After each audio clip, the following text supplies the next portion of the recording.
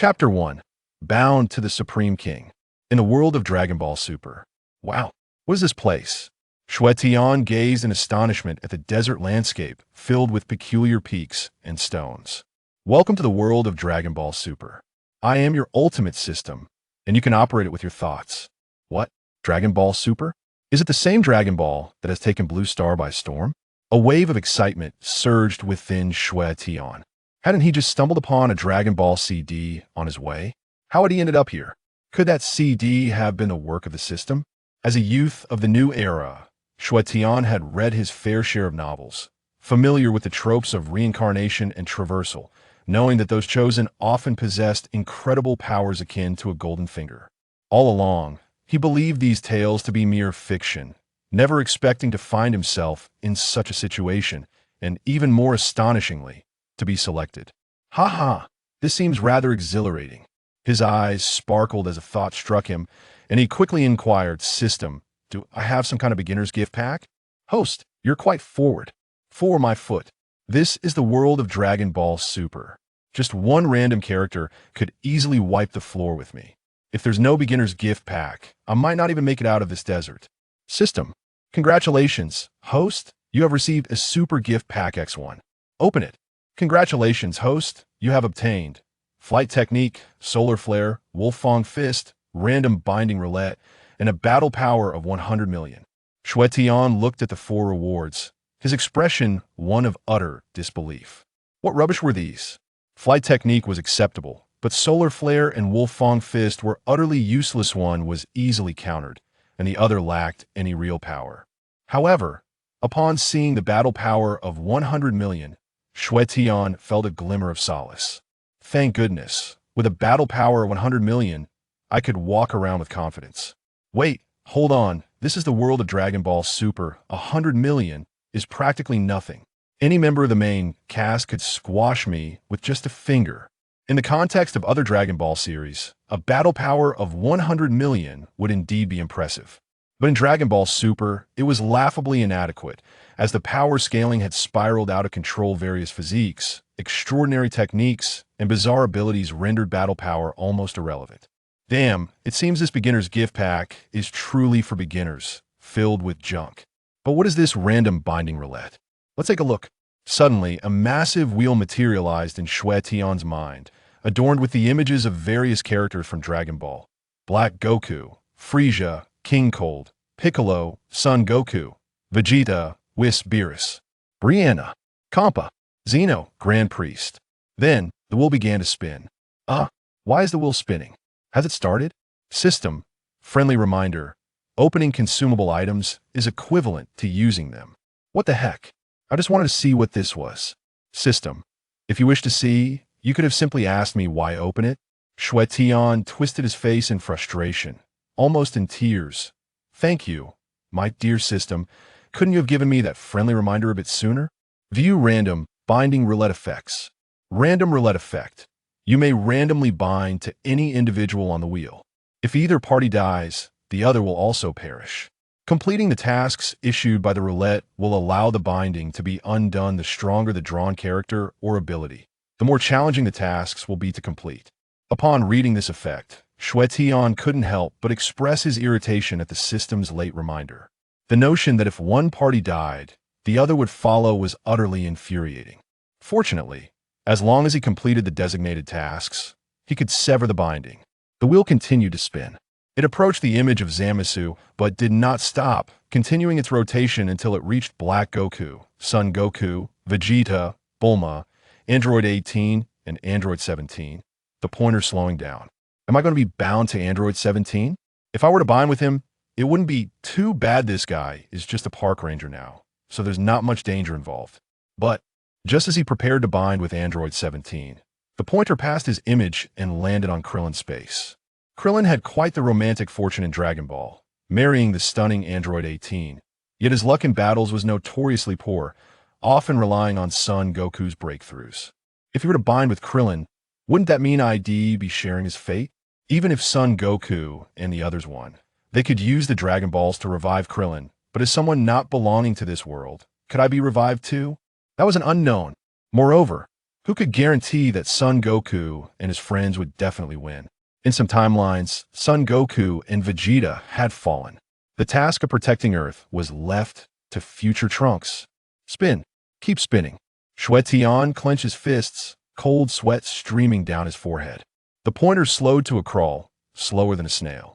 Just as Xue Tian's eyes could discern the pointer was no longer moving, it stopped at the line between Krillin and Zeno. The wheel illuminated with a line of text. Host is bound with Zeno binding complete. In an instant, the wheel spun rapidly, revealing the task for severing the binding. Defeat the Grand Priest to undo the binding with Zeno. This must be completed within 100 years, or both will merge into one, with Zeno as the controlling entity. Forever merged, with Zeno in control? My mind is breaking. The Grand Priest is among the top 5 strongest beings across the 12 universes. And the characters that appear later are incredibly formidable. How terrifying must the top 5 be? Defeating him within 100 years is utterly impossible. At this moment, Xue Tian wished he had bound with Krillin instead. That way, the task would be far less daunting. Damn it, this cursed random binding roulette, I will never use it again. Whoosh, whoosh, whoosh. As he lamented this, a burst of multicolored light streaked through space, manifesting before him, enveloping the surroundings in brilliance, only to be retracted moments later. 4 figures appeared before Xue Tian.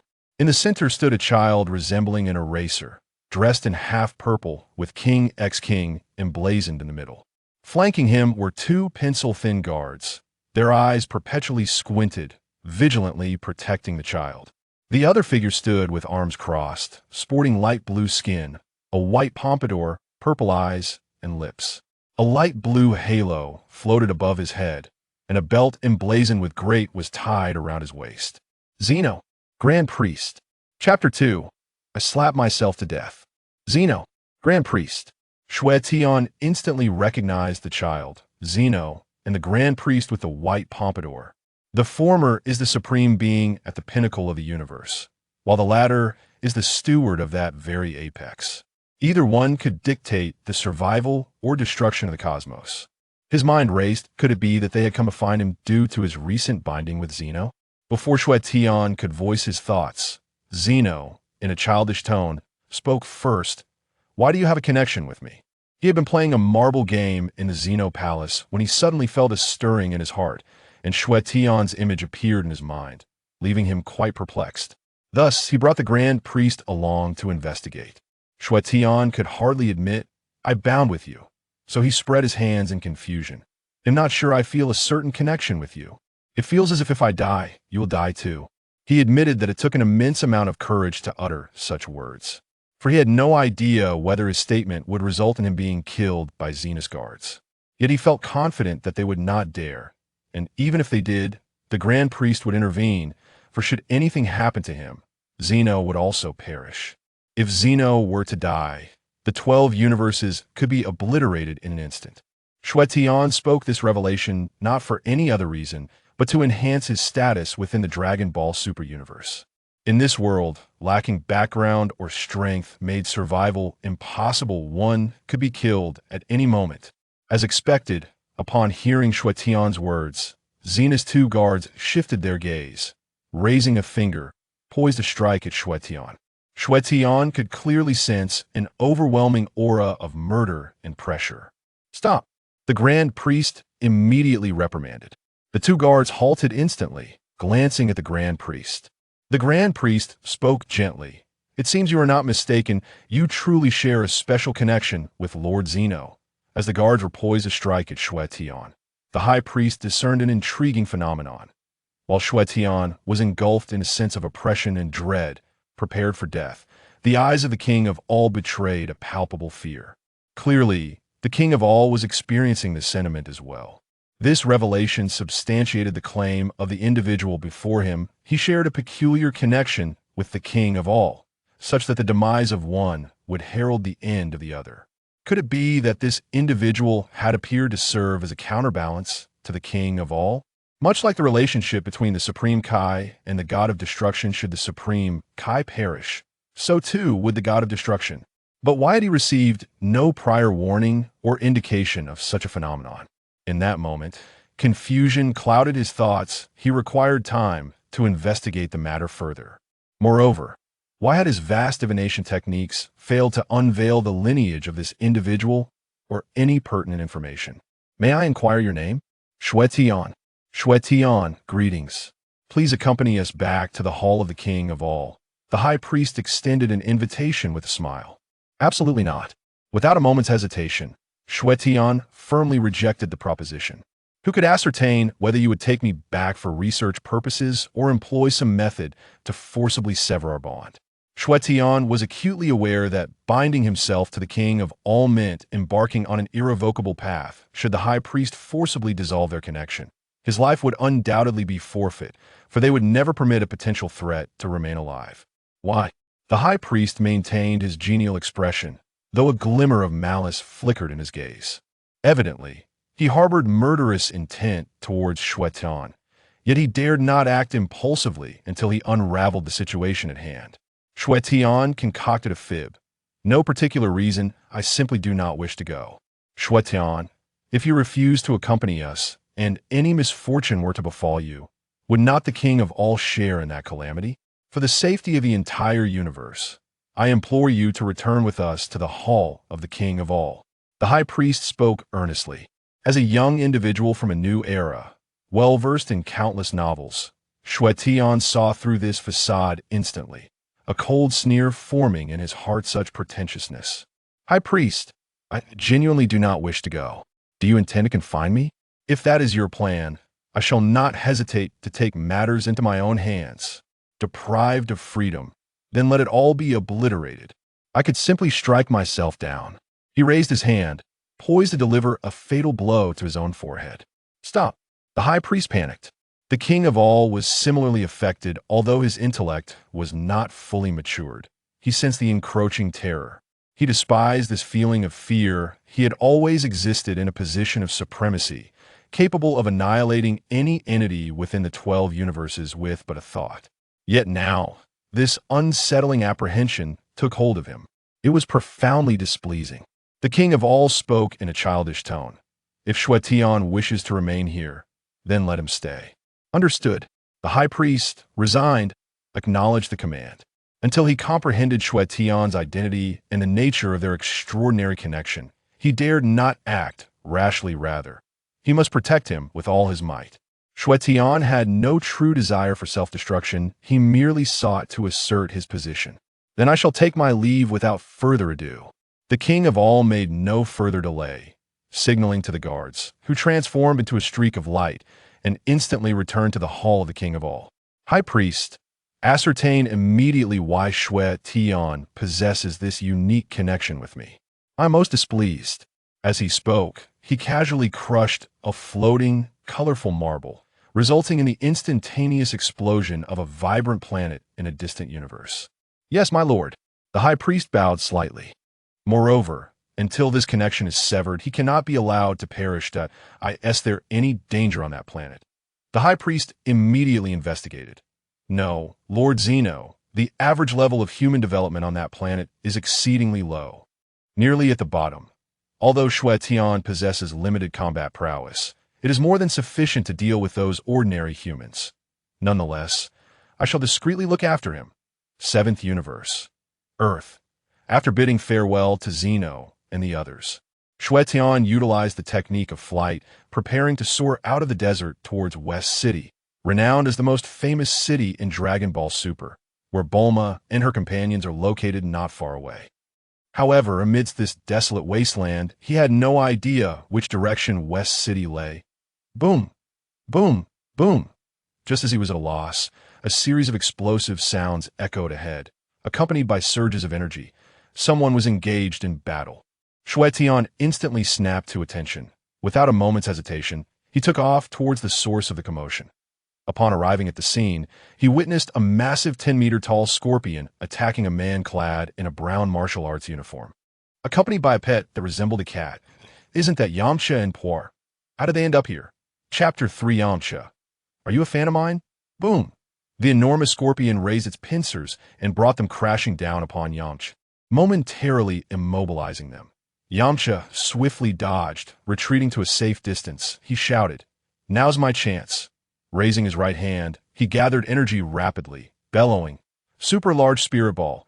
A colossal energy sphere materialized above his hand and, under Yamcha's command, hurtled towards the scorpion's pincers. Boom! Clouds of smoke erupted, obscuring Yamcha and Puar's vision.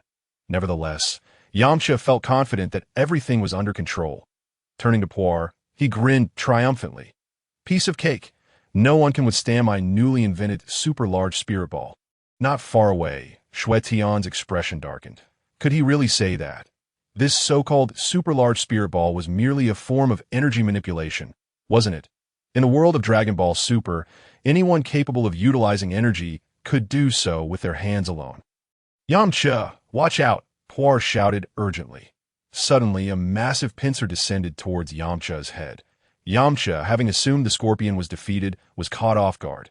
Instinctively, he cried out, "No!" Whoosh! Wolfang fist! A figure surged forth at remarkable speed, transforming into a lone wolf. Delivering a punch that collided with the scorpion's pincers, screech! The scorpion's pincers were sent flying, emitting a wailing sound. Realizing its claw was severed, it wasted no time burrowing into the sand, fleeing in haste. Yamcha instinctively patted his chest, still shaken. Once he regained his composure, he looked at his savior. What a handsome young man! This was Yamcha's immediate thought. The rescuer was none other than Xue Tian. Although his combat power only reached 100 million, he was more than capable of handling a scorpion and assisting a supporting character like Yamcha. "Brother, thank you." Yamcha, ever the extrovert, approached and threw an arm around Xue Tian. Xue Tian instinctively stepped back. Feeling awkward, this guy sure knew how to get close quickly. Upon reflection, it seemed there was no one in Dragon Ball Super who could match Yamcha's familiarity. Even Son Goku was slightly less so. "Brother, what is your name?" "Xue Tian." "Xue Tian. That's a pretty nice name. I'm Yamcha. The technique you just used seems to be my Wolfang fist, right?" Yamcha asked with a grin, though reluctant to admit it. He currently only knew the Wolfang fist, and had he not used it in that situation, he might not have made it in time. The Wolfang fist, while not particularly destructive, possessed a certain acceleration effect. "Yes, how did you know my Wolfang fist?" Yamcha asked, perplexed. Xue Tian momentarily struggled to explain. Just as he was searching for words, Yamcha, brimming with self-importance, said with a grin, "Huh, I get it. You admire me. So you secretly studied and imitated my technique, right?" Not quite," Xue Tian replied awkwardly. "While everyone respects you as the god of tea, it doesn't mean I'm infatuated." However, Xue Tian chose not to press the matter. "Haha, you're too shy." Yamcha chuckled. Xue Tian, wishing to change the subject, inquired, "How did you end up in the desert? Have you returned to your old ways of banditry?" If memory serves, Son Goku first encountered Yamcha in the desert, where Yamcha was terrified of girls. Yamcha explained, "I developed an incredibly powerful attack technique called the super large spirit ball, so I came to the desert to find an opponent to test it out. Since you admire me so much, would you like me to teach you the technique I've mastered?" Xue Tian, feeling somewhat exasperated, thought, "When did I ever express admiration for you? Well, never mind, it's best to keep it as your trump card." Yamcha pondered for a moment and agreed. "All right, but if you ever want to learn, just ask." "Sure." Suddenly, Xue Tian recalled something important and curiously asked, "By the way, what stage are we at now?" Although he knew he was in the Dragon Ball Super world, he was unaware of the current timeline. Was it after Beerus arrived, or had he yet to make his appearance? Or perhaps Black Goku had emerged, or was it during the Moro saga? What stage? "What do you mean? I'm not following." Yamcha looked utterly baffled. Xue Tian bluntly asked, "Has Beerus appeared yet?" "Beerus." Yamcha pondered for a few seconds, then turned to "Oh, you know him?" "No, I don't." Puar shook his head. In that moment, Xue Tian understood, thinking to himself, "So it seems Beerus has not yet arrived. This is merely the very beginning of Dragon Ball Super." Suddenly, a voice resonated in Xue Tian's mind. Beep. Random mission activated. Choice 1. Learn Yamcha's super large spirit ball. Reward: 300 million combat power. Choice 2. Find Son Goku and Vegeta. Inform them that Beerus will soon descend upon Earth. Reward: Saiyan bloodline. Xue Tian was momentarily stunned. He hadn't anticipated the sudden activation of a task. He initially believed the system would require him to gradually cultivate and enhance his combat power, but it appeared he had overthought it. With such rewards available, perhaps he could genuinely defeat the High Priest within 100 years. He sighed in relief and unhesitatingly selected the second mission. While 300 million combat power was impressive, it paled in comparison to the Saiyan bloodline. Once he possessed the Saiyan bloodline, why would he ever worry about achieving 300 million combat power? It was akin to the difference between a fishing rod and fish. Yamcha, could you take me to meet Son Goku? I have something to discuss with him. Oh, you know Goku? Yamcha exclaimed, surprised. Xue Tian nodded. I do. All right, I'll take you to see him right now. Yamcha immediately activated his flight technique. Xue Tian followed closely behind. The two soared towards Son Goku's home. Along the way, they conversed extensively. After approximately half an hour, they arrived at Son Goku's doorstep. Goku! Yamcha knocked on the door, calling out loudly. Who is it? A woman's voice responded from within. The door opened to reveal a woman dressed in light red attire, adorned with a red scarf around her neck. Chi-Chi. This is Goku's friend. He needs to speak with him. Yamcha said with an apologetic smile. Chi-Chi scrutinized Xue Tian, her first impression being that he was quite handsome, while also feeling curious about when her husband had made such a friend without her knowledge. Goku and Goten are in the fields, over there in the hillside. Whoosh! Who are you? Chapter 4. He could kick you and Vegeta's fusion away with a single kick. Who are you? At that moment, Son Goku, dressed in casual attire, arrived alongside Son Goten. Upon seeing Xue Tian, he wore a perplexed expression, scratching his head. He had never seen this person before. Yamcha quickly chimed in. Goku, he says he knows you and has something to discuss. Ah, do you know me? Son Wukong's face was filled with confusion as he scrutinized Xue Tian, confirming that he did not recognize this individual. If he himself did not know him, how could this person possibly know him? Indeed, I am acquainted with you. Your name is Son Wukong, also known as Kakarot. You hail from planet Vegeta. Your father is Bardock, your mother is Jine, and you have a brother named Raditz, though he was of ill intent and met his demise at your hands. Ill intent. What does that mean? Son Wukong was baffled, awkwardly scratching the back of his head. Upon hearing this, Yamcha fell to the ground with a thud, and after rising, he explained helplessly, it means he is a bad person. Son Wukong understood. Got it. You're absolutely right. You do know me. Of course, I've come to inform you that a formidable adversary is soon to arrive, Xue Tian stated calmly. Upon hearing this, Son Wukong felt no fear. Rather, he became exhilarated, his heart ablaze like a roaring fire as he eagerly asked, Really? Am I going to face a strong enemy? Xue Tian was taken aback by his attitude, to hear of an impending strong enemy, and yet feel excitement instead of fear. But then he realized, isn't that just the essence of Son Wukong? Yes, fantastic. Finally, I can escape this boredom. Farming every day is so tedious. Ever since Son Wukong vanquished Kid Buu, his days have been filled solely with farming, to the point where he felt he might become an expert in agriculture. Chi-Chi, witnessing Son Wukong's demeanor, stepped forward and punched him on the head, admonishing, You devoured dozens of bowls at every meal. Yet you neglect your farming duties. What do you intend to eat while you're always thinking about fighting? Son Wukong dared not retort, merely responding with a pitiful tone, Chi-Chi, I will also farm diligently. After saying this, he turned to Xue Tian and continued to probe. How strong exactly is this enemy you mentioned? How strong? Xue Tian echoed. He found it hard to articulate the extent of Beerus' strength.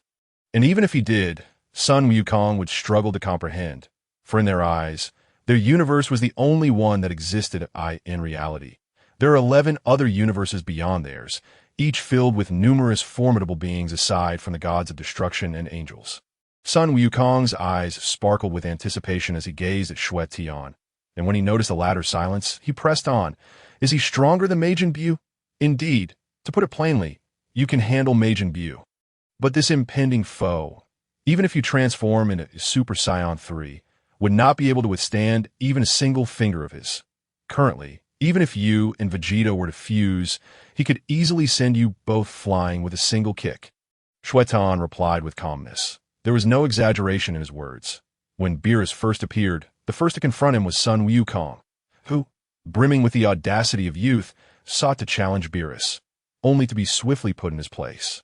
Later, even when Sun Wukong gathered the strength of 6 Saiyans and transformed into Super Saiyan God, it merely appeared that he was on par with Beerus. Yet in reality, Beerus never fought with his full might.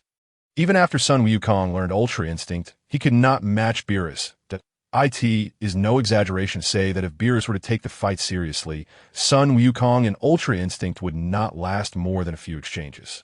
Throughout their encounters, Beerus had never fought earnestly nor transformed, while Sun Wukong and Vegeta continually shifted through various forms. Yamcha exclaimed in astonishment. He was well aware of the incredible power that emerged when Sun Wukong and Vegeta fused. Yet Xue Tian claimed that their fusion would be no match for a mere kick from this individual. Xue Tian, are you exaggerating?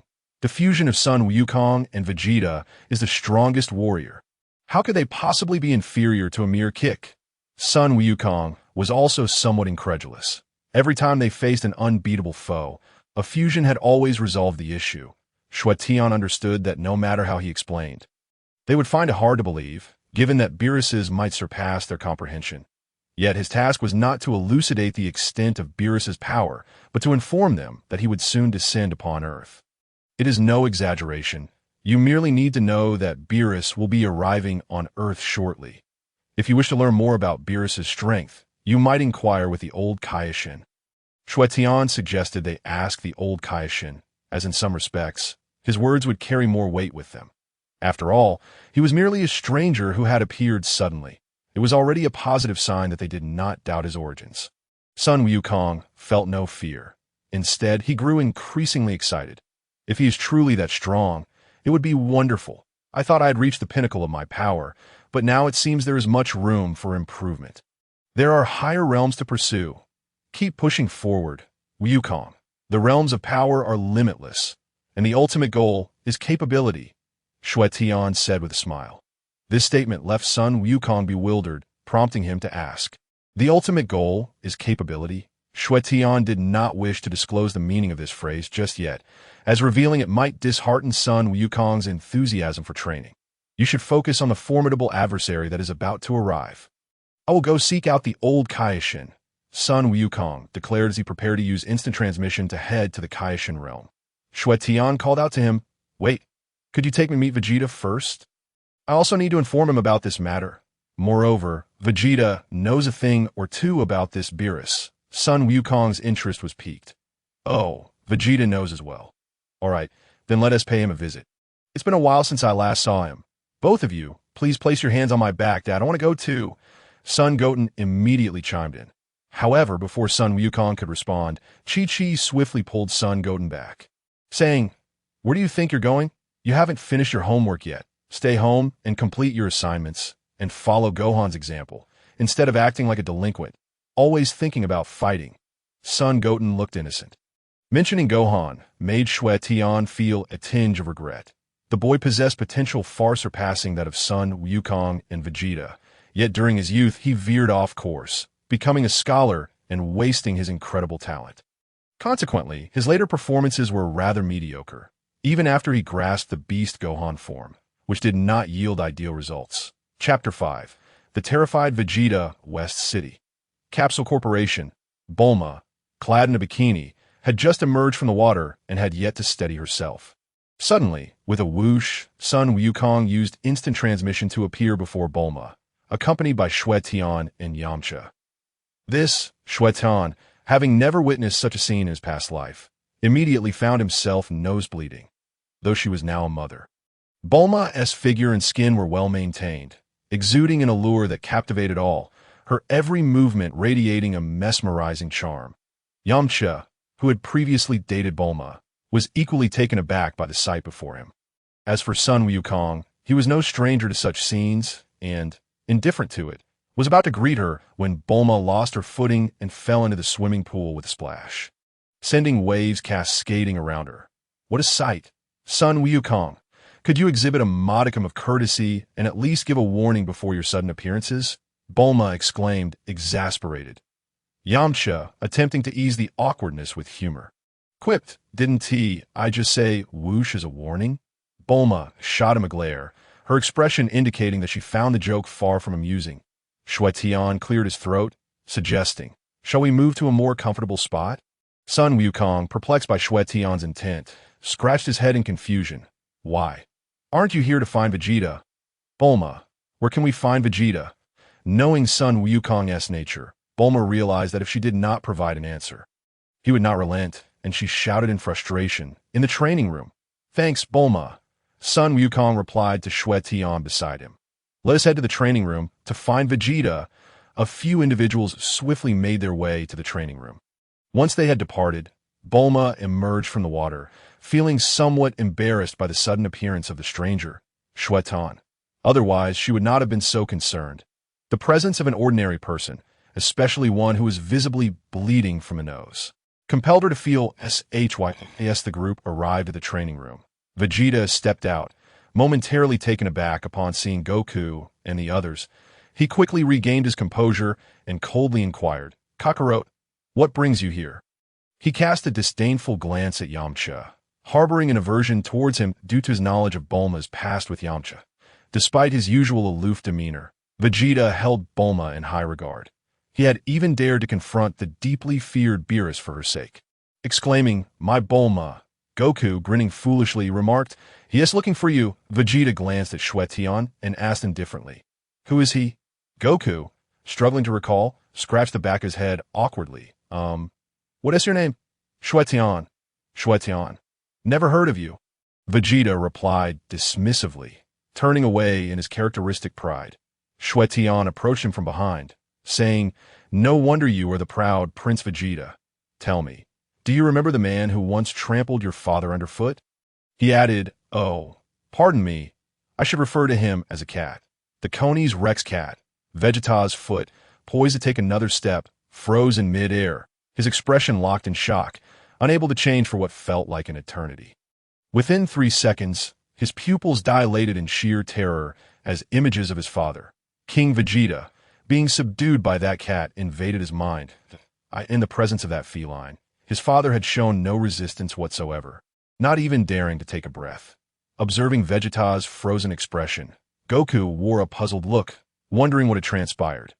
Yamcha, however, realized the gravity of Xue Tian's words. That cat must indeed be formidable, perhaps capable of defeating Goku with a mere finger. The thought filled Yamcha with dread, regretting his curiosity about the subject. Had he remained ignorant, he could have rested peacefully.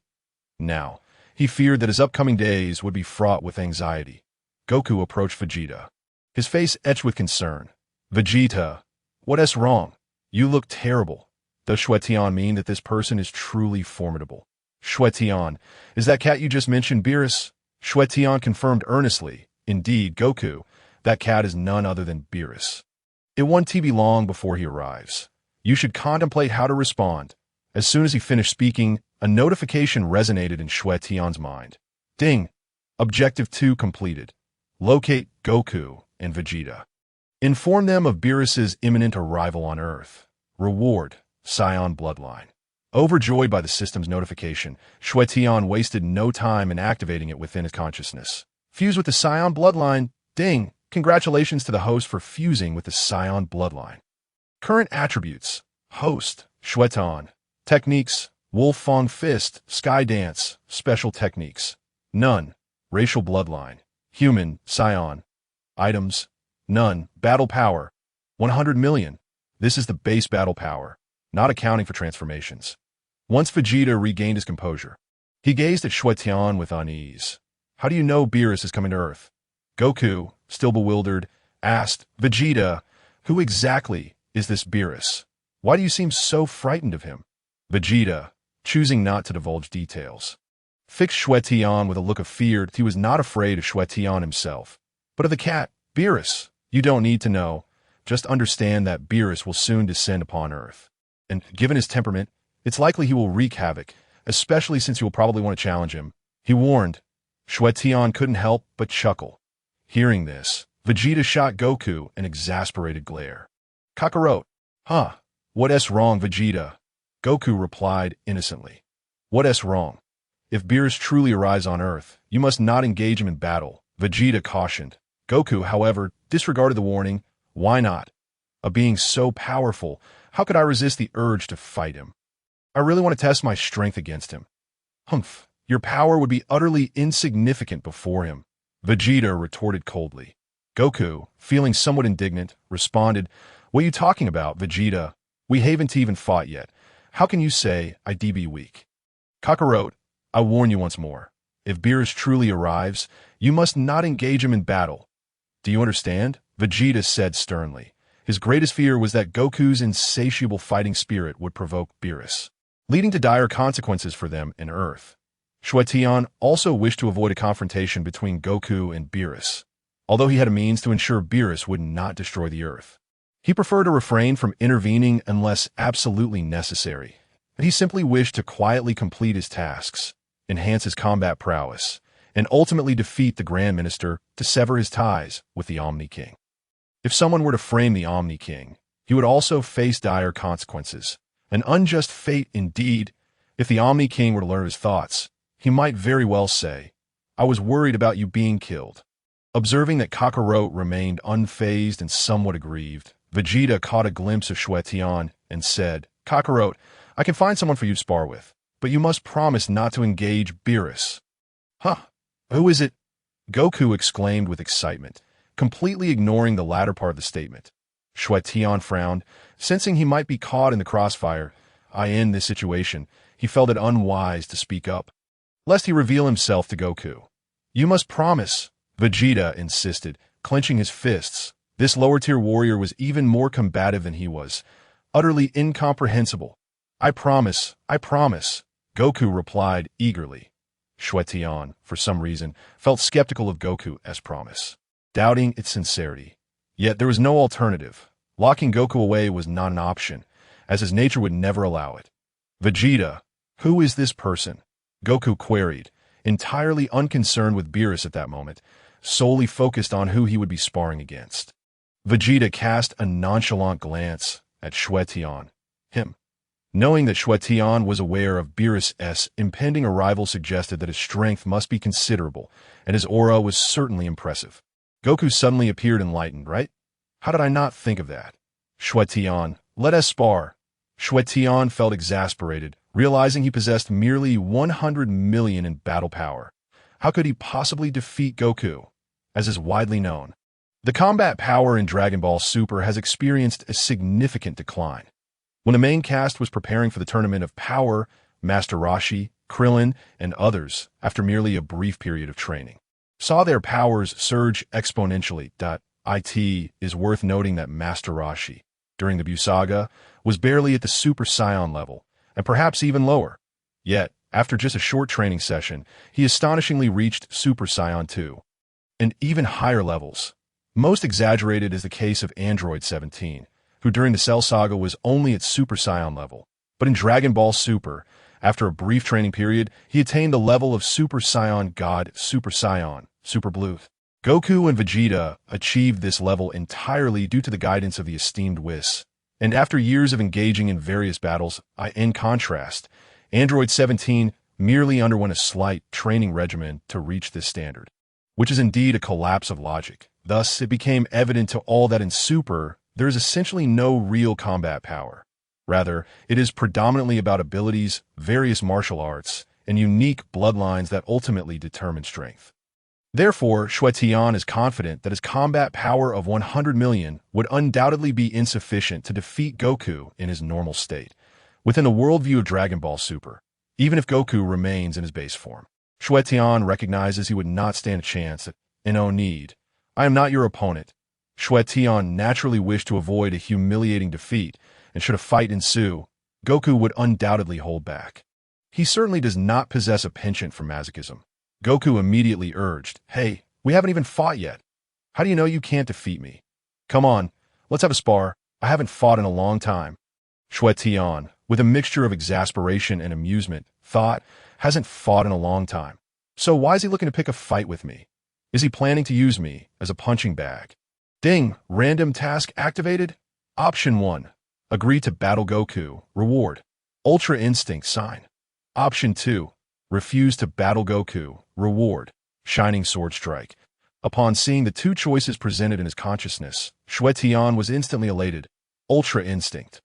To his slight disappointment, it was only the sign level that if he could obtain the true Ultra Instinct, he would be nearly invincible, provided he didn't encounter those gods of destruction or the like. Xue Tian was well aware that Ultra Instinct comprises several stages, with the weakest being Ultra Instinct Sign, followed by Ultra Instinct, Amplified, Ultra Instinct, Perfect, and ultimately the true Ultra Instinct. Also known as emotionless Ultra Instinct, which requires a calm and ruthless demeanor to unleash its true power. Although it was merely the sign level, it was still a divine technique capable of surpassing levels. Sufficient to contend with Goku. Goku continued to urge, "Come on, it's just a spar. Don't worry, I won't hurt you. I'll only use a tiny bit of my strength." As he spoke, he gestured with his fingers to indicate just a little. Xue Tian couldn't help but feel a mix of amusement and irritation. His words were indeed infuriating, especially with his earnest demeanor, but if he were not familiar with Goku's character, he might have been driven to the brink of rage. It was no wonder Frieza expressed disdain for Goku's demeanor. "Fine, since you want to fight, I shall oblige. I accept your challenge." Ding. Choice 1 completed. Agreed to battle Goku. Reward acquired. Ultra Instinct Sign. Learning Ultra Instinct Sign. Congratulations to the host for mastering Ultra Instinct Sign. In that instant, a vast array of knowledge and combat techniques flooded into Xue Tian's mind, and his body felt significantly lighter. So this is Ultra Instinct. Indeed, it is powerful. Though he had yet to demonstrate it, Xue Tian could sense the terrifying potential of Ultra Instinct. Even at the sign level, it was formidable. How frightening would the true Ultra Instinct be? Excellent. Upon hearing Xue Tian's acceptance, Goku wasted no time and immediately assumed a combat stance. Bang! Vegeta abruptly shoved him aside, coldly huffing. "Vegeta, what are you doing?" Xue Tian exclaimed in bemusement. "Goku, are you planning to tear down Vegeta's villa during this spar?" Goku sheepishly scratched the back of his head. "Oh right." Chapter 7, Vegeta's Arrogance. In the arid desert, Xue Tian, Goku, Yamcha, and the entire Vegeta family arrived. Goku took on an offensive stance, his gaze fixed intently on Xue Tian. "I am ready. Are you prepared?" Xue Tian took a deep breath, never expecting that his first battle after traversing into the world of Dragon Ball Super would be against Goku, the mightiest of protagonists. He assumed his battle stance. "Let's go." Whoosh! Goku's figure flickered, akin to a shooting star, hurtling towards Xue Tian at blinding speed. Xue Tian's vision blurred, and before he could react, he felt a sharp pain in his abdomen. Bang! Ah! Xue Tian cried out in agony, foam spilling from his mouth as he was sent careening backwards, crashing violently into a small hill. Witnessing this, Vegeta wore an expression of indifference, utterly disdainful. "I thought he might possess some fighting prowess. But it seems he is nothing but a waste." Yamcha, overhearing this, felt an inexplicable sense of embarrassment and instinctively glanced at Vegeta, who ignored him entirely, prompting him to awkwardly look away. Trunks, with childlike candor, chimed in. "This uncle is so weak. He was knocked away by Uncle Goku with just one punch." Goku, sensing the awkwardness, scratched the back of his head, flying over to Xue Tian's side. "Are you all right?" "I only used a tiny bit of strength. I don't understand why it turned out like this." Xue Tian clenched his fists. Even though he understood Goku's nature, he felt a surge of anger.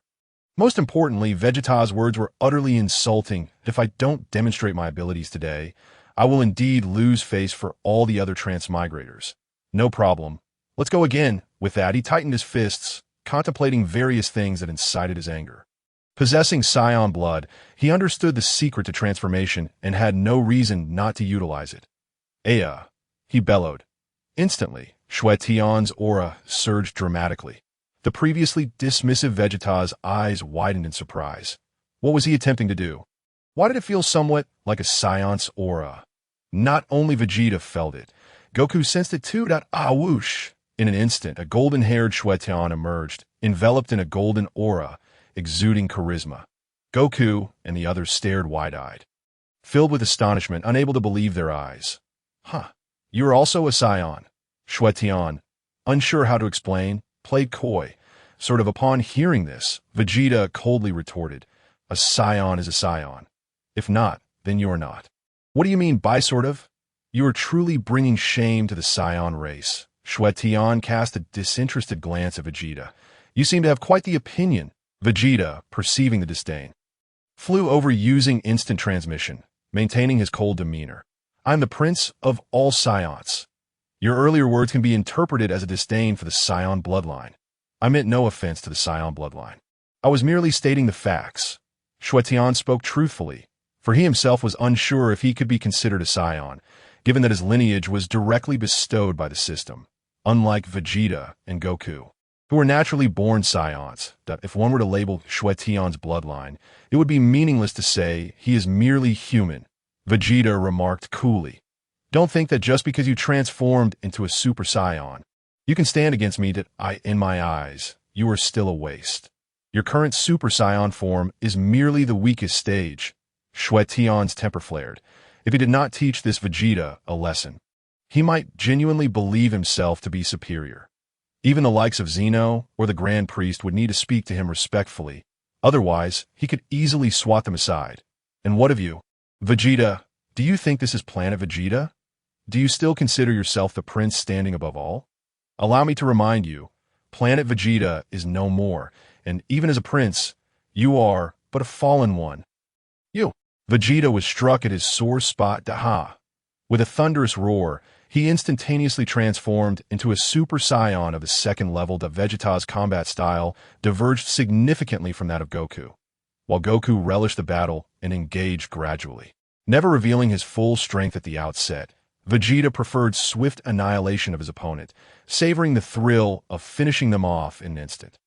Thus, he was the complete antithesis of Goku, unleashing his full power right from the beginning. Upon witnessing Vegeta's fury, Goku promptly interjected, Vegeta, why are you still angry? Yamcha also chimed in, indeed, we're all friends here. There's no need to let sparring tarnish our camaraderie. However, before he could finish his sentence, Vegeta shot him a fierce glare, radiating an aura of menace that rendered Yamcha silent.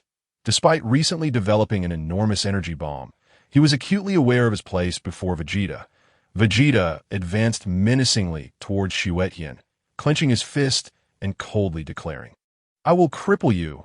You shall come to understand that I am not a fallen prince. Vegeta, Xue Tian is competing with me. Goku quickly stepped forward. Without uttering a word, Vegeta shoved Goku aside and, without hesitation, unleashed a devastating punch towards Xue Tian in his Super Saiyan form. Xue Tian was no match for Vegeta in his second transformation. Even without transforming, he might not have been able to contend with Vegeta. Nonetheless, Xue Tian showed no hesitation and immediately raised his hands defensively. Bang! Vegeta's punch collided with the intersection of Xue Tian's arms, propelling him hundreds of meters away, his body crashing violently against the hillside. The hillside crumbled, burying Xue Tian beneath the debris, dust swirling upwards into the air. Bulma chastised, Vegeta, you went too far. He came to warn you about an impending enemy, and this is how you treat him. Indeed, Vegeta, your actions were excessive. Goku reproached, having already gauged Xue Tian's combat prowess, which clearly fell short of their capabilities. Hemph, I warned you that I would cripple him, so he understands the consequences of insulting a Saiyan prince, Vegeta declared with arrogance. Pathetically weak. Even in Super Saiyan form, he remains utterly inadequate. Whoosh! In an instant, a silver beam of light burst forth from the shattered stones of the hillside. Chapter 8. Defeating Vegeta, a silver radiance emerged from the rubble of the hillside. As the dust gradually settled, a young man with silvery hair and enveloped in a shimmering silver aura stepped forth. His strikingly handsome face bore a mischievous and slightly irreverent smile, captivating all who beheld him. Even Bulma couldn't help but murmur, so handsome is that. Xue Tian, the figure emerging from the smoke cloaked in silver light, was none other than Xue Tian, who had ultimately chosen to unleash the Ultra Instinct technique. Initially, he intended to gain some combat experience in his Super Saiyan state, but it seemed unnecessary now. He had no opportunity to teach Vegeta a lesson, and the latter was oblivious to the concept that there are greater powers beyond his own. Vegeta furrowed his brow, taken aback by Xue Tian's ability to adopt another form. Goku, on the other hand, was filled with excitement. Xue Tian has other forms. That's fantastic. However, he then expressed his bewilderment, but Xue Tian's aura feels somewhat peculiar, almost elusive. Not only Goku sensed this, but Vegeta also detected it. Previously, they could clearly perceive Xue Tian's energy, but now it came in intermittent waves. Only Xue Tian himself understood the reason. The nature of Ultra Instinct meant that, as a non-deity, his aura would manifest in a fragmented manner. If he were a god, his energy would be imperceptible altogether. Vegeta scoffed coldly. Pretentious tricks. Let's see if I can obliterate you, with a flash. He dashed towards Xue Tian at breakneck speed, unleashing a fierce punch. Xue Tian merely smiled faintly. Vegeta, incensed by the sight of that smile, shouted, "Ha! Watch me end you, with a single punch." Whoosh! He swung a fist, but it met only air. Vegeta's heart raced with astonishment.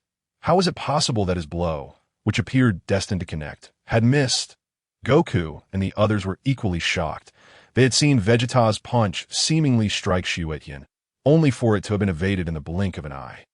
Realization dawned on Vegeta, and he launched a flurry of punches, each meeting the same fate. Just as he was about to land a hit, Xue Tian would slip away, as elusive as an eel to Vegeta's frustration mounted as he continued to unleash a barrage of strikes. Yet none could find their mark on Xue Tian. With a swift retreat, he prepared to unleash a concentrated attack, bellowing, "Ha! Boom!"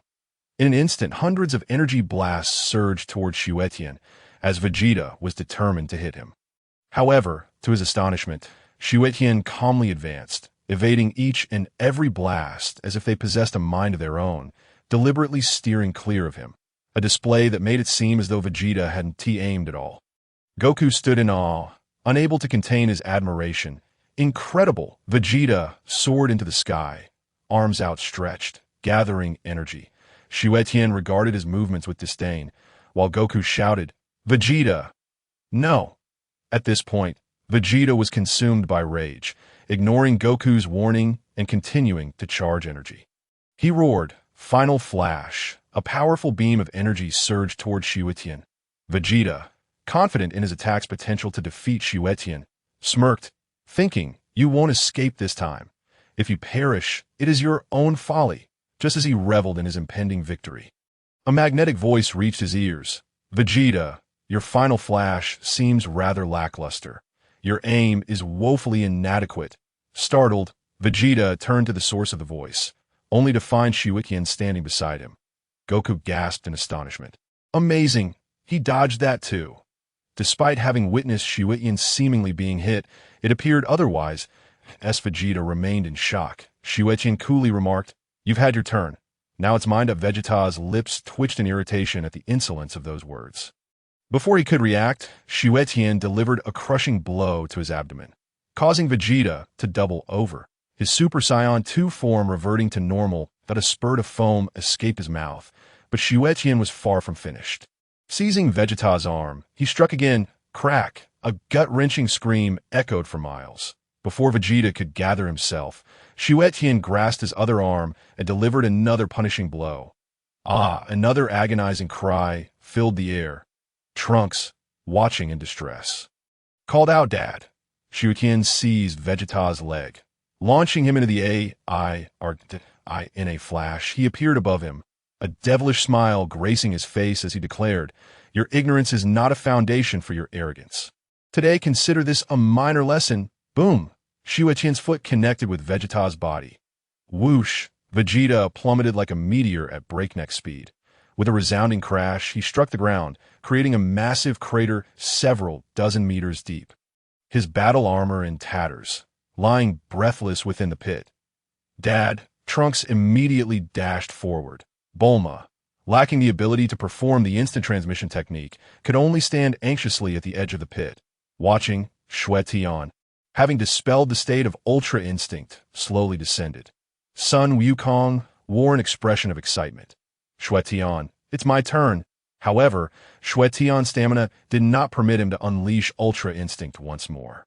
His fundamental combat power was simply too low, and it was impressive enough that he had managed to defeat Vegeta. "I'm sorry, but I no longer have the heart to continue fighting." Sun Wukong was aware that what was meant to be a friendly spar had nearly escalated into a genuine battle, which was indeed rather disheartening. Scratching his head, he inquired, "So, when shall we compete?" Beep. Random task activated. Chapter 9. Obtain the final flash beep. Random task activated. Option 1. Agree to a match with Sun Wukong in 3 days. Reward: 500 million base combat power. Option 2. Refuse to battle Sun Wukong and assert that he is not your opponent. Reward: final flash. Xue Tian did not anticipate that, at such a moment, the system would present him with a choice. He hesitated, torn between the allure of increased combat power and the final flash. Given his current state, he possessed no techniques save for the Wolf Fang Fist. Should the need arise to counter an attack, he would undoubtedly require a powerful technique. Yet his combat power was currently very low. If he could enhance it, his prowess after activating Ultra Instinct would be significantly greater. However, if he were to unleash the final flash while in the state of Ultra Instinct, the attack would undoubtedly be formidable. It was truly a difficult decision. Ultimately, the dilemma arose from his lack of resources. Since that was the case, he resolved to select the most efficient option. Choosing option 1 would delay the reward for 3 days, while option 2 would yield an immediate benefit. Thus, he opted for the latter, pondering whether other choices might activate within the next 3 days. For the time being, I want to engage in a match. You are not my opponent. If you genuinely wish to defeat me, then train diligently for a while to attain your current strength. You are not ready, even if you transform into Super Saiyan 3. At these words, the onlookers were astounded.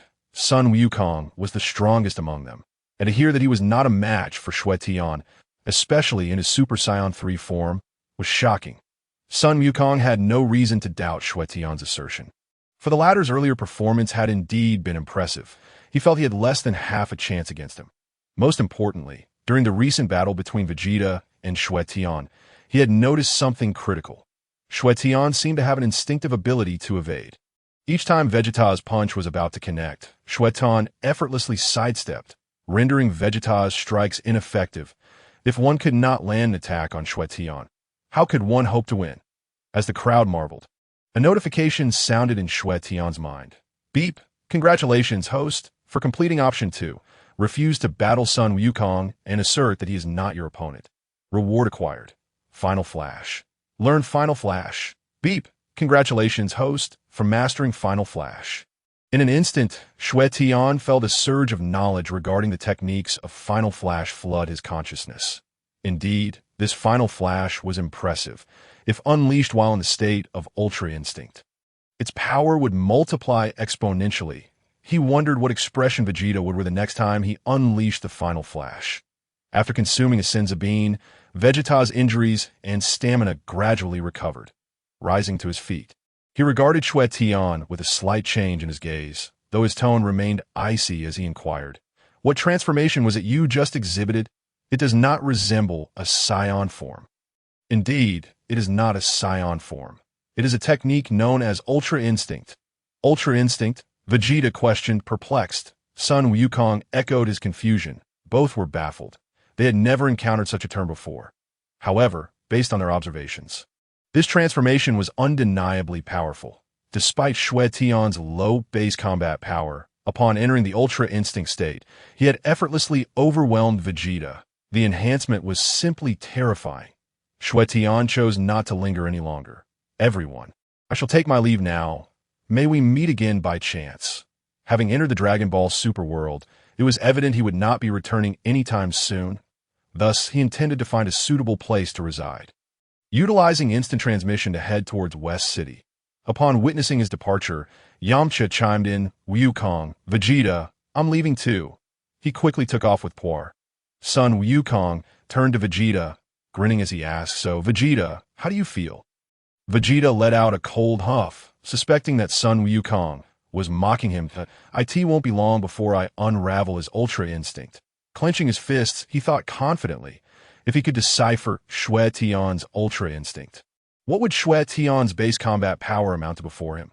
Time to head home for training. With those thoughts, he wasted no time, swiftly flying back home. Sun Wukong, utterly bewildered, pondered what had caused this change in Vegeta's demeanor.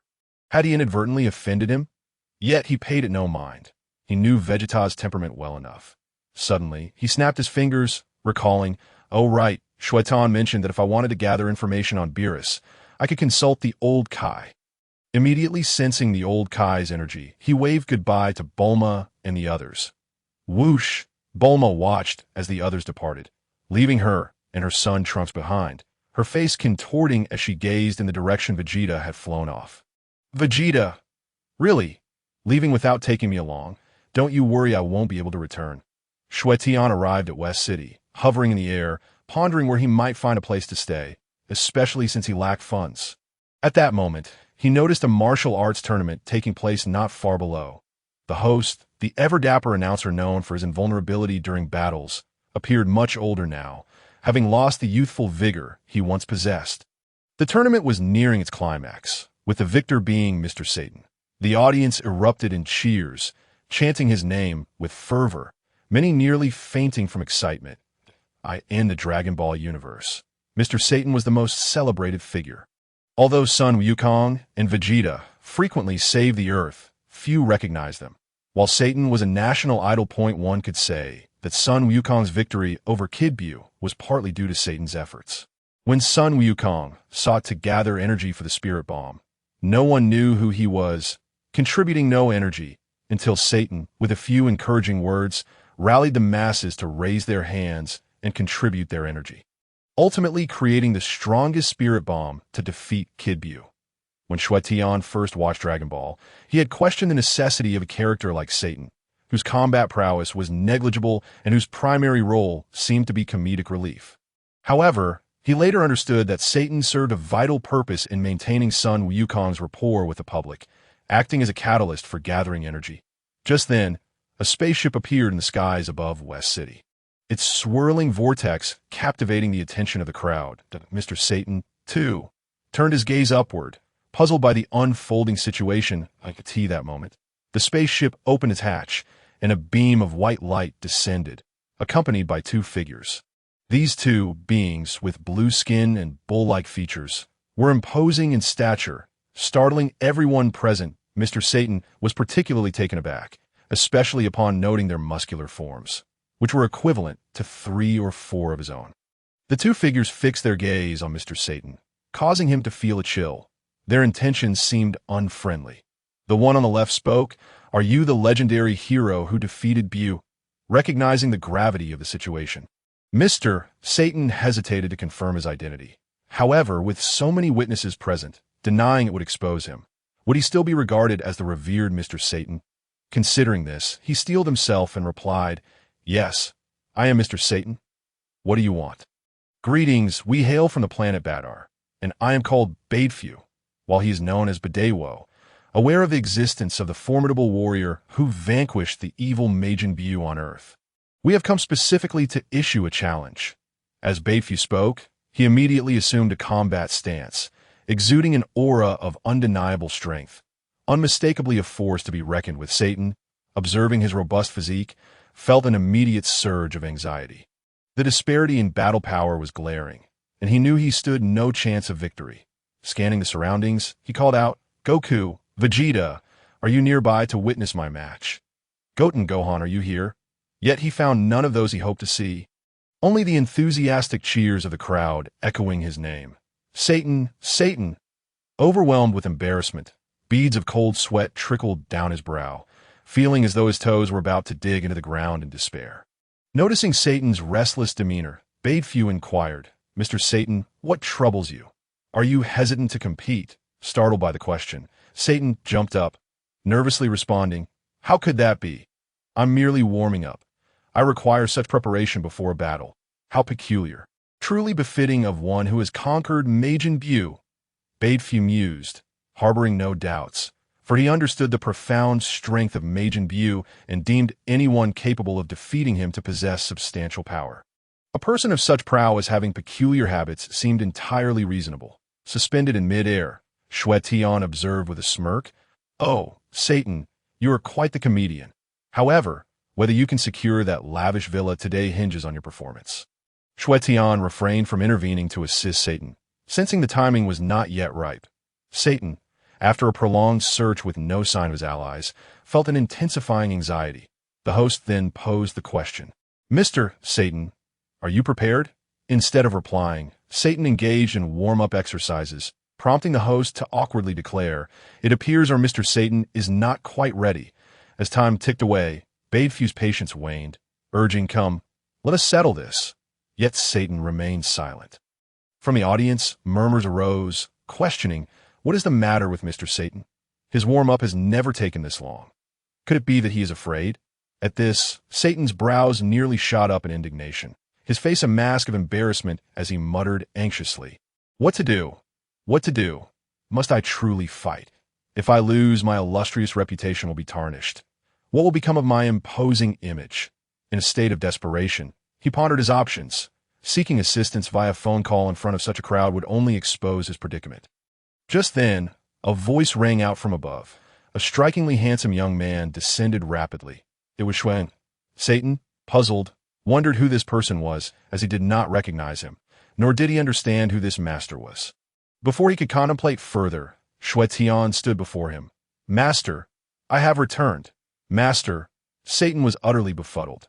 Xue Tian leaned in closer, whispering, "If you wish to keep your secret safe, grant me 10 billion, and I shall assist you in defeating this extraterrestrial and preserving your reputation."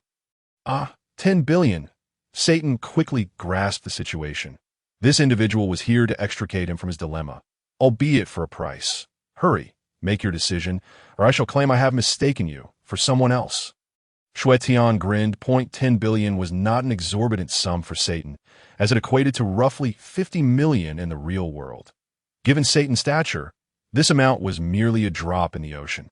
He could easily recoup it after hosting a few martial arts tournaments. Although he felt a twinge of regret, he recognized his precarious position. To safeguard his reputation for 10 billion was a worthy investment. "Very well, my esteemed disciple. You have finally returned.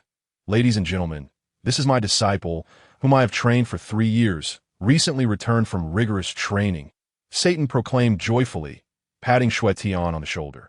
Satan was undoubtedly a master of theatrics, and his performance was convincing enough that the audience believed him wholeheartedly, with no one daring to question his words. "Indeed, master, I have returned," Xue Tian replied before turning to Badefu, coolly stating, "You wish to challenge my master? You are not yet worthy. You must first defeat me." Badefu, instantly incensed, contorted his face in fury, nearly merging his nose and mouth as he bellowed, "Arrogance! You are merely Mr. Satan's disciple. How dare you be so presumptuous? Let us see what you are truly capable of. Come, let us duel." With that, he roared at Xue Tian. In an instant, Xue Tian darted forward, resembling a cannonball, and in a flash of light, struck Badefu in the abdomen. Ah! A horrific cry echoed around them as Badefu collapsed, foaming at the mouth, leaving the spectators dumbfounded, their mouths agape in disbelief, including Satan, who had never anticipated such overwhelming strength from Xue Tian. Moments later, the host announced the disciple of Satan is victorious. The crowd erupted in unison, chanting, "Satan, Satan!" Xue Tian found himself at a loss for words, bemused by the fervor of the fans. Upon hearing their cheers, Satan raised his arms triumphantly, spinning around in celebration atop the arena. Chapter 11. Knowing he is the god of destruction, are you not afraid? The affair with the 2 extraterrestrials was merely a minor interlude, yet it greatly aided Xue Tian, for he no longer had to worry about finances for quite some time. Satan's residence. "Here is your check for 10 billion. Satan presented the check with reluctance, but ultimately complied. "Thank you. And should such matters arise again, I am more than willing to assist." Xue Tian chuckled. Satan's mouth twitched slightly at that. Just then, the pudgy, small-eyed Majin Buu waddled out from a room, declaring, "Satan, I want pudding." "Certainly, Mr. Buu. I will have someone bring it to you at once." Xue Tian responded. He observed Majin Buu for a moment, finding him adorably rotund, yet lamenting how he had become utterly lethargic since associating with Satan, seemingly preoccupied only with eating and oblivious to the notion of training. However, he had never heard of Majin Buu engaging in training. Majin Buu glanced at Xue Tian with no interest and plopped down to continue munching on snacks. Xue Tian chuckled and utilized his flying technique to depart from Satan's home. With the 10 billion in hand, he promptly spent 5 billion on a luxurious villa. With 5 billion remaining, he surveyed the splendid mansion, remarking, "This is quite satisfactory. I could scarcely afford a 3-bedroom apartment in reality. Yet here I am, owning a villa." The remaining 5 billion would likely sustain him for a lifetime. Changing into swimwear, he leapt into the pool for a swim. Ding! Random selection activated. Option 1. Deceive the old Kaioshin into believing you are a powerful being unafraid of Beerus. Reward: godly aura. Option 2. Inform the old Kaioshin that you merely heard of Beerus's impending arrival. Reward: Majin Buu's bloodline. Oh, even a swim can trigger a selection. How surprising. The godly aura. If memory serves, it is one of the essential elements for achieving divinity.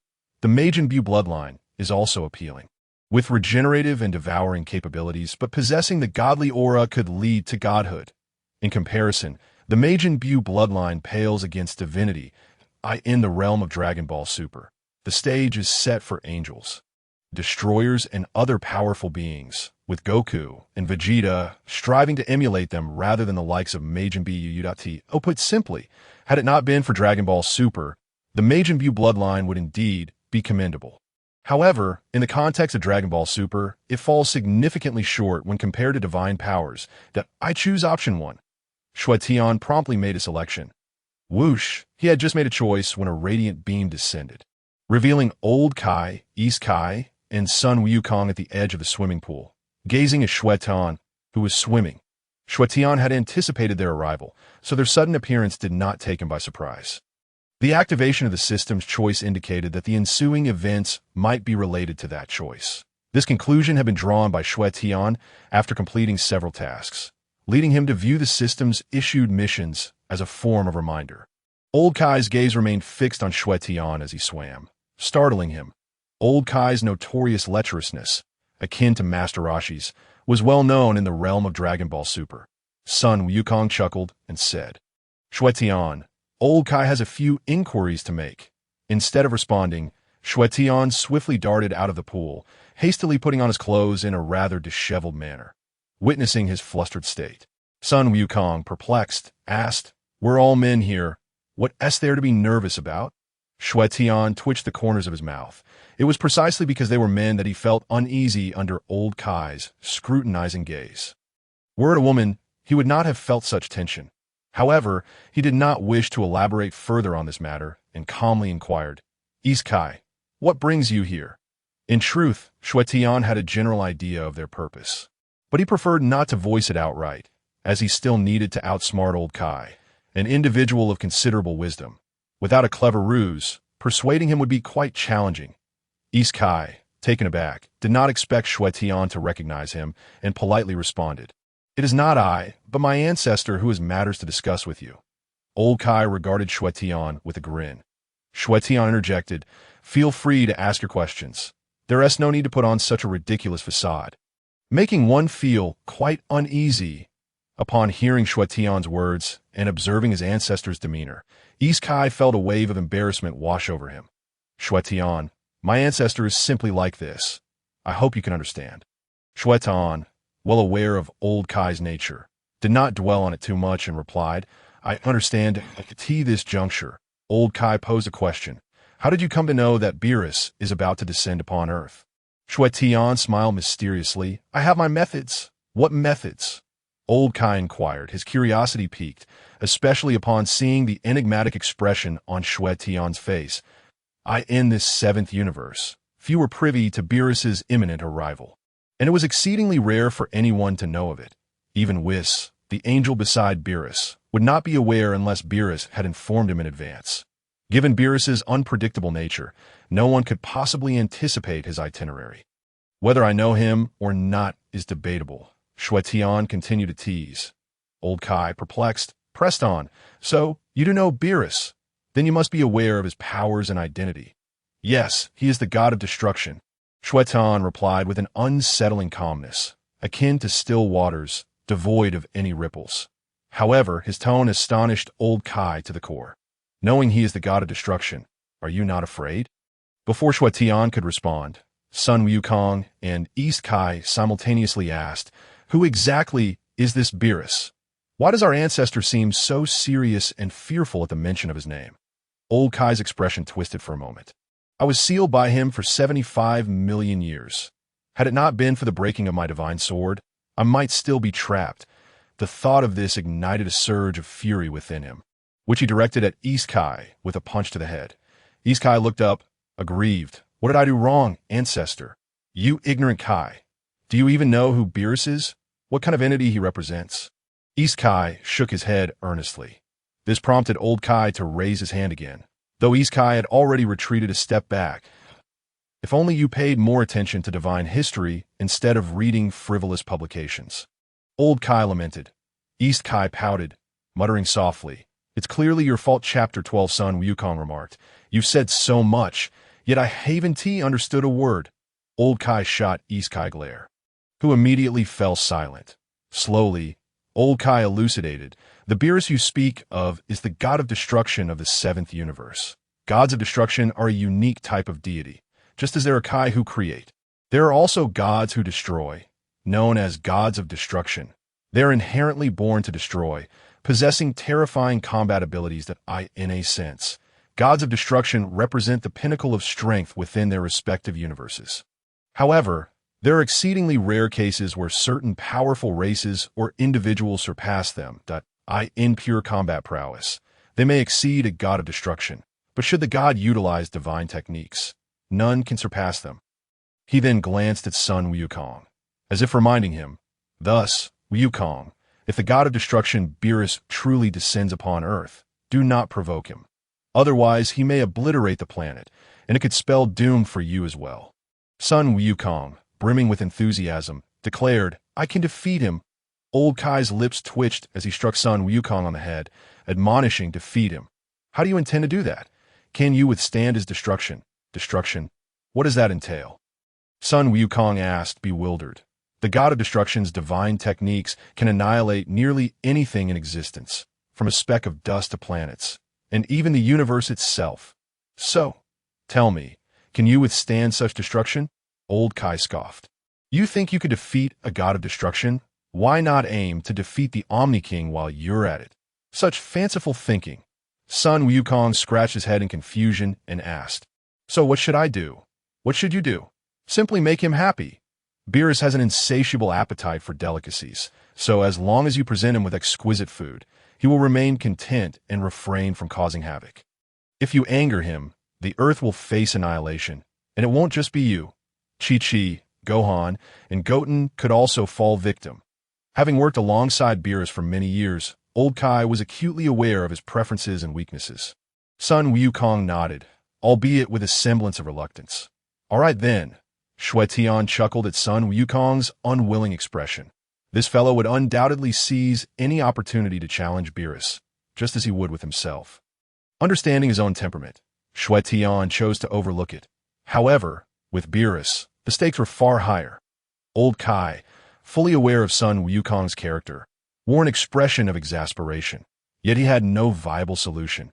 He could hardly imprison son Wukong. The only option was to seal him away. Suddenly, son Wukong inquired, by the way, Old Kai, what do you mean by the seventh universe? Are there other universes? Old Kai did not hesitate to clarify, explaining, the seventh universe is the universe we currently inhabit. Among all existence, there are 12 universes, numbered from the first to the 12th. The first universe corresponds with the 12th, the second with the 11th, and so forth. The sixth universe corresponds with the 7th, resulting in a total of 13. These corresponding universes can be referred to as twin universes, with the 6th and 7th being such. If there are scions in the 7th universe, there will also be scions in the 6th. Do you understand? Son Wukong scratched his head and replied earnestly, though you've said a mouthful, I still don't comprehend. With a thud, Old Kai and East Kai fell to the ground. If you can't grasp that, it is truly a waste of breath. Never mind, Wukong. Just remember that there are greater powers beyond the heavens and men. Son Wukong nodded vigorously, clenching his fists. It seems there are many formidable beings beyond the universe. I truly yearn to witness them and engage in battle. Old Kai sighed in exasperation. Wukong, for heaven's sake, refrain from stirring up trouble. Your nature makes you prone to attracting significant trouble. If you can avoid trouble, then do so. Just focus on becoming the strongest in the 7th universe. Xue Tian stood aside with a faint smile, pondering the old Supreme. God, if I were to inform you now that the forthcoming Universal Power Conference convened by the Omni-King is due to Sun Wukong, and that failure would result in destruction, what expression would grace your face? It would surely be quite a sight. Though he thought this, Xue Tian refrained from voicing it, as he understood that some matters are best left unsaid. The old Supreme Kai, having warned Sun Wukong, turned his gaze towards Xue Tian. Since you are aware of Beerus's impending arrival on Earth and seem unperturbed, you ought to be capable of defeating him. Correct? Xue Tian did not respond directly, but countered with a question. What is it that you desire? Upon hearing this, Sun Wukong's interest was piqued once more. He was still unsatisfied from their previous bout and had been contemplating another chance to challenge Xue Tian. It seemed he had found an opportunity that if Beerus truly intends to destroy Earth, I hope you will rise to protect it. The old Supreme Kai implored to him. Xue Tian's apparent lack of fear towards Beerus suggested he might indeed be the one to save the planet. If unforeseen calamity were to strike, perhaps Xue Tian was destined to be Earth's savior. Isn't it true that deities are not permitted to interfere with one another's duties? If he aims to destroy Earth, that is his responsibility. Asking me to save it equates to interfering with his work, does it not? Xue Tian remarked playfully. Sun Wukong was taken aback. Destroying Earth is a job. What kind of job is that? Xue Tian chose not to elaborate, as Sun Wukong's intellect in Dragon Ball Super was notably lacking. Among all the Dragon Ball series, only Dragon Ball GT showcased a character with considerable cleverness. The Super series, in contrast, depicted Wukong as rather oblivious, a true battle fanatic. The old Supreme Kai, momentarily stunned, couldn't fathom how Xue Tian was aware of such rules, and he queried in astonishment. Who exactly are you? How do you know all of this so clearly? I am simply Xue Tian. As for my knowledge, I can only say that I am a certain powerful being you may not be familiar with. I am aware of all things that precede and follow in this world. You are correct. I do not fear Beerus. In fact, I did not fear him at all. Rather, upon encountering me, I could make him into a docile little kitten. He chuckled, for he was bound to the Omni-King. Should anything unfortunate befall him because of Beerus, the Omni-King would surely exact vengeance upon the god of destruction. Chapter 13. Sealed for 75 million years and still unafraid? Upon hearing these words, the old Supreme Kai fell silent, scrutinizing Xue Tian, and he noted that Xue Tian's combat prowess was not particularly formidable, certainly not surpassing Sun Wukong's, yet he dared to make such audacious claims. Did he possess some hidden strength? Beerus, known for his fiery temperament, was indeed a formidable god of destruction. To assert he could reduce Beerus to a mere kitten seemed utterly absurd. Such hyperbole! Yet examining Xue Tian's demeanor, he found no hint of deceit. Moreover, if he were lying, how could he possibly know the rules of the gods? How could he be aware of Beerus's imminent arrival? Very well, let me test you further. If you are as formidable as you claim, tell me, what is Beerus currently doing, and why is he descending upon Earth? Xue Tian recognized that to sway the old Supreme Kai, he needed to divulge certain information. Otherwise, the elder would remain skeptical, and without his belief, the task assigned by the system would remain unattainable. He replied leisurely, Beerus is currently asleep, and he is coming to Earth because he dreams of the Super Saiyan God, believing that this entity could defeat him. At present, the only remaining Saiyans of the 7th universe were Sun Wukong and Vegeta, thus it was only natural for him to come to Earth. The old Supreme Kai swallowed hard. Whether Beerus was indeed coming because of the Super Saiyan God was uncertain, but he was certain that Beerus was presently asleep, observing Xue Tian's composed demeanor.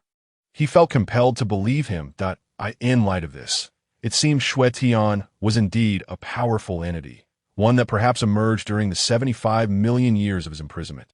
Ding, Selection 1 activated. Deceive the old Supreme Kai into believing you are a powerful being unafraid of Beerus. Reward, Divine Energy X1. The old man has been convinced. Excellent. The old Supreme Kai continued. You are correct. Beerus is indeed still asleep. You are also right that the deity's responsibilities should not interfere with one another. However, during the upcoming period, I intend to create Earth, which implies that Beerus cannot interfere with my work or destroy Earth. Thus, my request for you to protect the planet does not equate to me meddling in his duties, but rather him encroaching upon mine. Xue Tian jested with a smile. Old Supreme Kai, it seems that even after 75 million years of imprisonment, you still harbor no fear of Beerus. The old Supreme Kai felt a tremor of disbelief, gazing at Xue Tian with astonishment. You know of this matter. I have stated that I am aware of all things that precede and follow in this world. The Supreme Kai and Sun Wukong were utterly astonished, unable to restrain their inquiries. Ancestor, is it true that your imprisonment was due to this god of destruction? Beerus, realizing he could no longer keep the truth hidden, the old Supreme Kai confessed, fully convinced of Xue Tian's status as a powerful being, potentially linked to the Time Supreme Kai. Otherwise, how could he possess knowledge of both past and future events? He contemplated asking the Time Supreme Kai about Xue Tian's identity at a later date. Indeed, it was because of the god of destruction, Beerus. 75 million years ago, shortly after I became the Supreme Kai, I had a disagreement with Beerus during my duties, leading to an unpleasant altercation that he subsequently sealed me within the divine sword. And it was only after the sword was shattered that I was freed. Now it all made sense. The Supreme Kai comprehended fully. Sun Wukong, too, grasped the situation. That Beerus is truly heinous. Having sealed you for such a long time, the old Supreme Kai sighed in resignation. But what can be done? The battle prowess of the Supreme Kai and the God of Destruction are not in the same league. If Beerus were genuinely enraged, he could obliterate the Supreme Kai with a mere flick of his finger. However, since the Supreme Kai and the God of Destruction are interdependent, if one perishes, so must the other. Thus Beerus refrains from such actions. Otherwise, it would not be a matter of imprisonment, but rather death for whether he feared Beerus. Indeed, he was fearful of being sealed once more. Yet for the sake of Earth, he was willing to risk it all. Since you are aware of Beerus's sealing of me, you should also understand our relationship, Xue Tian remarked, comprehending the implication of their mutual dependence. The old Supreme Kai, puzzled, asked, "Is this your means of feeling invulnerable? If this is your strategy for survival, then I will be sacrificing myself alongside you. Though I am of advanced age, I have no desire to perish. Having lived this long, I spent 75 million years sealed away without experiencing a life of joy. There is still much knowledge I wish to acquire, and I have several tomes yet to read. Fear not, I have no intention of causing such chaos," Xue Tian assured him. Upon hearing this, the old Supreme Kai exhaled deeply. "That is good." The Supreme Kai, curious, inquired, "Ancestor, what is this matter? Why do you appear so concerned?" "Old man's affairs are not yours to pry into." With that, he delivered a swift blow to the Supreme Kai, leaving him dazed and speechless. The old Supreme Kai turned his attention back to Xue Tian. "Will you agree to my request?" "What are the benefits?" Xue Tian inquired nonchalantly. He was no saint, and this earth was not his own. Whether it perished or thrived had no bearing on him. Why should he expend effort for strangers? After some contemplation, the old Supreme Kai retrieved a stone from his robes. This stone was cuboidal, resembling a Rubik's cube, radiating a blue luminescence. "This is a divine origin stone, containing boundless power with your abilities. You should be able to absorb it. If you do, your strength will experience a remarkable surge." Xue Tian gazed at the divine origin stone, feeling an unsettling familiarity, as if he had encountered it before. Wait, wasn't this akin to the cosmic seed in Hertz's possession? Both were cuboidal, akin to a Rubik's cube, though the cosmic seed displayed a myriad of colors while this divine origin stone was merely blue. Ding! System activation of random selection. Choose option 1. Refuse the request of the old Kaioshin to protect Earth. Reward. Instant transmission Kamehameha. Choose option 2. Agree to the old Kaioshin's request to protect Earth. Reward. Judgment Blade. Instant transmission Kamehameha? That sounds splendid, yet the Judgment Blade is equally formidable, that if memory serves me right. This is the signature technique of Fuse Zamasu, descending from the heavens amidst a rain of judgment that is not only immensely powerful, but also extraordinarily impressive. Chapter 14. Merging with Divine Ki. Ascending to Godhood. If I opt for option 1, I shall merely acquire the instant transmission Kamehameha, but should I select option 2, I would gain 2 rewards, including the coveted Divine Origin Stone. I choose option 2. With an impassive demeanor, I accepted the old Kaishin's Divine Origin Stone. Very well, I shall protect Earth this time. As for the future, that will depend on my mood. Beep. Choice 2 completed. Agreed to the old Kaishin's request to protect Earth. Reward, Judgment Blade. Learning Judgment Blade? Beep. Congratulations to the host for mastering the Judgment Blade. The old Kaishin nodded. Good. I hope you can uphold your promise. What I have pledged, I shall certainly fulfill, Xue Tian confidently declared. No matter how formidable Beerus may be, does he dare challenge the Omni-King? If he truly provoked me, he would have to bow at a 90-degree angle, hardly daring to breathe. The old Kaishin, wishing not to disturb Xue Tian further, said, Since you have already agreed, we shall take our leave.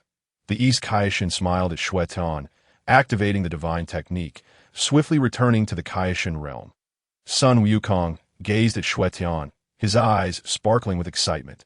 Xue Tian, can we spar now? Since you are unafraid of Beerus, does that mean your strength surpasses his? Let me witness how formidable this Beerus truly is. Xue Tian waved his finger. No, you misunderstand. Although I'm not afraid of Beerus, that does not imply my strength exceeds his, nor does it mean I can defeat him. Upon hearing this, Sun Wukong was immediately perplexed and asked, Did you not promise the old Kaishin that you would protect Earth?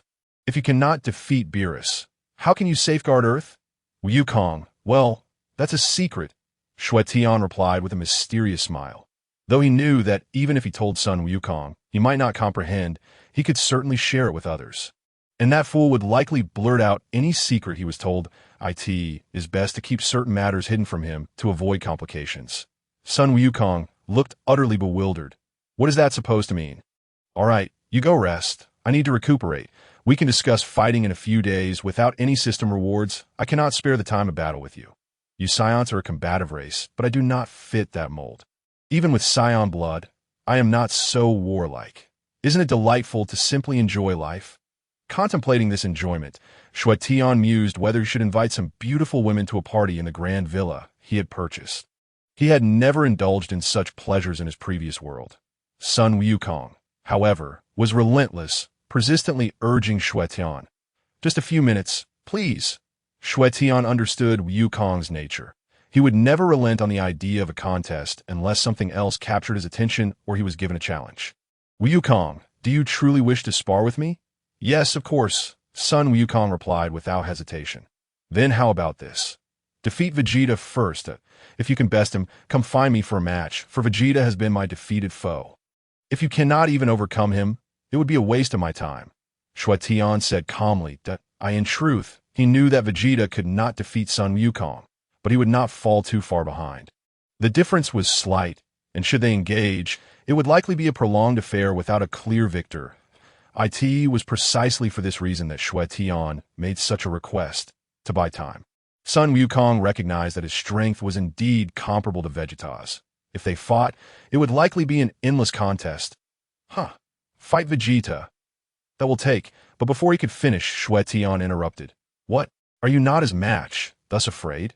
If that is the case, do you think it necessary for us to spar? Sun Wukong quickly clarified. No, that's not it.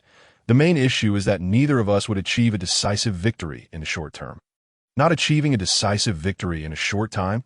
Perhaps that means you are not his match, Wukong. You should return and train diligently. When you can defeat Vegeta, come find me. I'm always ready to spar. If you cannot win, then do not even mention a contest with me. Go back. Xue Tian swiftly leaped into the swimming pool. Fighting? Isn't that exhausting? Swimming is far more enjoyable. Observing Xue Tian's demeanor, Sun Wukong felt a wave of exasperation, but ultimately made his decision. Fine. I will seek out Vegeta now. Whoosh. He vanished in an instant. After he left, Xue Tian floated out of the pool. After a while, sitting cross-legged on a chair, but he checked the divine key in his system backpack. Divine key, a necessity for becoming a god, a primary condition for godhood. Xue Tian understood that in Dragon Ball Super, anyone lacking divine key, no matter how high their combat prowess, could never ascend to godhood. Only by acquiring divine key could one become a god and learn divine techniques. with the exception of individuals like Xue Tian, who had been directly assigned by the system. Sun Wukong and Vegeta could master divine techniques like Ultra Instinct and Self-Mastery because they could transform into Super Saiyan God. Without that prerequisite, even with Whis' guidance, they would never have learned. Xue Tian pondered. If I were to merge with Divine Ki, would I not be even stronger when employing Ultra Instinct? With my foundational combat power, merging with Divine Ki would undoubtedly allow me to become a God. In reality, a god's combat power is not excessively high. Consider the Kaioshin's, who possess only certain unique abilities that other races cannot wield. Based on Xue Tian's estimations, one might only need a foundational combat power of 50 million or even 10 million before merging with Divine Ki to potentially attain godhood. Whether this holds true remains uncertain. Dismissing further thoughts, he concentrated. Use Divine Ki. Beep. The host has merged with Divine Ki. In that instant, waves of energy surged into Xue Tian's consciousness like a tidal wave. He instinctively closed his eyes, and around him, a whirlwind began to form, the sky darkening abruptly. The swirling energy expanded, gradually enveloping Xue Tian, and at that moment, a wondrous music resonated throughout the cosmos, enchanting and vibrant, imbued with a gravity that signified the divine. This is the sound of becoming a God. It is a blessing from the universe. The Divine Gospel, Chapter 15. What is this form? In the seventh universe, within the realm of the Supreme Kai. The Elder Supreme Kai and the Eastern Supreme Kai were enveloped in perplexity upon hearing the divine message. How could such a celestial proclamation arise so unexpectedly? With a mere wave of his hand, a crystal sphere materialized, revealing a vision of Xue Tian merging with divine energy. That moment, Xue Tian was surrounded by a formidable aura that had coalesced into a cylindrical shape, within which he spiraled and rotated continuously. Radiating beams of crimson light, as the brilliance flickered, the surrounding landscape underwent a remarkable transformation. The sweltering summer morphed into the vibrant essence of spring. Within less than a minute, it reverted to the scorching summer heat. The blazing sun perched high above, followed by the gentle chill of autumn, as a soft breeze stirred, scattering withered leaves. Ultimately, the scene transitioned to a wintry spectacle, with flurries of snowflakes cascading down in the span of just 4 minutes. The 4 seasons had cycled through their entirety, yet Xue Tian's path to divinity remained ongoing, his momentum intensifying with each passing moment. The events unfolding were not only witnessed by the Elder Supreme Kai, but also by the kings of the universe and Yama from the underworld. On Earth, a multitude of individuals beheld the spectacle. Vegeta and Goku, poised for a spar, Tin and Kaiatsu, engrossed in their training amidst the mountains. Master Roshi, perusing a magazine featuring beautiful women. Krillin, preparing for an intimate moment with Android 18. Yamcha and Piccolo. Initially, when the sky darkened, they presumed someone had summoned the dragon using the Dragon Balls. Yet, as the atmospheric changes unfolded alongside Xue Tian's burgeoning aura, it became apparent that this was no mere summoning. Something far more significant was transpiring. The crowd swiftly ascended towards the villa where Xue Tian was situated. Upon landing, they gazed at Xue Tian, who sat cross-legged in midair. Goku, puzzled, inquired, "Vegeta, what is Xue Tian doing?" Vegeta, casting a disdainful glance at Xue Tian, was irked. How could one he deemed inferior effortlessly defeat him? He chose not to respond to Goku's question. Meanwhile, Piccolo, intrigued, asked, "Do you know him?" Krillin, Android 18, 10, and others turned their attention toward Goku. Scratching the back of his head and grinning, Goku explained, "He is Xue Tian, introduced to us by Yamcha. He is quite powerful." Introduced by Yamcha? Powerful? Goku, oblivious to Vegeta's feelings, continued, "Indeed, he defeated Vegeta with ease." Vegeta's lips twitched in irritation as he shot a fierce glare. Exclaiming, "Kakarot!" Krillin and the others widened their eyes in shock. It was truly unbelievable that someone could so effortlessly best Vegeta. They harbored no doubts about Goku's words, for they knew he would not speak falsely. Goku, unfazed by Vegeta's fury, only fueled Vegeta's determination to triumph over Xue Tian as the Prince of the Saiyans. His innate prowess should have been unmatched. The emergence of a seemingly unknown Saiyan, who not only disregarded his lineage but also managed to best him. was an affront to his dignity. Piccolo, his expression grave and green visage intensified, scrutinized Xue Tian closely, pondering whether he was friend or foe. If an adversary, it posed a significant dilemma, for if he could easily defeat Vegeta, it implied his strength surpassed even Goku's. Although Goku was slightly stronger than Vegeta, it was not enough to achieve such a feat. Moreover, Piccolo sensed an overwhelming divine aura emanating from Xue Tian. Could he be a god? Though not a deity himself. Having once merged with the Earth Guardian, he could perceive the essence of divinity to some extent, especially as Xue Tian currently merged with divine energy. Releasing it openly, simultaneously, in the realm of destruction, a tall figure wielding a staff observed a magical orb. With flowing white hair and blue skin, his violet eyes and lips complemented a prominent light blue halo around his neck. Within the orb, a vision of Xue Tian merging with divine energy appeared. This enigmatic figure was Whis, the attendant and caretaker of the god of destruction, Beerus, yet he also served as Beerus's master. His primary duty was to oversee Beerus's endeavors, train him, and attend to his needs. With a gentle smile, he mused, how intriguing. Who might this individual be? How can he comprehend the path to divinity without divine guidance? My father has specifically instructed me to keep a watchful eye on him, ensuring his safety at all costs. Recently, his father, the Grand Minister, had summoned him, emphasizing the necessity of protecting Xue Tian from any potential peril. Under threat of stripping him of his angelic status and sealing him away indefinitely. This revelation left Whis astounded. How could an ordinary person warrant such attention from his father? Since his earliest memories, he had never witnessed such seriousness from his father, as if failing to safeguard Xue Tian would result in dire consequences. When he had inquired about the reasoning behind this protection, his father had merely responded, "Do not ask what you should not." Thus he complied, diligently attending to his responsibilities in the seventh universe. On Earth, Xue Tian's ascension to divinity reached a pivotal moment as the cylindrical vortex enveloping him began to dissipate. In an instant, a crimson beam of light descended, the vortex expanding outward, generating terrifying waves of energy. The sky darkened further, and fierce winds conjured towering waves, crashing against cliffs and shattering them into mist and foam. As if heralding the apocalypse, Piccolo, Krillin, and the others hastily shielded themselves. Goku could not help but exclaim, "So powerful!"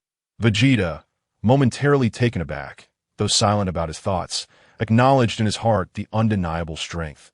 Even the mere energy waves left him in awe. Far beyond his current capabilities, as peculiar sounds echoed. The sky gradually brightened, and the energy vortex surrounding Xue Tian diminished at an observable rate, yet the radiant crimson light remained unwaveringly enveloped around him.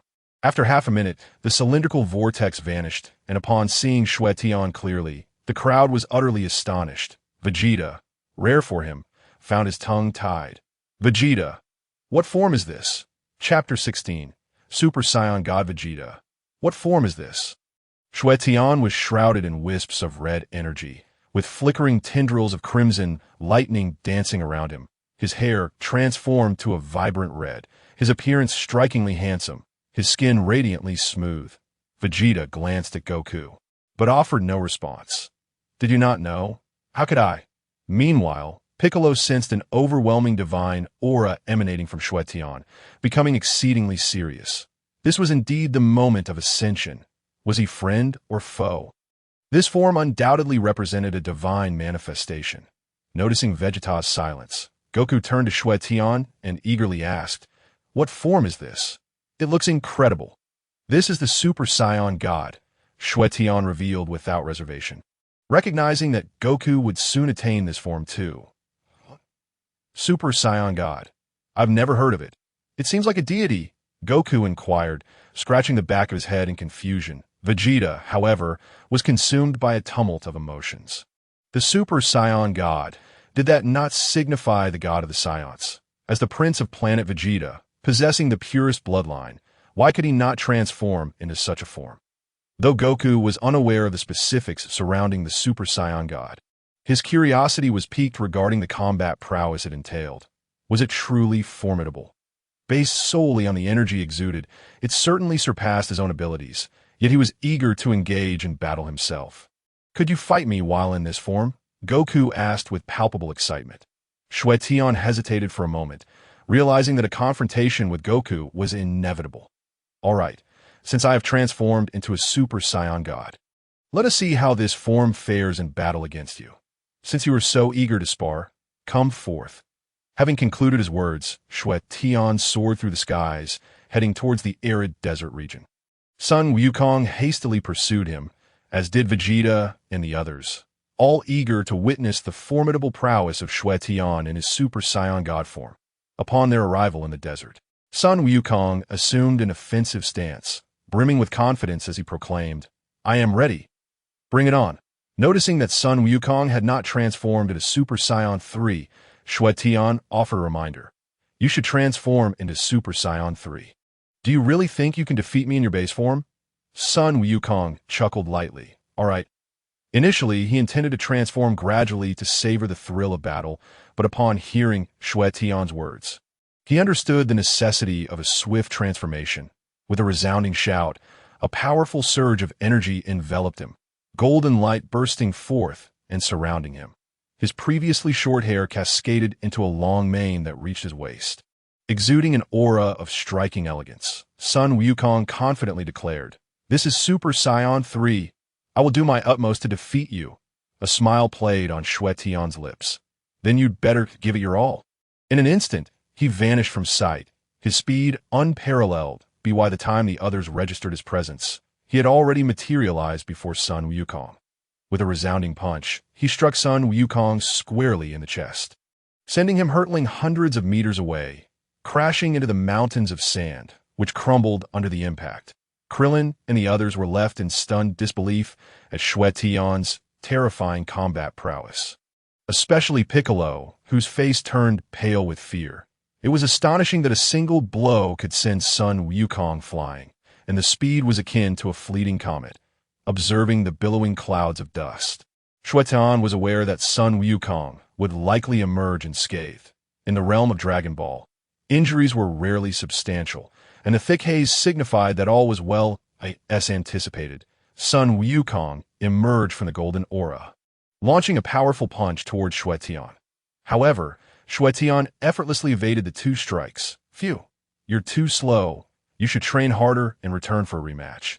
Why don't you ever listen?" With those words, he delivered a punch to Sun Wukong's abdomen, who had no capacity to resist and was struck squarely, swiftly transitioning into a spinning kick that sent him crashing to the ground, creating a pit several meters deep. Krillin couldn't help but exclaim, "Wukong is no match for Xue Tian." Vegeta merely scoffed, "Kakarot, this is the fate that awaits you against Xue Tian. Did you think you could fare better?"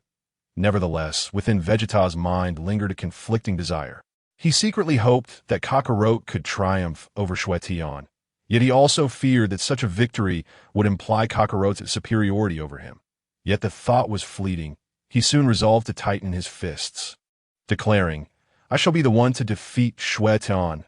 Piccolo, his face tinged with green, concurred, "Indeed, the disparity between the two is overwhelming." Xue Tian hovered in the air, observing Sun Wukong in the deep pit. Knowing that the battle was far from over, Sun Wukong's resilience surpassed even that of Vegeta, and it was unlikely he could be subdued in just 2 moves, especially since Xue Tian had not exerted his full strength. Sun Wukong rose to his feet, battered yet undeterred, his face alight with excitement as he regarded Xue Tian. "You are truly formidable, but I have not yet lost." His fighting spirit ignited. He clenched his fists and roared. "Ah! Ha!" With that roar, the air within a 100-mile radius contracted, fierce winds howled, dark clouds gathered, and lightning crackled, swirling vortexes forming around Sun Wukong. As the energy cascaded outward, a brilliant golden light erupted, enveloping him in an even denser golden aura that crackled with electricity, causing stones to levitate and disintegrate into powder upon contact. Sun Wukong, radiating authority, addressed Xue Tian in the air. "This is the full power form of Super Saiyan 3, without needing to be told." Xue Tian was already aware that in an instant, he teleported behind Xue Tian, delivering a powerful punch. Xue Tian nonchalantly raised his hand to block it. Bang! Sun Wukong's other fist connected with Xue Tian's abdomen. It landed. Krillin and Piccolo exclaimed with excitement. Xue Tian was equally surprised. Sun Wukong truly was a combat genius, cleverly using one punch to distract him while delivering another strike. With renewed vigor, Sun Wukong unleashed a flurry of attacks, his fists raining down upon Xue Tian with ferocity. Though all were deftly blocked, causing no real damage, a kick landed on Xue Tian's arm, sending him flying back hundreds of meters. Sun Wukong then brought his hands together, palms forming a luminous energy sphere. Kamehameha. As Xue Tian steadied himself, a smile crept across his face. A beam clash, the essence of Dragon Ball. How intriguing. He would join in the fun. With arms outstretched, he gathered energy rapidly. Witnessing this, Piccolo and the others gasped in astonishment. He. Could it be the final flash of Vegeta? Vegeta, too, was taken aback, noting the similarities in stance and energy. Indeed, it was the final flash. The two energy beams collided with tremendous force, plunging them into a state of energy clash. Suddenly, Xue Tian recalled a saying in Dragon Ball: never engage in an energy clash with a member of the Sun family. Now he was not only contending with a Sun family member, but with Sun Wukong himself. What would the outcome be? Sun Wukong bellowed, unleashing all his energy. Xue Tian felt little pressure, yet he too shouted, "Ha!" A terrifying wave of energy surged forth. The Kamehameha was devoured at a visible speed. Sun Wukong struggled to resist, but all efforts were in vain. In less than half a minute, he was propelled backward, crashing through several mountains. With a resounding boom, Xue Tian appeared beside Sun Wukong, releasing his Super Saiyan God form and extending his hand. That's enough. Sun Wukong, disheveled and tattered, grasped Xue Tian's hand and said, "Thank you. You are truly incredible." Xue Tian smiled. It was nothing. They flew back to join Vegeta and the others, where Krillin hurriedly produced a Senza bean for Sun Wukong to consume.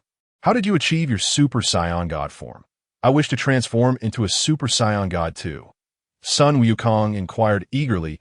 He understood that his defeat stemmed from not possessing the same form as Xue Tian. If he could also transform into a Super Saiyan God, he surely would not have lost so quickly, and might even stand a chance against Xue Tian. This question was not only on Sun Wukong's mind. Vegeta and Piccolo, too, were eager to know, for none among them wished to miss the opportunity to become a Super Saiyan God. They all looked on expectantly. Xue Tian hesitated briefly, contemplating whether to reveal the truth to Sun Wukong. He then turned to Sun Wukong's side, addressing Gohan. "Gohan, is Videl pregnant?" If Videl was not expecting, then there would be no way to gather 6 righteous Saiyans, and thus no chance to attain the Super Saiyan God transformation. As for his own righteousness, Xue Tian was uncertain and had no desire to test it, so it was better to ask Videl directly. Gohan was taken aback, unsure why Xue Tian would suddenly pose such a question. The others shared his confusion. What did this have to do with transforming into a Super Saiyan God? Gohan shook his head. "I don't know." Sun Wukong scratched his head, voicing the question on everyone's minds. What does Videl's pregnancy have to do with becoming a Super Saiyan God? He was utterly perplexed. Indeed, if you wish to become a Super Saiyan God, then your daughter-in-law must be pregnant, so, Gohan, do your best. Xue Tian smiled mysteriously and said, "Why? Why would it be like this?" Sun Wukong pressed for an answer, utterly perplexed by the connection between Biddy's potential pregnancy and becoming a Super Saiyan God. Others shared his confusion. There seemed to be no correlation between the two matters. Xue Tian raised an eyebrow slightly. "Do you still wish to become a Super Saiyan God?" "Of course." Sun Wukong nodded vigorously, like a chick pecking at grains. "Since you desire it, there is no need for so many questions. If you did not wish for it, I could inform you right now." Xue Tian replied coolly. Although Sun Wukong was not particularly astute, he sensed Xue Tian's irritation and wisely chose to refrain from further inquiries. He turned to his son Gohan, and cheerfully urged, "Gohan, hurry back and help Biddy get pregnant." Son Gohan was left speechless, at a loss for words, simply managing a complaint. Xue Tian planned to return to study the effects of the Divine Origin Stone. Everyone, if there are no further matters. "I shall take my leave." At that moment, Bulma interjected, "Wait, I have an important announcement." "Oh." The crowd turned their attention to Bulma.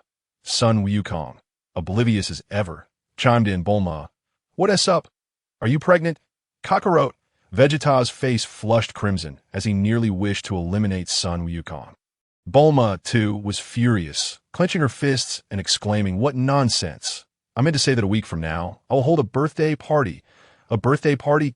Bulma, how old are you? Sun Wukong asked bluntly.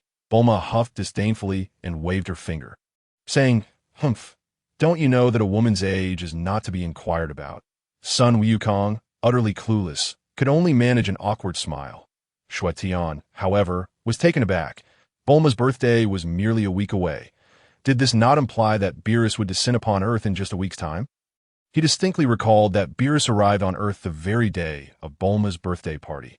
Android 18, flipping her hair, inquired, Bulma, if you're hosting a birthday party, surely there'll be grand prize giveaways? Only then did Xue Tian notice that Android 18 had also arrived. He instinctively glanced over and beheld a woman of extraordinary beauty, radiating charm with every gesture.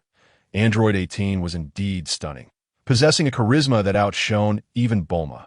Contemplating this, he could not help but look at Krillin, whose bald head and diminutive stature were rather unremarkable. How fortunate Krillin was to have caught Android 18's eye. It seemed almost surreal that after all, she was now a married woman, and beauty alone was of little consequence. What other beauties existed in the Dragon Ball universe? Should he also seek a girlfriend? After a moment's reflection, he decided to postpone such thoughts and focus on enhancing his strength. Without power, everything else was futile. Xue Tian, you must come, Android 18 urged. Xue Tian, you must come. Bulma directed her gaze at him, which surprised Xue Tian. He had not anticipated Bulma would specifically invite him. However, he did not believe it was due to his good looks. Had Bulma been unmarried, he might have entertained such notions, but now, such possibilities were virtually non-existent. Though Bulma could be brash and unreasonable, she remained steadfast in her devotion to her husband, Vegeta, and her family. Xue Tian replied, sure, thank you. Bulma's invitation stemmed not from infatuation with Xue Tian's appearance, but rather her recognition of his formidable strength. It was prudent to cultivate a relationship with someone of his caliber. Everyone, I shall take my leave. With that, he activated the void dance technique and flew toward his villa. After his departure, the others gradually left as well. Upon returning to his villa, Xue Tian sat cross-legged and retrieved the divine origin stone bestowed upon him by the old Kai. Examining it closely, what could this object possibly do? Having watched countless episodes of Dragon Ball and Dragon Ball Super, he had never encountered anything like a divine origin stone before. This was his first encounter. He released his energy to sense any changes.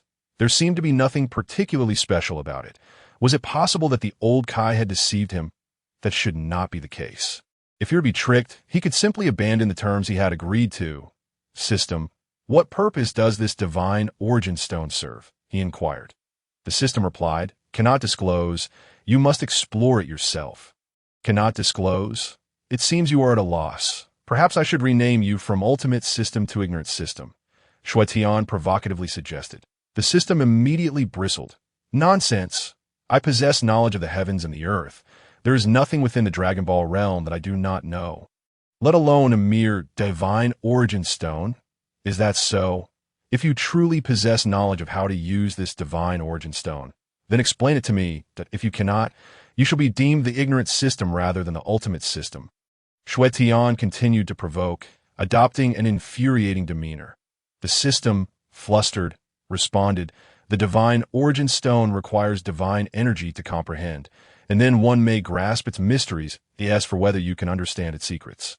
The system halted mid-sentence, realizing it had fallen into Xue Tian's trap. It quickly added, host, you are quite cunning to have deceived me.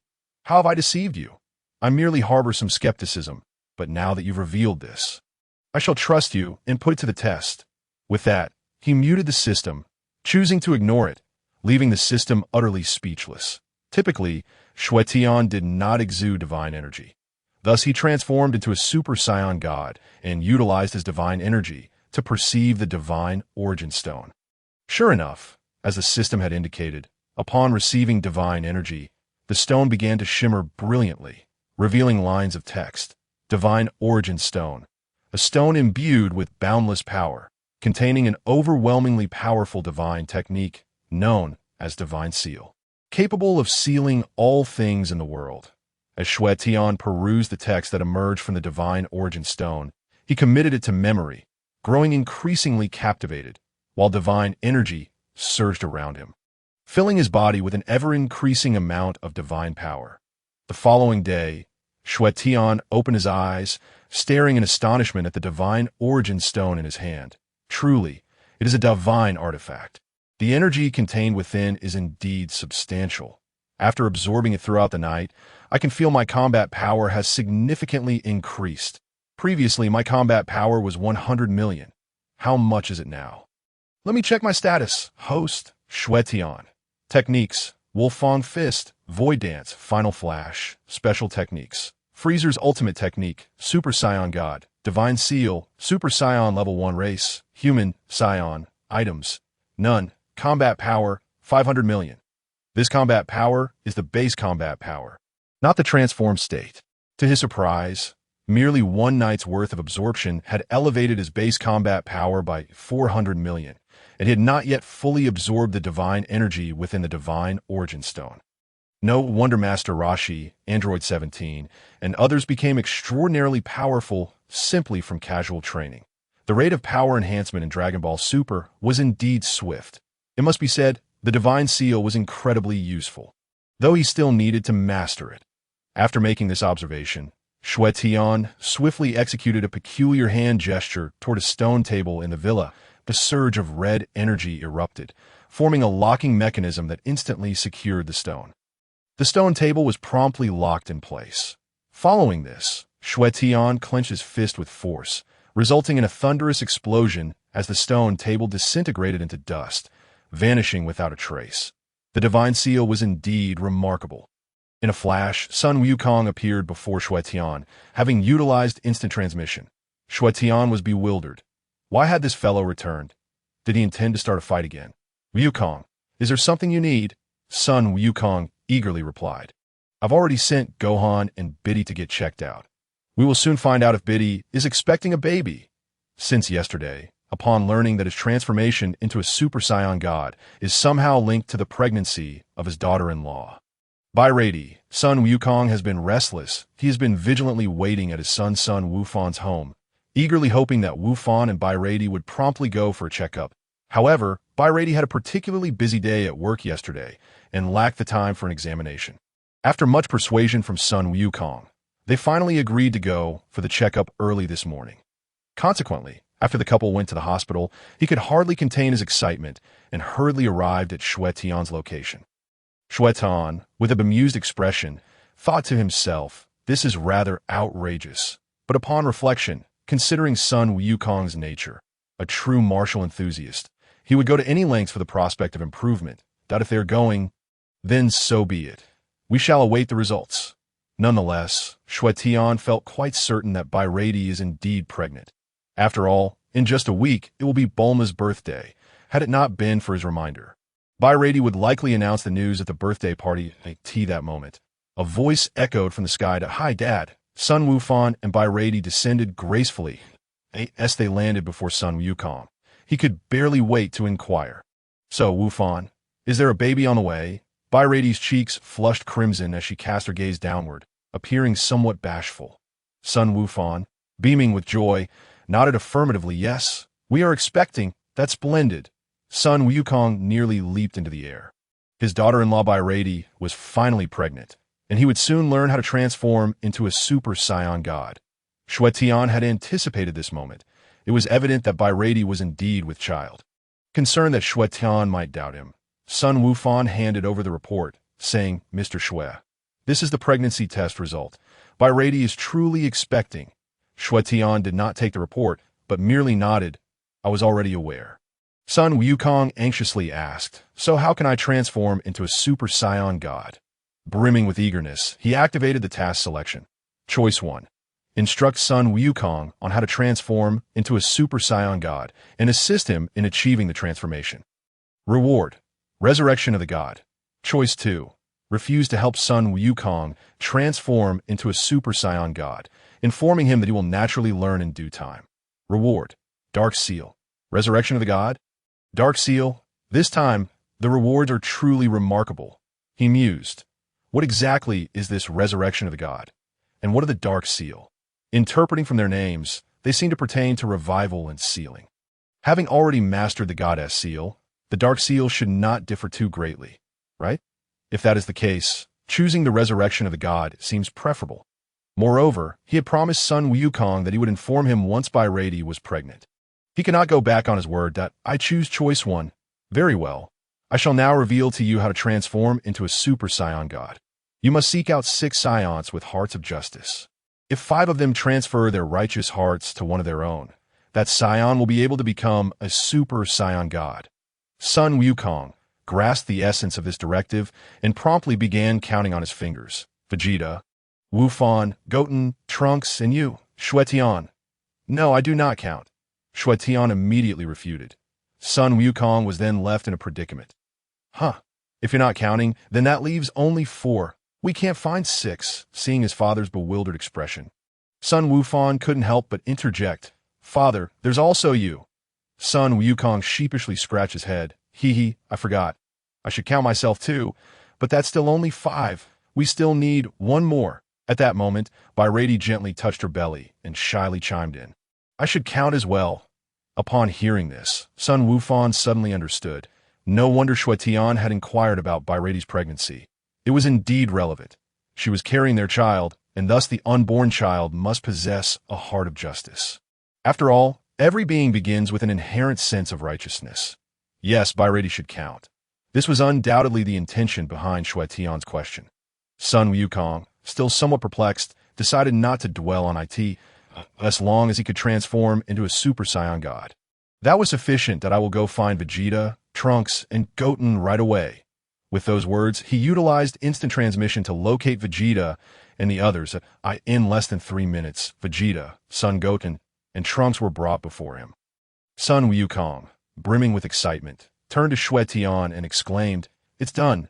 They are all here. Vegeta, however, was displeased and questioned. Kakarot, what on earth are you doing? He had previously asked Son Wukong what his intentions were. But Son Wukong had not disclosed anything. Instead, he had hurriedly brought Trunks and himself here, which irked Vegeta. Son Wukong explained, I am transforming into a Super Saiyan God. Xue Tian said that as long as we have 6 Saiyans, we can achieve the transformation. Vegeta looked utterly bewildered. What do you mean 6 Saiyans can become a Super Saiyan God? As the Prince of Saiyans, I have never heard of such a ridiculous notion. Did Xue Tian tell you this? Yet, when he transformed, he did not have 6 Saiyans with him. He did it alone. Xue Tian clarified, as long as there are 6 Saiyans with hearts of justice. If 5 of them transfer their righteous hearts into one individual, that Saiyan will be able to become a Super Saiyan God. To simplify, as long as you 5 Saiyans transfer your hearts of justice in his son Wukong's body, he will achieve the transformation. With this explanation, Vegeta instantly grasped the situation and crossed his arms, expressing his dissatisfaction. Humph. Why should I assist you in becoming a Super Saiyan God instead of myself? Son Wukong felt somewhat aggrieved, but tried to placate Vegeta. Don't be so petty. Once I succeed, I will help you transform as well. We can both become Super Saiyan Gods. Vegeta remained unyielding, still crossing his arms. Why should you transform first? I should be the one. Xue Tian, understanding Vegeta's temperament, recognized that if he did not provoke him, Vegeta would stubbornly refuse to relent, opposing Son Wukong at every turn. Vegeta was unwilling to allow Son Wukong to transform before him, as that would, in some sense, imply that he was inferior. However, Xue Tian needed to complete the task, and the sooner, the better. Thus, he decided to challenge Vegeta's pride, suggesting that he would take his place in helping Son Wukong. Wukong, since Vegeta is unwilling to assist you, allow me to step in for him. Really? That's fantastic, Son Wukong exclaimed, his face lighting up with joy, completely ignoring the murderous glare Vegeta cast in his direction. Vegeta glanced around and coldly remarked, Even with you, there are still only 5 Saiyans, right? He assumed that Beerus did not count. Son Wukong, however, counted again. Trunks, Xue Tian, Beerus. That makes 6. Xue Tian can perfectly substitute for you. Vegeta frowned, looking at Byradi. She counts as a scion? Of course, Byradi is pregnant, and within her is a scion baby. She undoubtedly counts. Sun Wukong explained to Vegeta's lips twitched slightly as he realized that Xue Tian's initial inquiry about Byradi's pregnancy was indeed for this very reason.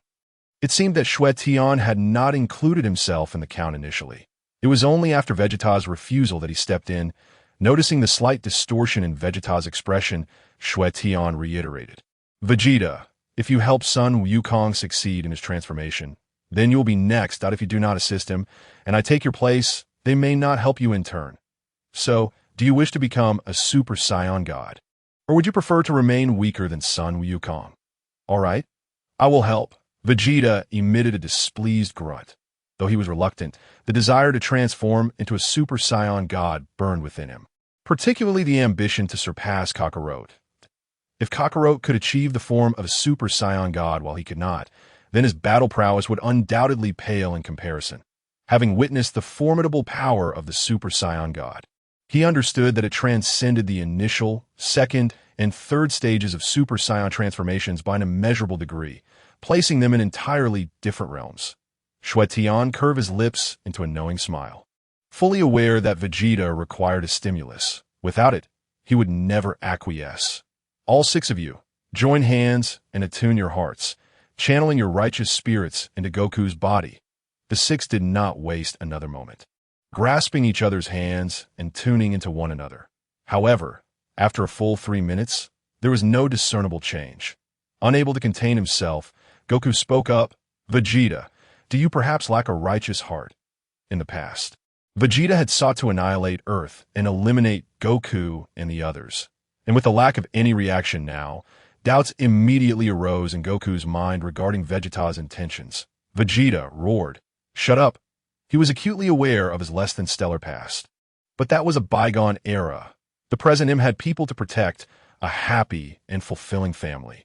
He would never revert to such actions.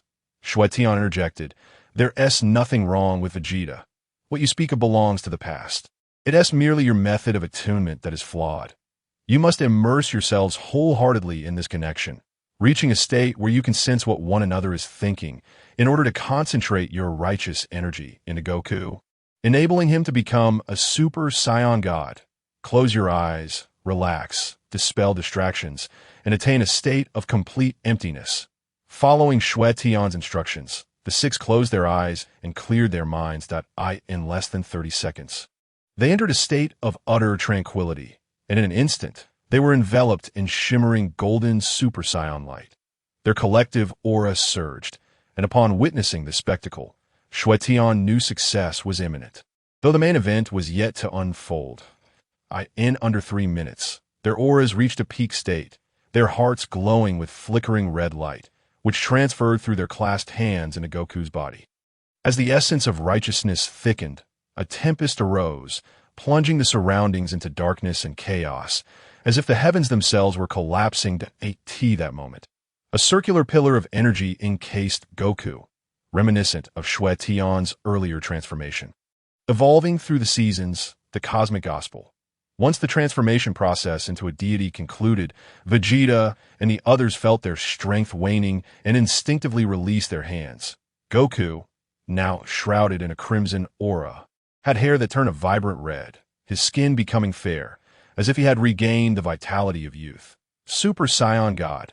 Goku clenched his fists, excitement radiating from his face. Is this the power of a Super Saiyan God? Indeed, it is astonishing.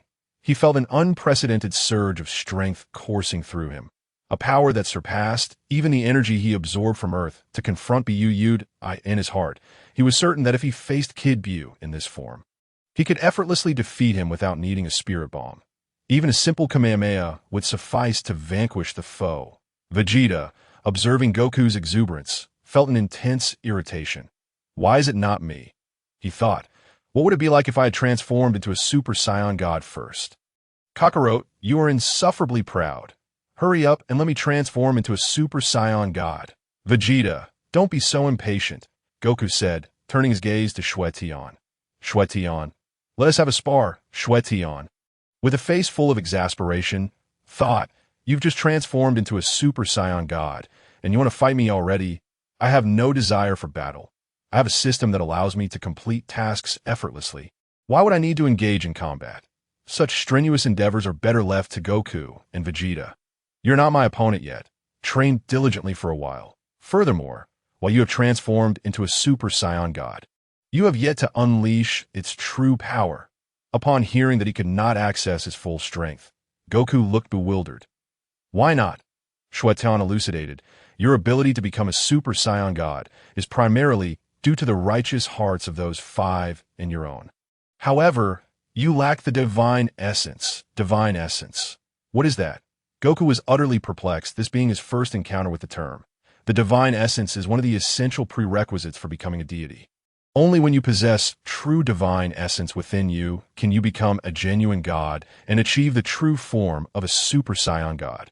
Although you now embody the form of a Super Saiyan God, you do not have your own divine essence. Rather than considering your current state as that of a Super Saiyan God, it would be more accurate to call it a pseudo-Super Saiyan God.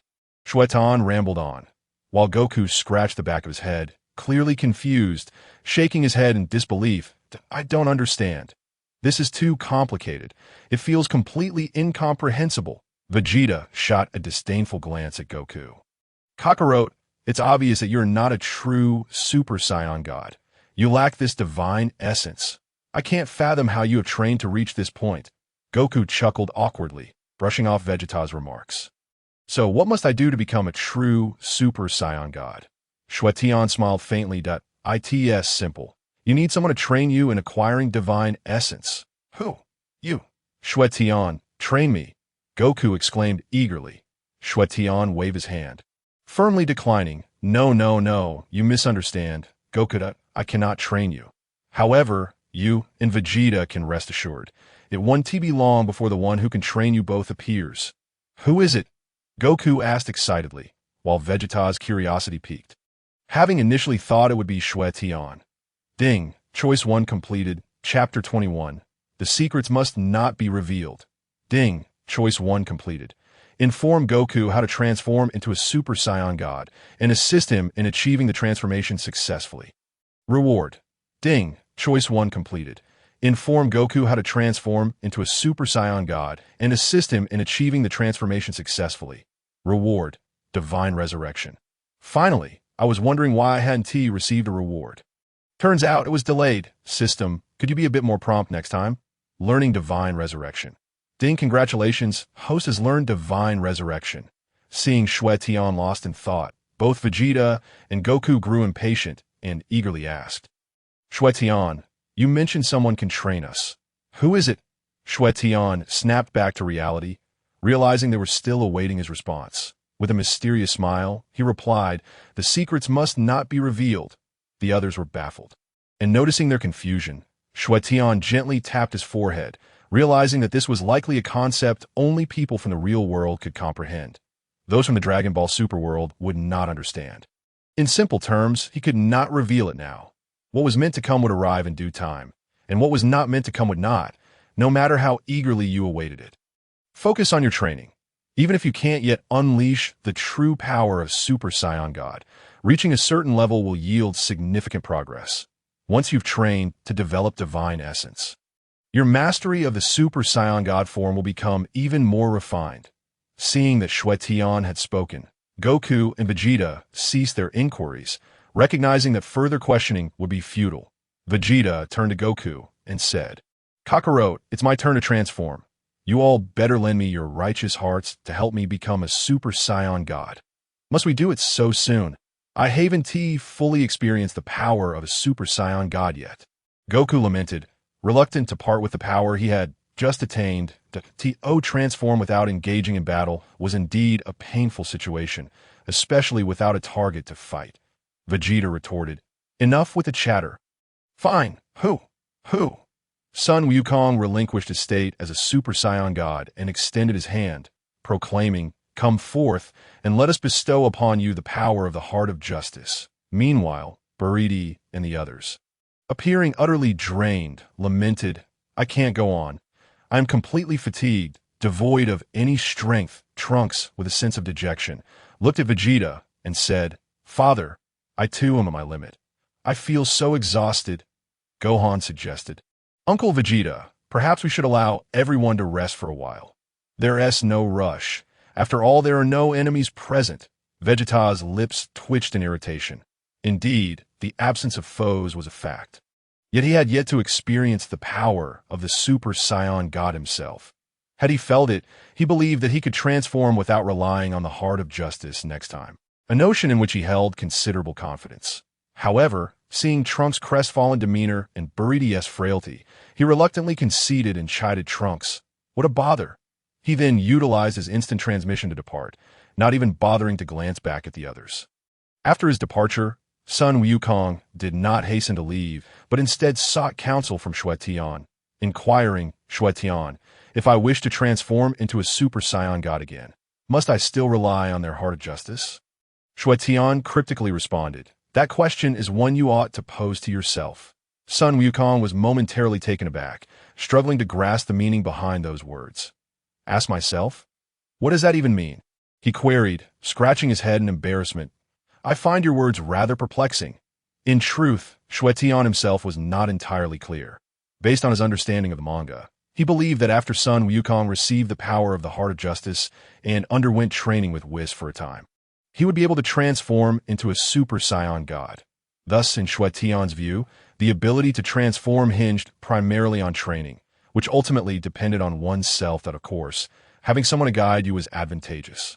At this juncture, Xue Tian had indeed led them to the threshold, but whether they could grasp it was contingent upon their own insights. Teaching disciples was not within his inclination, and he certainly lacked the energy for it. It was far too exhausting, especially with a disciple like Sun Wukong, who would incessantly linger on combat. That was not the life he desired. He simply wished to undertake tasks, enhance his combat prowess, and subsequently defeat the Grand Priest to free himself from the binding with the Omni-King. There is nothing overly profound. You need only understand one thing, to diligently cultivate and truly comprehend. While your emotional intelligence may be lacking, your aptitude for cultivation and understanding is commendable. Were these words directed at Vegeta or others, they would undoubtedly elicit displeasure. Yet with Sun Wukong, it was necessary to frame it thus.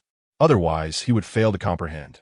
Moreover, this way of speaking was more likely to be accepted as expected. Sun Wukong nodded earnestly. "I see. Then I shall immediately seek out the old Kai to train." "Go ahead." Sun Wukong was not one to dawdle, employing instant transmission to make his way to the Kai's realm. Following his departure, the others gradually left, leaving Xue Tian alone in the villa. He settled into a reclining chair, contentedly sipping tea. The prospect of enhancing his combat power without the arduousness of training, merely by completing tasks, was rather splendid. This system suited him well, indeed. If only he could receive 1 or 2 more tasks at that moment, he would be quite pleased, but teaching disciples was out of the question, unless the rewards were exceptionally enticing. Ding! Option 1. Defeat the fused form of Sun Wukong and Vegeta, Vegeto. Reward: 10 consecutive draw treasure chest 1. Ding! Option 2. Use the Divine Resurrection to revive a being with a combat power exceeding 100 million. Reward: 10 consecutive draw treasure chest 1. Xue Tian sat up abruptly. "Oh, the task has been activated. This system is quite generous now, isn't it? And the reward is a 10 consecutive draw. Splendid. If I were to draw a destroyer or something, wouldn't I be on the path to greatness?" However, he pondered which task to choose. Both offered the same reward, but it was a matter of which was easier to accomplish. Defeating Vegeto. Although Sun Wukong and Vegeta were still at the Super Saiyan level, should they fuse, their battle power would undoubtedly multiply, making it challenging to face Vegeto in the form of a Super Saiyan God. There was a real risk of failure, and that would render the task impossible, especially considering his own base combat power was only 500 million. If he were to unlock Ultra Instinct, perhaps he could manage, but to complete the first option, he would need to persuade the two to fuse and then defeat them, which was quite troublesome. It seemed that the second option was far more feasible. Chapter 22. Reviving King Frieza. The second option merely required using the Divine Resurrection to bring back a being with combat power exceeding 100 million. But whom should he revive? Who meets that criterion? Xue Tian contemplated carefully, and it seemed there were no notable beings with that level of power who had perished. Should he consider defeating Vegeta and then reviving him? If Vegeta were to learn of Xue Tian's idea, he would undoubtedly exclaim, "Let me express my gratitude." At that moment, Xue Tian sensed a spaceship appearing in the skies above Earth. A spaceship? Could there be some situation unfolding? Above Earth, a massive spaceship hovered. Within the command room, a short, stout creature with blue skin donned in battle armor smugly declared, "Ha! We have finally arrived on Earth. Once we gather the 7 Dragon Balls, we can resurrect King Frieza, and then he shall lead us to dominate the universe." Ha ha ha. This blue-skin creature was named Sorb, a minion and remnant of Frieza. Flanking him were a red-skinned, bull-headed creature named Zasami and a gaunt figure named Tagma. Both were also Frieza subordinates, possessing considerable battle power, especially Tagma, who could be regarded as the foremost warrior of Frieza's army.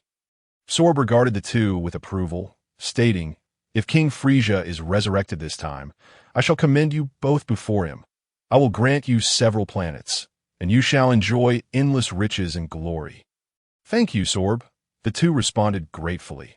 Sorb glanced at the Dragon Ball radar in his hand, excitement evident in his voice. According to the radar, the 7 Dragon Balls have gathered together. This is a divine boon for us. However, they were unaware that the location of these 7 Dragon Balls was within Bulma's home. Bulma's birthday party was fast approaching. She had prepared a grand prize draw, and whoever won the ultimate prize would receive the Dragon Balls. "Indeed, the Frieza force has arrived." A voice suddenly echoed in the air. Sorb and his companions were taken aback, looking around in confusion. Who goes there? Suddenly, a strikingly handsome young man stepped through the door. The newcomer was none other than Xue Tian. Sorb and his companions did not recognize him and furrowed their brows, demanding, "Who are you to dare intrude upon our ship? My identity is of little consequence. What matters is that I can assist you in achieving your goals without the need for the Dragon Balls." Xue Tian replied calmly. He required the revival of a being with over 100 million in combat power. And Frieza was the perfect candidate. Upon hearing this, Sorb chuckled and relaxed. "Oh, so you admire the reputation of our Frieza force and wish to join us? Excellent. Ha ha ha." Xue Tian suddenly burst into laughter. This bewildered Sorb and his companions, who were puzzled by his sudden mirth and questioned, "What is so funny?" "I laugh because you think your little swamp can contain me. That is nothing short of ludicrous." Xue Tian said without reservation he possessed a system. Why would he need to entwine himself with the Frieza force? It was entirely unnecessary, especially since he was currently bound to the Omni-King. Those who could harm him would not dare to do so. In the worst case, they would perish together. The Sorb's face twisted in rage, and he shouted, "You dare to look down upon the Frieza force? You have deeply insulted our King Frieza. Zasami, apprehend him." Yes, the red-skinned bull-headed creature wasted no time. Charging at Xue Tian, whoosh! Just as he approached, Xue Tian's figure had already vanished. "I am right here." Xue Tian had already appeared in midair, swiftly grasping his horns and executing a powerful shoulder throw, slamming his opponent into the ground with great force. Just as Zasami attempted to rise, Xue Tian planted a foot firmly on him, coldly warning, "If you value your lives, it would be wise to refrain from rash actions. Otherwise, I shall ensure your demise is most gruesome." Sober and his companions instantly recognized that the combat prowess of the individual before them far surpassed their own, prompting them to utilize a combat power detector. The number skyrocketed into the hundreds of millions. Suddenly, the detector exploded in a burst of flames. This scene left the three in shock. It was simply terrifying. The strength of Zasami and Tagma was not much different from that of the likes of Sabo. And with such abilities, how could they possibly contend against Xue Tian, whose base combat power was 500 million? Upon witnessing their astonishment, Xue Tian delivered a kick to Zasami, sending him hurtling away. Before advancing towards Sober, Sober trembled in fear, wondering when such a terrifying figure had emerged on Earth. He had never heard of anyone like him before. Wasn't the most formidable being supposed to be Sun Wukong? Xue Tian unceremoniously hurled Sober from his command post and took a seat without hesitation, stating nonchalantly, "As I mentioned earlier, I am here to assist you in achieving your objectives. otherwise with your current strength. Do you truly believe you can resurrect Frieza? Those 7 Dragon Balls are located in Vegeta's home. At the mention of Vegeta, Sober began to tremble. He had previously worked alongside Vegeta and was aware of his ruthless nature. Until Frieza was resurrected, it was best to avoid provoking him, especially since obtaining the Dragon Balls from his residence would be no simple task.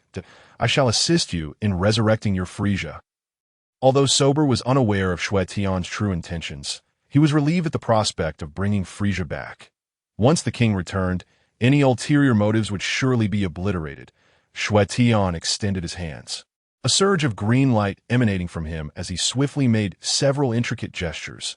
This green luminescence intensified rapidly, enveloping the entire command room in mere seconds.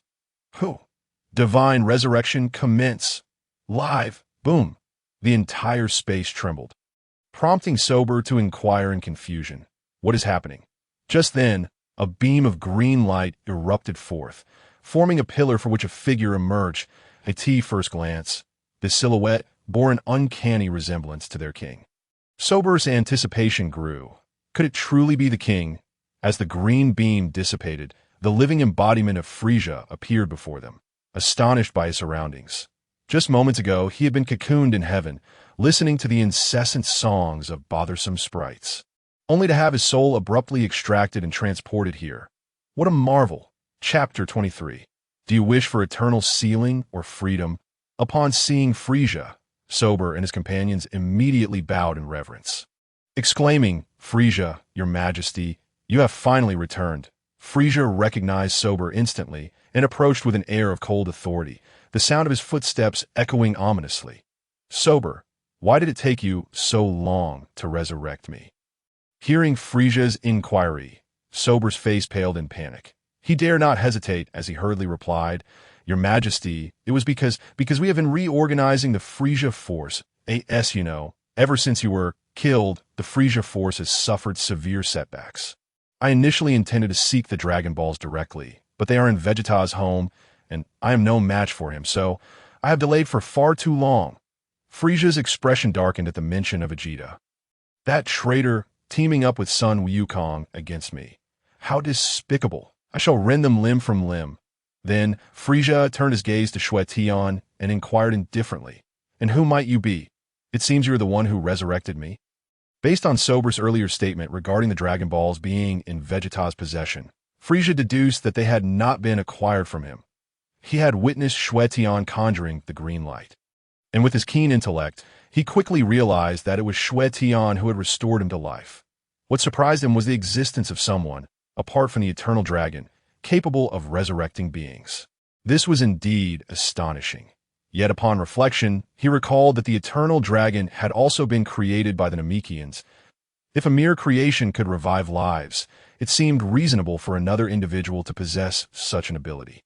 Xue Tian replied nonchalantly, "Who I am is of little consequence. Now that you are revived, I shall take my leave." With that, he prepared to depart. Frieza was momentarily taken aback, questioning, "Oh, are you not a member of the Frieza force?" Before Xue Tian could respond, Sober recalled Xue Tian's imposing demeanor and quickly reported, "Your Majesty, this individual claims that our Frieza force is merely a quagmire unworthy of his presence." Frieza's anger flared at this, a sinister smile forming on his lips as he glared at Xue Tian. "Do not presume that just because you have resurrected me, you can insult the Frieza force. Am I mistaken? The Frieza force is nothing but a pitiful mire. You think such a quagmire could contain me?" Xue Tian replied with an air of indifference, showing no respect for Frieza. Frieza's brows furrowed slightly as he raised a hand, unleashing a beam of light aimed at Xue Tian. Yet with ease, Xue Tian evaded the attack. Quite surprising. You managed to dodge," Frieza remarked with intrigue. Xue Tian observed coldly, "Frieza, you would do well to contemplate your actions that I can resurrect you, but I can also send you back. Or do you prefer not to be revived and wish to continue listening to those pesky sprites sing?" At the mention of the sprites, Frieza's fury ignited. Fixing his gaze on Xue Tian, he bellowed, "You will pay for this." His finger pointed at Xue Tian as he gathered a deadly beam of energy. Die! Boom! In that instant, Xue Tian's figure vanished, the deadly beam missing its target and instead perforating the spaceship. "Where did he go?" Frisia exclaimed in astonishment. Bang! Suddenly, he felt a sharp pain in his abdomen, only to find Xue Tian standing before him, having landed a solid punch that knocked the wind out of him. "I warned you to consider your actions carefully that I can revive you, but I can just as easily send you back." Frisia had only ever faced such humiliation before Sun Wukong. It was this very reason that his hatred for Sun Wukong ran deep. He longed to tear him to shreds. Now, facing a similar indignity from Xue Tian only fueled his rage that "I will have your life." He roared, transforming into his final form and unleashing a tremendous surge of power toward Xue Tian. Xue Tian raised his hand, executing an unusual gesture as a red energy enveloped him, forming a locking mechanism that swiftly ensnared Frisia. Divine sealing. Frisia was instantly immobilized. "What are you doing?" he shouted in panic. Xue Tian replied coolly, "Frisia, since you do not value the opportunity one have given you, you shall remain sealed forever." Frisia, in his desperation, attempted to gather his energy to break free from the divine seal. But he soon realized the futility of his efforts. No matter how much power he amassed, he could not escape the binding force of the seal, which far exceeded his own strength. Sober was in a state of utter despair. Frisia had just returned, and now he might be sealed away permanently. If that were to happen, how would they ever dominate the universe? As a strategist in the Frisia force, he needed to take action to save his king. He immediately pleaded, "Esteemed sir, Frisia did not mean what you think. He has merely been cooped up in heaven for too long and is feeling a bit restless. I implore you to give him another chance." Xue Tian regarded Frisia with a calm gaze, questioning, "Would you prefer to be sealed away in this lock for eternity, or would you rather be free?" The proud Frisia had never been treated in such a manner. Although he wished to assert that he would rather be sealed forever than bow his head, being sealed immediately after emerging from heaven seemed utterly absurd. Moreover, what difference would it make to be locked in this mechanism as opposed to being in heaven? He could no longer endure such a fate. If he were to be sealed here, how would the members of the Frisia force perceive him? Would they come to torment him like those pesky sprites? Upon contemplating these matters, he was overcome with a sense of nausea and annoyance. Ultimately, he bowed his noble head. "Very well, I desire freedom." With a casual wave of his hand, Xue Tian caused the chains binding Frisia to vanish instantly. Though Frisia loathed Xue Tian, he refrained from acting impulsively, for he was acutely aware that he was no match for Xue Tian. He felt no despair in this realization, understanding that after spending so long in heaven, those around him had undoubtedly improved. Yet what astonished him most was that he had never encountered Xue Tian before. From whence had this individual emerged? "Who are you, if you are unwilling to join my Frisia force? Why resurrect me? What are your intentions?" Chapter 24. Rewards from the 10 consecutive draws. Xue Tian replied nonchalantly, simply in a good mood. Without further ado, he soared out of the spaceship, observing his departure. Sorb immediately inquired, "Lord Frisia, this individual is exceedingly enigmatic. I believe it would be prudent not to provoke him." Frisia shot a glare at Sorb, who instinctively shrank his already minuscule neck, fear evident on his face. "Sorb, do you understand?" Sorb hastily responded, "Please, Lord Frisia, enlighten me. I have never undergone training since birth. My strength has only increased through combat. If I were to train, I could unlock infinite possibilities. At that point, I would not only eliminate Son Goku and Vegeta, but also this mysterious figure. Await my arrival. You shall," Frisia declared with a smug expression, as though envisioning the fruits of his training and the sight of Xue Tian prostrating at his feet. Upon returning to his villa, a notification from the system echoed in his ears. Ding! Congratulations, host, for completing option 2. Utilize the resurrection of the divine to revive a being with combat power exceeding 100 million. Reward. 10 consecutive draw treasure, chest X1. 10 consecutive draw treasure chest? How delightful. Having completed numerous tasks, this is the first time I have received such a treasure chest that I hope to obtain something extraordinary. Drawing a deep breath, he summoned his luck. Grant me splendid rewards. Opening the treasure chest yielded the following. Heavenly Beans X3, Instant Transmission X1. Thank you for your patronage X3, Void Bloodline X1, self-extremity skill, first stage X2. Lo and behold, splendid rewards indeed. Instant transmission and self-extremity skill, first stage. It is somewhat unfortunate that I received 2 of the latter. Redundancy. He pondered the heavenly beings and the thank you for your patronage. What is this void bloodline?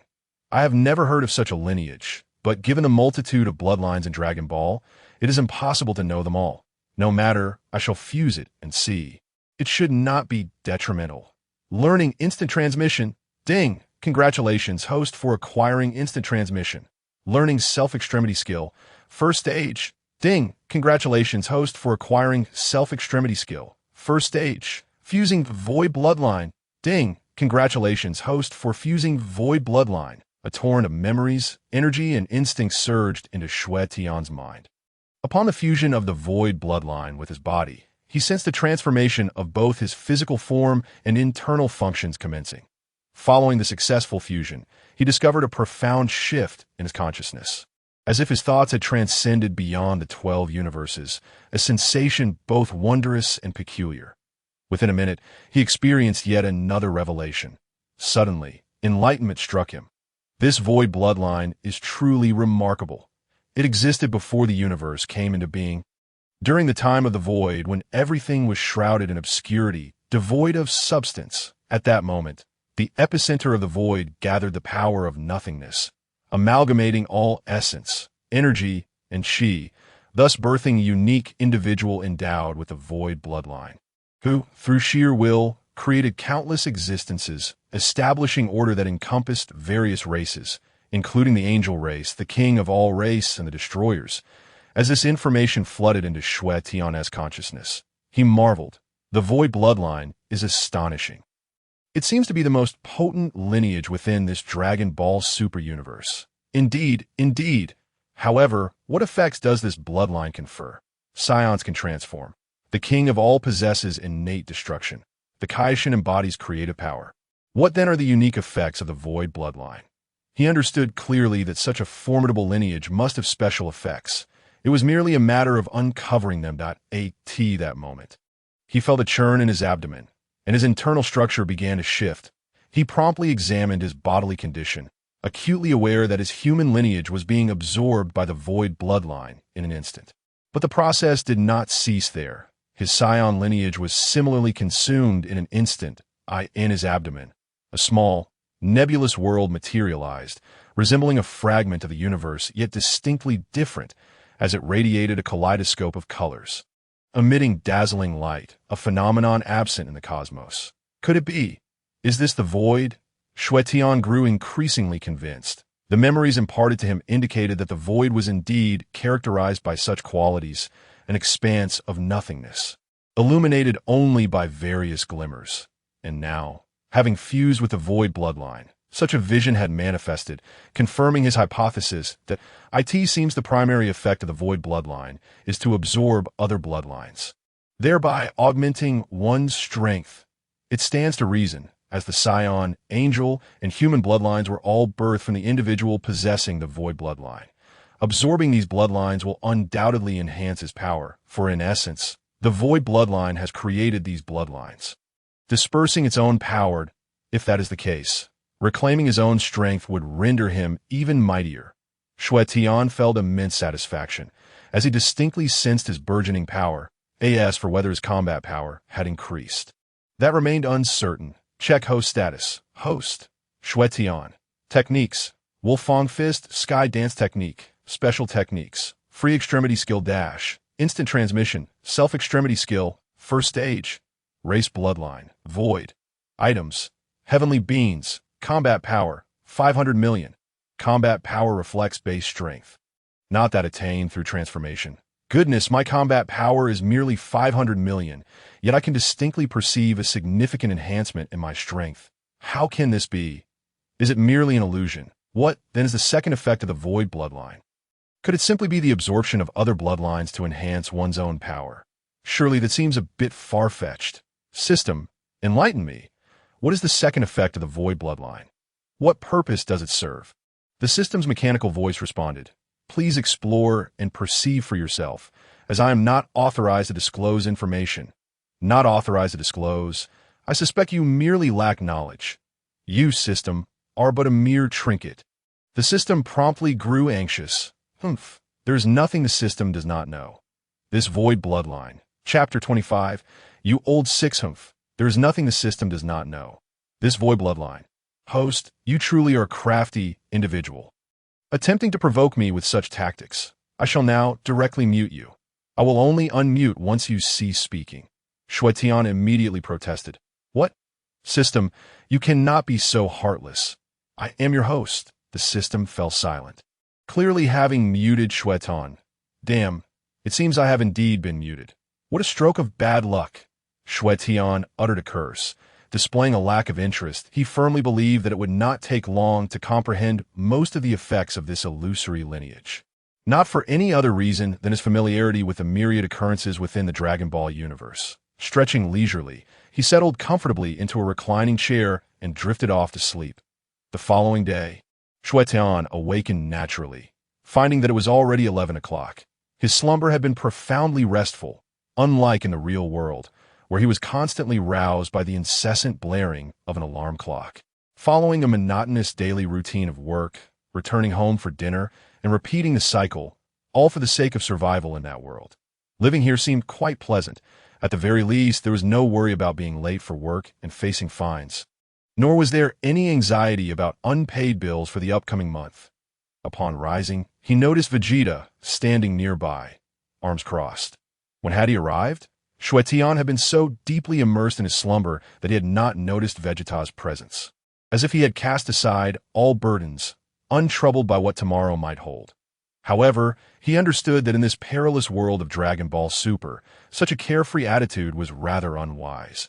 Although he had mastered the Ultra Instinct technique, enabling his body to instinctively evade danger without conscious thought, he had only grasped its basic principles and still needed to transform to achieve autonomous evasion, that he had yet to master the true essence of Ultra Instinct, which would allow him to react naturally in a state of equilibrium. Vegeta spoke coolly. 8 o'clock. Oh, so you've been standing here for 3 hours? Xue Tian chuckled. This isn't like you, Vegeta. He then leaped into the swimming pool to wash his face and swim. Given his understanding of Vegeta, it was highly unlikely that the latter would remain quietly waiting for someone, especially when that person was asleep. Unless, of course, he had a request and an ardent desire to fulfill it. Vegeta wasted no time in revealing his purpose. I wish to learn the form or techniques that surpass Super Saiyan God. In an instant, Xue Tian comprehended the situation. No wonder this fellow had willingly waited for 3 hours. After returning home the previous day, Vegeta felt a sense of injustice. Why should Kakarot be the first to transform into a Super Saiyan God? Was it not because he had sought out Xue Tian ahead of time? If he had done the same, the transformation would have been his, not Kakarot's. Thus, he sought Xue Tian, but his pride initially held him back, as he felt that such a request would tarnish the dignity befitting a Saiyan prince. However, upon recalling Kakarot's transformation, he could not bear the thought of being outdone and resolved to surpass Kakarot. Ultimately, his yearning for power and his desire to eclipse Kakarot triumphed over his haughty pride. I am afraid I cannot assist you, Xue Tian replied. While swimming, he had no leisure to teach anyone. That wasn't it more enjoyable to swim and perhaps stroll the streets to admire the ladies? Why toil under the sun, drenched in sweat, surrounded by a few burly men? Vegeta insisted. You do have the knowledge. How can you be so certain I possess it? After swimming a couple of laps, Xue Tian inquired slowly. The form you transformed into previously, Ultra Instinct, surely that can be taught? Vegeta asserted confidently that I believe Ultra Instinct is superior to Super Saiyan God. I can learn it. Emerging from the pool, Xue Tian replied in a calm tone, do not even think about mastering Ultra Instinct. It's not a matter of willingness. It's simply beyond your grasp. Ultra Instinct requires a state of relaxation and freedom, a quality suited only to individuals like Sun Wukong. You will never be able to learn it. Vegeta's eyes widened in fury. His fists clenched as he protested angrily. No, that's impossible. How can Kakarot be the only one to learn it while I cannot? I am a Saiyan prince. Kakarot is merely a lowly warrior. I am undoubtedly stronger. Xue Tian anticipated Vegeta's rage and calmly explained, this isn't a question of strength, but of personality and disposition. With your current temperament, you are simply not suited to learn Ultra Instinct. Upon hearing these words, Vegeta's face displayed denial. Yet deep down he began to accept the truth. He roared in frustration. If Kakarot learns your Ultra Instinct, does that mean I can never surpass him? He vividly recalled the overwhelming power of Ultra Instinct and how he had been unable to land a blow. In its presence, he would only be on the receiving end of punishment. If Kakarot were to master it, the consequences would be dire. Xue Tian, aware of his thoughts, cautioned, No, no, no. Sun Wukong can indeed learn Ultra Instinct, but that does not mean you are weaker than him. Well, you cannot master Ultra Instinct. You can learn other techniques. Vegeta's eyes brightened with excitement. What techniques? Self-Ultra Instinct. Xue Tian reclined on the lounge chair, gently swaying. Vegeta looked perplexed, having never heard of Self-Ultra Instinct, yet the name struck him as reminiscent of Ultra Instinct. Self-Ultra Instinct? What is it? Why does it sound so similar to Ultra Instinct? Xue Tian slightly tilted his body. Why does his shoulder feel so sore? Did I perhaps strain it during our battles? Vegeta's mouth twitched in irritation. Strained? How could that be? We were the ones taking the hits. How could you possibly be injured? If it weren't for the sins of beans, I would have been finished. You think I don't know what you're thinking? Though extremely reluctant to grow stronger, I must endure.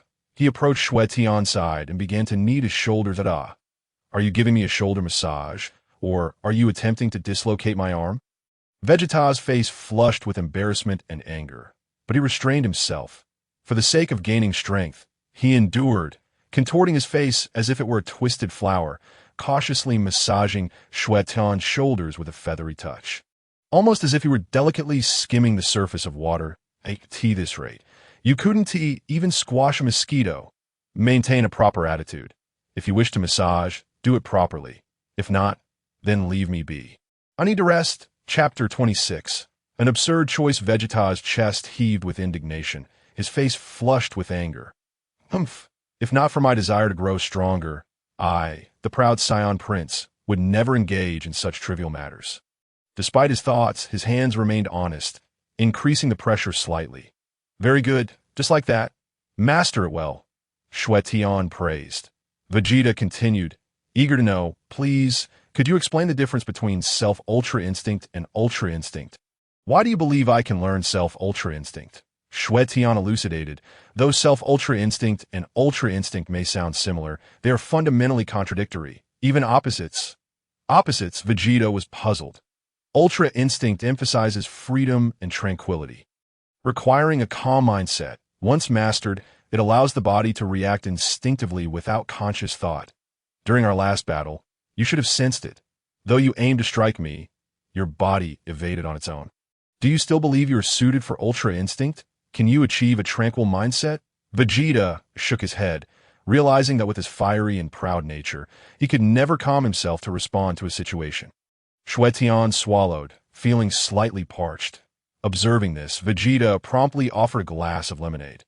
Not bad, quite attentive, Xue Tian continued. Self-Ultra Instinct, on the other hand, revolves around centering oneself, doing as one pleases, and being unbound by any constraints.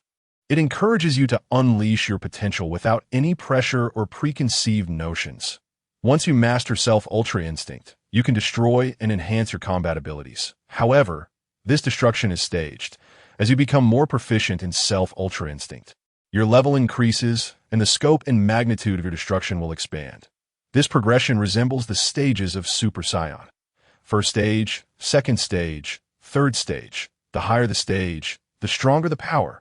Upon hearing this, Vegeta was filled with excitement, raising his fists and exclaiming, "This Ultra Instinct technique is simply tailor-made for me." Xue Tian couldn't help but chuckle. You merely meet the training requirements for Ultra Instinct. As for being tailor-made, that's a figment of your imagination. If anything is bespoke, it would be this technique designed for the God of Destruction. Vegeta had heard tales of the God of Destruction, Beerus, and knew that this being would destroy without a second thought, acting upon whims without regard for consequences, his gaze unflinching, truly terrifying. Such individuals are indeed the perfect candidates for Ultra Instinct, just as Xue Tian had said, as if the technique was crafted specifically for them. Not wanting to dwell on it any further, Vegeta focused solely on mastering Ultra Instinct, convinced that he could defeat Beerus or anyone else in due time. Please, teach me Ultra Instinct. For Vegeta, who rarely uttered the word please, saying it twice today felt strangely uncomfortable. He typically commanded rather than requested. This was unprecedented. If Goku had been present, he would undoubtedly have remarked on Vegeta's sudden politeness. Xue Tian mused quietly, wondering if he could directly impart the Ultra Instinct technique from his system's inventory into Vegeta's body.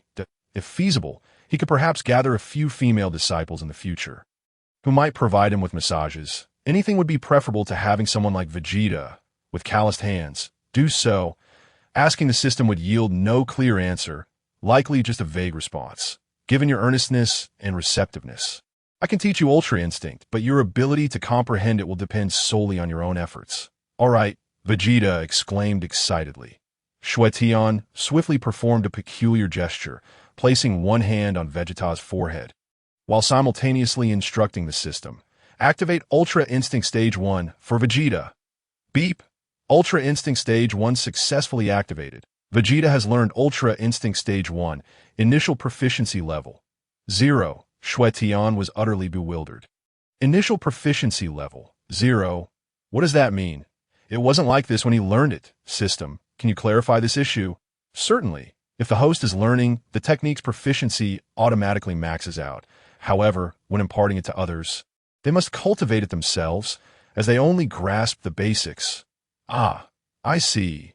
This confirmed that his earlier assumption was correct. The items and techniques in his system's inventory could indeed be used on others, which was quite advantageous. Xue Tian withdrew his hand and calmly stated, "That's enough."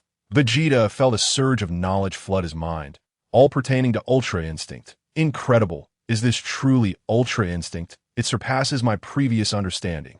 Time to train diligently. Vegeta clenched his fists, declaring, "I will master it as quickly as possible." With that, he soared back to his home. After Vegeta's departure, Xue Tian stretched lazily. It's time to explore this Dragon Ball Super world.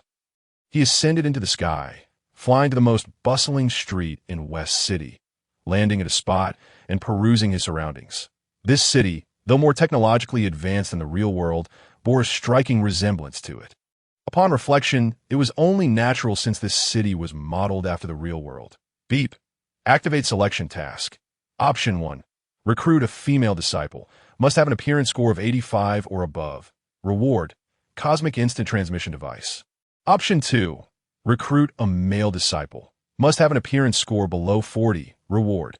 Male enhancement item X1. The two options materialized in his mind, and Xue Tian fell silent for a full 15 seconds. Male enhancement item? What on earth is that? How did I even entertain such a thought?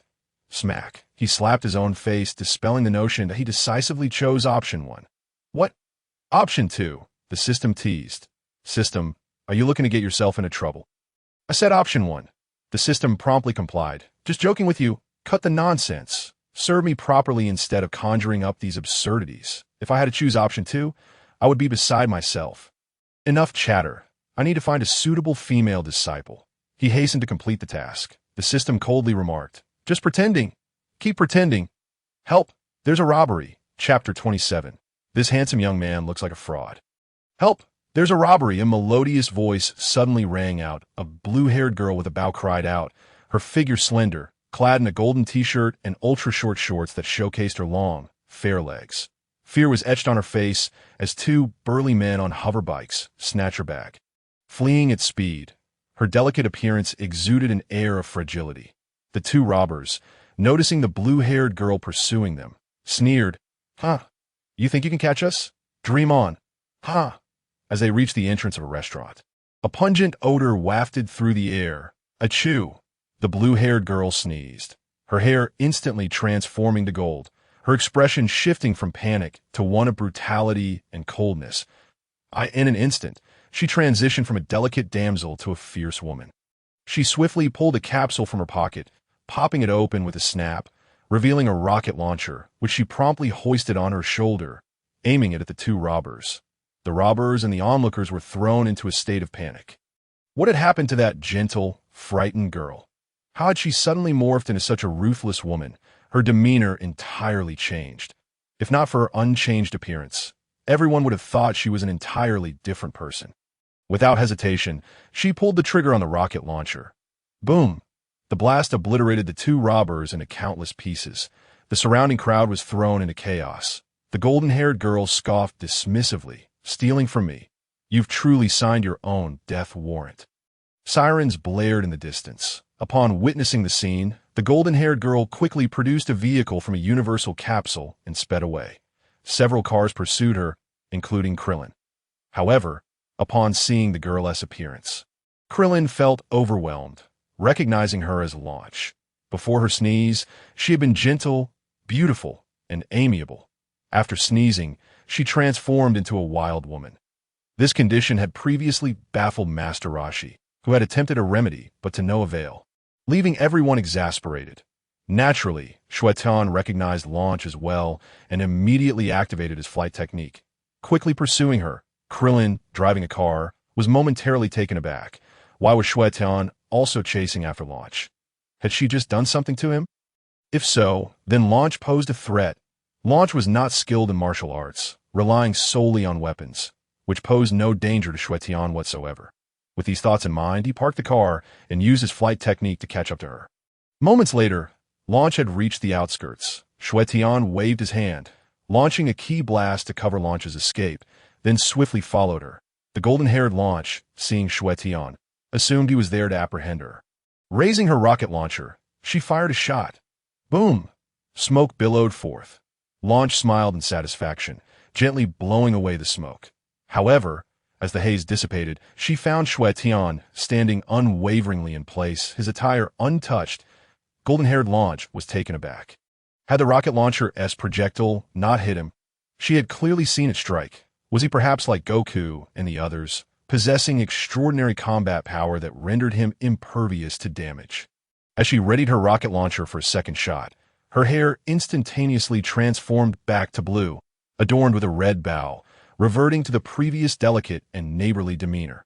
Staring at the rocket launcher in her grasp, she froze momentarily before realizing that it was her sneeze that had caused the transformation. Hastily discarding the rocket launcher, she looked at Xue Tian apologetically and said, "I'm sorry. I didn't mean to harm you." Xue Tian approached, smiling. "It's all right. I also didn't." "Wait a moment." A solemn voice resonated, and there appeared Krillin, the bald-headed warrior, swiftly approaching with the technique of flight. Upon witnessing Xue Tian heading towards Lan Shi, he instinctively feared that the latter might be in danger. Krillin was acutely aware of Xue Tian's formidable combat prowess. If he intended to harm Lan Shi, she would have no chance of escape, but he fervently hoped to dissuade Xue Tian from any ill intentions. As Krillin reached Xue Tian, he earnestly declared, "Greetings, Mr. Xue Tian. This is my friend Lan Shi, who has a rather peculiar disposition. If she has acted inappropriately towards you, I beseech you to forgive her and spare her life. For she is unable to control herself." Xue Tian replied nonchalantly, "Who told you that I intended to kill her? I am currently tasked with a mission to recruit a disciple, and with Lan Shi's striking beauty, she would surely score above 90 that securing her as my apprentice would undoubtedly fulfill my objective. Besides, I have a fondness for this girl. When I first encountered her character in Dragon Ball, I mused that marrying her would be akin to marrying too. Her gentle, blue-haired persona exudes charm and grace, while her golden-haired form radiates an alluring, commanding presence. Initially, Xue Tian had thought that Lan Shi would end up with Tianjin Fan, given her admiration for him, which she had openly expressed. However, Tianjin Fan was singularly focused on his training, neglecting any thoughts of romance, thus leaving Lan Shi in a state of neglect. As a result, her appearances had dwindled, and had it not been for her undeniable beauty and her unique duality of character, many readers might have forgotten her entirely. Krillin, sensing the tension, blurted out, "But weren't you just approaching her? Approaching her to kill her? What kind of logic is that? Do I need to be close to her to harm her?" Xue Tian retorted, bemused. Realizing his misunderstanding, Krillin awkwardly scratched his bald head and apologized. "My apologies, I misjudged the situation. I thought you meant to harm Lan Shi, but she truly has no control over her actions. I am aware that in her blue-haired state, she is gentle, while in her golden-haired form, She can be quite volatile and prone to violence. Xue Tian casually remarked, "Indeed." This casual admission astonished Krillin to, you know about that? Only those familiar with her are aware of such a secret. Yet you, having just met her, are already in the know. Xue Tian chose not to elaborate.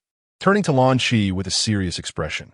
Lan Shi, I perceive great potential in you that a divine aura emanates from your crown, marking you as a rare talent in martial arts. If you were to become my disciple, I would ensure you evolve into a universe-level powerhouse. What say you? Lan Shi was momentarily taken aback, utterly bewildered by the sudden proposition of becoming his disciple. If she were indeed a martial arts prodigy, why had Master Roshi never mentioned it? Krillin quickly interjected, Lan Shi, if you wish to train, you should definitely consider him as your master. He is incredibly strong. Neither Goku nor Vegeta can match him. Lan Shi gazed at Xue Tian in astonishment. Yet no matter how she looked at him, this handsome and striking individual exuded an odd aura, akin to that of Swindler. How could he claim that Goku and Vegeta were not his equals? Nevertheless, she knew that Krillin would not deceive her. Lan Shi, what do you think? Become my disciple, and I shall impart to you remarkable skills. You need no longer envy the impressive demeanor of others. You too can possess such prowess. Xue Tian continued to entice her, that he understood that Lan Shi's initial attraction to Tianjin Fan stemmed from witnessing his impressive presence at a martial arts tournament, which had captivated her heart. In a sense, deep down, she yearned for training, but had perhaps abandoned it due to various circumstances. Lan Shi, swayed by his words, inquired, "Is training arduous? Becoming my disciple will not be burdensome. You need not endure the relentless training that Goku and Vegeta undergo. You are free to pursue whatever you desire," Xue Tian replied with a smile. He contemplated the notion that perhaps a reluctance to train stemmed from a fear of the hardships involved. However, should she truly become his disciple, her training would be manageable, as the rewards from the system would cater to her needs. Let us complete the task first, he thought, with the system at his disposal. Cultivating her into a universe-level warrior would be a trivial matter. Upon hearing that training would not be strenuous, Lan Shi hesitated no longer and nodded in agreement. Very well. I wish to become your disciple. Excellent. Now, let me hear you call me Master. Master, Xue Tian responded with delight. That single utterance of Master resonated deeply within him. Ding, mission accomplished. Recruit a female disciple with a beauty rating of 85 or above. Reward, cosmic instant transmission. Without a moment's hesitation, Xue Tian immediately learned the technique of cosmic instant transmission. Learning cosmic instant transmission. Ding! Congratulations to the host for acquiring cosmic instant transmission. With Lan Shi and Krillin present, he refrained from attempting the technique just yet and cheerfully declared, "Now that you have become my disciple, let us return to my home, where I will teach you some skills." Lan Shi, however, did not rush to agree, stating, "I have always lived on Turtle Island. I need to bid farewell to Master Roshi." "Of course, that is only proper," Xue Tian replied with a smile. He then turned to Krillin. "Would you like to visit Master Roshi?" After a moment's contemplation, Krillin decided it would be good to see Master Roshi, reasoning that since he had already skipped out, he might as well face whatever reprimand awaited him. "I will join you." "Let us go," Xue Tian instructed. "Place your hands on my shoulders." Previously, when he was accompanied by the god of Super Saiyan, Master Roshi had visited his villa, so he was familiar with the old man's energy signature. "Wait, can you also teleport?" Krillin asked, astonished. Xue Tian chuckled. "Is that so difficult?" Krillin awkwardly laughed, realizing that given Xue Tian's combat prowess, it might not be challenging for him, but for others like himself, it truly was a formidable task. Among their group, only Goku possessed such a skill. Even Vegeta had not succeeded in mastering it. Whoosh! The trio instantly arrived at Turtle Island. Master Roshi was reclining in a chair, engrossed in an adult magazine, utterly oblivious to the arrival of the three, occasionally emitting a chuckle that was anything but dignified. Krillin felt a twinge of embarrassment at his master's indecorous behavior. Meanwhile, Xue Tian remained unfazed, fully aware of Master Roshi's character. Upon hearing someone call his name, Master Roshi finally looked up, only to be met with the sight of Lan Shi. "Krillin, And Xue Tian, with a nosebleed and a look of shock, he exclaimed, "What brings you here?" Xue Tian explained, "Lan Shi has decided to become my disciple, and I am taking her to my residence. We have come to bid you farewell." What? Master Rashi was taken aback. Lan Shi had chosen to apprentice under Xue Tian. She was leaving. Though he felt a pang of reluctance, he recognized Xue Tian's immense strength, capable of transforming into a Super Saiyan God, rendering both Vegeta and Goku his inferiors. Indeed, having such a master was advantageous for Lan Shi, superior to remaining here. "It is her honor to become your disciple." He set aside the adult magazine and rose slowly, speaking with heartfelt sincerity. "Lan Shi, as you accompany Xue Tian, make sure to train diligently. With his guidance, your strength will undoubtedly flourish." Indeed, Master Rashi had much more to say, yet the words faltered on his lips, leaving him with an ineffable feeling that transcended expression. Reflecting on the fact that Lan Shi was merely going to Xue Tian's residence, he reassured himself that he could visit her anytime he wished. "Go ahead, Lan Shi," Master Rashi urged, retreating into his abode. Krillin found himself at a loss, awkwardly explaining, "Xue Tian, that's just how he is, and Lan Shi has always been here on Turtle Island. The departure is understandably bittersweet." Xue Tian, however, paid little mind. "I understand. Do you wish to continue conversing with Master Rashi? If not, we shall take our leave." After pondering for a moment, Krillin realized that Master Rashi needed solitude and decided against intruding further. "No more conversations. Let us return to West City." Lan Shi chimed in, "Master Rashi, we are leaving." As he spoke, he placed his hand on Xue Tian's shoulder, and in an instant he vanished. After their departure, Master Rashi emerged from the room, letting out a deep sigh. "They've gone. Now, Turtle Island is left with just me and the old turtle. However, perhaps this is your destined home." Back at Xue Tian's villa, Clin remarked, "I have to get back to work, so I'll take my leave." "All right, you may go." Once Clin left, only Lan Shi and Xue Tian remained in the villa. The atmosphere grew somewhat awkward. Xue Tian was at a loss for words, while the delicate Lan Shi was equally uncertain of how to express herself. Contemplating his role as a master, Xue Tian decided he should do something. Clearing his throat, he said, "Why don't you take some time to familiarize yourself with the villa surroundings and choose a room that you like?" Lan Shi responded gently, "Okay." She too felt the awkwardness of the moment, not least because she had just become his disciple without truly knowing him yet. Chapter 29, How to Enhance Combat Power. As she entered the villa, a sudden realization struck Xue Tian. He had taken her as a disciple, yet he seemed to have little to impart. He couldn't help but smack his forehead. Had he known better, he would have kept the Ultra Instinct technique for his own use instead of passing it to Vegeta. But could Lan Shi truly master the Ultra Instinct in her gentle blue-haired form?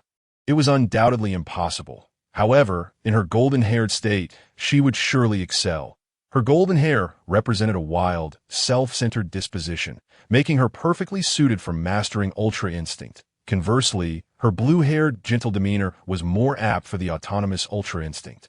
Suddenly, a light bulb went off in Xue Tian's mind. Could it be that Lan Shi is indeed the ideal candidate for cultivating both autonomous Ultra Instinct and Ultra Instinct? Unintentionally, he had acquired a remarkable disciple, highly attractive and endowed with great talent. It was a pity that he had given the Ultra Instinct to Vegeta. Had he known, he would have saved it for Lan Shi. But with the system, it would eventually be his. He decided to check on his own status. Host, Xue Tian. Techniques, Wolfang Fist, Sky Dance Technique, Final Flash, Special Techniques. Autonomous Ultra Instinct Xia. Ultra Instinct Stage 1, Cosmic Instant Transmission. Race Bloodline, Void Bloodline, Human Bloodline, and Scion Bloodline consumed. Items, Senza Beans. Combat Power, 900 million. This combat power is the base level, not the transformed state. Xue Tian was momentarily taken aback, exclaiming, "Strange. How did my combat power reach 900 million? Didn't it used to be 500 million? Could it be due to my fusion with the Void Bloodline? Yet, I felt no increase in power when I fused yesterday. Could it be that the Void Bloodline enhances combat power continuously? Or perhaps any combat action could lead to an increase?" After pondering these questions, he wanted to inquire with the system, but he remembered that this system was notoriously unhelpful. often responding with the advice to explore on his own. And he was disinclined to waste time on it. Using instant transmission, he appeared in the Kaishin realm. The old Kaishin was reclining on the grass, contentedly perusing a magazine featuring beautiful women, while the East Kaishin stood guard nearby. Accompanied by his servant, Jebit, upon noticing Xue Tian's sudden arrival, the East Kaishin approached, puzzled, and asked, "Mr. Xue Tian, what brings you here so unexpectedly?" Xue Tian smiled slightly. "Nothing much. Just here to unleash a few techniques." Huh. The East Kaishin was momentarily baffled. Before he could process this, Xue Tian thrust his hands forward, exclaiming, "Final flash! Boom!" Half of the Kaishin realm was obliterated. The old Kaishin, startled by the deafening explosion, was left disoriented, while the East Kaishin stood in shock, utterly confused as to why Xue Tian had suddenly destroyed their realm. "What is the meaning of this, Xue Tian? What are you doing?" the old Kaishin demanded, jumping up in alarm. Xue Tian calmly explained, "It's nothing." With that, he instantly transported himself back to his villa. The old Kaishin and East Kaishin exchanged bewildered glances. What was the meaning of this sudden outburst? East Kaishin, if Xue Tian plans to come back and wreak havoc on the Kaishin realm again, you must stop him. Ah, the East Kaishin felt both embarrassed and troubled. Could he really defeat him with his own strength? Charging at him would only result in a beating. Surely, there were limits to how much one could torment their juniors. Whoosh! Just then, Son Goku appeared in the Kaishin realm, gazing at the now-halved realm in confusion. East Kaishin, what happened here? Why is your Kaishin realm only half intact? Hearing this, the East Kaishin awkwardly replied, "Just now, Xue Tian suddenly appeared and unleashed a final flash for reasons unknown." "Oh, I see. East Kaishin, I want to come train here," Son Goku said with a smile, not pressing further about Xue Tian's actions.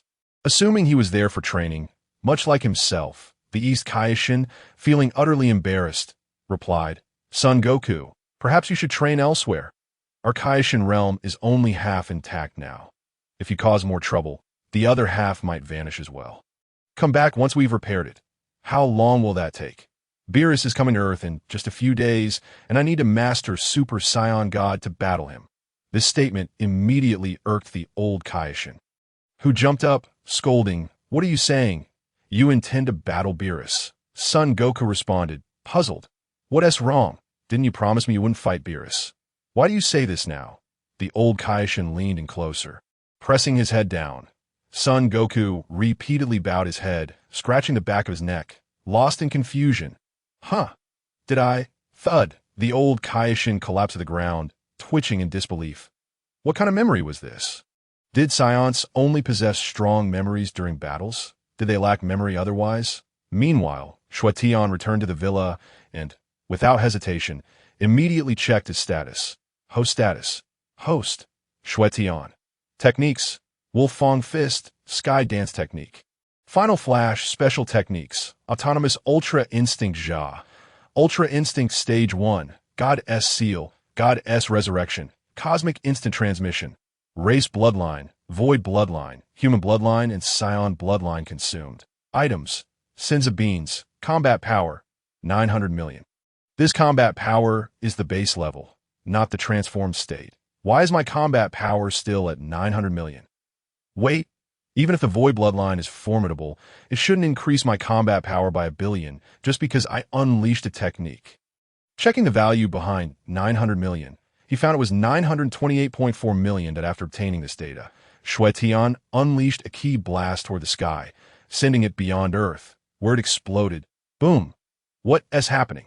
Have the Earthlings discovered us?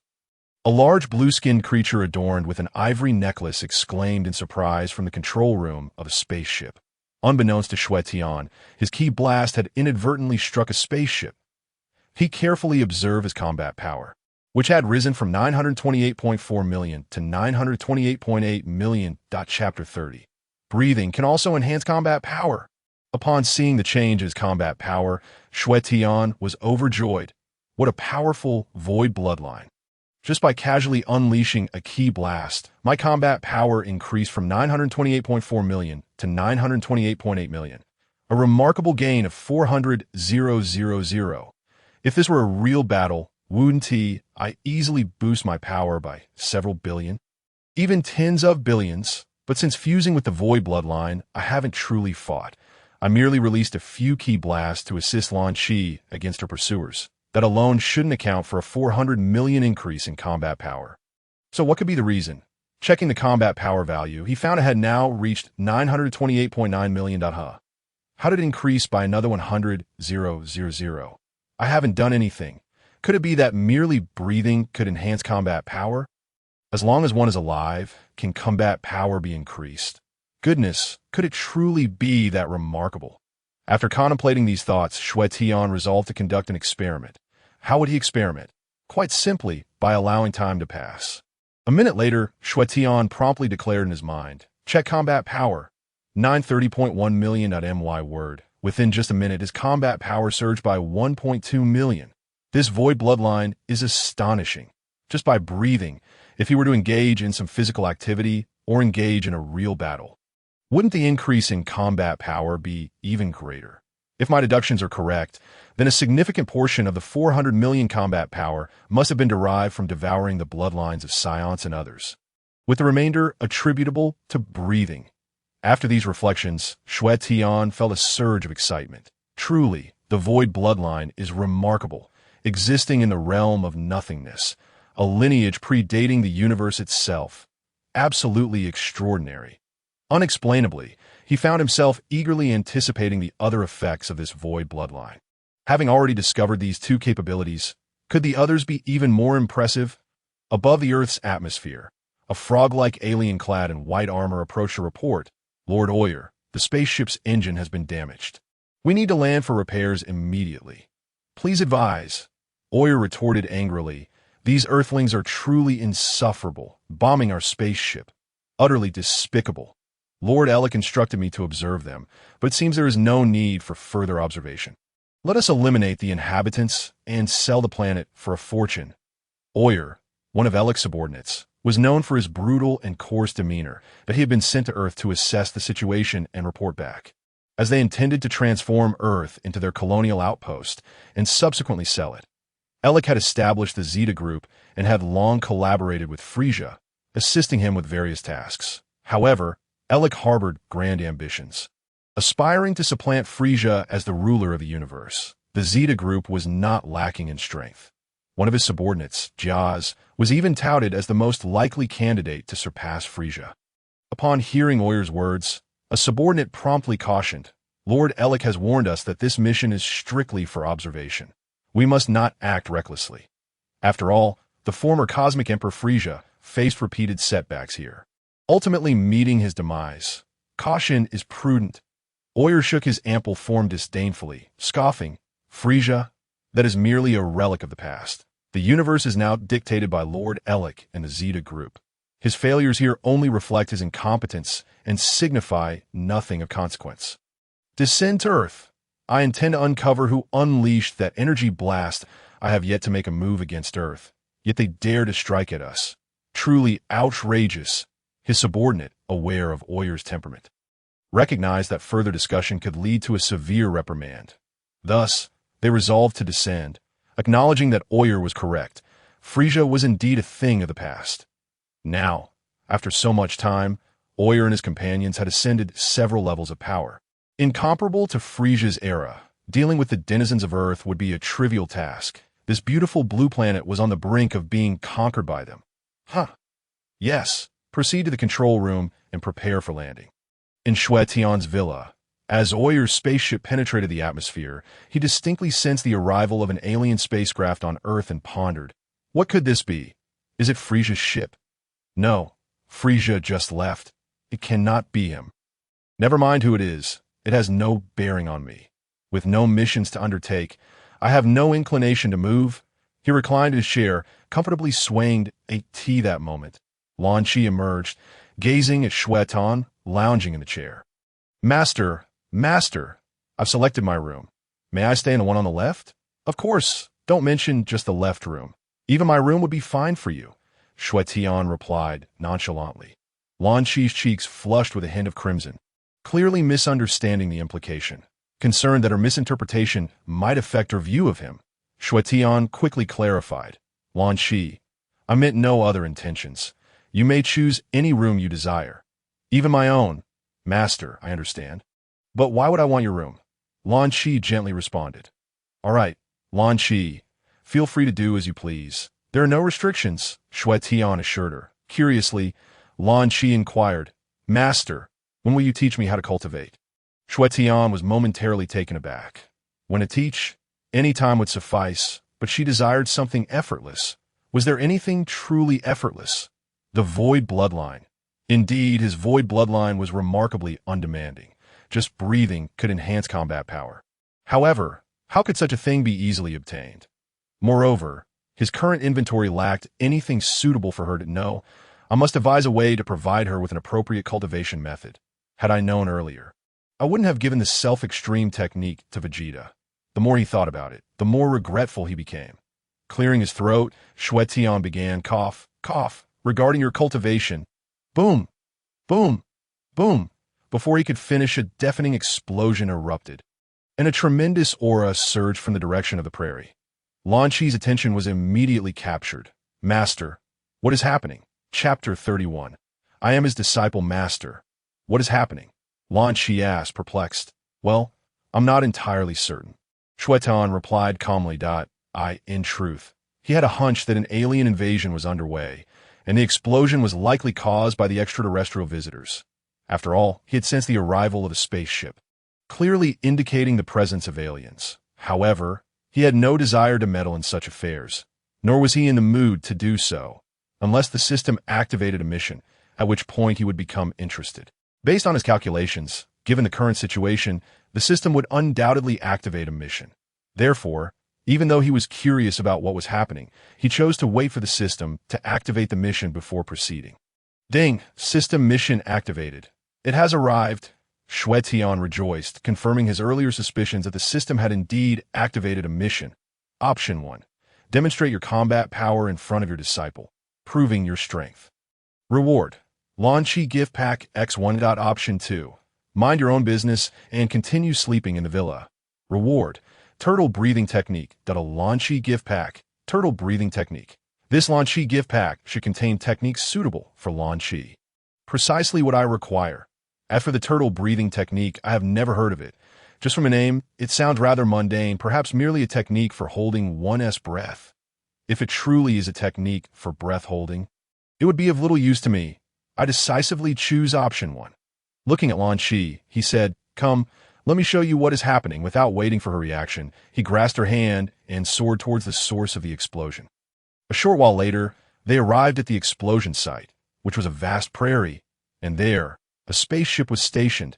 Surrounding the spaceship were hundreds of aliens clad in white armor, and at the forefront stood a tall, exceedingly corpulent blue-skinned individual. Oyer, Sun Wukong, Tianjin Fan, and the others had also arrived. Upon spotting Sun Wukong, Tianjin Fan, and Vegeta, Lan Shi was taken aback. Yet upon reflection, she realized they were always present during such events. When Lan Shi saw Tianjin Fan, her eyes flickered momentarily. This man, whom she once admired, had not been seen for many years. Similarly, Tianjin Fan noticed Lan Shi, yet his expression remained unchanged, utterly indifferent. His focus was solely on cultivation, and he had never considered women. Seeing his lack of regard for her presence, Lan Shi's eyes dimmed, filled with disappointment. Xue Tian observed her expression and smiled faintly. What? Are you still attached to Tianjin Fan? Lan Shi was momentarily taken aback, not expecting her master to be aware of her feelings for Tianjin Fan. Although a touch embarrassed, she self-deprecatingly remarked, In the past, I truly liked him, but he had no feelings for me. In his eyes, there was only cultivation. As time passed, her feelings for him had faded significantly, and now they had dissipated entirely. Yet upon seeing him again, she experienced an unexpected sense of estrangement. Xue Tian nodded slightly, understanding the sentiment. In reality, what Lan Shi felt for Tianjin Fan was not love, but rather admiration. She had been captivated by a particular moment of his actions or demeanor at a specific instant, that instilled in her a sense of reverence, which she mistakenly interpreted as love. However, that was not the case. For a woman, Marrying someone she admires is indeed a splendid affair. Alas, the intentions of the fallen blossoms are often unreciprocated by the flowing waters. Perhaps it won't be long before you no longer harbor any feelings for him. As for me, I've already moved on, Xue Tian asserted. Lanqi took a moment to introspect and realized that she indeed retained a flicker of sentiment for Tianjin Fan. However, she could guarantee that if he were to express affection toward her now, she would not acquiesce. After all these years, despite her gentle and demure nature, she possessed her own unique disposition regarding love. Simultaneously, she felt a twinge of curiosity about why her master had suggested that she would soon forget him. Master, you just mentioned that I wouldn't take long to lose my feelings for him. What led you to that conclusion? Then let me ask you, did you first develop feelings for him after witnessing his valiant and heroic demeanor at a martial arts tournament? Lanqi was startled. How did her master know of this? She felt as if all her thoughts were laid bare before him, like a little girl whose secrets had been exposed. Master, how did you come to know that? Do not forget how you address me, Xue Tian replied with a mysterious smile. Realization dawned upon Lanqi. Indeed, she called him master, and if he lacked any ability, how could he hold that title? Regardless, she couldn't help but admire her master for being aware of such details. Did he possess the gift of foresight? Master, do you truly have the ability to foresee events? Xue Tian smiled enigmatically. You could say that. Incredible. Master, since you possess such foresight. Lanqi gazed at him with admiration. No longer doubting his previous words, perhaps she truly would forget Tianjin Fan sooner than she anticipated. Sun Wukong and the others noticed Lanqi with Xue Tian and immediately greeted them. Hey, Xue Tian. Lanqi, long time no see. What brings you here, especially alongside Xue Tian? Vegeta expressed his curiosity. Lanqi had always been a rather inconspicuous presence among them, rarely participating in many matters, so her arrival was indeed surprising. Wukong, it's been a while, Lanqi replied gently. Xue Tian is my master. We came over after hearing an explosion. Aside from Krillin, Sun Wukong, Vegeta, and the others exclaimed in astonishment. What? Xue Tian is your master. What's going on? Is there a problem? Lanqi, puzzled, inquired, thinking there might be something special regarding Xue Tian. Sun Wukong scratched his head enviously. It's not a problem. It's just that Xue Tian is incredibly powerful. Being his disciple must be an extraordinary experience. He even taught me how to transform into a Super Saiyan God. Super Saiyan God? What is that? Lanqi asked, bewildered. Sun Wukong, unsure how to explain, vaguely responded, it's a new form of Saiyan. I guess you could call it divine. I'm not entirely certain. All right, but tell me, who among you damaged my spaceship? Chapter 32. How do you know everything? I ask, who among you damaged our spaceship? Oyer, noticing the conversation among Sun Wukong and the others, became infuriated as he felt disregarded. And no matter where he was always treated with respect. Yet here was a mere earthling ignoring him. Did they truly think that defeating Frieza entitled them to disregard everything? Sun Wukong, puzzled, stated, damaged your spaceship? We didn't do that. Oyer retorted angrily. Just now while we were flying through space, suddenly a ki blast struck us, damaging our spaceship. Besides you few, who on earth could have done this? You still refuse to admit it. Sun Wukong, astonished, exclaimed, you know us. Since we're all friends, if your spaceship is damaged, you could ask Bulma for repairs. She's really talented. Upon hearing this, Xue Tian was slightly taken aback. His casual ki blast had inadvertently hit Oyer's ship. This fellow was indeed quite unfortunate. However, why was he hovering around Earth? Wait a moment. He knows the names of Sun Wukong, Vegeta, and the others. Could it be that he has investigated them?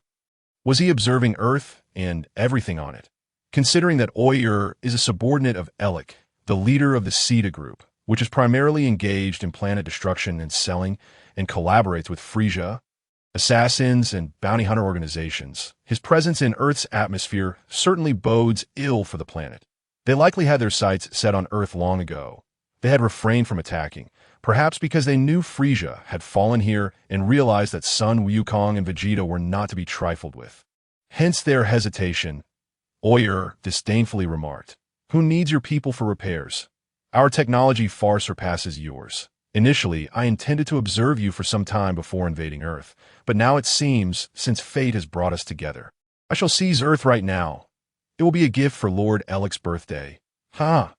Although Sun Wukong may not have been the sharpest, upon hearing of the impending invasion, he quickly grasped that Oyer was no good individual. So you're not a good person? Oyer spread his hands and laughed heartily. Ha! I never claimed to be a good person. Prepare to die. I am eager to witness the might of the Earthlings who defeated Frisia. Sun Wukong and the others stared at Oyer in astonishment. You know Frisia? Before Oyer could respond, Xue Tian interjected. He is a member of the Sita group.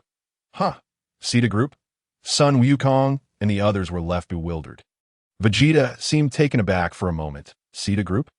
Ah, Vegeta, you know of the Sita group too? Sun Wukong inquired curiously.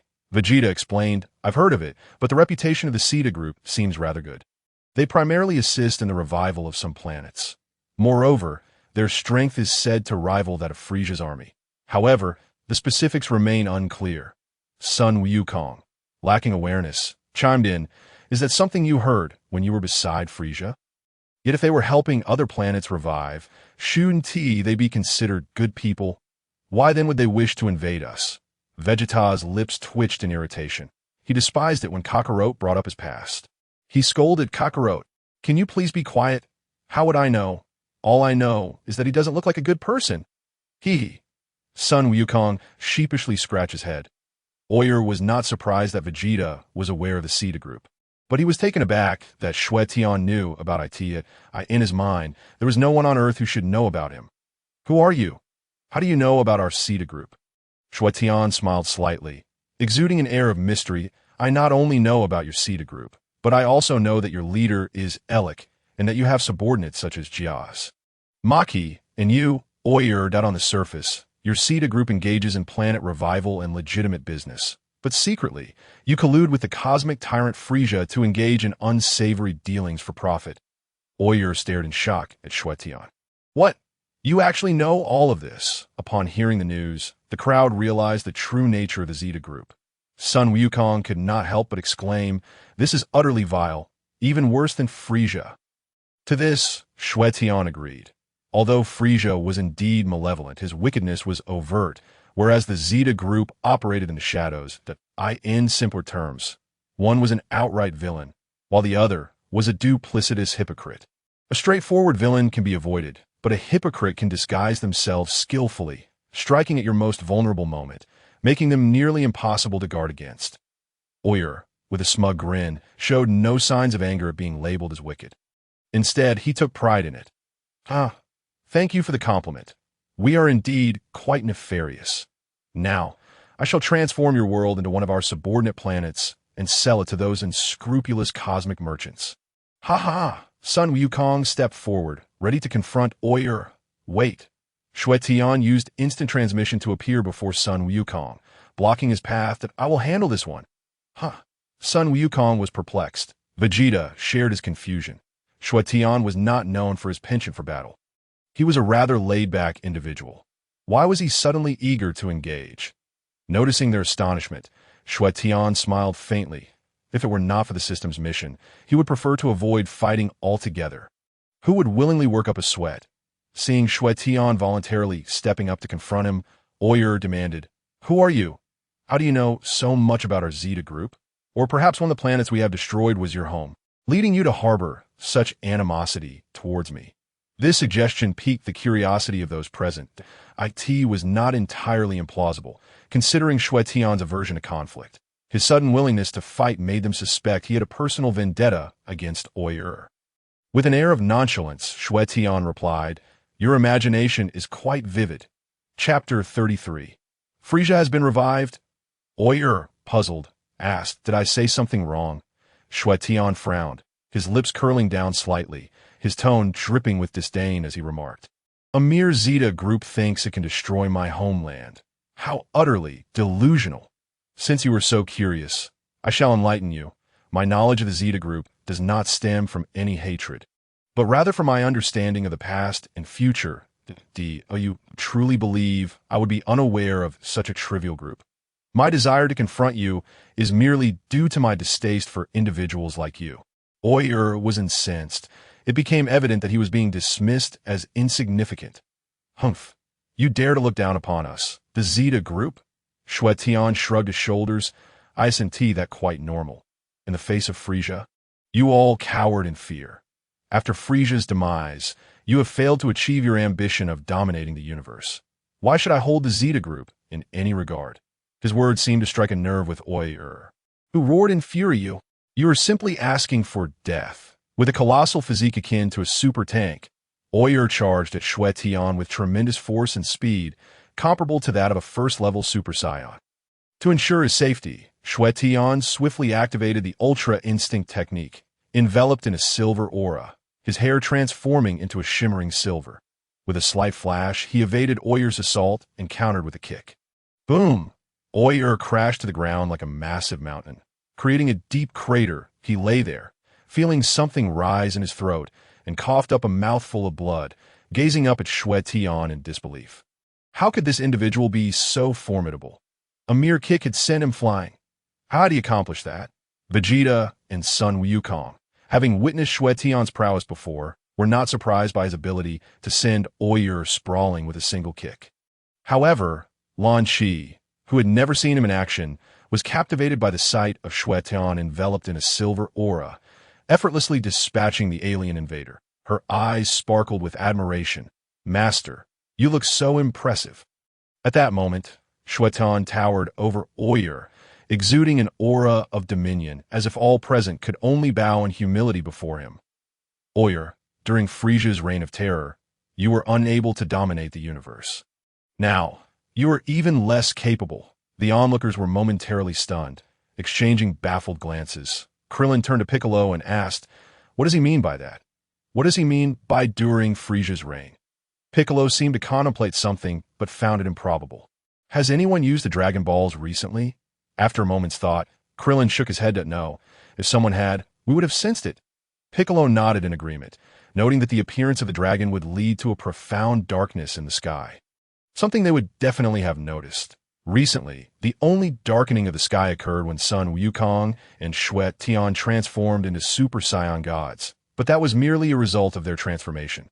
Unrelated to the Dragon Balls, Oyer, lying on the ground, was bewildered by their conversation but confidently asserted, "The universe will eventually belong to the Zeta group." Seeing his unwavering confidence, Xue Tian felt compelled to inform him of Frisia's revival. After all, such a grim reality could not remain undisclosed, though. "Is that so? It seems you have not misunderstood my meaning. To be blunt, Frisia has indeed been revived." Upon hearing this, everyone present was taken aback. Exchanging incredulous glances, Krillin was horrified, recalling the moment Frisia had tossed him into the air, obliterating him into dust. Meanwhile, Piccolo's face turned pale. Frisia lingered in his mind as a source of deep-seated dread. He acknowledged that many formidable foes had emerged after Frisia, such as Cell and Bu, but none had instilled fear in him quite like Frisia. Frisia had proven to be exceedingly difficult to confront, making a lasting impression on him. "What? Frisia has been revived. How come we haven't heard anything about this?" Sun Wukong exclaimed in astonishment. "Indeed, Frisia has returned," Xue Tian confirmed.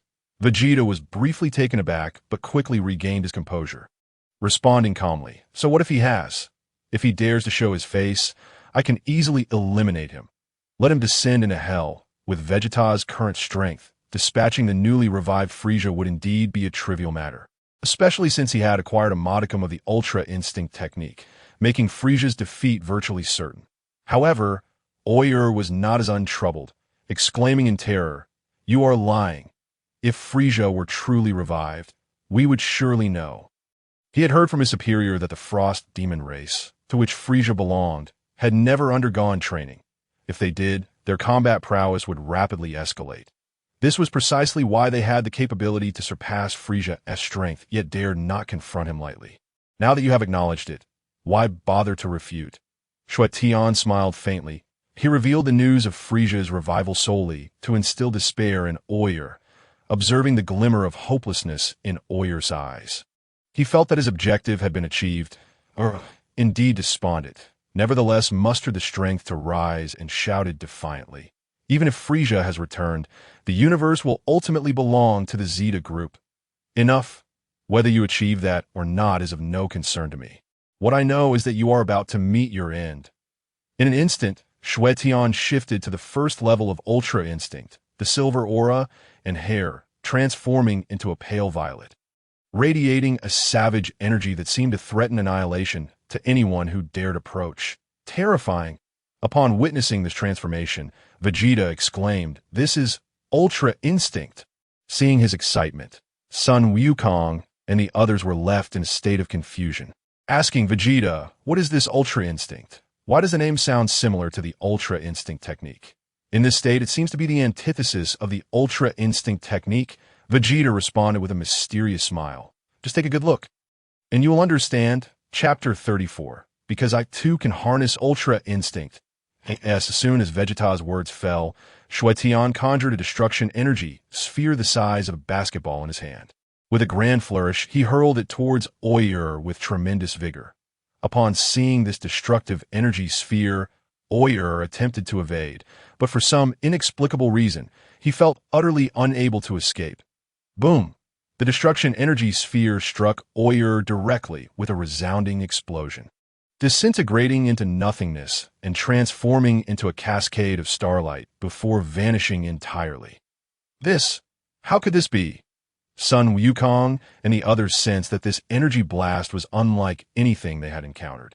If it were their energy blasts, even if it pulverized a target, it would not dissolve into starlight. Yet, Xue Tian's attack disintegrated into starlight instantaneously, as though the individual had never existed, leaving them utterly bewildered. Vegeta, with a triumphant smirk, remarked, "This is the true power of Ultra Instinct. Destruction, Vegeta. What exactly is Ultra Instinct?" Sun Wukong, having heard Vegeta mention it before, felt a surge of confusion. Could it be that Vegeta could also wield this form? Yet he had never witnessed Vegeta manifest it. Based on his understanding of Vegeta, had he mastered Ultra Instinct, he would have showcased it immediately, dazzling everyone. Since he had not done so, it implied he had yet to fully grasp it. Sun Wukong's comprehension of Vegeta was indeed spot on. Although Vegeta understood the techniques of Ultra Instinct and had some insights, he had not yet mastered it, nor could he transform. However, from observing Xue Tian's transformation, he could discern that it was indeed Ultra Instinct. Having witnessed the destruction wrought by Ultra Instinct, he felt exhilarated, envisioning that it would not be long before he too could command such terrifying power. At that time, none of Sun Wukong's group would be his match, not even the god of destruction, Beerus. The thought of defeating Beerus and becoming the second strongest in the universe filled him with uncontrollable excitement. Why not the first? Because the first was Xue Tian, that he was self-aware. Even if he defeated Beerus, he could never claim the title of the strongest as long as Xue Tian was present, given that it was he who had imparted the knowledge of Ultra Instinct. Furthermore, judging by Xue Tian's performance, he was convinced that Xue Tian possessed far more than just Ultra Instinct or the Ultra Instinct technique. If Xue Tian were to discover Vegeta's current thoughts, he would undoubtedly remark, "You have a fair amount of self-awareness, but to think you could defeat Beerus with just the first level of Ultra Instinct is quite overambitious." Observing that Vegeta had not answered him, Sun Wukong hurried over and inquired, "Vegeta, what exactly is this Ultra Instinct technique? How do you know about it?" "Because I can," Vegeta declared proudly. "What? You can use Ultra Instinct?" Sun Wukong was taken aback, his jaw nearly dropping in disbelief at Vegeta's prowess. However, he quickly regained his composure and excitedly suggested, "Vegeta, let us spar and see. You should use Ultra Instinct." Vegeta's face fell into an awkward expression. He was not yet capable of transforming into that state, and only knew how it was done, that if Kakarot found out he was merely bragging, he would surely be ridiculed. After a moment's thought, he coldly replied, "I have no time to spar with you." With that, he executed the instant transmission technique and departed. After leaving, he secretly mused, "Kakarot, just wait. Once I master Ultra Instinct, it will be time for your reckoning." The members of the Zeta Legion, witnessing their leader Oyer's demise, were thrown into a panic, hastily boarding their spacecraft and fleeing in disarray. In less than 3 minutes, only one spaceship remained, devoid of any extraterrestrial life. Xue Tian had achieved his objective. He dispelled his ultra-instinct state and appeared before Lan Shi, stating, "It is time for us to return." "Yes, Master." Lan Shi replied with admiration. "Master, you were so impressive. Defeating the alien invasion with a single kick and sending the remaining minions fleeing in terror." Grasping Lan Shi's hand, he executed instant transmission, returning to the villa. Sun Wukong, witnessing Xue Tian utilize instant transmission, was momentarily taken aback. Wow, Xue Tian can use instant transmission too. Remembering Vegeta's mention of Ultra Instinct, he quickly pursued at Xue Tian's villa. "Master, you were truly magnificent just now, especially in those two forms. One silver and the other light purple. They were simply stunning." Lan Shi exclaimed, her eyes sparkling with excitement, her right hand waving as if she had defeated Oyer herself. Feeling slightly bashful at the praise from his beautiful disciple, Xue Tian coughed a couple of times. "We must remain low-key. My abilities extend far beyond what you have seen, and you will understand in due time." "Indeed," Lan Shi replied excitedly. "Ding, mission accomplished. Perform valiantly in front of your disciple to demonstrate your combat prowess and earn a reward." Lan Shi Gift Pack X1. Gazing at the Lan Shi gift pack in his inventory, Xue Tian felt quite satisfied. Just as he was about to open it for Lan Shi's use, he suddenly sensed a disturbance in the space. And Sun Wukong appeared unexpectedly. "Huh, what brings you here?" Sun Wukong, not one hold back, eagerly inquired. "Xue Tian, what is this Ultra Instinct that Vegeta mentioned?" "What is it?" "It's simply Ultra Instinct," Xue Tian, perceiving Sun Wukong's intent, responded nonchalantly. Sun Wukong scratched his head, wondering if he had failed to express himself clearly or if Xue Tian had misunderstood ITS about this Ultra Instinct. "Can you?" Before he could finish, Xue Tian interjected, "Wukong, you needn't bother. You cannot learn Ultra Instinct." Sun Wukong assumed Xue Tian was unwilling to teach him, so he rushed closer, leaning in to whisper, "Just teach me. How can you say I cannot learn it without even trying?" Xue Tian remained unimpressed. Sun Wukong then turned to Lan Shi. "Lan Shi, please persuade your master to teach me Ultra Instinct." "I beg you." Xue Tian shot a glare at Sun Wukong. This guy might lack common sense, but when it came to learning techniques or fighting, his intelligence was remarkably keen, knowing to seek Lan Shi's help for intercession. Lan Shi hesitated. "Master, you should teach Wukong. If he learns, he can better protect Earth." "Lan Shi, it is not that I refuse to teach him, but rather that he does not meet the qualifications to learn this martial art that it requires a person like Vegeta, cold, ruthless, and self-centered." Chapter 35. Lan Shi's Grand Gift. "It is not that I refuse to teach him. He is simply unqualified to learn Ultra Instinct." Xue Tian then elaborated on the prerequisites for mastering Ultra Instinct. Upon hearing this, Sun Wukong and Lan Shi fully understood. Indeed, Sun Wukong did not possess the conditions required for training. "Xue Tian, is there a martial art that suits me?" Xue Tian's mouth twitched slightly. Was he trying to get something for nothing? Forget about Ultra Instinct. Focus on mastering Super Saiyan God form first. How can you think of practicing other martial arts when you have yet to master Super Saiyan God? Sun Wukong chuckled awkwardly, acknowledging the truth in that. "Then I will go train to master Super Saiyan God. Once I do, you can teach me Ultra Instinct." Before Xue Tian could respond, Sun Wukong vanished in a flash. Utilizing instant transmission to leave, Xue Tian was left speechless. This Sun Wukong was indeed quite the trickster. Leaving before he even had a chance to refuse. Did he master the skills of wooing women by ensuring they never had the chance to say no? Shaking off such thoughts, he opened the Lan Shi gift pack in his mind. Opening Lan Shi's gift pack. Congratulations, host has acquired Ultra Instinct. Ultra Instinct, sign, a God-level combat power energy tank, and a God-level exclusive battle suit for Lan Shi. Following this, Xue Tian's inventory was filled with the first level of Ultra Instinct. Ultra Instinct, sign, a God-level combat power energy tank, and a God-level exclusive battle suit for Lan Shi. Wow, this Lan Shi gift pack is quite impressive. I don't even have an exclusive battle suit. And Lan Shi has wondered out what is this God-level combat power energy tank all about. Regardless, let us first impart the art of Zai Ji Gong and Zai Ji Gong to Lan Shi before delving into further studies. With a gentle smile directed at Lan Shi, I recalled your earlier inquiry about when I would bestow martial skills upon you. Upon hearing this, Lan Shi, brimming with excitement, eagerly inquired, Master, are you planning to teach me martial arts now? After witnessing Xue Tian's dashing combat stance, Lan Shi had longed to train, yet she harbored concerns that her master might not be willing to teach her. It seems, however, that her apprehensions were somewhat unfounded. Indeed, Xue Tian replied with a smile. Lan Shi's initial joy was soon followed by a wave of worry as she asked, But master, what if I cannot learn? I fear I might be a bit slow. A soft blush adorned her fair cheeks, and with her glistening eyes and delicate demeanor, she appeared particularly charming and endearing. Xue Tian reassured her, saying, Do not fret. There is no need for arduous study. I will seamlessly integrate the knowledge you need into your mind, allowing you to inherently grasp the essence of cultivation. Lan Shi found this notion quite miraculous, having never heard of such a phenomenon during her time with the Turtle Sage.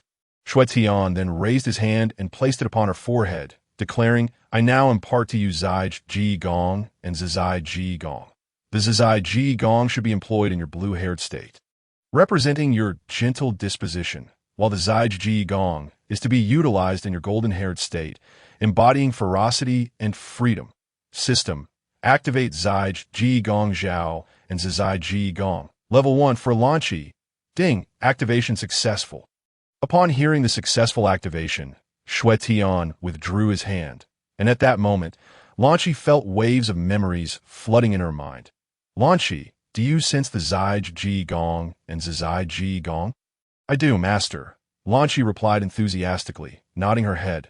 Xue Tian smiled and added, with martial arts techniques at your disposal, how could one neglect battle attire? System, equip Lan Shi with the divine exclusive battle attire. Ding, activation successful. A silver light enveloped Lan Shi, and a stunning silver battle outfit materialized upon her, rendering her appearance both striking and graceful. This battle attire belongs to you, Lan Shi exclaimed joyfully. Master, I absolutely adore this outfit. The moment I donned it, I felt an immediate connection.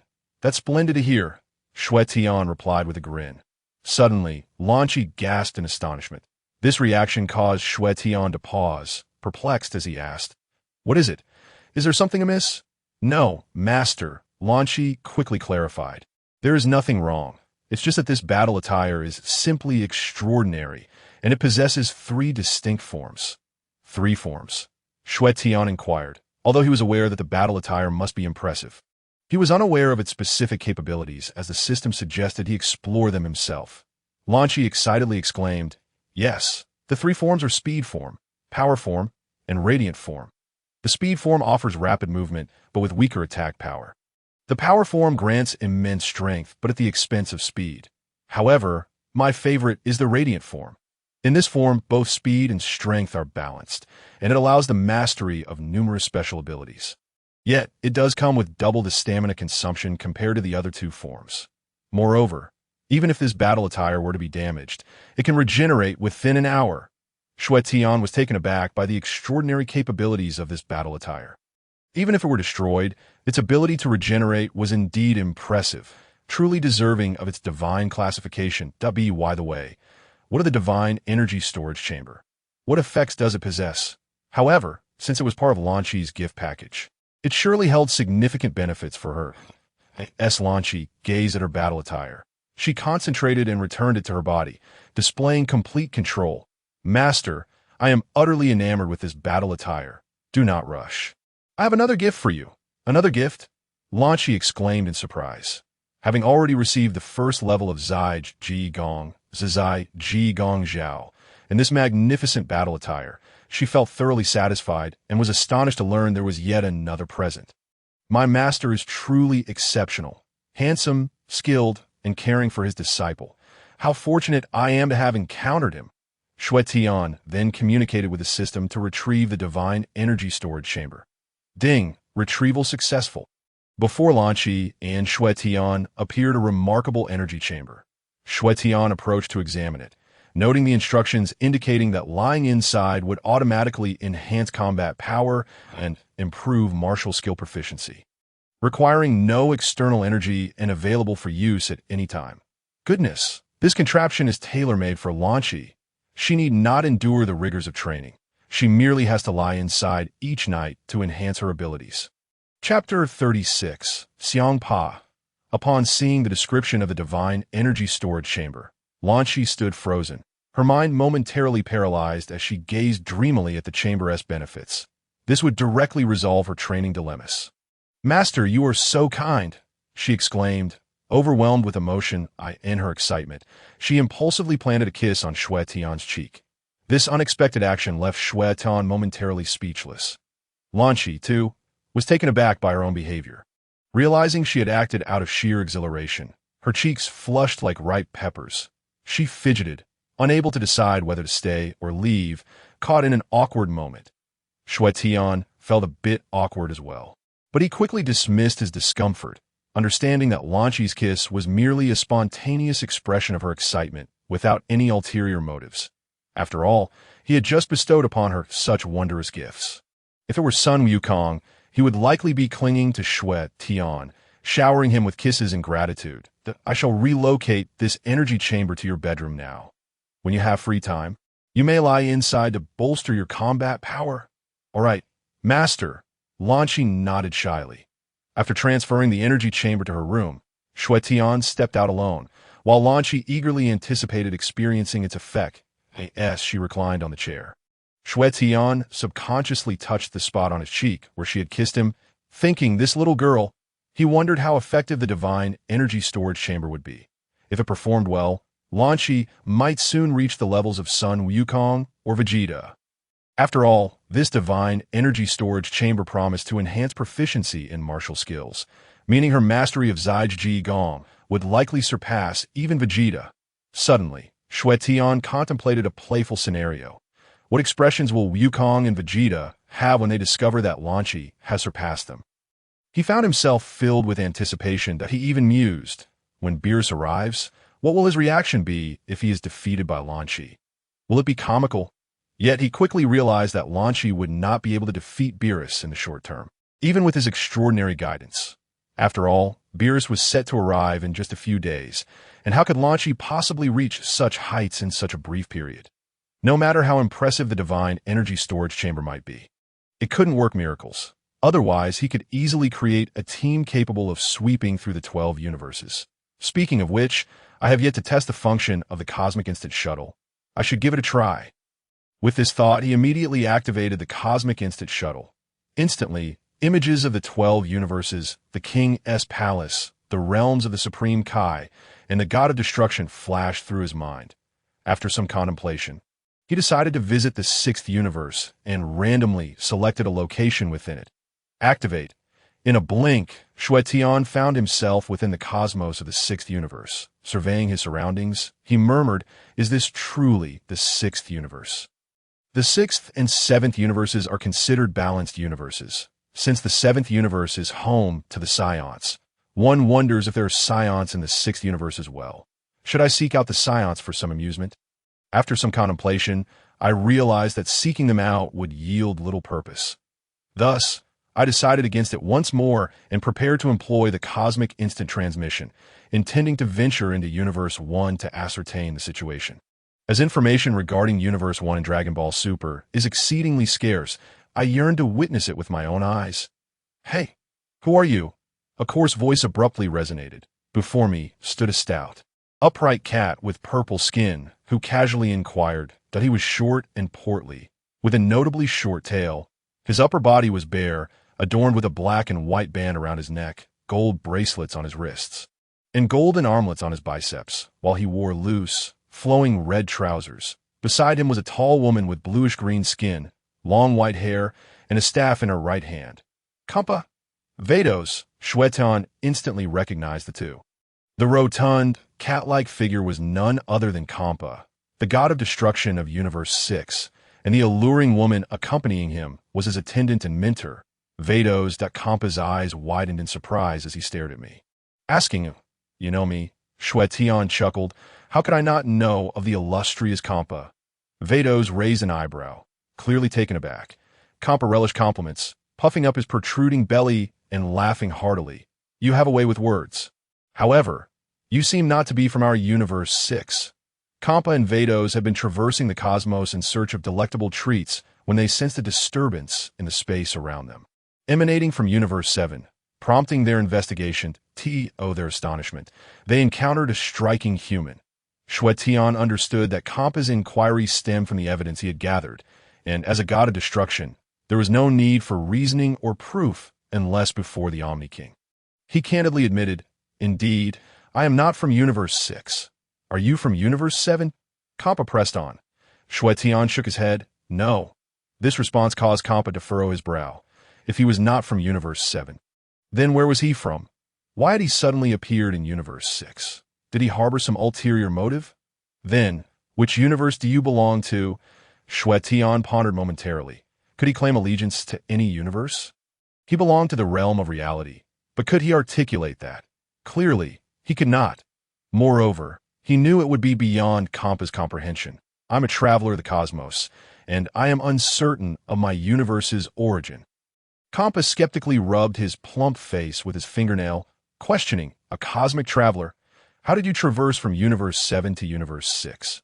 Without a shard of travel or any special abilities, such a feat is impossible.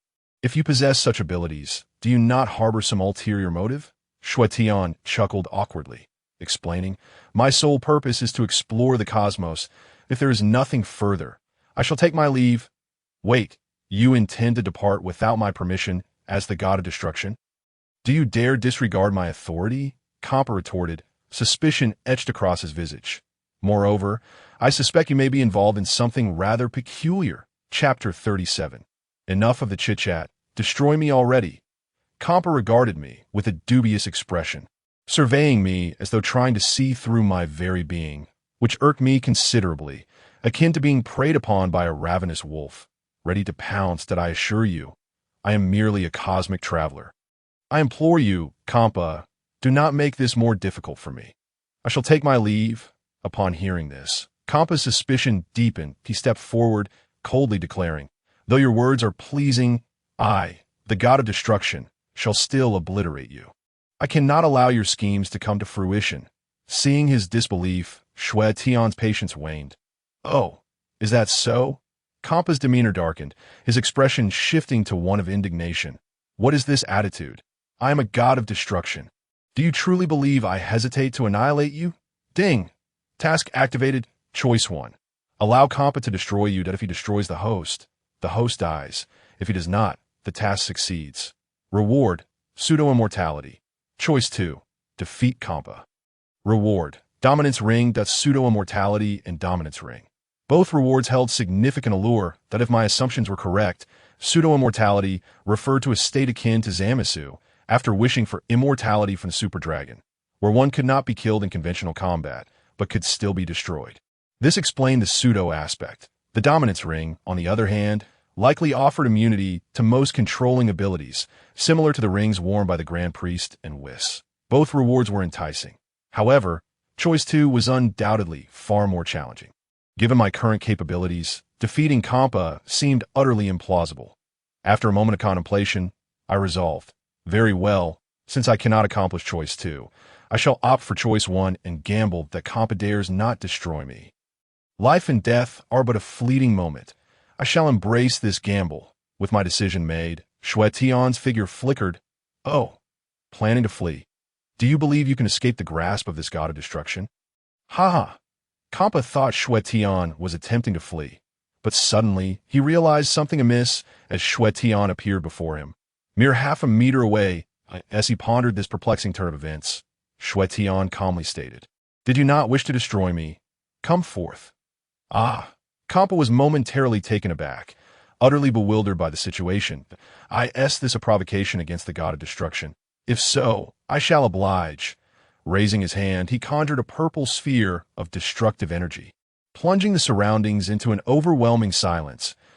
In less than a second, this stillness transformed into an abyss of pressure. You are the first to seek death before this god of destruction.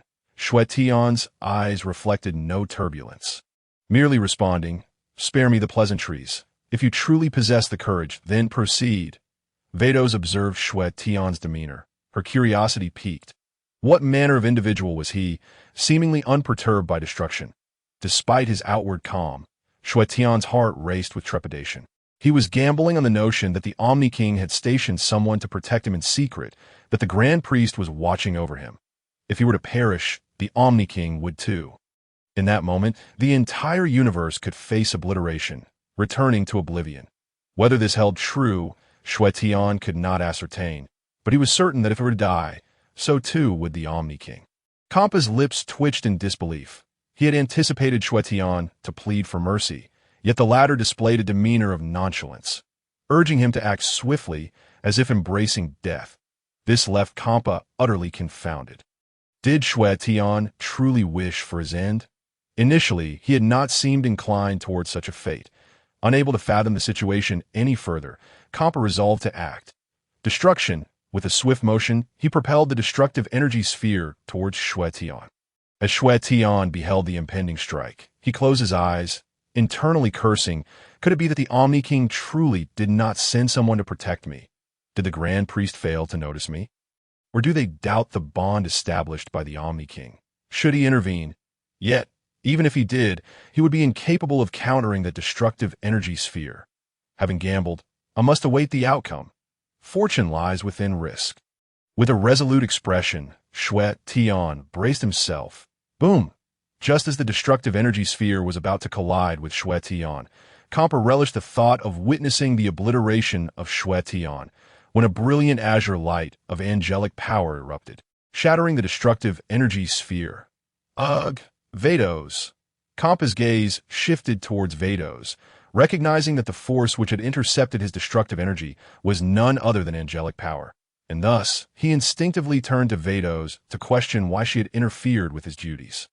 Having known Champa for so many years, Vados understood his thoughts, covering her cherry-like lips with a smile, exuding a warm, radiant presence. It wasn't me.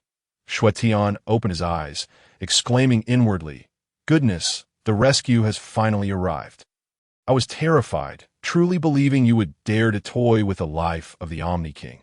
Just as Champa was about to inquire about the identity of the newcomer, a cascade of vibrant, multicolored light emerged, revealing Weiss standing not far from Xue Tian, facing Champa and Beerus.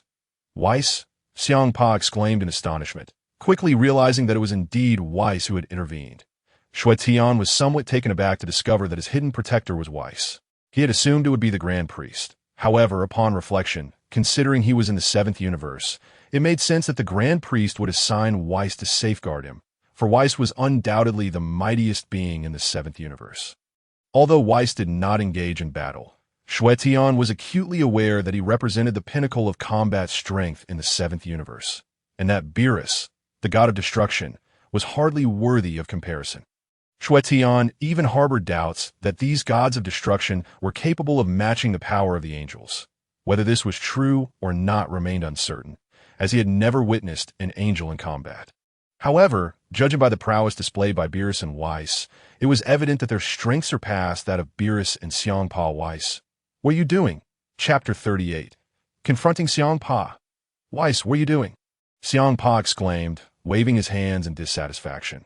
Weiss replied with a graceful smile. "My lord Champa, you cannot destroy him."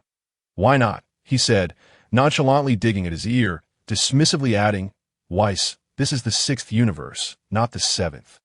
And it seems your angel race lacks the authority to interfere with the duties of the gods of destruction." "You are quite right, my lord Champa.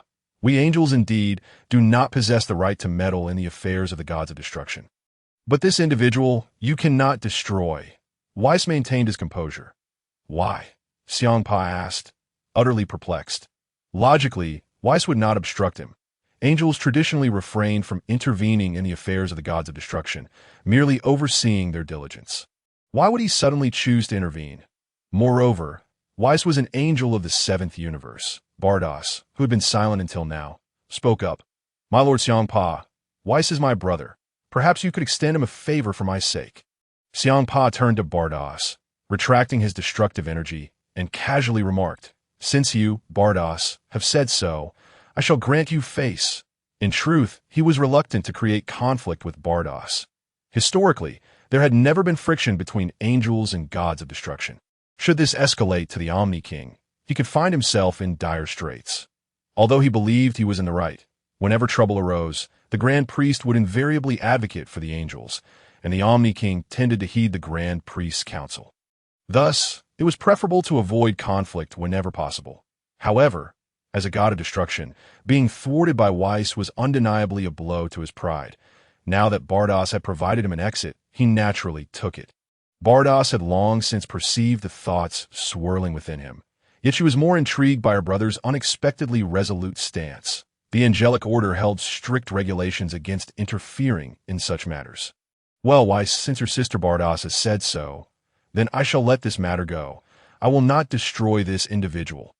Thank you, my lord Champa, Weiss graciously acknowledged. Indeed, the angels typically showed considerable deference to the gods of destruction, unless on official duty or under special circumstances. Weiss approached Xue Tian, smiling as he said, Mr. Xue Tian, you may now travel wherever you desire. Xue Tian waved his hand dismissively, responding impatiently, Forget it, I have lost interest.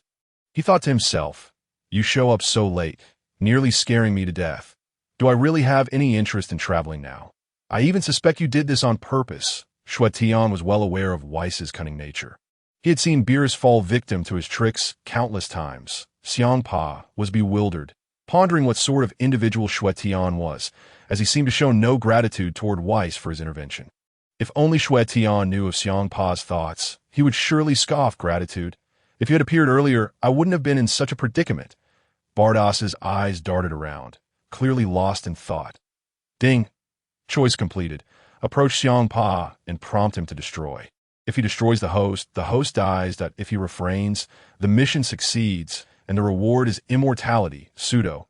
Learning immortality, pseudo. Ding. Congratulations to the host for acquiring immortality, pseudo. Ding. System task activated. Choice 1.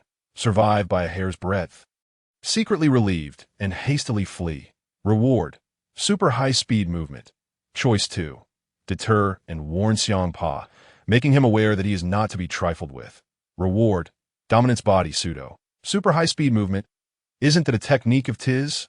It was quite effective when first utilized, but ultimately could be countered, rendering it rather mundane. However, the dominance body, pseudo, seemed intriguing.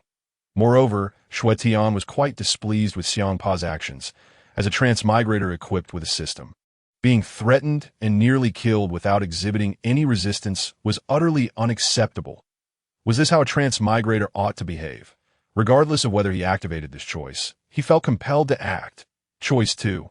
Xue Tian rubbed his eyes nonchalantly and warned, Champa, you are a god of destruction, and indeed possess ample arrogance. But not everyone is someone you can provoke, nor does every individual fall under your jurisdiction for destruction. Champa was taken aback, stunned into silence as he gazed incredulously at Xue Tian, completely unprepared for such audacity from someone who had just escaped death. This was exceedingly brazen. Bardos, too, was astonished. What manner of individual was Xue Tian? How could he be so assertive, disregarding even the god of destruction Champa? Why was her brother Weiss so keen to assist him? Could it be that he was, Chapter 39, Bardos's speculations? A bastard child? Given her brother Weiss's unwavering support, could he be the illegitimate son of their father? One of their angelic kin? As soon as Bardos entertained this thought, she quickly shook her head, deeming it impossible. Her father was not that sort of person. Even if there were an illegitimate child, he would not keep it hidden. Furthermore, she sensed no angelic aura emanating from Xue Tian, leading her to conclude that he was not one of their kind. Weiss was likewise taken aback, but he quickly regained his composure, smiling broadly, for aside from the Omni-King and the Grand Priest, he had never encountered anyone speaking so boldly to a god of destruction. Typically, individuals treated gods of destruction with utmost caution, yet Xue Tian's demeanor was shockingly audacious. Meanwhile, Weiss remained mindful of his father's orders. No matter what, he must ensure Xue Tian's safety. This was a direct command. It is precisely for this reason that he had adopted such a resolute demeanor. Upon regaining his composure, Champa's expression turned fierce. His displeasure, already palpable, surged further as he raised his hand, intent on once more gathering a sphere of destructive energy. Whis immediately interposed his staff before Champa's hand, offering reassurance. Lord Champa, please endure. The corners of Champa's mouth twitched in frustration, feeling utterly humiliated as a dignified god of destruction. The entire sixth universe was meant to heed his commands. Yet here he was, belittled by a newcomer of unknown origin. Most disconcerting was the fact that Whis was wholly protective of him. He could not completely disregard Whis's dignity. Could he? Ding. Choice 2 completed. Intimidate Champa, making him aware of the consequences of underestimating him. Reward obtained. Pseudo-dominance. Utilizing pseudo-dominance. Ding. Congratulations to the host for acquiring pseudo-dominance. In an instant, Lin Maching felt a transformation within his physique. A sensation akin to a refreshing spring breeze. Utterly delightful. Was turned to Xue Tian with a smile.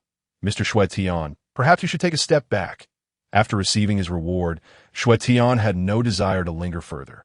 With his current strength, he could not teach Champa a lesson, and mere verbal sparring seemed rather pointless.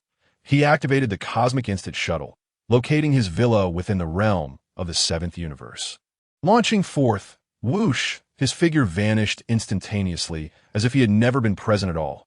Once he departed, Champa, visibly displeased, inquired, Hey Whis, what is the meaning of this? Why are you aiding this Xue? What was it again? Xue Tian, Beerus interjected. Whis smiled gracefully. I truly do not know. No, Whis, what sort of attitude is that? Have you been spending too much time with that fool Beerus, to the point of forgetting how to speak? Champa crossed his arms, his face flushed with anger, his teeth grinding in frustration, revealing the depth of his ire, which chuckled lightly. Lord Champa makes a valid point. Thus, let us lay this matter at Lord Beerus's feet.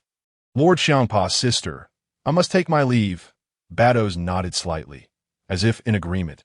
Whoosh was made no further delay, vanishing like a streak of light, calculating that it would not be long before Beerus awakened. After Whis's departure, Champa puzzled asked, Beerus, do you have any idea why Whis is assisting Xue Tian? Could it be at Beerus's behest? Lord Champa, I cannot say for certain. Perhaps it is possible, Beerus chuckled. However, her thoughts diverged from Champa's. In her view, Whis's actions were certainly not motivated by Beerus. The angelic lineage was solely responsible for the well-being of the gods of destruction, and even in amicable relations, they would not usurp their duties. Thus, only one possibility remained. He must have received the directive from their father, the Grand Minister, or from the Omni-King. Most matters concerning the Omni-King were managed by her father, implying that this was indeed sanctioned by him. Yet, why would her father instruct Whis to protect Xue Tian? And it seemed Whis himself was equally perplexed by the rationale. After pondering for a while, Beerus decided to relinquish her curiosity. She turned to Champa and asked, Lord Champa, shall we seek out some delicacies? Champa, deflated, replied, I've lost my appetite. Let us return and rest. The following day, Xue Tian emerged from his chamber, where Lan Qi was preparing breakfast. Upon seeing him, she greeted him warmly. Good morning. Master, breakfast is ready. Excellent. Xue Tian approached the table laden with a sumptuous breakfast of milk, bread, eggs, and a small bowl of noodles, feeling quite pleased. Indeed, having a female disciple proved advantageous. The gift he had given Lan Qi were certainly worthwhile, as they yielded tangible returns. For Xue Tian, concepts such as the first tier of self-extremity and unfettered extremity were already second nature.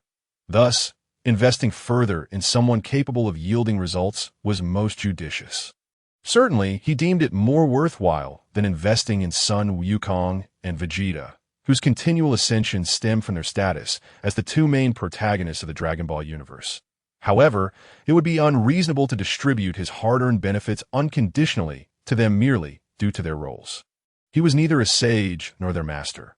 Why should he act in such a manner? Moreover, even if they sought him as a mentor, he would hardly be inclined, as they offered him little beyond toil, seemingly devoid of any significant benefit. Unless their apprenticeship would grant him some advantage, it would hardly be worth his while.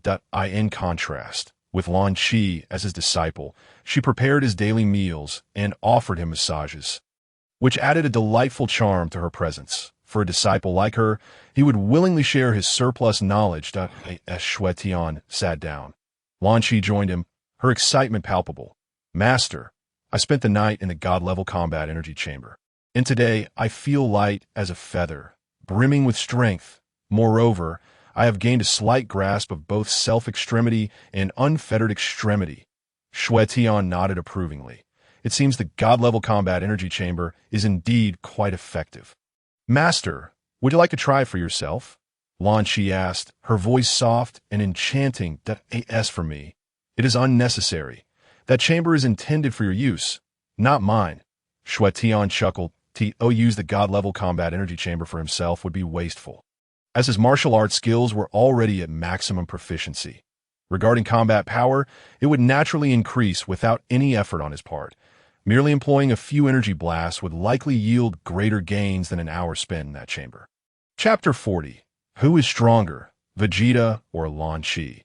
After finishing breakfast, Xue Tian and Lan Shi proceeded to the courtyard, where he demonstrated the unfettered extremity and self-extremity techniques. The progress was indeed significant. Lan Shi could sustain the unfettered extremity for a minute, and she was able to condense a destructive energy sphere the size of her fist using self-extremity. Though Lan Shi had mastered unfettered extremity, tipping point, and self-extremity at the first tier, she had yet to learn the flight technique or high-speed movement. Under Xue Tian's attentive guidance, she mastered both within merely 10 minutes. Soaring in the air, Lan Shi was nearly overwhelmed with joy. Looking down at Xue Tian reclined in his chair, exclaiming, "Master, you are incredible. You taught me in just 10 minutes. It is not merely a matter of my prowess. It is primarily due to your exceptional aptitude. Since you have already learned the two divine techniques of unfettered and self-extremity, mastering these basic flight and high-speed movement techniques is a breeze." While he spoke thus, Lan Shi understood that her skills were solely attributable to Xue Tian's greatness. Without him, she would never have acquired such martial techniques. Just then, two formidable presences rapidly approached. Without lifting his head, Xue Tian recognized their arrival. Lan Shi noticed as well. "Master, it seems Goku and Vegeta are coming." Indeed, Xue Tian confirmed, unfazed. Upon receiving his acknowledgement, Lan Shi was astonished. "Ah, I can actually feel their presence soon." Sun Wukong and Vegeta arrived, gazing at Lan Shi soaring in mid-air, astonished. "Wow, Lan Shi, you can fly now." "Yes, Goku." Lan Shi replied joyfully. "Are you here to find my master?" "Yes, I can transform into Super Saiyan God now," Vegeta declared. "Not to be outdone, I have also mastered self-extremity." He shot a challenging glance at Sun Wukong, clearly dismissing him. However, Sun Wukong paid no heed to the provocation, knowing that was simply Vegeta's nature. The three descended beside Xue Tian. "Mr. Xue Tian, I can transform into Super Saiyan God now. May I learn the unfettered extremity technique?" Sun Wukong eagerly remarked. Regarding the comprehension of the two individuals, Xue Tian held a certain level of respect. Although their lineage was rather mediocre, their perceptiveness was indeed commendable. Their Saiyan heritage, while noteworthy within the Dragon Ball realm, paled in comparison to the diverse and formidable races present in Dragon Ball Super, such as the Angels, Gods of Destruction, Glass Clan, Illusion Clan, and the likes of Jiren's race. Each of these races exhibited prowess that rivaled that of the Saiyan bloodline.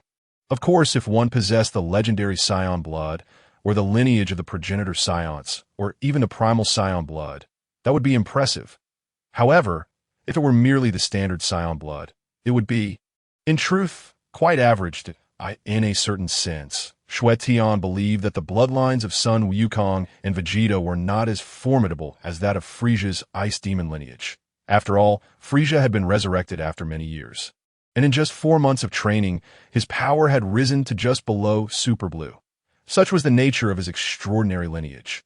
Could Sun Wukong and Vegeta's bloodline achieve such feats? Certainly not. Xue Tian did not respond to him, but instead turned to Vegeta and inquired, "Vegeta, do you wish to transform into Super Saiyan God?" Without a moment's hesitation, Vegeta replied, "Of course. Mastering more forms is undoubtedly advantageous." "Wukong, do you remember you promised that after you transformed into Super Saiyan God, it would be Vegeta's turn next?" Xue Tian asked. Upon hearing this, Vegeta immediately glared at Sun Wukong, his expression suggesting he might strike if Sun Wukong denied it. Sun Wukong indeed recalled this promise, scratching his head as he chuckled and asked, "So, Do you want to transform into Super Saiyan God now? Of course, Vegeta retorted sharply to at this moment. Xue Tian interjected. All right, you two should transform into Super Saiyan God first. And then we could discuss further. Sun Wukong, somewhat reluctant, said Mr. Xue Tian, I can already transform into Super Saiyan God, so why not teach me Ultra Instinct? However, Xue Tian, lacking the Ultra Instinct himself, was not inclined to teach. He certainly did not wish to engage in a lengthy explanation or instruction. It would be exhausting. Vegeta, not seeking to learn anything specific, proudly declared, I have also mastered Ultra Instinct, Mr. Xue Tian. Could you please assess my current stage of Ultra Instinct? His purpose for being here today was to showcase his own understanding and to demonstrate that his Ultra Instinct could indeed shine brightly, proving his earlier assertion that this technique was crafted for himself. Xue Tian's eyes flickered as he stood up, saying, Here's the deal. Wukong, if Vegeta's mastery of Ultra Instinct exceeds that of my newly accepted disciple, Lan Shi, then I will teach you Ultra Instinct. If not, then you shall wait until my mood permits it. Is that so? Sun Wukong expressed his dissatisfaction. What is the matter? Do you doubt Vegeta's comprehension? Or do you believe he is inferior to Lan Shi? Xue Tian provocatively teased. These two had been pestering him daily, which was indeed bothersome. A little provocation might grant him some peace for a few days. As for Beerus's impending arrival, Xue Tian felt indifferent. Whether Beerus came or not would not affect him. If Beerus dared to act arrogantly before him, he would simply swat him down, a definitive action aimed at Beerus, not at himself. Before Sun Wukong could respond, Vegeta shot a fierce glare at him and said, She is merely a newly initiated human under Xue Tian. How could her comprehension possibly surpass mine? Kakarot, do you not believe in me? Do you wish to test the might of my Ultra Instinct? Sun Wukong felt that this reasoning held merit. After all, Lan Shi had just begun her training and should not be stronger than Vegeta. He remained silent, tacitly allowing the two to compete. Without further ado, Vegeta summoned his energy, channeling it throughout his body, and with a thunderous shout, he unleashed a powerful aura. Instantly, he was enveloped in swirling purple flames, and the atmosphere became frigid and oppressive, the air's flow significantly hindered. In an instant, Sun Wukong felt Vegeta's formidable presence and exclaimed, Incredible! Chapter 41. If Beerus were to know that Vegeta could also unleash Ultra Instinct. Remarkable!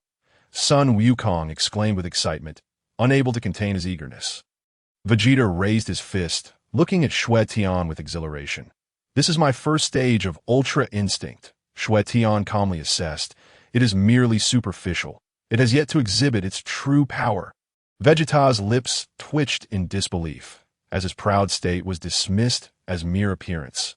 Xue Tian, noticing his discontent, smiled lightly and said, What? Are you dissatisfied? Very well, let your strength speak for itself. Use your destructive energy to obliterate that rock formation. He pointed to a nearby artificial mountain, which stood merely 6 meters tall and 3 meters wide. Feeling belittled, Vegeta was already in a foul mood. Upon hearing Xue Tian's challenge, he wasted no time gathering destructive energy.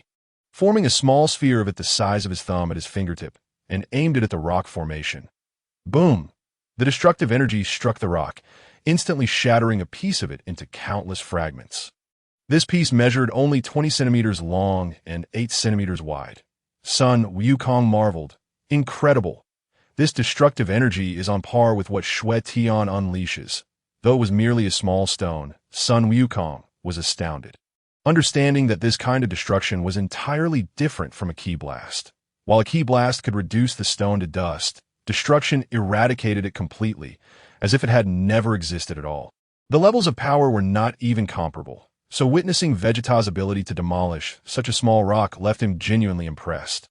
Vegeta, too, was pleased, his eyes gleaming with pride. Xue Tian smiled gently and said to Lan Shi, Lan Shi, show them your Ultra Instinct. Stepping forward, Lan Shi faced the rock formation, but in her current gentle blue-haired state, she found it difficult to manifest Ultra Instinct. This was no issue, as Xue Tian casually injected a gust of air into her nostrils, prompting her to sneeze. Achoo! In an instant, the gentle Lan Qi transformed into her golden-haired form, her once demure appearance morphing into a striking, confident figure. She cast a disdainful gaze at Vegeta, her lips curling into a wicked smile. Vegeta, with your recent display of Ultra Instinct, do you think you can compare me? Watch closely and witness what true Ultra Instinct looks like. Vegeta's anger flared at Lan Qi's words, his gaze fixed upon her. Eager to see what she was capable of, she shouted, her entire being enveloped in purple flames tinged with violet lightning. Just by her presence, it was evident she was significantly stronger than Vegeta. This realization unsettled him, and Sun Wukong too began to comprehend that Lan Qi's grasp of Ultra Instinct might indeed surpass that of Vegeta. As the two pondered, Lan Qi extended her right hand, conjuring a sphere of destructive energy the size of a fist. Vegeta understood that if she could condense such a substantial amount of destructive energy, her mastery of Ultra Instinct was undoubtedly superior to his. Yet, he remained reluctant to accept this.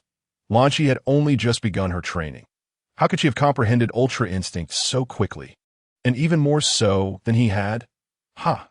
Lan Qi shouted, hurling the destructive energy sphere at the rock formation. With a resounding explosion, the rock formation was obliterated halfway, disintegrating into a cascade of stardust, vanishing entirely from existence.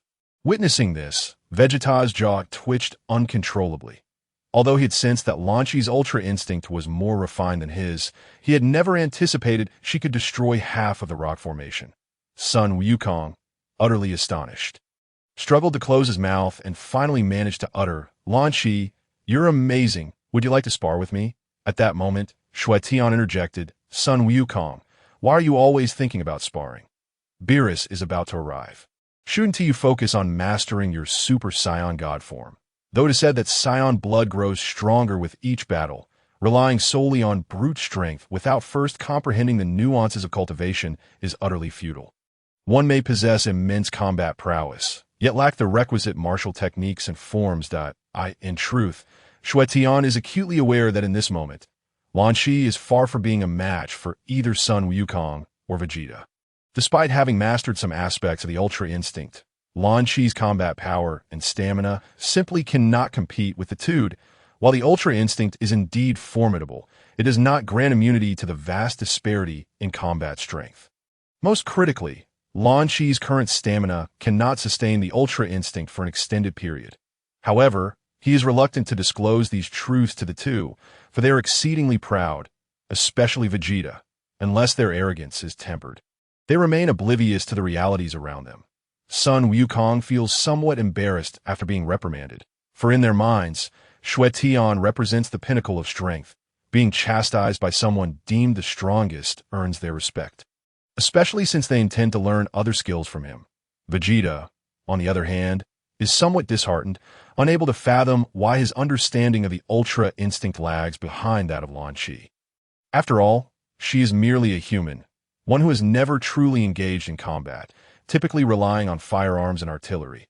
Observing their states, Xue Tian advises, "Enough. You both should strive to comprehend your abilities, aiming to achieve a commendable state before Beerus arrives. Otherwise, in your current condition, you stand no chance against even a fraction of his power." Simultaneously, he secretly anticipates the day Beerus appears, curious to witness the expressions on Vegeta and Lan Qi's faces upon witnessing their Ultra Instinct. What might his expression be if he were to see Sun Wukong employ the Ultra Instinct as well? Amused, he can't help but smile, having already envisioned Beerus's comically exaggerated reaction. It seems he must carve out some time to teach Sun Wukong the Ultra Instinct. Sun Wukong, having never encountered Beerus's might, expresses disbelief. Is Beerus truly that powerful? I can already transform into a Super Saiyan God. Xue Tian smirks knowingly. His strength surpasses all imagination, aside from his master. He currently stands as the pinnacle of combat power in the 7th universe. Having witnessed Beerus's formidable prowess, Vegeta dismisses Sun Wukong's naive remarks, especially in light of his recent disappointment at Lan Qi's advancement. He promptly employs the instant transmission technique to soar into the air, commanding Sun Wukong below, "Kakarot, hurry and bring Gohan and the others to my home. I must transform into a Super Saiyan God." Chapter 42. Bulma's birthday party. Beerus awakens a few days later. The attendees gather to celebrate Bulma's birthday. As the wealthiest individual in the Dragon Ball universe, her birthday party is nothing short of extravagant. Hosted on a massive luxury cruise ship capable of accommodating thousands. Among the guests are not only the main characters of Dragon Ball, but also familiar faces like Puar, Oolong, and the Pilaf gang. Naturally, Xue Tian and Lan Shi are present as well. Over the past few days, Lan Shi's combat prowess has significantly improved, and Xue Tian has even taught her the Kamehameha wave. Furthermore, Xue Tian has accomplished numerous tasks, earning substantial rewards, with his base combat power now elevated to 4.2 billion IKT this moment. Xue Tian reclines on a deck chair, observing the partygoers and reflecting on how he never imagined he would one day traverse into the Dragon Ball superworld. It is truly astonishing. Master, try this pudding. Lan Shi stands beside Xue Tian, watching him relax as she opened the pudding cup to feed him. He opens his mouth and swallows in one bite, filling Xue Tian with delight.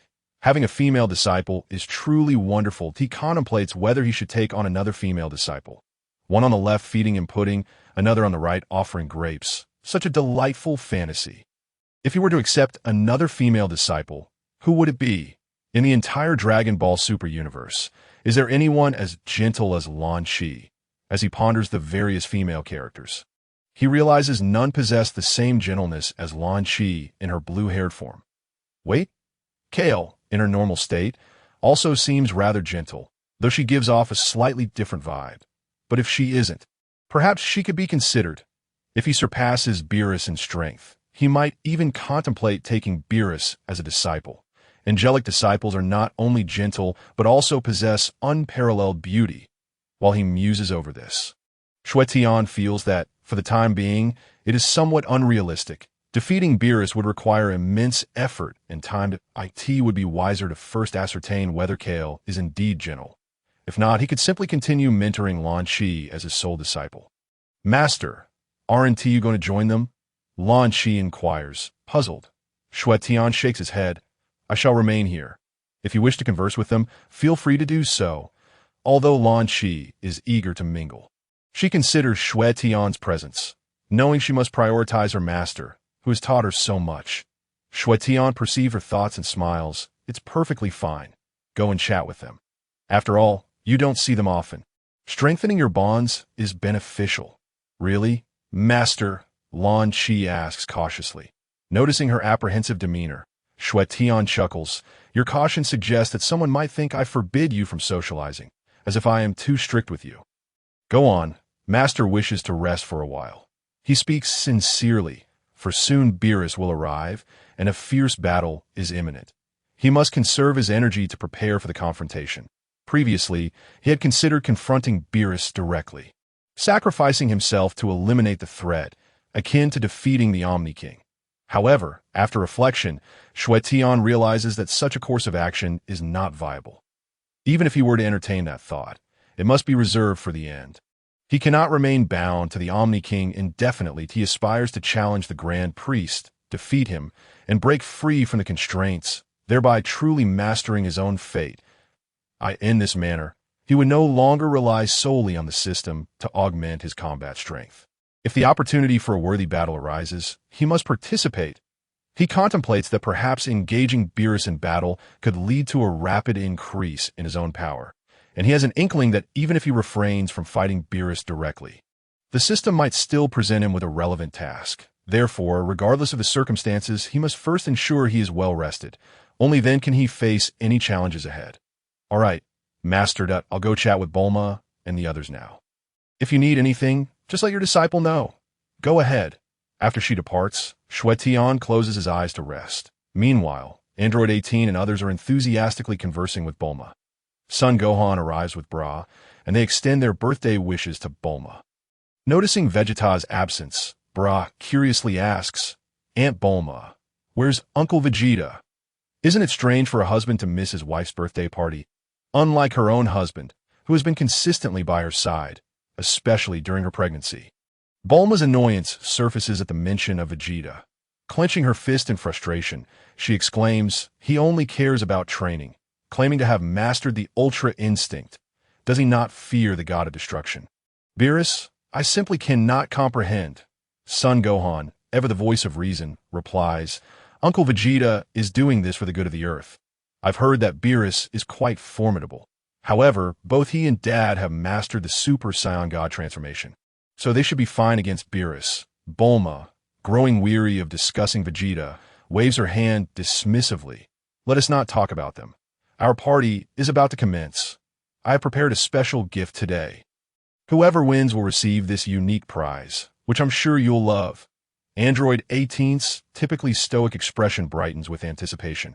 She has been eagerly awaiting this special gift. Chi-Chi shares her excitement, hoping for a monetary prize. 10 billion would suffice. Given that Goku and Goten have insatiable appetites, and their farming yields barely suffice.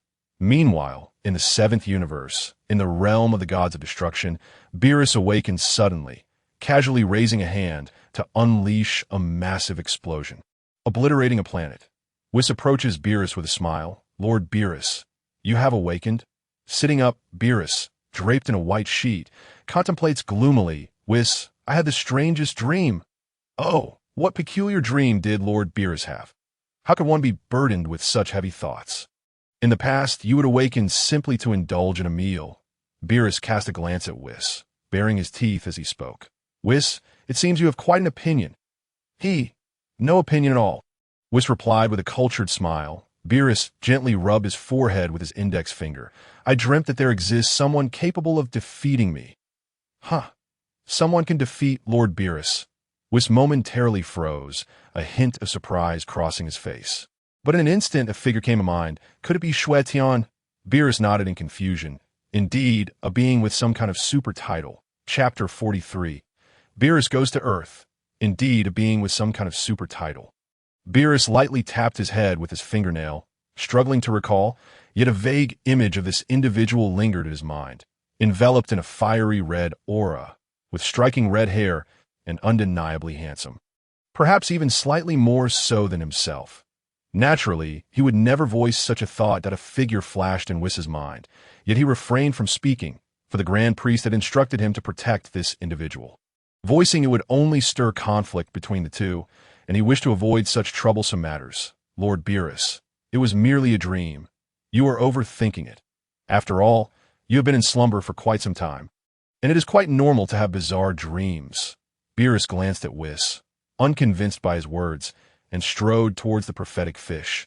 If there is any truth to this, asking the prophetic fish will reveal it. Approaching a tank containing the prophetic fish, half of its body protruded from the water. Beerus inquired casually, Prophetic fish, I just had a dream of someone who can defeat me, known as the god of Super. The prophetic fish pondered for a moment, remaining silent, then beckoned with its stubby hand, a gesture understood only by Beerus and Whis. Beerus responded coldly. Whis understood immediately and waved his staff, conjuring a bizarre, unappetizing dish, which he presented to the prophetic fish. Both the prophetic fish and Whis shared a passion for food, and during Beerus's slumber, they had dined out frequently. To entice the prophetic fish for a prophecy. Delectable offerings were essential. Speak, Beerus commanded flatly. The prophetic fish replied with satisfaction, the god of Super Saiyan. Upon hearing this, Beerus's eyes lit up as he clapped his hands in approval. Yes, that is indeed the name. God of Super Saiyan. But where might this god of Super Saiyan be? The prophetic fish, looking exasperated, remarked, I am merely a prophetic fish, not a tracking radar. Beerus's expression darkened. However, the god of Super Saiyan must certainly be a Saiyan. After the prophetic fish finished speaking, it dove into the tank, indulging in the food. Although it did not disclose the location of the god of Super Saiyan, its words triggered a realization in Beerus. The god of Super Saiyan must indeed be a transformation of a Saiyan. He muttered to himself, Saiyan, where might this Saiyan be? Why does it feel so familiar? In a flash, he landed on a stone table. Deep in thought, he felt as though he had heard of Saiyan somewhere before, but could not quite recall. Whis contemplated reminding him, but ultimately decided against it, wishing to avoid a meeting between him and Xue Tian. Whis knew that in order to find the Saiyan, they would need to visit Prince Vegeta, who currently resided on Earth, and coincidentally, Xue Tian was also on Earth, that if the two were to meet, it could lead to complications. After a moment, Beerus exclaimed, "Oh, I remember now. Scions reside on planet Vegeta. Long ago, I instructed King Vegeta to gather pillows, and after he collected a decent one, he attempted to keep the best for himself, giving me a subpar one instead. I taught him a lesson at that time, but still felt unsatisfied, so I had Frieza destroy planet Vegeta. However, those scions should not have been Frieza's match and should have all been exterminated. Why then did I dream of such a thing? Could there be surviving scions?" Engaging in self-reflection, he eventually turned his gaze to Whis, questioning Whis, "Are there still surviving scions?" Whis hesitated for a couple of seconds before responding with a smile. "Yes, there are currently 2 known surviving scions, Prince Vegeta and another lower-class warrior, Kakarot." He initially hesitated to reveal this information, but realized that even if he remained silent, Beerus would likely inquire with the prophetic fish. Since it was inevitable, he might as well disclose it that, "Oh, Prince Vegeta is still alive. How surprising. It seems Frieza did not eradicate them entirely," Beerus stated calmly, but from his understanding, Frieza was not one to leave loose ends. It appeared that this Prince Vegeta possessed some capability. Whis added, Frieza did intend to eliminate them, but was countered by Prince Vegeta and that lower-class warrior, Kakarot. "Oh!" Beerus's face registered shock at this revelation. How could a mere scion race manage to counter the formidable Cosmic Emperor? It seemed this Cosmic Emperor was merely a title, not worth mentioning. "Whis, where are they now?" "On Earth."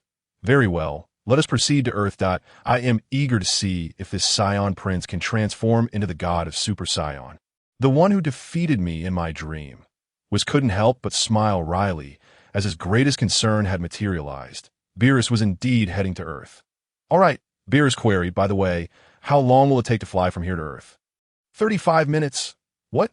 Such a long duration." Beerus felt a bit disheartened. It seemed Earth was quite distant from the realm of destruction. Whis jestingly remarked, "If Lord Beerus finds it too far, perhaps we should not go." Beerus sensed something amiss, scrutinizing him as he earnestly asked, "Whis, why do I get the impression that you are reluctant to go to Earth? Is there something amiss?"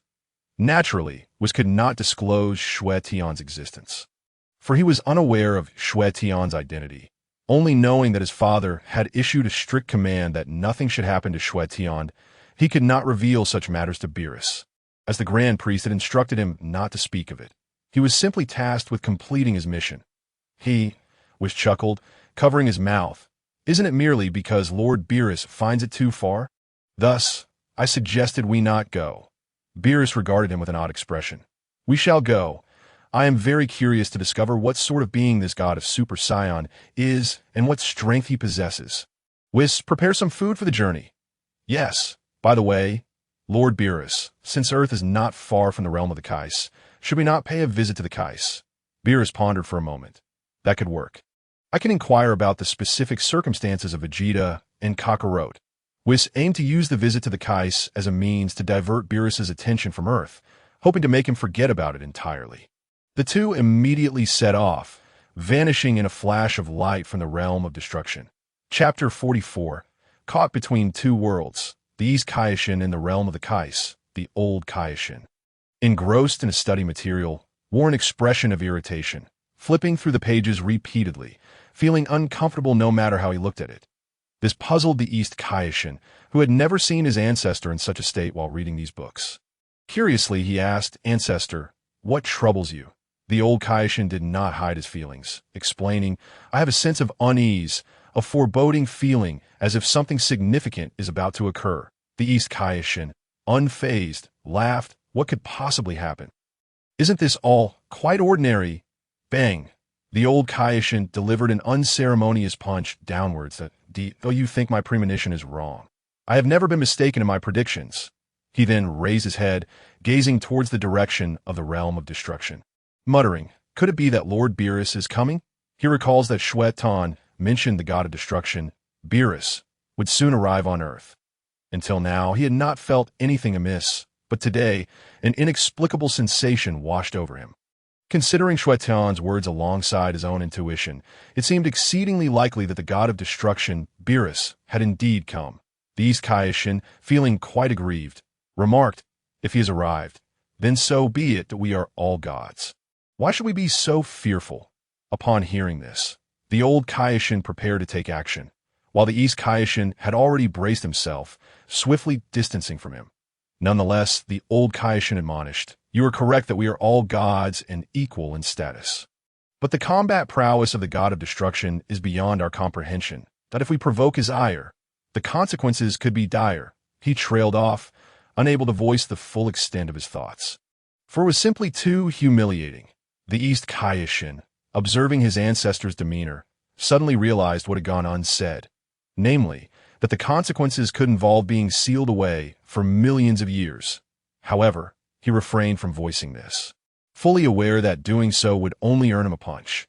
Just then, the space around them rippled, and the old Kaioshin's heart raced. Could it be that Beerus had arrived? Upon seeing the newcomer, he exhaled in relief and asked irritably, "Goku, what brings you here?" The one who had used instant transmission to arrive was none other than son Wukong. He had not come to wish Bulma a happy birthday, but to train in the Kaioshin realm. "Old Kaioshin, I've mastered some aspects of Ultra Instinct and wanted to test its power here." He scratched the back of his head sheepishly, fully aware that each time he tested his power, he would end up demolishing half of the Kaioshin realm. Had it not been for the Kaioshin's ability to create, their realm would have long ceased to exist. Understanding Wukong's intentions, the old Kaioshin's mouth twitched in irritation. He had thought Wukong was merely checking in on him, but alas, he was here to wreak havoc again. He waved his hand dismissively, saying, "Leave at once. This realm cannot withstand your antics. You wish to test your strength? Treat this place as your playground. If it weren't for our creative abilities, our home would have been reduced to rubble by now. Go, I say." The old Kaioshin's insistence that Wukong depart stemmed not from a fear of destruction, but rather from concern that Wukong might encounter Beerus. Should the two cross paths, it would undoubtedly spell trouble. Especially since Wukong was aware of Beerus's formidable strength, he would undoubtedly seize the opportunity to challenge him, bringing forth Beerus's wrath and resulting in nothing short of devastation. Wukong, perplexed, questioned why the old Kaioshin was suddenly so tight-fisted. "Don't be so stingy. It's merely a matter of waving your hand. Just let me have a go," he insisted. "I've already grasped some of the powers of Super Saiyan God, and I wish to know just how strong it is and whether it can be combined with Ultra Instinct." The old Kaioshin was resolute, pushing Wukong away. "You must leave at once. You are not welcome here today." Before Wukong could respond, both the East and old Kaioshin's gazes sharpened, simultaneously turning towards the direction of the God of Destruction realm. The East Kaioshin instinctively exclaimed, "What an overwhelming divine aura! Could it be that Beerus has arrived?" "What? Beerus is coming!" Wukong exclaimed excitedly upon hearing the East Kaioshin's words. The old Kaioshin shot a fierce glare at the East Kaioshin. If looks could kill, the East Kaioshin would have perished countless times by now. However, he felt a wave of frustration. He had painstakingly urged Wukong to leave to avoid a confrontation with Beerus, keeping the impending arrival a secret, only for the East Kaioshin to blurt it out. "Thank you for that." The East Kaioshin quickly realized his blunder and stammered, No, I said nothing." "Wukong, you must have misheard.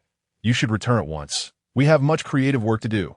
Yet in that moment, Wukong was not easily deceived, for he clearly understood that Beerus was indeed coming. "No, I distinctly heard that Beerus is arriving." "East Kaioshin, why do you deceive me?" The East Kaioshin was at a loss, feeling as if he were caught between a rock and a hard place. If he claimed Beerus was coming, he would anger the old Kaioshin. If he denied it, he would be seen as a liar. This divine position was truly suffocating. Nevertheless, the god of destruction, Beerus, was indeed terrifying. Even before his arrival, the mere sensation of his aura instilled a profound fear, confirming the old Kaioshin's words. Beerus's power was indeed formidable. The old Kaioshin, wishing to limit further explanations, urged Wukong, "Wukong, please return. If you seek excitement, go find Vegeta. He has been training diligently and would surely welcome a spar." Yet Wukong remained undeterred, clenching his fists with excitement. "No, I will wait here for the god of destruction. Beerus, you can sense his aura. Why can't I?" He gazed skyward, sensing nothing. The old Kaioshin could only sigh in exasperation. How could a mere human possibly perceive the presence of God? Meanwhile, on Earth, aboard Bulma's luxurious yacht, Xue Tian abruptly opened his eyes, gazing toward the direction of the god of destruction realm, and said calmly, "So it has come to pass." Chapter 45. Beerus, who wishes to see me? In the Kaishan realm, the old Kaishan continued to implore Wukong to leave, but Wukong seemed to have lost his senses, adamantly insisting on facing Beerus. Wukong, heed the old Kaishan's wisdom and depart at once. There must be a reason for his insistence. The East Kaishan interjected that Wukong's stubbornness rivaled that of the most obstinate mule on earth. Yet they were no strangers to his nature. Whenever a challenge arose, he was resolute in his decision to wait for his adversary. Time and again, Wukong had gone so far as to nurture his enemy's combat prowess, all for the sake of an exhilarating duel. Wukong scratched his head in frustration. "But East Kaishan, I want to see what this Beerus is truly like. Why won't you let me meet him?" Just as the old Kaishan was about to respond, a sudden voice resonated through the air. "Who wishes to see me?" Startled, the old Kaishan instinctively stepped back, his wrinkled visage becoming even more contorted, resembling a pile of disheveled meat. The space around them rippled, and a beam of light descended from the heavens, akin to the Milky Way cascading down, radiating brilliance that he has arrived. The old Kaishan swallowed hard, feeling a sense of despair. He had unwittingly allowed Wukong to encounter the god of destruction. Beerus the light passed. A purple cat stood before them, its eyes gleaming with intensity, accompanied by a tall, blue-skinned man wielding a staff, adorned with a divine halo, who greeted them with a smile that starkly contrasted with the cat's expression. "Oh, old Kaishan, you are out," Beerus remarked with a hint of surprise, believing the old Kaishan to still be sealed away. Clearly, something had transpired. Otherwise, the divine sword would not have broken. The East Kaishan scrutinized the two figures before him, feeling an overwhelming aura of terror emanating from Beerus. Though they were both gods of the same rank, Beerus's presence effortlessly overshadowed him. He had never fathomed that such a powerful deity existed among their ranks. Before the old Kaishan could speak, Wukong stepped forward, extending his hand with enthusiasm. "Hello, I am Sun Wukong. You must be Beerus, right? Or, is he Beerus?" He gestured towards Whis. Whis chuckled. "He is indeed Lord Beerus, and I am merely his attendant." He laughed joyfully, for it had been a long time since anyone in the seventh universe had directly addressed Beerus by his name. Most would prefix it with a title of respect. Even an impetuous individual like Sun Wukong was the first to do so. The East Kai swiftly approached, pulling Sun Wukong back and admonishing him. "Wukong, this is quite impolite. Lord Beerus is the god of destruction for the seventh universe. Tasked with annihilation. To call him by his name alone is disrespectful. You must refer to him as Lord Beerus." In place of Sun Wukong, he bowed and apologized to Beerus. "My sincerest apologies, Lord Beerus." Wukong can be rather thoughtless. I hope you will forgive him. Sun Wukong, however, was unfazed, feeling no fault in his actions, and asked with confusion, "Huh, isn't it all the same?" The East Kai continued to signal him with urgency, and seeing that Sun Wukong remained unperturbed, he physically nudged him a few times. Although Sun Wukong didn't fully grasp the necessity of the honorific, he shrugged it off and greeted, "Lord Beerus." Beerus regarded Sun Wukong with a hint of amusement, finding his Na'vi demeanor rather endearing, and inquired, "Is he your servant?" His curiosity stemmed from sensing a faint divine aura emanating from Sun Wukong. Each deity could have a servant, and with two Kai present, it was only natural to assume there could be two divine attendants. The East Kai explained, "Lord Beerus, he is not our servant. He is merely—" Before he could finish, the old Kai interjected, "He is but a traveler," hastily pushing Sun Wukong away, signaling him to leave promptly. Yet, Sun Wukong's emotional intelligence exceeded the old Kai's expectations. Not in a high sense, but rather, it was exceedingly low. "Why are you pushing me?" Sun Wukong protested. The old Kai, exasperated, wished he could squash Sun Wukong with a tofu slap. Realizing how blatantly obvious his hints had been, and yet the fool still lingered, Beerus and Whis shared a glance, recognizing the old Kai's distress. Suddenly, Beerus recalled that upon his arrival, he had overheard Sun Wukong express a desire to meet him. "Sun Wukong, did you say you wish to see me?" Sun Wukong nodded eagerly. "Yes, Lord Beerus. I've heard tales of your formidable strength, and I wish to spar with you. Whis was momentarily taken aback. Did he just say he wants to challenge Lord Beerus? Such audacity! It was indeed a rare encounter, after years of serving Beerus. He had never met anyone as bold. Beerus, too, was astonished that someone would dare to challenge him. Did Sun Wukong not comprehend his identity? Did he not realize that if he were displeased, he could effortlessly obliterate planets within the seventh universe? The old Kai felt a cold sweat trickling down his brow, fearing the worst had come pass. Sun Wukong had indeed proposed a contest with Beerus, desperate to defuse the situation. He interjected, "Ahem, Lord Beerus, what brings you to seek me?" As anticipated, Beerus's attention was diverted by the old Kai's inquiry. Fortunately, he was not inclined to dwell on Sun Wukong's challenge, for he had come with a purpose. And seeing Sun Wukong's innocent demeanor dissuaded him from taking offense, unless provoked further that "I am in search of the Super Saiyan God." The old Kai's heart skipped a beat. What could Beerus possibly want with the Super Saiyan God? Sun Wukong, filled with excitement, exclaimed, "Oh, you know the Super Saiyan God too, Lord Beerus?" Upon hearing this, Sun Wukong was momentarily struck dumb, then laughed and inquired, "Wait, you know where the Super Saiyan God is?" The old Kai sensed an ominous turn and hastily interrupted. "Wukong, weren't you supposed to return and play mahjong with Chi-Chi? You should hurry back." Sun Wukong, completely oblivious to the meaning of mahjong and with no intention of leaving, was eager to contend with Beerus. Given his nature, how could he pass up the opportunity to face such a formidable opponent? He had long yearned to spar with Xue Tian, but Xue Tian's power far surpassed his own, having previously bested him soundly.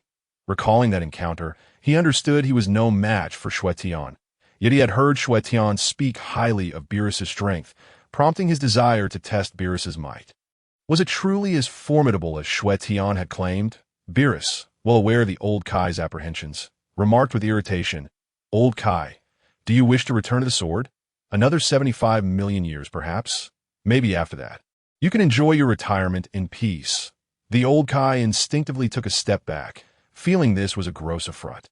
However, given Beerus's power and temperament, he chose silence, offering a bitter smile. "Sun Wukong, the people of Earth, we have aided you. Now your fate lies in your own hands." Suddenly, a thought crossed his mind.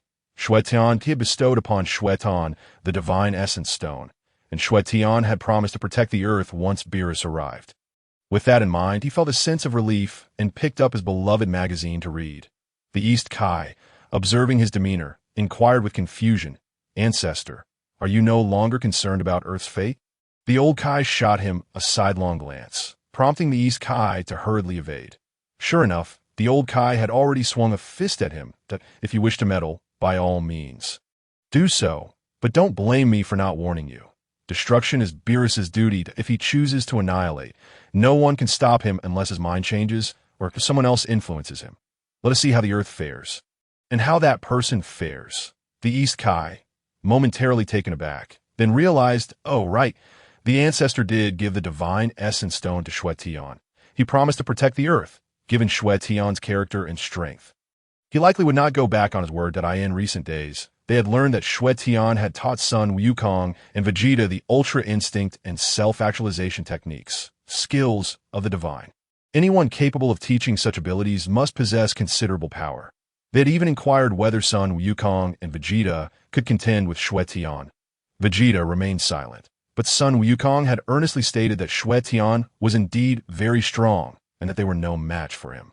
For reasons unknown, after contemplating these matters, the East Kai felt a wave of reassurance wash over him, no longer obstructing Sun Wukong's intentions. Furthermore, there was a possibility that Beerus might not even visit Earth. It was quite likely that the two would spar right above their Kai realm, alleviating their concerns further. Reflecting on their previous anxieties, they now seemed somewhat excessive. Beerus, observing the old Kai engrossed in his magazine, felt a twinge of pride. Though they were of the same divine tier, he was indeed superior as the god of destruction. Despite his inner arrogance, his expression remained composed. Aside from Whis, perhaps no one could fathom his thoughts. Sun Wukong, reveal to me the whereabouts of the Super Saiyan God. Sun Wukong scratched the back of his head. The Super Saiyan God is probably not just one person. What do you mean? Beerus inquired, puzzled. Not just one person. Are there multiple? If that were the case, it would spell trouble. He had dreamt of a Super Saiyan God who could rival him, or perhaps even defeat him. Sun Wukong elucidated. The Super Saiyan God is a transformation. A transformation?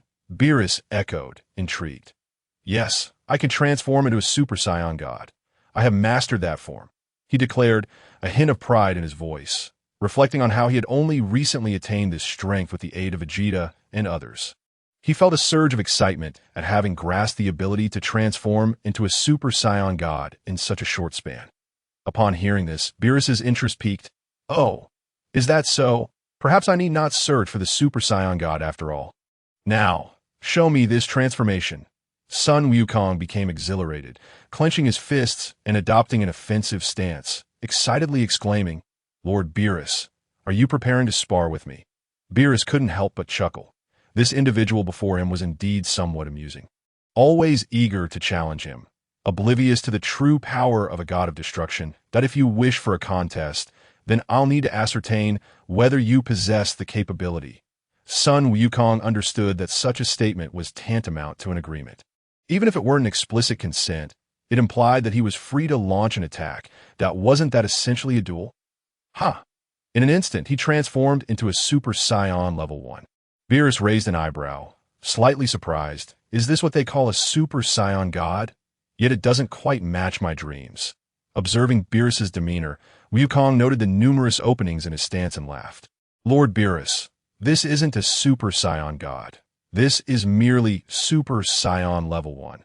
It is just one of my transformation forms, and you currently exhibit many vulnerabilities that I shall commence my assault now. Ha! Beerus burst into laughter. He truly was oblivious to the might of a god of destruction. Let him witness the ferocity of a destroyer. With a flick of his slender fingers, Sun Wukong, unable to contain his eagerness, dashed forward without hesitation. Bang! Just as he closed the distance to within a meter of Beerus, the latter slowly raised his hand and lightly flicked Wukong's forehead. Wukong cried out, hurtling backward and crashing to the ground, leaving a human-shaped crater, instantly reverting to his normal state. How formidable! He could feel the true strength of Beerus. During his previous bout with Xue Tian, the latter had not been nearly this powerful. Yet here, Beerus merely flicked his finger and sent him flying. Beerus remarked nonchalantly, your current form is inadequate. Trembling, Sun Wukong stood up, realizing that Super Saiyan level 1 was no match for him, if that's the case. Then behold my more formidable form. Ha! With a thunderous roar, a powerful vortex of energy erupted from Sun Wukong, clearing everything around him as the whirlwind spiraled outward, sending flowers and grass tumbling about. His hair extended down to his waist, enveloped in a golden aura crackling with electricity, his power magnified exponentially. This is Super Saiyan 3. Be cautious, Lord Beerus. Chapter 47. How much power does Beerus unleash? With that, Super Saiyan 3 Wukong surged forward at high speed, throwing a punch at Beerus. Whoosh! Beerus's figure flickered and effortlessly evaded, taunting, in your current state, you are still lacking. You continue to disappoint me.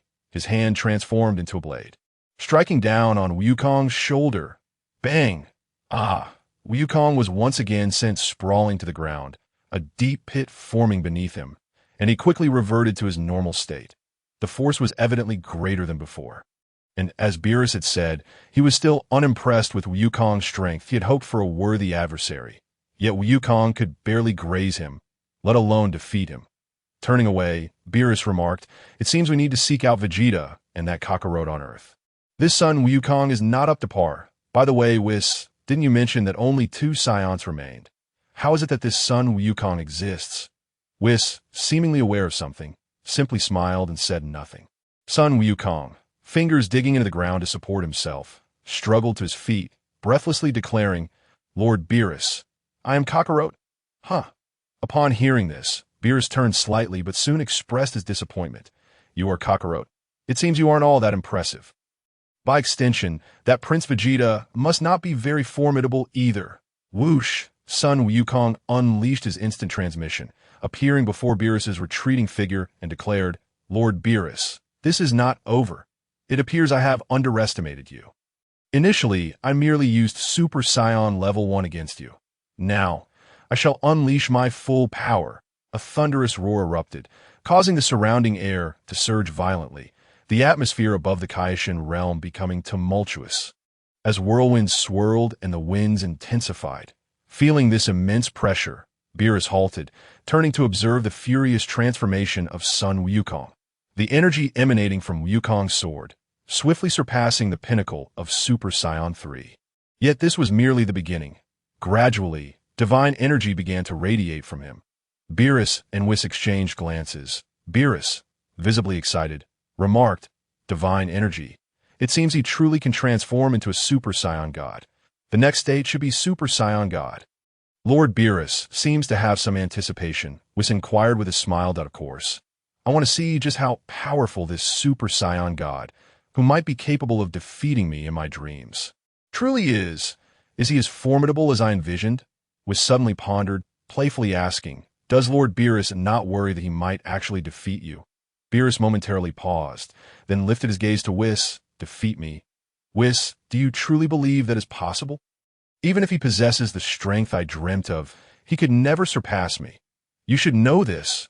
Whis nodded with a smile. "Indeed, while he may not be aware of how you fought in your dreams, he understands that in reality, you are undoubtedly far more powerful and cannot be as weak as in those dreams.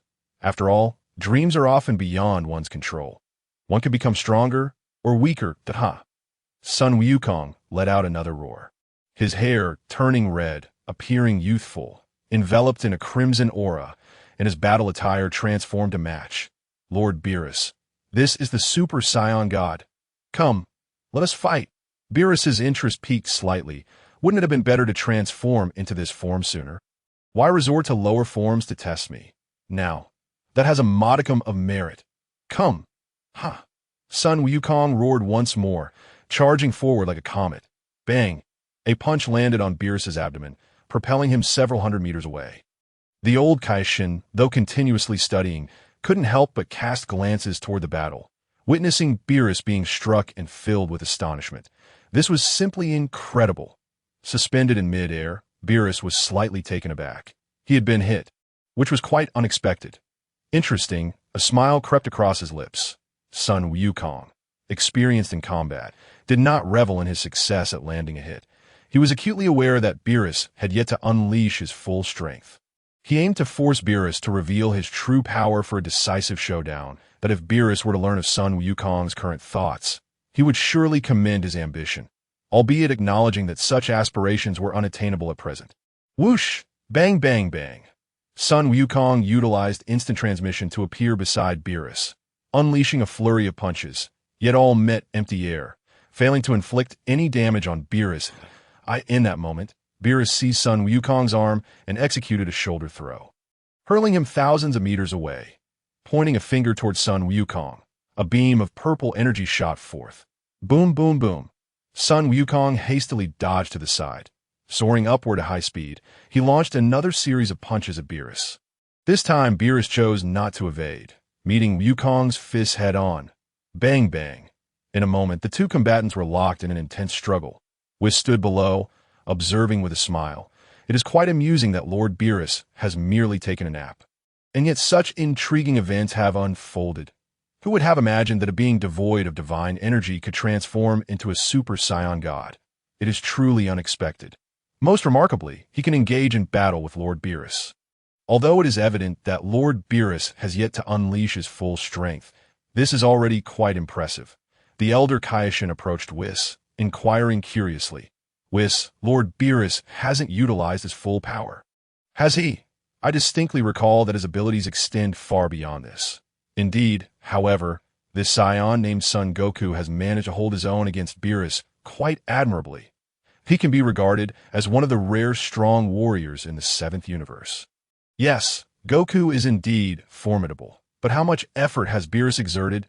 Was pondered briefly before responding with a calm demeanor. Less than 1%, I would surmise. The Elder Kaishin, the East Kaishin. Chapter 48, Beerus, who is Xue Tian. Meanwhile, on Earth, Xue Tian reclined in a chair, gazing toward the Kaishin realm. thoughtfully rubbing his nose with a faint smile as he murmured, "It seems Goku has already engaged with Beerus and has transformed into a Super Saiyan God. Beerus, enjoy yourself, for another who masters Ultra Instinct, Vegeta, awaits you. Given that you once trampled his father, I suspect he will be even more enraged." Haha. The more Xue Tian contemplated, the more amusing he found the situation. In the Kaioshin realm, Son Goku unleashed another powerful punch, only for Beerus to effortlessly evade it. With a nonchalant tone, Beerus remarked, "Son Goku, such a level of attack and speed is utterly insufficient. Is this truly all the power you possess? If so, I must say, I am rather disappointed." Son Goku smiled, refraining from verbal response as he summoned every ounce of energy within him, launching a punch toward Beerus with blinding speed.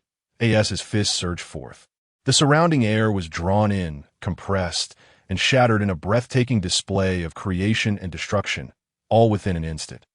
Observing Goku's strike, Beerus retaliated with a punch of his own. Bang! The moment their fists collided, shock waves erupted, battering the surrounding area. Air within a radius of several thousand meters was instantly compressed and obliterated. Should any human have been present, they would undoubtedly succumb to the suffocating pressure. In divine skirmishes, mere mortals bear the brunt of the consequences. Even the Kaioshin realm was not spared from this fate. Following the cyclone's assault, all flora and fauna vanished in an instant, leaving behind nothing but barren desolation, as if they had never existed. The elder Kaioshin turned to Whis and said, "Whis, please employ a protective barrier to shield the Kaioshin realm. I fear that if this continues, our realm will be left in ruins. Perhaps even annihilated completely." Whis jestingly replied, "But are you not the Kaioshin? Surely you can create." Though he teased the elder Kaioshin, he nonetheless waved his staff, conjuring a protective barrier that enveloped the entire Kaioshin realm. Bang! Bang! Bang! Son Goku's relentless punches continued to rain down upon Beerus, yet all his efforts proved futile, failing to land a single blow. Boom! As they collided once more, Goku was propelled backward by Beerus's force. Soaring several dozen meters before he positioned his hands at his waist, forming a lotus-like stance, he rapidly gathered energy and shouted, "Kamehameha!" A brilliant white energy wave, wide enough to span over 10 meters and capable of extending indefinitely, surged towards Beerus. Beerus swiftly vanished, reappearing above the Kamehameha, observing as it dissipated into nothingness. Goku was taken aback. He hadn't anticipated such an outcome. Initially, he had believed that even if his Kamehameha couldn't defeat Beerus, it would at least inflict some damage. However, it appeared that it hadn't even grazed him until that moment. Beerus raised his index finger, summoning a purple energy sphere the size of a basketball. However, as he lifted it, the sphere expanded dramatically, reaching a diameter of 40 to 50 meters. With a swift motion, it hurtled towards Son Goku. Not only was it immense, but it also traveled at an astonishing speed, leaving Goku no chance to evade.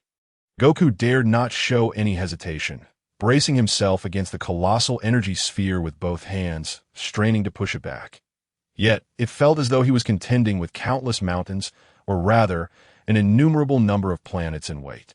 As he felt himself being inexorably pushed downward, he realized that should it strike the Kaioshin realm, an explosion would ensue, potentially claiming both his life and that of the realm in that moment. He felt an intense unwillingness. Beerus is truly formidable. But I sense that I have yet to reach my limit. With a fierce cry, his power surged explosively, and, astonishingly, the energy sphere that had been relentlessly pushing him down began to be repelled step by step. At that instant, his mastery over the Super Saiyan God's power deepened, allowing him to unleash a significant portion of its might. Suspended in the air, Beerus watched this unfold with a hint of astonishment. It was clear that he had underestimated Goku's capabilities. He had initially presumed that the power of a Super Saiyan God was merely mediocre, yet it appeared there were depths yet to be explored. "Ha! Ha!" Goku shouted, unleashing his full strength, causing the Kaioshin realm to tremble. From the cosmos above, peculiar sounds resonated, as if the celestial bodies themselves were responding to his unleashed power. With a second mighty roar, Goku propelled Beerus's energy sphere back toward him in retaliation. Seeing the energy sphere hurtling back, Beerus displayed no anger. Rather, his gaze reflected anticipation and intrigue, reminiscent of his initial reaction when witnessing Goku's transformation into a Super Saiyan God. He raised his hand and effortlessly swatted the returning energy sphere aside, sending it hurtling into the cosmos, where it erupted in a resounding explosion. In the blink of an eye, the terrifying energy from the explosion engulfed nearby planets, reducing them to cosmic dust as if they had never existed.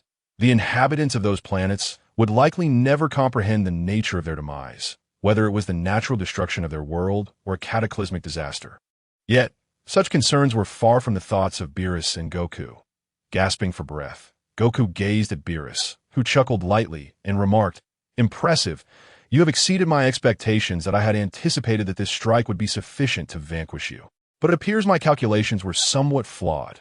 This is indeed rather entertaining." Goku, still panting, replied, "Lord Beerus, you are indeed formidable, just as Xue Tian described. Truly, you are not someone I can contend with." "Xue Tian?" Beerus inquired, puzzled. Upon hearing Goku mention Xue Tian, Whis interjected, "It seems the situation may be a bit precarious." The elder Kaioshin, confused, pondered why it would be better to send Xue Tian to confront Beerus. Was there a concern about the collision of their powers?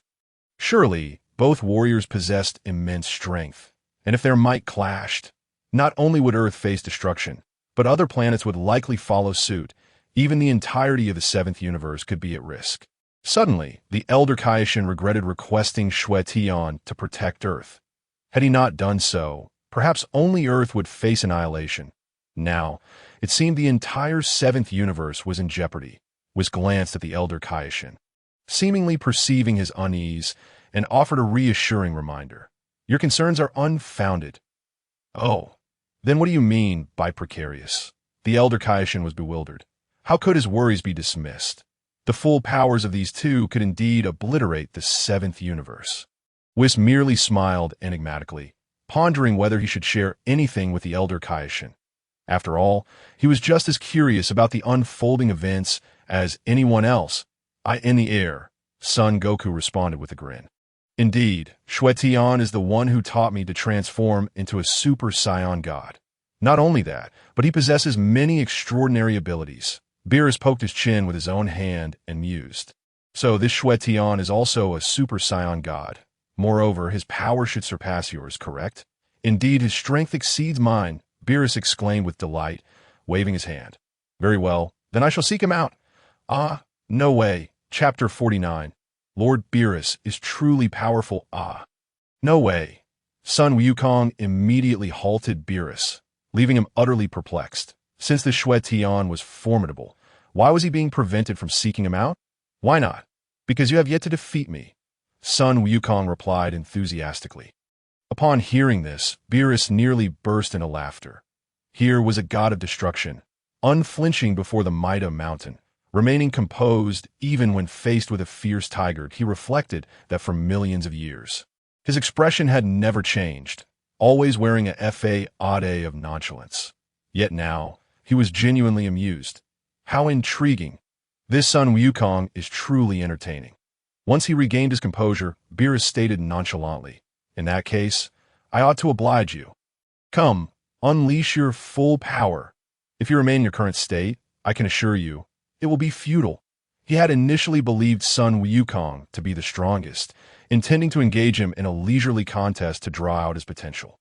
However, upon discovering the existence of an even mightier Xue Tian, his interest in battling Sun Wukong waned.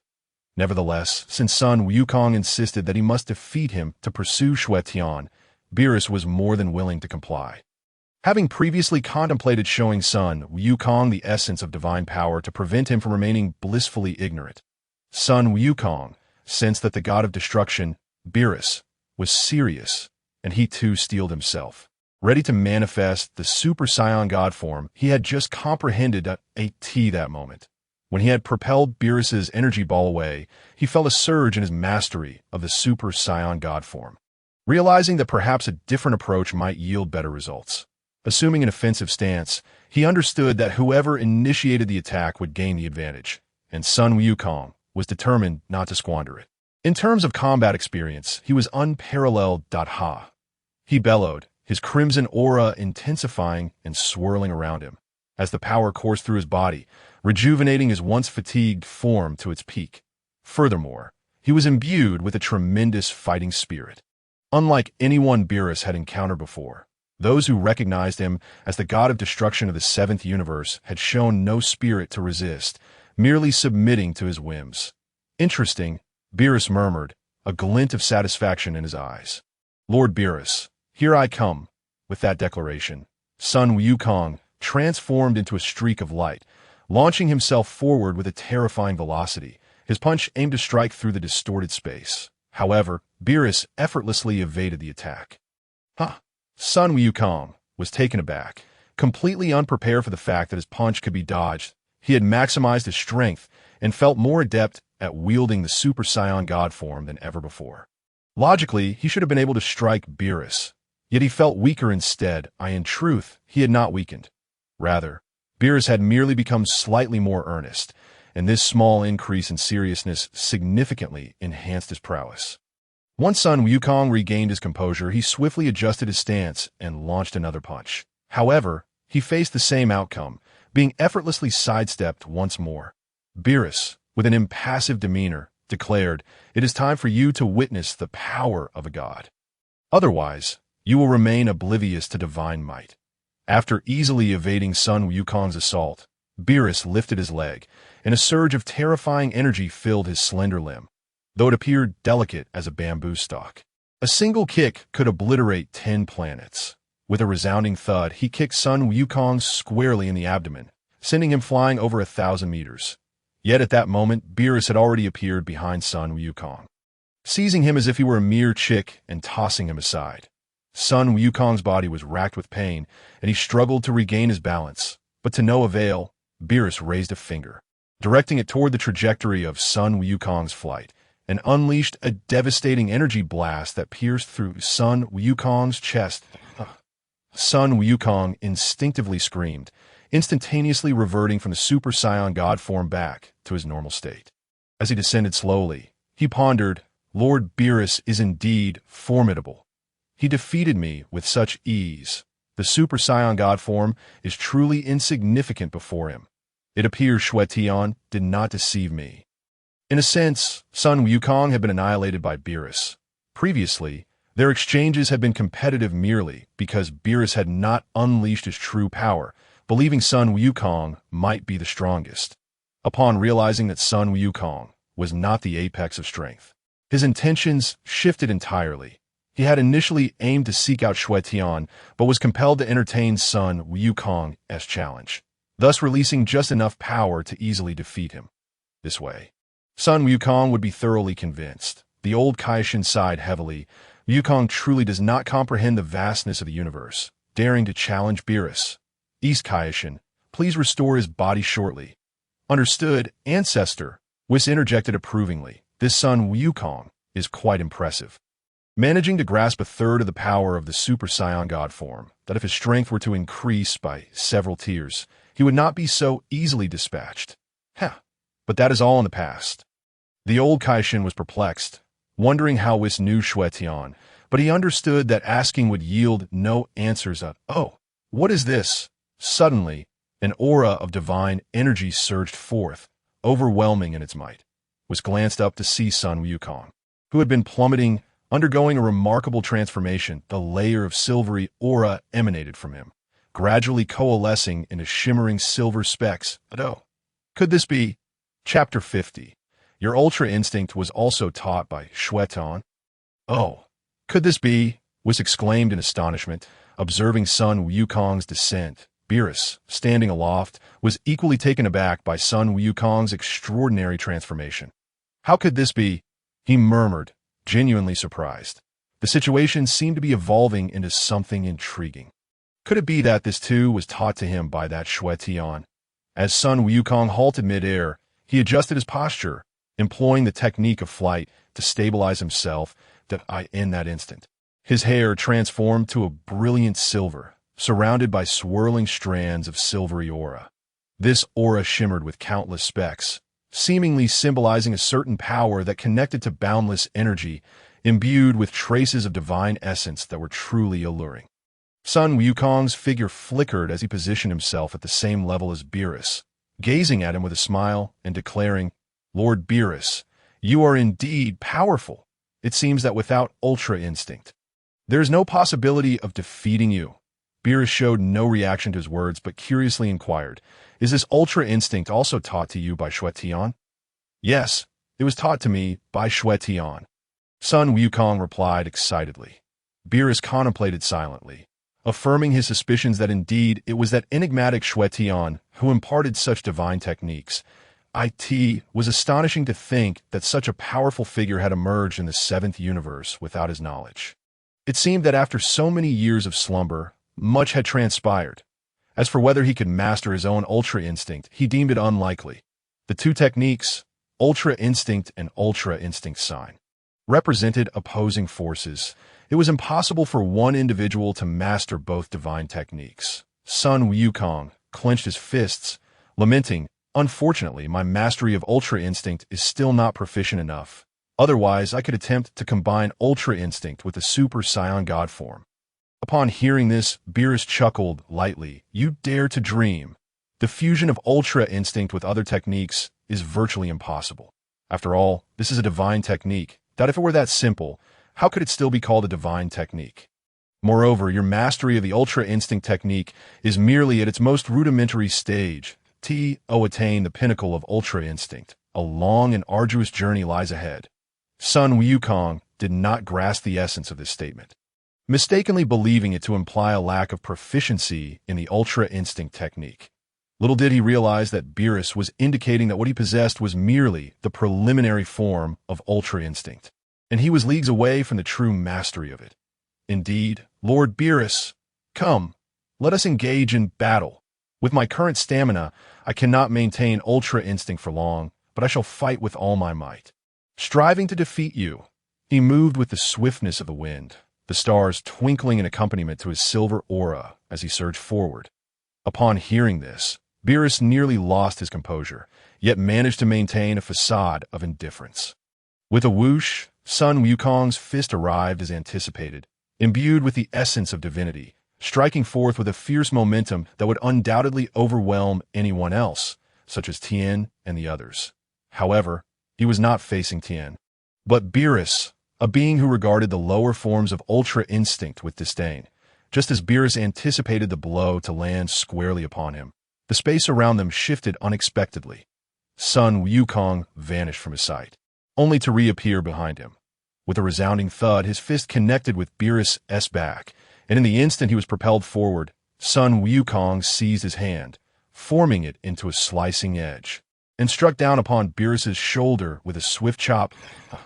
Beerus cried out in pain, his body plummeting rapidly. "This blow is a gift for you, Lord Beerus." This hand chop had been etched into his memory, and seizing the opportunity, he retaliated without hesitation. Sun Wukong brought his hands to his waist, forming a blossom shape, channeling all his energy into his palms, and shouted, "Kamehameha Wave."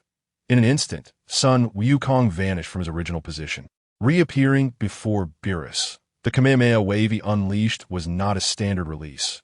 Rather, it was a technique augmented by instant transmission. That he materialized before his adversary and unleashed the Kamehameha Wave to ensure a precise strike.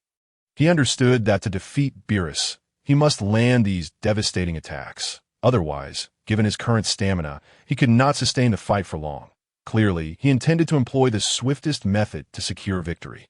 Boom! The cerulean Kamehameha waves crashed into Beerus' chest, propelling him over 1,000 meters away, resulting in a tremendous explosion that reverberated through the surroundings. Like a mindless demon, he wreaked havoc upon everything around him. As if space itself were on the verge of being torn asunder, as the smoke began to clear, Sun Wukong felt a sense of certainty. Even if Beerus had survived, he must have sustained significant injuries. After all, the Kamehameha Wave was unleashed under the enhancement of Ultra Instinct, a feat not easily endured. Even a god of destruction had to concede injury under such circumstances as the mist gradually dissipated. A sudden stirring of the haze revealed a figure resembling a cat. Sun Wukong immediately recognized the newcomer as Beerus. He was taken aback, astonished at how swiftly Beerus had recovered. Yet, instead of feeling disheartened, he was exhilarated. The stronger the opponent, the greater the potential for his own advancement. When Beerus re-entered his line of sight, he appeared utterly unscathed, his attire intact, as if the Kamehameha wave had never struck him at all. In truth, the attack had not landed. It had seemingly impacted him. Yet at the last moment, he had negated its effects. To put it simply, he had merely been pushed back, and one could argue that he had voluntarily retreated. However, Beerus acknowledged the force behind Sun Wukong's attack, deeming it far superior to that of the so-called Universe Emperor, Frisia. With a face devoid of emotion, Beerus queried, "Is this all the strength you possess? Do you have no other divine techniques? Divine techniques?" "None left," Sun Wukong faltered, awkwardly scratching his head. "None? Then this should conclude here." Whoosh! Bang! Chapter 51. Who is Xue Tian? Bang! Beerus's form suddenly vanished, his aura retreating without a trace. A gentle breeze swept through, leaving an air of bewilderment, as if Beerus had never existed. Sun Wukong surveyed his surroundings, meticulously sensing the ambient energy, but found nothing. When he turned around, he was alarmed to discover that Beerus had inexplicably appeared before him. An ominous feeling washed over him. Suddenly recalling his state of ultra instinct, he remembered that in such a state, his body would react instinctively to incoming threats. With this thought, he felt a slight relaxation in his heart. Whoosh! Just as his body began to respond, Beerus seized his arm, yanking him forward, and landed a devastating punch to his abdomen. Sun Wukong's heart quaked uncontrollably. What was happening? His body had clearly reacted. After delivering the strike to his abdomen, Beerus did not cease his onslaught, launching into a flurry of punches while proclaiming, "Ultra instinct is indeed a commendable divine technique, but you have merely scratched the surface. Furthermore, ultra instinct relies on evasion. Yet the effectiveness of that evasion is contingent upon your baseline abilities. Your combat power in a normal state is far too low, even if you master the entirety of ultra instinct's power. I could easily strike you. As long as my attack speed surpasses your evasion speed, I can hit you before you even have the chance to dodge. The power of a god is not so easily mastered." Bang! With that, he delivered a punch to Sun Wukong's abdomen. A blow that appeared soft yet sent Sun Wukong reeling, causing him to spit foam from his mouth, instantly breaking his normal state. Subsequently, Beerus casually tossed him into the realm of the Supreme Kai. The old Supreme Kai sensed Sun Wukong's lingering energy and immediately expressed his gratitude, saying, "Thank you, Lord Beerus, for sparing Wukong's life." He understood that Beerus was not angered by Sun Wukong's previous actions. Otherwise, Wukong would have already been a lifeless corpse or non-existent. Beerus paid little mind to this matter and inquired, "Where is Xue Tian?" The old Supreme Kai hesitated to respond, but knowing that fortune and misfortune often intertwine, he realized he had no choice. If Beerus truly desired to find Xue Tian, it would be a trivial task for him. Earth, the planet where Prince Vegeta currently resides. He glanced at Whis. Whis nodded lightly. "Indeed, Lord Beerus. Then let us proceed," Beerus declared, positioning himself behind Whis. "Farewell, Supreme Kai." Whis politely bid adieu before transforming into a streak of colorful light racing toward Earth. The Eastern Supreme Kai diligently restored Sun Wukong's stamina and injuries while the old Supreme Kai pondered for a few seconds. Deciding it was necessary to inform Xue Tian, he promptly utilized his divine technique, the communication of divine thoughts, to reach out to Xue Tian. "Xue Tian, can you hear me? On Earth, aboard the giant wheel." Bulma and the others were joyously celebrating, while Xue Tian reclined in a chair, indulging in grapes peeled by Lan Chi. After conversing with Bulma, Android 18, and others, Lan Chi felt it was improper to leave her master unattended. So she returned to serve him grapes. Just as Xue Tian was relishing the joys of having a female disciple, he heard the old Supreme Kai's lecherous voice echo faintly. "I can't hear you. This is not good. Is it because Beerus is about to arrive? What could possibly be so dire? Have you sensed it?" The old Supreme Kai inquired in astonishment. However, upon reflection, he realized that Xue Tian had likely anticipated Beerus's arrival all along. Xue Tian replied nonchalantly, Not only have I sensed it, but I've also noticed that Wukong has already been defeated by him. If I'm not mistaken, the Eastern Supreme Kai is currently treating him. The old Kaishin suddenly froze in astonishment, utterly amazed, as if he were overshadowed by another's divinity. Was he truly a deity, or was it this other being who possessed divine qualities? Without the use of the divine ball, he would never have been able to discern happenings far away. Yet, Xue Tian seemed to be fully aware of everything, as if he possessed a pair of eyes observing them from afar. "Do you have a way to deal with Beerus?" the old Kaishin inquired eagerly. Deep within his heart, he harbored not just a desire to protect Earth, but a flicker of hope that Xue Tian might teach Beerus a lesson. As for a solution, one could say I possess it, and yet, one could also say I do not, Xue Tian replied nonchalantly. The old Kaishin was momentarily taken aback. What a peculiar statement. Just as he was about to delve deeper, Xuevan interrupted. "Enough, you need not worry about matters on Earth. Since I have accepted your favor, I shall certainly safeguard this planet." "Very well. Your words bring me solace." The old Kaishin ceased his inquiries, severing his connection with Xue Tian, and then activated the divine ball to observe the situation regarding Xue Tian and others on Earth. He was eager to ascertain what means Xue Tian had to subdue Beerus. The old Kaishin had always been curious about Xue Tian's true strength. He felt that Xue Tian was not particularly formidable, yet the aura he exuded suggested a certain mystery and power. Beside him, Lan Shi asked curiously, "Is the god of destruction Beerus really coming?" "Indeed. What does Master plan to do?" Lan Shi asked, somewhat worried. She recalled her master's words that, given his current strength, he could not defeat Beerus, which could jeopardize Earth's safety. Seeing her concerned and pitiful demeanor, Xue Tian spoke with a hint of reassurance. "Do not fret. Although I'm not his match at present, as long as I am here, he will not dare to wreak havoc on Earth. Let us first observe the situation. If he stays here and enjoys the delicacies, then let him be.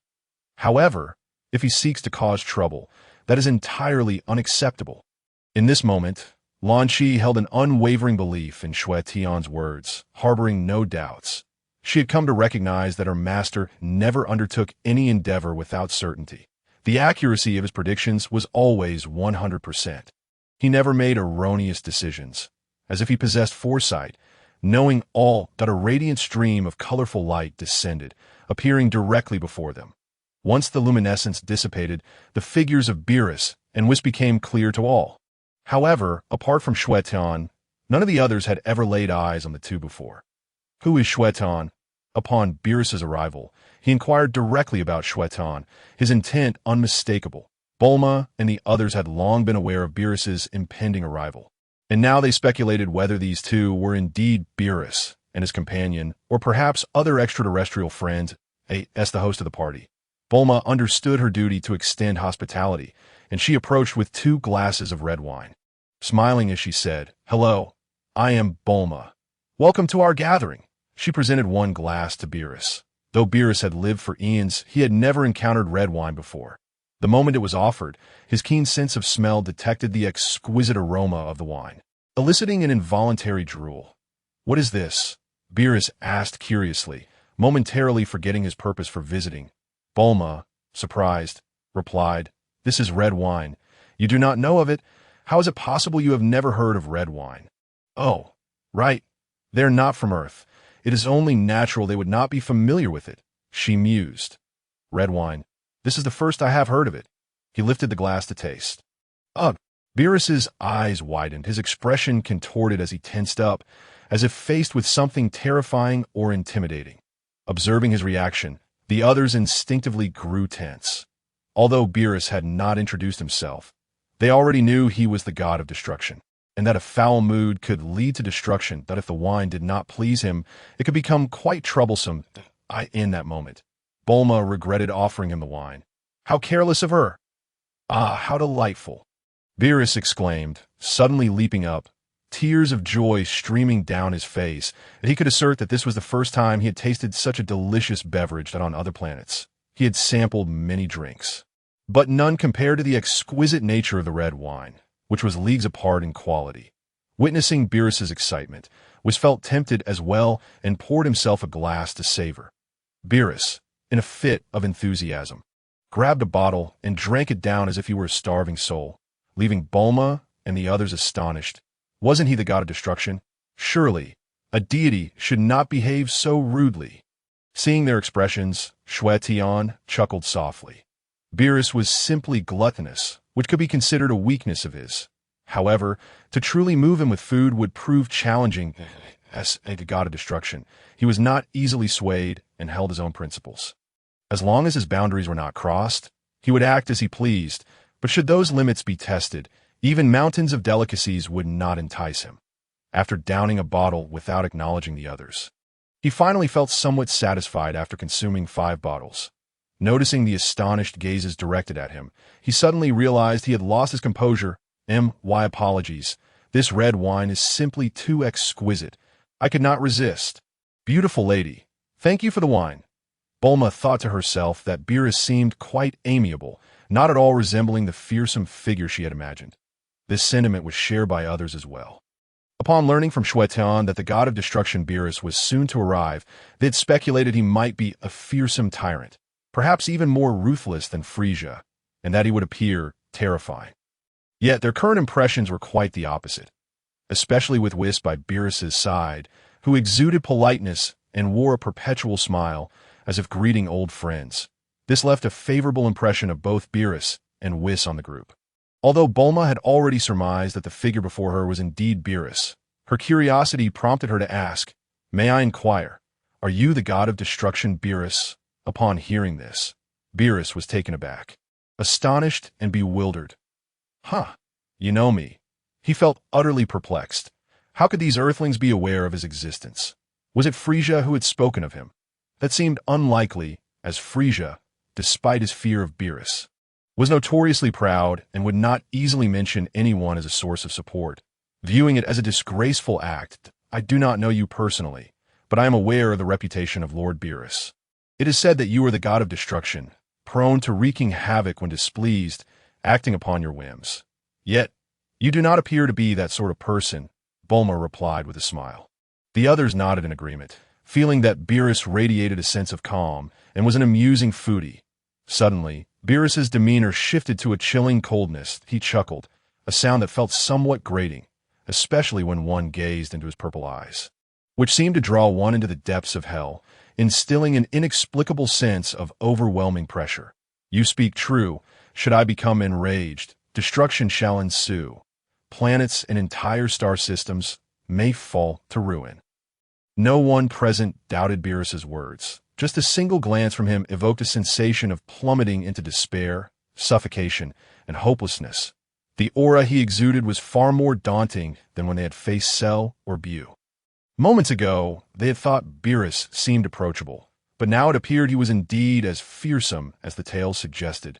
At that moment, Krillin, who had been busy preparing octopus balls, rushed over with a plate, brimming with excitement. Special octopus balls, one of which contains mustard. Let us see who wins this grand prize. Ha ha ha. This must be Bulma's friend. You're a guest, please. You go first. Klin was preoccupied with preparing octopus balls and had completely missed the conversation among the few people present, mistakenly assuming that Beerus was a friend invited by Bulma. Although he had never met him, he found it unremarkable, as Bulma was known for her diverse circle of friends, given the complexity of life on Earth. With its array of characters such as the cat Poir, the pig Oolong, the deceased Jiaozi, and the androids, the presence of 2 peculiar beings did not strike him as strange. However, upon hearing this, Bulma and the others grew anxious. An octopus ball infused with wasabi. If Beerus were to eat it and be overwhelmed by the spiciness, it could provoke his ire. They hurriedly exchanged glances with Klin, signaling him to take heed. Chapter 53. Because I am quite strong, Bulma quickly approached Klin, saying, "Klin, why are you bringing out the octopus balls? It's not time yet. Put them back." This left Klin bewildered, struggling to comprehend the situation. Not time yet. The reward for these octopus balls is just wasabi, not your grand prize, he thought, assuming Bulma had misunderstood, thinking he was referring to the ultimate grand prize she spoke of, and thus attempted to clarify. Beerus, captivated by the appearance of the octopus balls, remarked, "These octopus balls look quite delectable. May I try one?" Klin, who had intended for Beerus to be the first to taste them, was delighted by this request and eagerly replied. Of course, Beerus promptly picked one up and placed it in his mouth. The onlookers felt their hearts race, silently praying that he wouldn't encounter one laced with wasabi, that if he were to become angry, it would spell disaster for Earth. As he swallowed the octopus ball, his expression twisted ominously, akin to someone who had just downed a glass of red wine, leaving everyone perplexed. Was it delicious or not? Had he indeed tasted wasabi? His reaction was unlike that of an ordinary person, who would have already been shouting in agony after encountering such spice. Instead, Beerus simply grimaced, yet the way he had reacted after drinking the wine was similar, making his demeanor all the more inscrutable. However, if it were easy to decipher his behavior, he would not be the god of destruction. Beerus, suddenly, a long howl erupted from him, sending sound waves rippling through the air, causing those nearby to feel a tingling in their ears. Fortunately, this howl was not directed at them. Otherwise, Bulma and the others, lacking in martial prowess, would have surely succumbed to grievous harm. Beerus spread his arms wide, adopting the demeanor of a gourmet, and declared, the soft, doughy exterior envelopes the incredibly chewy octopus. How do we not think of this combination before? The sauce is marvelous as well. I am quite satisfied. At that moment, Whis also sampled one and praised. Indeed, quite delightful. I shall incorporate this into our dinner. Hearing Beerus express his approval, the tension in the room dissipated, and everyone breathed a sigh of relief, grateful that he had not been angered.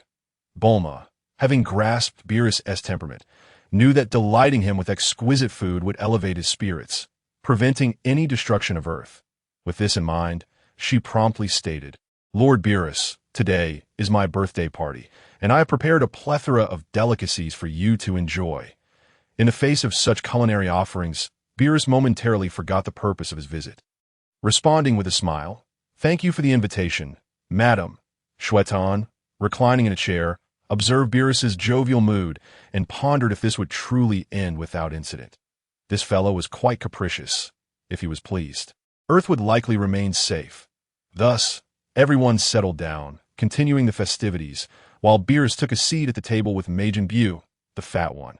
Whis, catching sight of Xue Tian, not far off, smiled and waved, to which Xue Tian responded with a smile in return. Upon seeing Beerus seated with Majin Buu, Xue Tian instantly understood that the plot was unfolding as expected. Majin Buu would soon face some reprimand.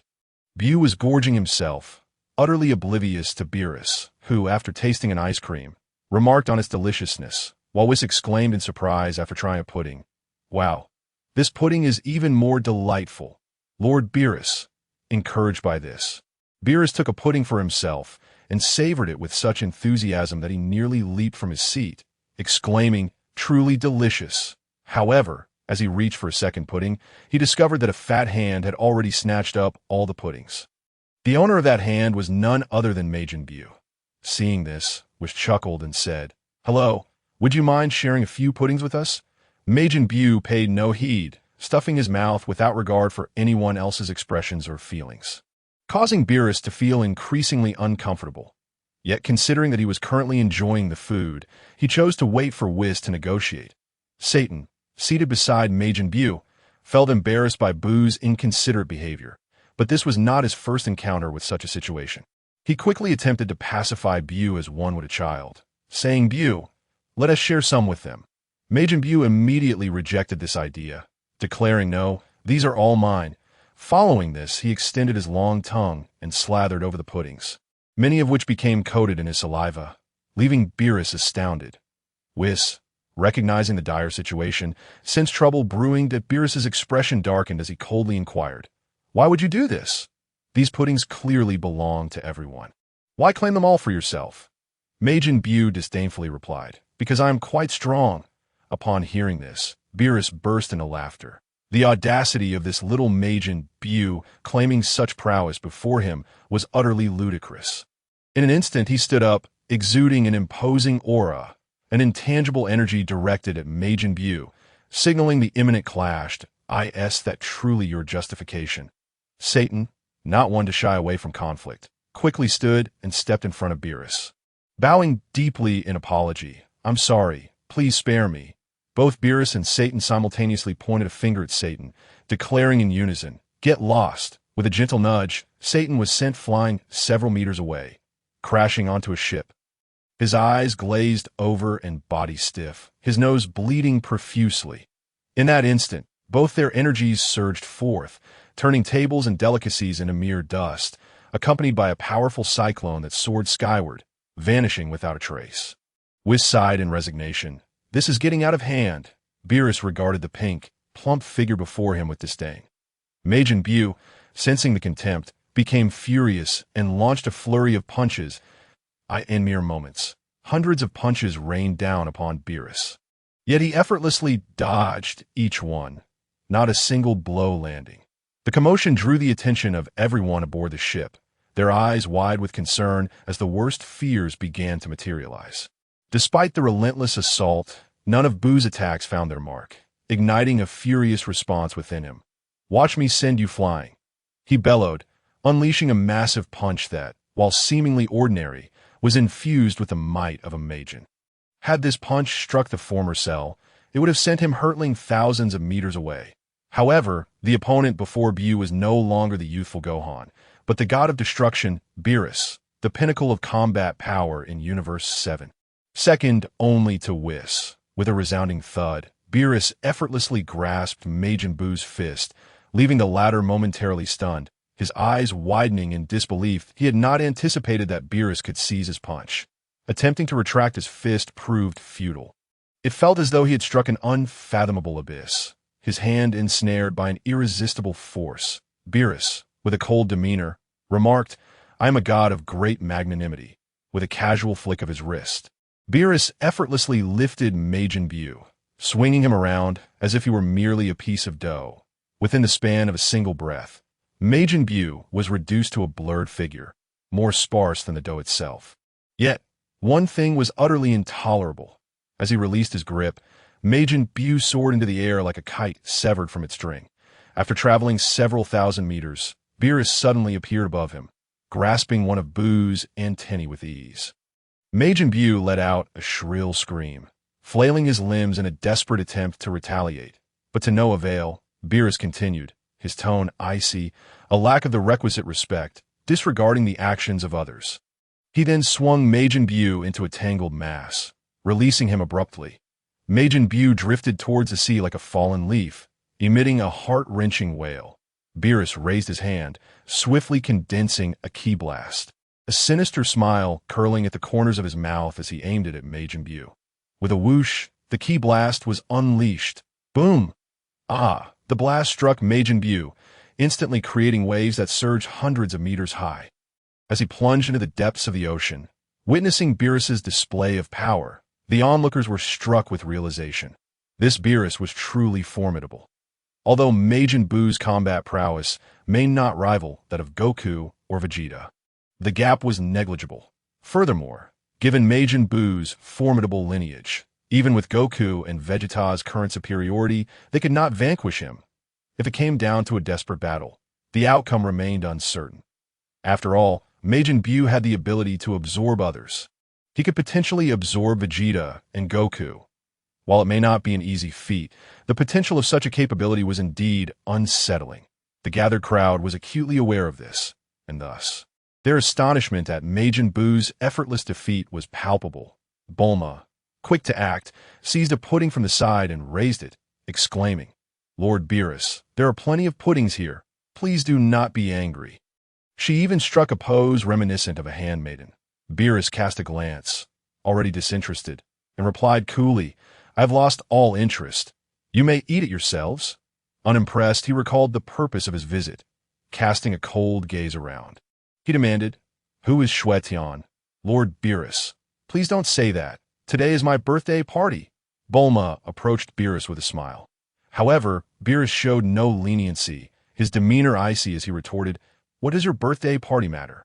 I am in a foul mood, and this planet shall be destroyed. Farewell, everyone."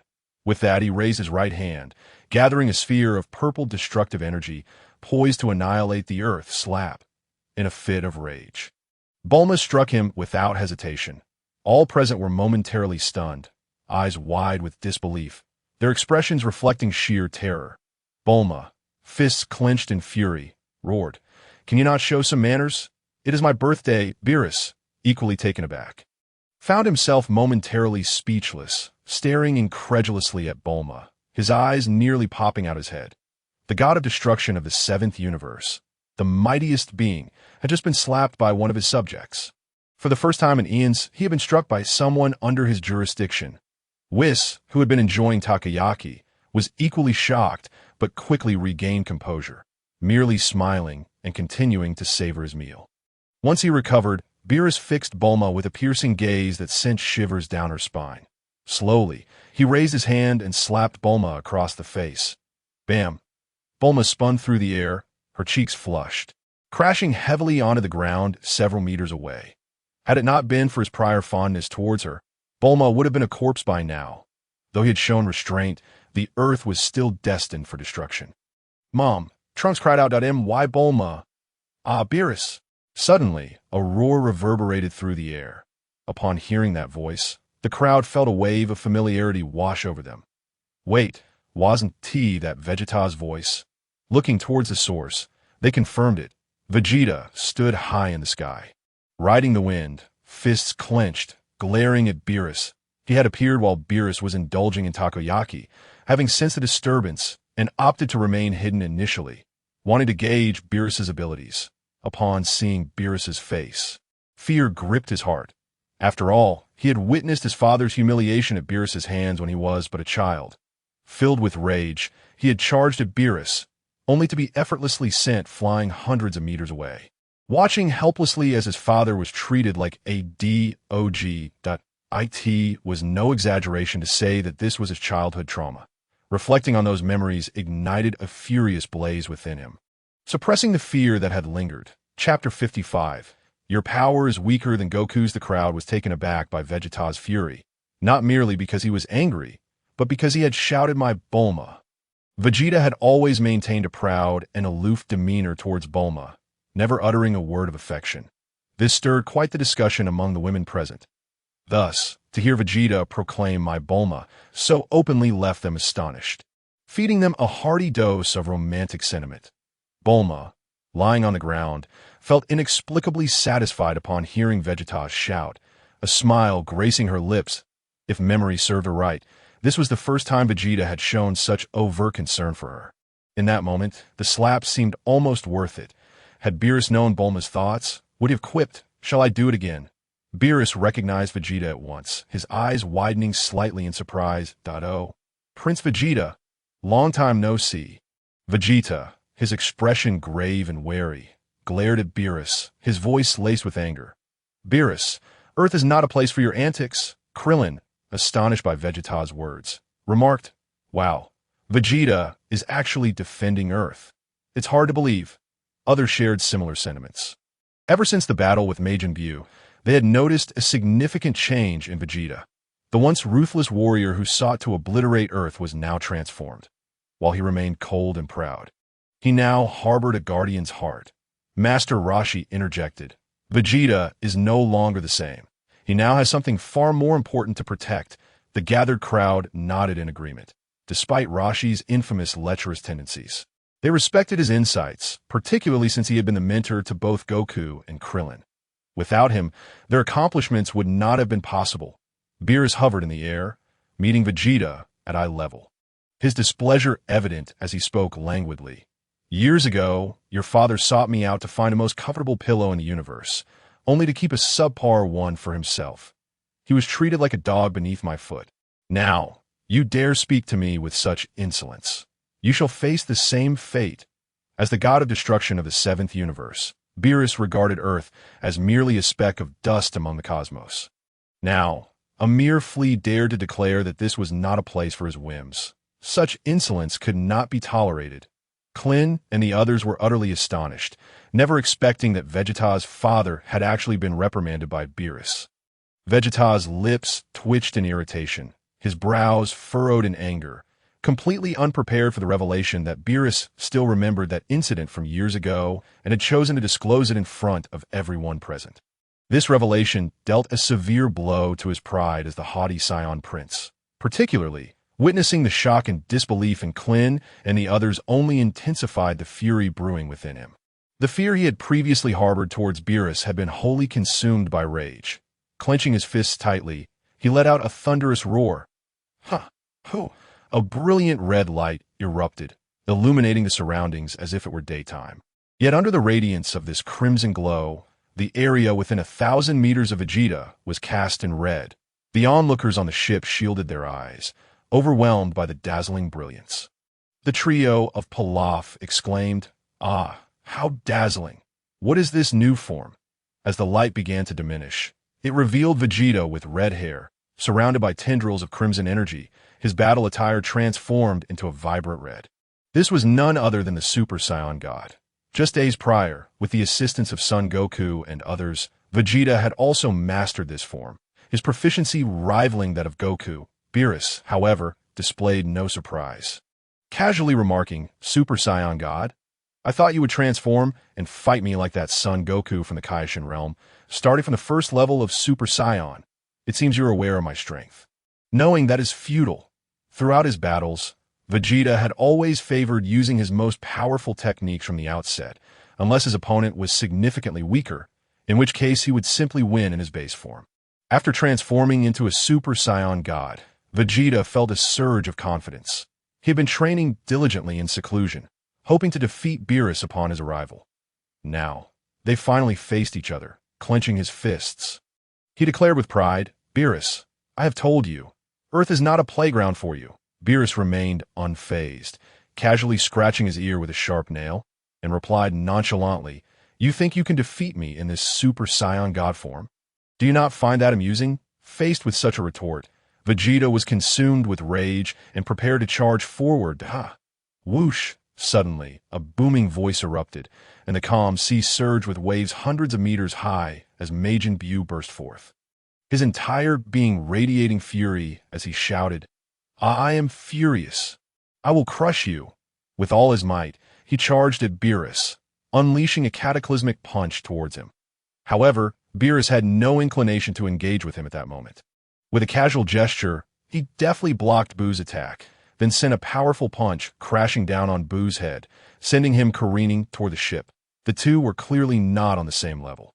Nevertheless, Buu's regenerative abilities meant he would not perish from this encounter, though it was still enough to incapacitate him.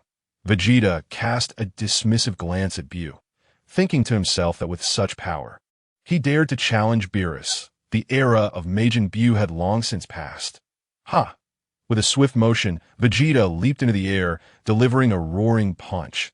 Whoosh! Beerus remained stationary, merely turning his head slightly to effortlessly evade Vegeta's attack. Whoosh, whoosh, whoosh! Vegeta unleashed a flurry of punches, yet Beerus continued to evade them with ease, leaving Vegeta increasingly alarmed. Beerus's speed was astonishing, and despite his transformation into a Super Saiyan God, he was still unable to land a hit. Beerus remarked casually, "Your speed and strength are not much faster than that Son Goku's in the Kaishin realm. You could even say your power is somewhat lesser." Chapter 56. Let me show you the true self-destruction technique. Beerus's words ignited Vegeta's already tumultuous fury, prompting another fierce onslaught, yet the damage inflicted on Beerus was utterly negligible. Bang!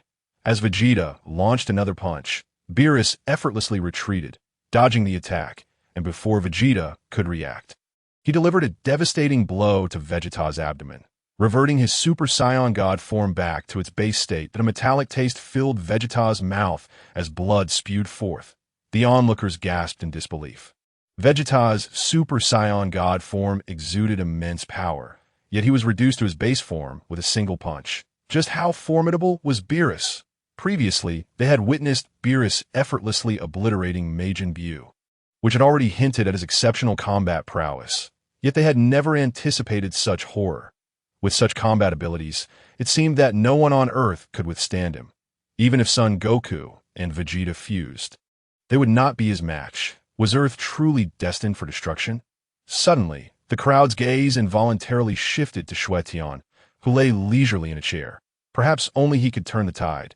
Xue Tian's combat prowess had always been an enigma, with no one truly knowing his strength. It was merely understood that his abilities were unfathomable. Having imparted techniques such as Son Goku's Super Saiyan God and the Ultra Instinct, Beerus flicked Vegeta's forehead with his finger. Ah! Vegeta let out a pained scream, his body tumbling like a ball as he rolled several times before crashing into the ocean, sending a massive wave over 100 meters high, illustrating the ferocity of the impact. Beerus remarked nonchalantly, "This Prince Vegeta pales in comparison to that Son Goku. That Son Goku can use Ultra Instinct, while it seems you Prince are limited to just this Super Saiyan God. Quite weak." As he spoke, he surveyed the surroundings, searching for anyone who might be Xue Tian. Upon spotting Xue Tian reclining in a chair, leisurely munching on grapes, his eyes widened in surprise, asking, "If I am not mistaken, you are Xue Tian?" "Correct? Indeed, I am Xue Tian. What do you want with me?" Xue Tian replied coolly. He was perplexed as to why Beerus sought him out and how he had come to know of his existence. Had someone informed him? Was it Whis? That seemed unlikely, as Whis had been tasked by the Grand Minister to protect him, so he had no reason to draw unnecessary attention to himself in front of Beerus. After pondering for a moment, he suddenly recalled Son Goku. Beerus had visited the Kaishin realm before arriving here, where Son Goku happened to be. According to the manga, Son Goku had already received a thorough education. And now, if he showcased Ultra Instinct before Beerus, both Beerus and Whis would undoubtedly be curious as to who had taught him, leading them to Xue Tian. With this realization, Xue Tian felt he had unraveled the mystery. It all made sense. Beerus scrutinized Xue Tian with a discerning gaze, making Xue Tian feel as though he were being thoroughly examined, which left him quite displeased. "Did you teach Son Goku Ultra Instinct and Vegeta Super Saiyan God?" Before Xue Tian could respond, the area where Vegeta had been knocked into the sea suddenly erupted, forming a cylindrical structure approximately 50 meters wide. A chilling purple light surged from the depths of the ocean, causing surrounding creatures to flee in terror. Those that ventured too close, including fish and sharks, perished without a trace of blood. Whis, who had been enjoying his meal, paused and remarked, "How surprising. One Ultra Instinct and one self-destruction technique." Beerus, hovering in the air, also sensed the aura, one he was all too familiar with. It was indeed the self-destruction technique he had mastered, albeit the aura emanating from Vegeta was exceedingly faint, suggesting he had only recently grasped it.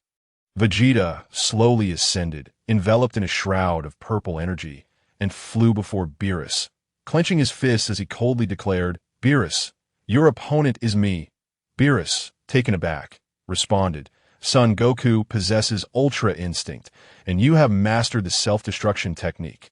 When I saw Son Goku's Ultra Instinct in the Kaishin realm, I wondered if anyone could master the self-destruction technique. However, I deemed it unlikely, as the self-destruction technique requires self-awareness and spontaneity. That is what makes it self. To my astonishment, there truly exists someone who can." Subsequently, casting his gaze upon Xue Tian, who reclined comfortably in his chair, he curiously inquired, "Is this also a technique you imparted to him?" "Indeed, it is I who taught him," Xue Tian replied calmly, his tone devoid of any tremor. "You are truly an extraordinary individual, possessing not only the ability of Zizai Ji Gong, but also the mastery of Self Ji Gong. It is quite remarkable." Xue Tian remained silent, as the astonishing events were yet to unfold. Vegeta turned his attention to Beerus and exclaimed, "Enough idle chatter. Your opponent is me." Beerus, unfazed by his arrogance, felt a flicker of his own essence reflected in Vegeta. Perhaps he also saw a semblance of himself in Son Goku, both of whom were consumed by the thrill of battle, willing to challenge even those stronger than themselves. One was self-absorbed and arrogant, a trait that resonated with him. Your Self-Ji Gong is merely at the initial stage. Not only that, but you have yet to master it proficiently. You swell with pride. It seems this divine technique suits you rather well. However, at your current level, you are still no match for me. Allow me to demonstrate what true Self-Ji Gong looks like." Upon finishing his words, Beerus's aura surged dramatically. The sky was enveloped in darkness. Fierce winds howled, and the earth trembled subtly, as if in fear of something. Lightning crackled and flickered as if heralding the end of the world, while the ocean roiled violently, more tumultuous than a tsunami. The ship, once stable as a mountain, began to sway perilously. "Ah, is Mom's ship about to capsize?" Trunks exclaimed anxiously. Whis waved his staff, conjuring a green energy shield that enveloped the entire vessel, merely to avoid disrupting his meal. Chapter 57. A slice of fate. The sky transformed dramatically, with lightning illuminating the scene, winds raging fiercely, and tornadoes spiraling fiercely, lifting towering waves and threatening a tsunami, reminiscent of a cataclysmic upheaval. Just as the situation seemed poised to worsen, Beerus' Zai Ji Gong diminished significantly. He was enveloped by tendrils of purple energy, emanating an aura of terrifying destructive power. The purple flames that surrounded him sparked with electricity, accompanied by a menacing, crackling sound, instilling an inexplicable sense of dread in all who beheld it. The mere presence of this aura was enough to evoke an overwhelming fear. Should he truly engage in combat, what would that feel like? While Vegeta did not experience fear to the extent of an ordinary person, he was nonetheless affected, gazing in horror at Beerus' current form, astonished to realize that this self-Ji Gong might have been mastered to a near-perfect degree. Observing the change in Vegeta's expression, Beerus smirked slightly, clearly satisfied, and coldly remarked, "Do you see? This is what self-Ji Gong truly is, and this is merely the first stage. The current form is simply the first stage perfected to an exquisite level." Reclining in his chair, Xue Tian admired Beerus' self-Ji Gong, truly impressed. It was no wonder he was Beerus. Yet upon reflection, he pondered that having lived for countless millennia, if he could not even master the first stage of self-Ji Gong to perfection, then perhaps the position of God of Destruction should be reassigned. Upon hearing Beerus' words, Vegeta was momentarily taken aback. To achieve such might and presence at the first stage was staggering indeed. What would it be like if he were to break through to the second stage, the third stage, or even beyond? With these thoughts swirling in his mind, an intense desire ignited within him. If he could gradually master the first stage, then given sufficient time, he could surely grasp the second stage, the third stage, and beyond. The more he contemplated, the more exhilarated he became that he believed that one day he would undoubtedly reach a level akin to Beerus, who had lived for countless ages. If given the same amount of time, he was confident he could achieve this. At the same time, he became acutely aware of a pressing issue. His power paled in comparison to Beerus's. No need for combat. Merely gauging the aura emanating from Beerus revealed the vast chasm between them. He even felt that with a mere flash and a single strike, Beerus could obliterate him. Just as he had effortlessly reverted Vegeta's Super Saiyan God form to its normal state with a single punch, Beerus wore an expression of indifference, his countenance unwavering. "So, what now? Do we still need to fight? Or will you step aside and allow me to destroy this planet?" Vegeta, suddenly jolted back to reality, felt a shiver run down his spine as he shook his head, finding it somewhat ludicrous that he had entertained thoughts of surrender. Clenching his fists, he acknowledged Beerus's formidable power internally, yet retorted defiantly, "Humph, even if your self-Ji Gong is powerful, what of it? I will still defeat you."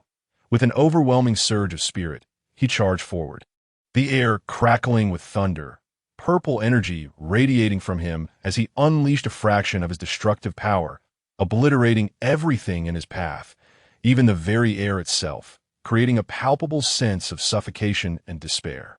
The power of destruction was said to annihilate all that existed, and indeed, that included the air around them. Beerus was somewhat taken aback. He had anticipated that after witnessing his first stage of self-Ji Gong, Vegeta would choose to abandon the fight, devoid of any fighting spirit, retreating to let him destroy the earth. Yet, the audacity of Vegeta to leap forward and engage him in battle was truly amusing. Beerus did not flinch, observing as Vegeta launched a powerful punch at him, countering with a strike of his own. Bang! In an instant, a terrifying force of destruction erupted. The already furious waves of the tsunami cleaved apart, revealing the ocean floor beneath, which lay thousands of meters deep. The sheer magnitude of the destructive force unleashed was so formidable that if it were to strike a person, they would surely vanish entirely. With their fists clashing, Vegeta let out a piercing scream, hurtling thousands of meters away, disappearing from view like a distant star. "Dad!" Trunks cried out, unable to contain his distress. Trunks glanced at Goten beside him. Understanding the situation, they immediately initiated their fusion technique. Fusion. With a flurry of energy, Gotenks emerged, his face brimming with pride as he looked at Beerus suspended in the air, proclaiming, "You big bully, you're just a little pudding. And yet you're angry? Let's teach you a lesson." With that, he propelled himself forward with blinding speed. Piccolo, realizing the urgency, reached out to grab him, but Gotenks' speed far surpassed his own, leaving him with no opportunity to intervene. And he could only watch as Gotenks surged ahead. The moment Gotenks broke free of the protective barrier, he felt the air compress around him, a wave of despair, suffocation, and fear overwhelming. It dawned upon them that Whis' shield had protected them from Beerus' overwhelming pressure. Now, having exited, the weight of that pressure left them gasping. Yet, emboldened by their fusion, they felt invincible, charged with the desire to engage Beerus in battle, especially after witnessing Vegeta's defeat. To retreat now would be to disgrace Gotenks, and they would not allow such a thing to transpire. Transforming once more into Super Saiyan Gotenks, they suppressed the feelings of suffocation and despair, launching themselves at Beerus with a punch. "You big bully. Just a small pudding, causing such a ruckus." Bang! Their words elicited a frown from Beerus, who effortlessly caught their small fist, rendering them immobile. "A small pudding, you say? Is that so? If you want more, we have plenty. Why are you angry?" As Gotenks spoke, he attempted to retract his hand, but found himself utterly immobilized, as if ensnared by an unyielding force. Beerus pulled Gotenks closer, adjusting his pants, aligning his index and middle fingers, and striking Gotenks' rear end. Thump! Ah! Gotenks' scream reverberated through the air, echoing tenfold louder than Vegeta's earlier cry. After all, they were merely children, their resilience to pain not particularly robust. Beerus, aware of their youth, chose not to be overly harsh, opting for a light punishment instead. Thump! Ah! Chapter 58. Are you a relic from the Void Era? Beerus continued to strike, casually remarking, "To you, that is merely a trivial pudding. Yet for me it is the most exquisite delicacy I have ever tasted. Do you comprehend the significance of the most exquisite delicacy?" Bang! Ah! Another resounding scream echoed through the heavens and the earth. Their posteriors had become exceedingly swollen, and even if they were allowed to move, they dared not stir, for even the slightest motion threatened to unleash floral manifestations upon their backsides. Beerus, unwilling to engage in further banter, delivered a few more lessons before tossing them onto the ship. Children ought to behave themselves. The moment Gotenks plummeted to the ground, the two of them disintegrated simultaneously, clutching their behinds and wailing in agony. That Piccolo's face turned a ghostly green. The combat prowess of Beerus was indeed terrifying. Vegeta, in his Ultra Instinct form, was no match, having been sent flying in a single exchange, while Gotenks was treated like a mere child, receiving a humiliating spanking that was simply unimaginable. Whoosh, a rapid movement, accompanied by a surge of purple energy, approached. Upon closer inspection, it was none other than the flung Vegeta. Vegeta charged forward with a fierce punch, shouting, "Do not be arrogant." Beerus remained utterly unfazed, casually waving his hand to effortlessly block the attack. His figure flickering as he appeared behind Vegeta, his hand poised in a knife-like manner. Son Goku was also defeated by my hand knife. "Now it is your turn." Bam! Vegeta's shoulder was struck, instantly dispelling his Ultra Instinct state, causing him to plummet rapidly. However, as he fell into Whis' protective aura, his descent slowed, allowing him to land gently on the ground, significantly reducing the damage. Nonetheless, he lay there, barely clinging to life. The onlookers gasped. Just that single knife-hand strike had left Vegeta in such a feeble state, and they recalled that Goku had also been defeated by the same maneuver. Piccolo was the first to react, urgently telling Krillin, "Hurry, feed him a Senza bean." Krillin rushed over to administer the bean. That moment, Xue Tian rose slowly from his chair, gazing at Beerus above, and calmly inquired, "Beerus, what do you seek from me?" Beerus directly asked, "Are you the god of Super Saiyans?" Xue Tian smirked knowingly. "Are you implying that I am the god of Super Saiyans from your dreams?" Beerus was startled, gazing in shock. "How do you know about the god of Super Saiyans in my dreams?" Lin Machin smiled mysteriously, teasingly. If I were to claim that I possess knowledge of the past and future, understanding the paths of development, would you believe it? Beerus hesitated for a few seconds, scrutinizing Xue Tian closely, contemplating whether he truly knew the past and future. Was this some sort of extraordinary ability? In this vast universe, many extraordinary individuals with unique powers had emerged from the void, including the destructive power, which was among the most domineering of abilities, with the Omni-King being a representative of such a formidable race. Currently ruling the entire universe, among these extraordinary beings, some possessed the knowledge of the past and future, yet such individuals had either vanished into the void or perished in the great battle of yore. As for these exceptional abilities, they should have become extinct. Why would such powers still exist? Could it be that the bloodlines of those individuals from that great battle had endured? This was not entirely implausible, for the battle had been grand and terrifying, and Beerus had felt like but a speck of dust within it. However, perhaps some individuals had indeed survived, possessing unique means of immortality, or even retaining fragments of their lineage. Could Xue Tian be among the descendants of those individuals? If so, it would be imperative to report to the Omni-King and the Grand Priest that, of course, if he could eliminate Xue Tian, that would be even more advantageous. Unbeknownst to Xue Tian, his feigned reasoning had prompted such extensive speculation from Beerus. If he were aware, he would surely exclaim, "Beerus, you are truly talented. It is a pity you do not work for our reality's imaginative company." I believe, this time, it was Xue Tian's turn to be astonished. He had not anticipated that Beerus would actually believe him. All along, Xue Tian was aware that in the Dragon Ball Super universe, certain races or individuals possessed unique precognitive abilities, albeit limited to mere seconds, incapable of foreseeing countless years. That he had accessed knowledge of Beerus's dreams, which at the very least allowed him to glimpse into the past of countless days.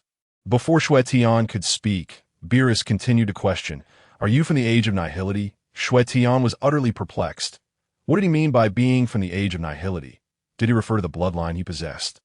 His lineage indeed bore the essence of the void, yet possessing such blood did not equate to being a denizen of that era, did it?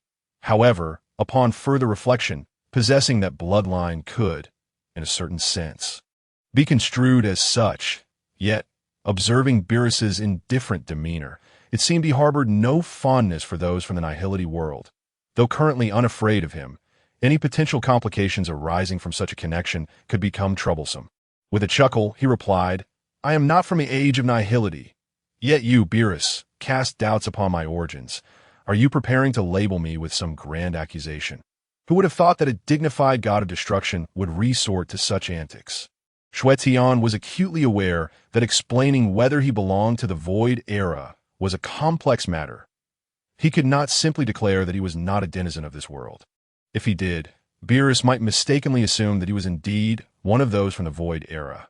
Thus, he realized he must interrupt Beerus's line of thought to prevent him from dwelling on the issue. And the most effective way to do so was to counterattack Beerus verbally, diverting his attention. As anticipated, Xue Tian's strategy proved to be astute. Upon hearing Xue Tian's words, a flicker of disdain crossed Beerus's eyes. "Humph. You find yourself within my seventh universe. Do you truly believe I need a pretext to destroy you? Your claim of knowing the future and the past has sparked my curiosity. Though, you assert knowledge of future and past. Yet you label me as someone from the void era or a descendant thereof. However, have you considered this? With my mastery of Zizai Ji Gong and Zai Ji Gong, might I not also be of the angelic lineage?" A knowing smile played upon Xue Tian's lips. Beerus was momentarily taken aback. This was a perspective he had not contemplated. According to his previous judgments, it was indeed plausible that Xue Tian could belong to the angel race or even the destroyer lineage. This line of thought piqued his curiosity about Xue Tian's abilities, especially his knowledge of both future and past, which was truly intriguing.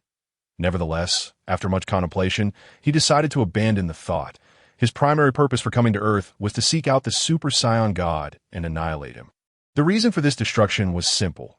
He was displeased and did not wish for anyone capable of threatening him to exist within the seventh universe, as a destroyer god. The emergence of someone stronger than him within his jurisdiction was intolerable.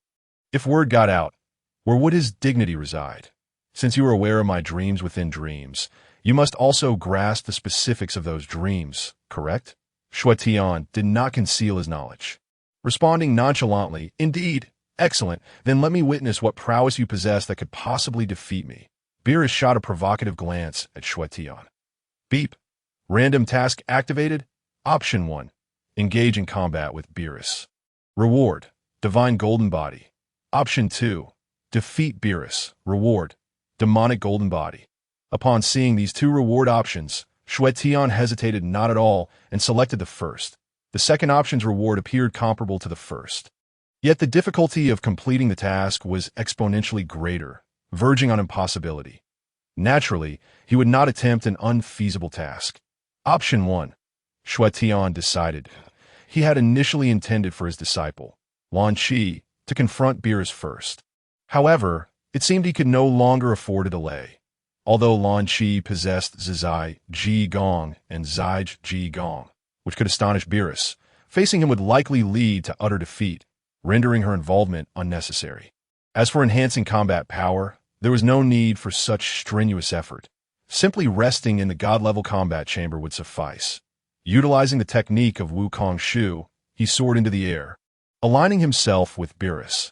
Upon exiting Whis' protective barrier, the atmosphere felt as though it had been drained, yet it had no adverse effect on Xue Tian.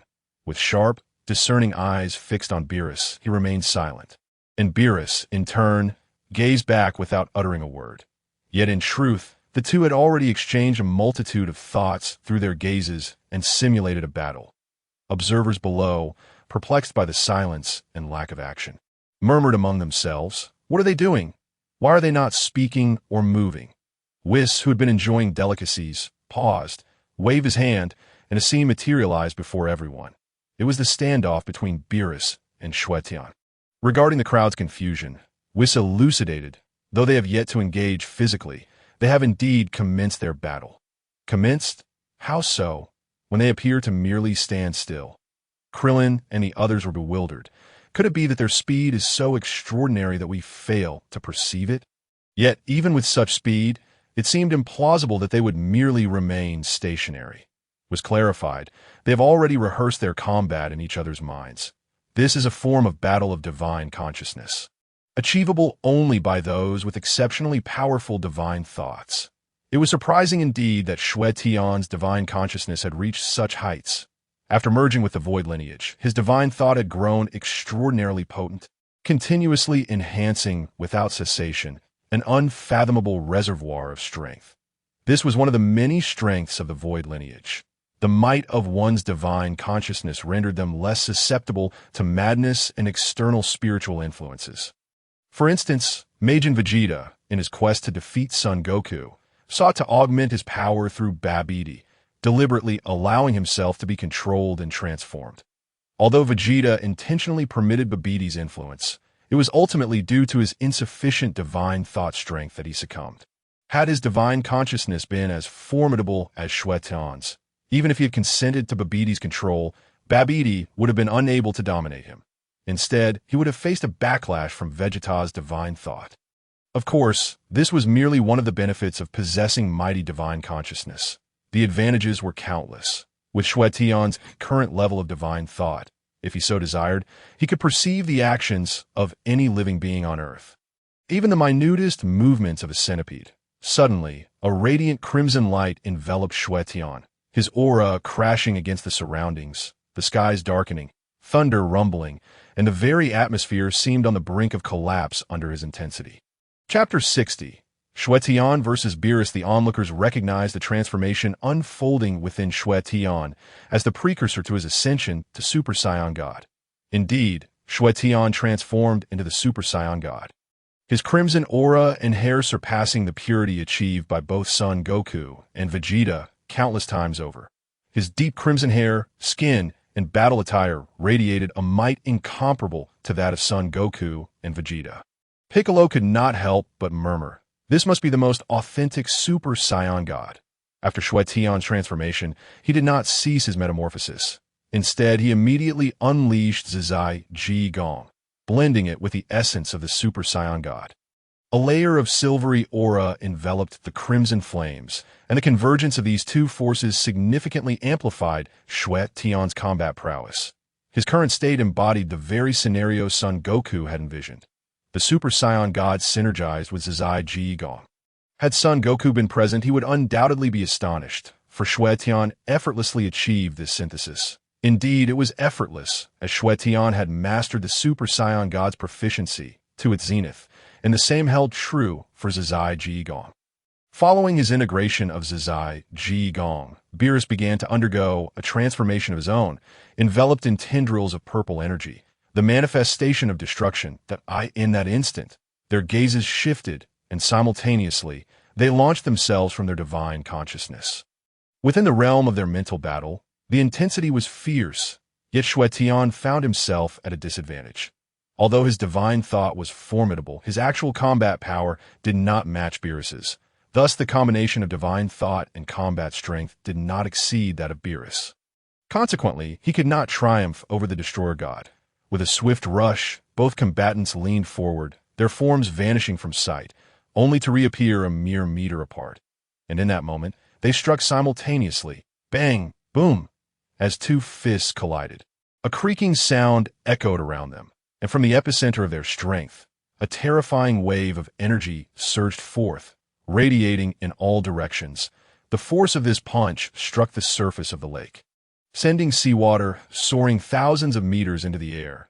The depths of the water were nearly visible, and the creatures within were instantaneously obliterated in countless numbers. The nearby coast of Shidu was battered by a dreadful gale, sweeping many people away and dragging boats into swirling vortices. Cries of despair filled the air, heralding the onset of an apocalyptic event that on Bulma's yacht, the recently awakened Satan received a distress call from a television station, where the staff inquired about the calamity at hand. They wanted to know the cause of this unprecedented situation. Was it truly the end of the world, or was there a nefarious force at play? For a moment, Satan was at a loss for words. The urgency on the other end of the line prompted a frantic inquiry. "Mr. Satan, are you listening? Hello? Can you hear me?" After a brief moment of contemplation, Satan resorted to his usual evasive tactics. "It's bad. The situation is dire. The signal is failing, and I must confront this extraterrestrial adversary." With that, he abruptly ended the call. Weiss, observing Satan's comical demeanor, could not suppress a chuckle. Choosing not to expose him, it seemed that Satan caught Weiss's gaze. Feeling quite embarrassed, in the sky, Beerus and Xue Tian stood facing each other, neither yielding an inch. However, it was evident that Beerus was not employing his full strength, for he wished to gauge the extent of Xue Tian's combat prowess. Xue Tian, on the other hand, elevated his power to its utmost limits, acutely aware that failing to do so might result in his immediate demise at Beerus's hands. Thus, he held nothing back, engaging in a fierce battle. Beerus had already assessed Xue Tian's fighting capabilities, and a smirk graced his lips as he remarked, "It seems you are not as formidable as I presumed. I thought you might be a relic of the Void era or a successor to its peak warriors, but it appears I overestimated you." Though Xue Tian possessed a potent spirit, his combat abilities were disappointingly weak, indicating he was not of the Void era. Those from that time, even if severely wounded in battle, could not possibly be this feeble. Given their notorious arrogance, it was implausible for them to reside on a mere planet like Earth. Xue Tian had not anticipated that such a single punch would reveal this truth to Beerus. He remained silent, focusing on gathering his energy. With a whoosh, he surged forward, launching himself at Beerus, fully aware he could not match his strength. Surrendering or yielding was out of the question. His nature forbade it. Even in death, he would ensure someone else shared his fate, and if he were to perish, it would entail far more than just one life lost. Beerus swung a punch, effortlessly blocking Xue Tian's advance, but at that moment, another Xue Tian appeared behind him. Alarmed, Beerus pivoted and unleashed a devastating blow at the rear Xue Tian. Yet, as his fist struck, the figure dissipated like a bubble, and in that instant, Beerus realized he had been deceived. With a thud, Xue Tian landed a solid blow on Beerus's back, sending him hurtling hundreds of meters away. Xue Tian did not relent. He leaped forward, descending like a fierce tiger. Thud! Thud! Thud! He unleashed a flurry of punches upon Beerus. The technique Xue Tian had just employed was known as the shadow transfer technique, enabling him to create 4 duplicates of himself and instantaneously shift their positions. Thus, even if Beerus focused on the front Xue Tian, he would still be struck by the rear Xue Tian, for each was a genuine manifestation of Xue Tian, not mere illusions. This technique was akin to an advanced afterimage punch. Yet it surpassed such techniques manifold. Classified as a divine skill, he had received this ability as a reward for completing a mission 2 days prior, and upon acquiring it, he marveled at its potency, noting the indistinguishable nature of reality and illusion. Thud! Another punch sent Beerus flying. Xue Tian spread his arms wide, rapidly gathering energy. Finally, the final flash unleashed. A colossal silver-white energy blast hurtled toward Beerus. However, Beerus countered with the same technique he had used against Son Goku. Dissipating the final flash through his destructive power, swiftly he approached Xue Tian with keen interest, asking, "What was that technique you just employed? You appeared behind me, yet it was merely an illusion." Naturally, Xue Tian would not divulge his secrets. As an exemplary man of the new era, he had perused numerous novels and watched various television series, fully aware of the adage, "Villains perish due to excessive chatter." In truth, their demise stemmed not from their villainy, but from their tendency to over-explain, revealing information that could be exploited against them. While Xue Tian was confident that even if he disclosed the technique, Beerus would not decipher it immediately, he understood that silence was his best strategy. Why would he jeopardize his path by revealing his secrets? "You shall discover it soon enough, Lord Beerus. There is no need to rush," he replied, deliberately fabricating a reason to deter further inquiry. He was confident that this would suffice to quell Beerus's curiosity. And indeed, Beerus refrained from pressing the matter further. He merely took a deep, frustrated breath, clenched his fists, and summoned his destructive energy, a swirl of purple power emanating from him. His combat prowess surged once more. "How infuriating! You refuse to divulge your secrets, but do you think that will prevent me from unraveling them? How laughable!" In the face of absolute strength, Xue Tian's technique was merely a paper tiger. With that thought, Beerus materialized before Xue Tian. Anticipating this, Xue Tian had already prepared, and as Beerus appeared, another version of himself emerged to the left. Shadow transfer? Whoosh! In the form of a Super Saiyan God intertwined with Ultra Instinct. Xue Tian utilized the shadow transfer, achieving a speed that was virtually boundless. He evaded Beerus's punch effortlessly. This astonished Beerus, who had utilized 30% of his power, yet failed to land a hit. Xue Tian was indeed an intriguing opponent. However, Beerus quickly regained his composure and lunged forward, delivering a sweeping kick. Xue Tian, in that instant, manifested 4 duplicates of himself, positioned in the 4 cardinal directions. Beerus's kick connected with only 2 of the duplicates. And by the time he had completed his motion, Xue Tian had shifted to a different side and launched an assault. Thud! A solid punch struck Beerus in the abdomen, propelling him several meters back. Xue Tian pressed the attack relentlessly, landing blow after blow. Beerus's reaction was swift.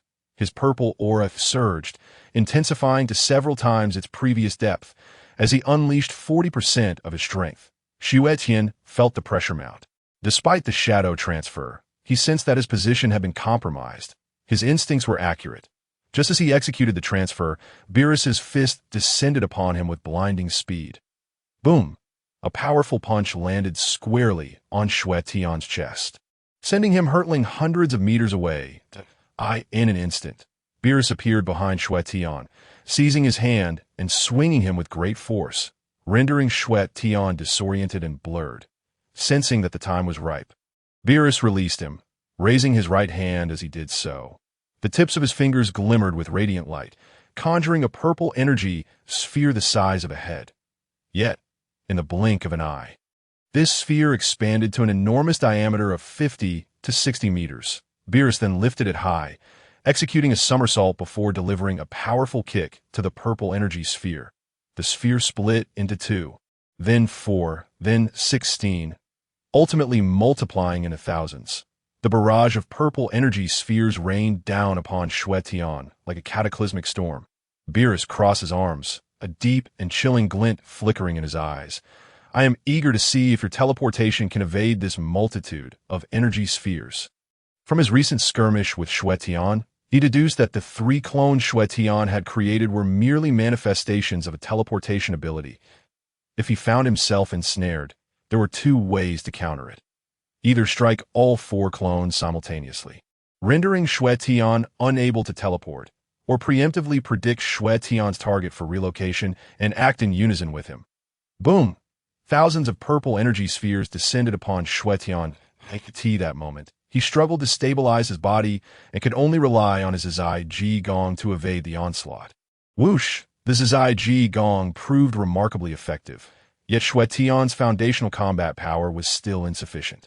Though his mastery of Zai Ji Gong reached its zenith, maximizing its enhancements, it could not match the speed of Beerus's energy spheres. Thunderous crashes erupted as dozens, even hundreds, of energy spheres pummeled Xue Tian, reducing him to mere fragments. Smoke billowed, obscuring the views of onlookers, leaving them unaware of the unfolding situation in the Zeno palace. Zeno suddenly felt a pang of discomfort. While engrossed in a pinball game, his fury erupted, and with a swift motion, he overturned all the suspended balls, shattering them. As those balls shattered, 58 celestial bodies across the universe also met their demise, resulting in the destruction of 58 planets. The Grand Minister, witnessing this disruption, sensed something amiss and promptly approached the console. Zeno, what troubles you? He channeled divine energy to soothe Zeno's tumultuous spirit. The consequences of Zeno entering a state of rage were unimaginable. Simultaneously, he unleashed his vast divine consciousness, enveloping the 12 universes to scrutinize their affairs. Ultimately, he spotted Beerus hovering in the 7th universe's Earth, with a veil of smoke obscuring the scene ahead. With his divine perception, the smoke posed no barrier to his observation. Otherwise, he could not have encompassed 12 universes. He beheld Xue Tian being obliterated into countless shards. His previously placid expression transformed into one of shock. Chapter 62. The Pseudo-Immortal Body in the 7th Universe. On Earth, Whis inquired through cosmic communication, "What is Beerus up to?" Whis was taken aback to discover that his father, the Grand Minister, had already noted the situation. He hurriedly replied in his mind, "Lord Beerus has clashed with Xue Tian. I wanted to gauge Xue Tian's strength. Hence I refrained from intervening." He remained oblivious to the fact that Xue Tian was bound to Zeno. And should Xue Tian perish, Zeno would follow suit. Naturally, the Grand Minister would not disclose such matters to him. In his mind, he merely believed that the Grand Minister's request to protect Xue Tian stemmed from admiration, intending to nurture him. Given this context, he felt it imperative to assess Xue Tian's combat prowess, as long as he could prevent Beerus from killing him. However, he had not anticipated that Beerus's energy spheres would shatter Xue Tian into oblivion, a fate that could indeed prove fatal. The Grand Minister hesitated, as he too was curious about Xue Tian's true capabilities and how he had inexplicably bound himself to Zeno. In a sense, Xue Tian had ascended to the pinnacle of the universe, akin to the god of destruction and the supreme Kai.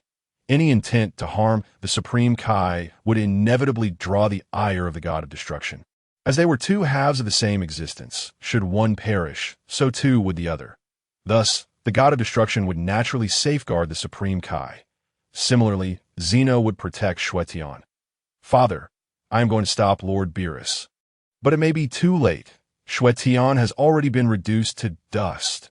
In the high skies, Beerus remained unaware that Whis was in communication with the Grand Minister, nor did he realize that his life hung precariously on the brink of annihilation. He silently observed the scene where Xue Tian had been obliterated, his gaze devoid of emotion, resembling stagnant waters. Meanwhile, Vegeta and the others were astonished to witness Xue Tian's demise. The very person who could have potentially halted Beerus had been slain. Launch was heartbroken, preparing to unleash her Zai Ji Gong to confront Beerus. However, Tien Shinhan intervened, understanding that the strength Beerus exhibited was beyond their capacity to withstand. Yet they would not submit without a fight. It simply was not Launch's turn to take action, for she was merely a woman in Tien Shinhan's eyes, someone he regarded as lacking in martial prowess. What could an ordinary woman accomplish? Perhaps she would meet the same fate as Bulma, flung away with a single blow. Although he held no affection for Launch, He wished to avert such a scene. The Grand Minister gazed at the remnants of Xue Tian, remarking calmly, "Whis, you are mistaken. This is far from over. If Xue Tian wishes to battle Beerus, then as long as Beerus refrains from employing the destructive laws to obliterate Xue Tian, they may continue their duel. However, we cannot allow their conflict to lead to the annihilation of the seventh universe." Whis paused momentarily. Had Xue Tian not already been shattered?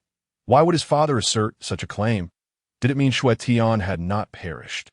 Although no immediate anomaly was apparent, he held deep trust in his father's words. Most importantly, his father's strength was beyond question. If he claimed Xue Tian still lived, then he must indeed be alive. "Understood, father." The Grand Minister ceased his discourse, seemingly withdrawing from Whis' consciousness while quietly monitoring the situation between Beerus and Xue Tian.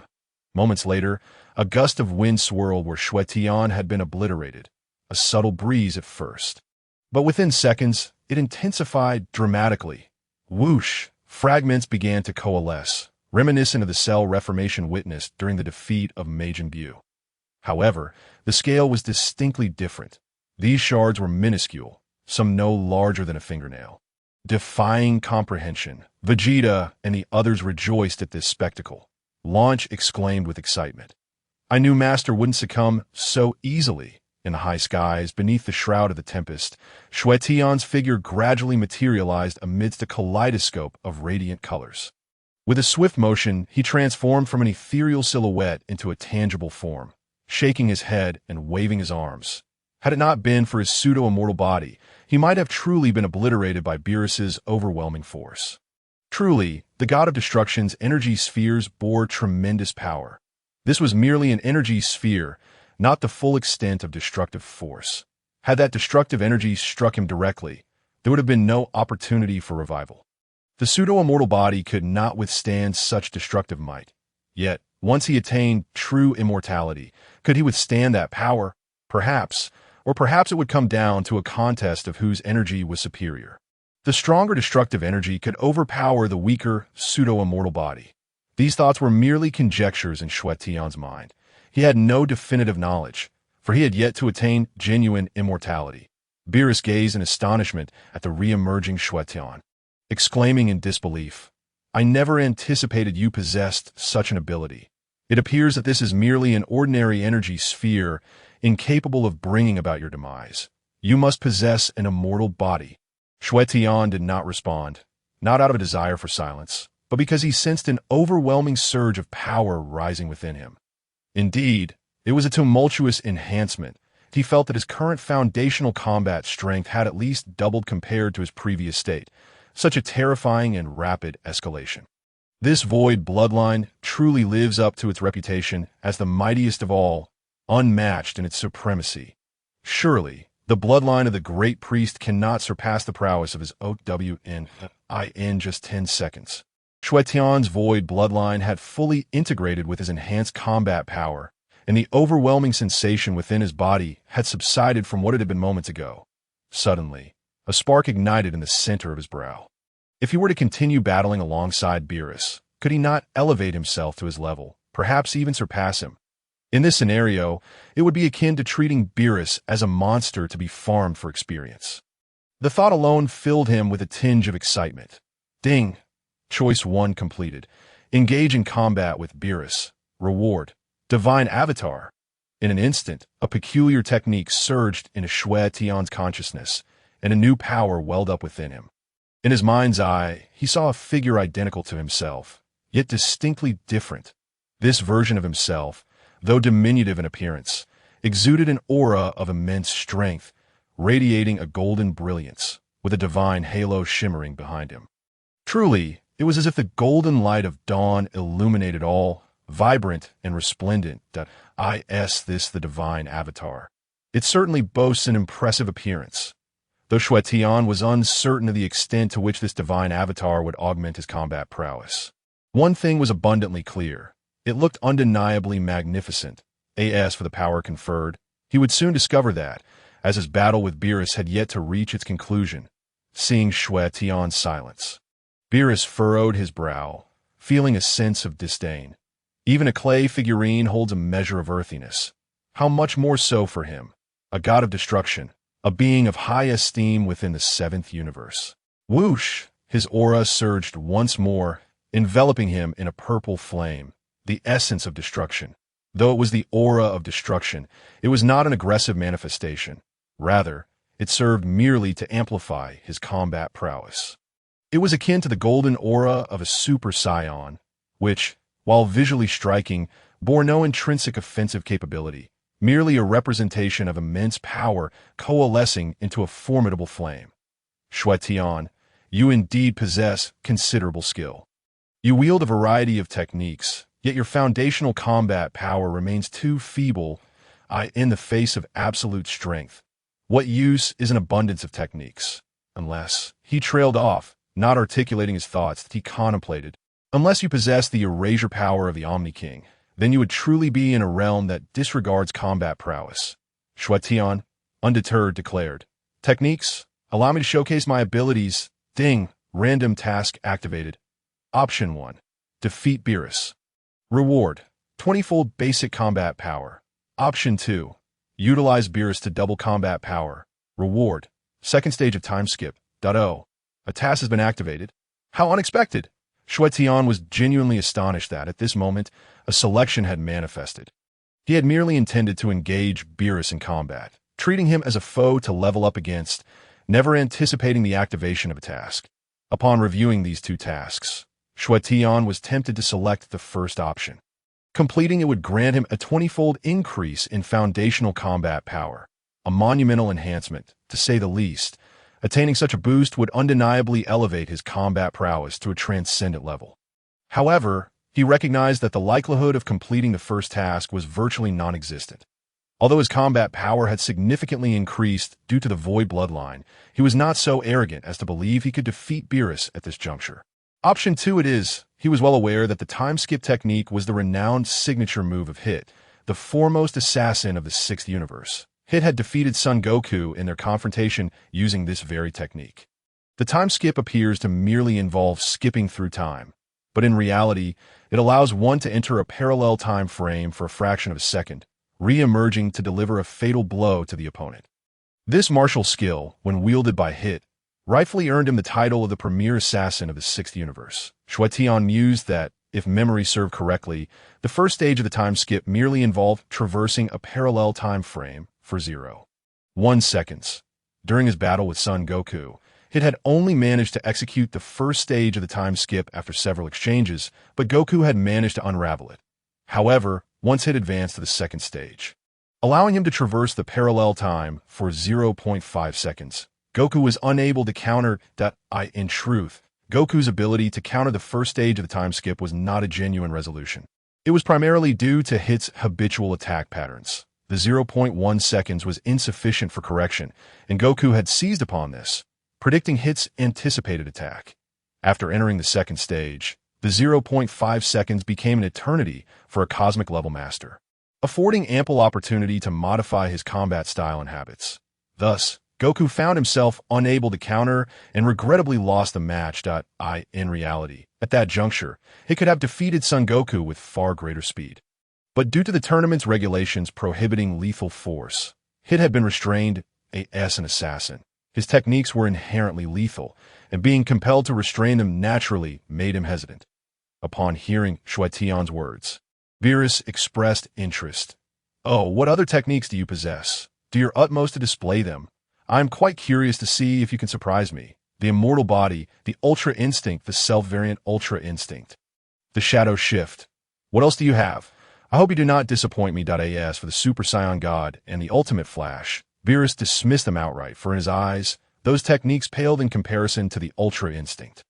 While the Super Saiyan God possessed a divine aura, it was still far too feeble, not even worthy of mention alongside true gods that, of course, if the Super Saiyan God could maintain that form without transformation, it would yield a different effect altogether. However, such a scenario was not feasible at present. Xue Tian remained silent, forming intricate hand seals with swift precision. He channeled his consciousness, and in an instant, vibrant seven-colored auspicious clouds enveloped the surroundings. With celestial melodies rising as if something divine were about to emerge, The expressions of Beerus and Whis shifted, their hearts quaking involuntarily, clearly astonished by Xue Tian's actions. Had he just performed the hand seal for the divine avatar? Whis pondered in shock. I have yet to achieve the divine avatar myself, in this universe. Those who have manifested it number fewer than 5 fingers. Among the 12 sisters, only 2 have succeeded. Yet Xue Tian has. No, this cannot be possible. He is merely gesturing. With his current strength, how could he possibly manifest it? Not only was found it implausible, Beerus felt the same. Even he could not manifest the divine avatar. What qualifications or capabilities does Xue Tian possess to achieve it? Understand that the divine avatar requires not only the attainment of divinity, but also immense combat prowess and a profound understanding of the divine avatar itself. It is infinitely more challenging than any ultra instinct technique. Just as he deemed it impossible, Xue Tian bellowed. Divine avatar? Boom! A resounding explosion reverberated through the heavens and the earth, shaking the very cosmos above, causing numerous celestial bodies suspended outside of Earth to shatter into fragments in an instant. In the realm of the Kaishin, the Old Kaishin and the East Kaishin had been closely monitoring the situation on Earth. Previously, upon witnessing Xue Tian being obliterated by Beerus, they were filled with foreboding, believing that Xue Tian had met his demise. The Old Kaishin lamented the impending doom of Earth, regretting that he had placed his hopes upon Xue Tian. It seemed he had gravely miscalculated. However, he could never have anticipated that Xue Tian possessed an immortal body, capable of reconstituting himself and returning to his former state. This revelation ignited a flicker of hope within him, especially as he observed Xue Tian forming a seal with his hands, an act that seemed utterly miraculous.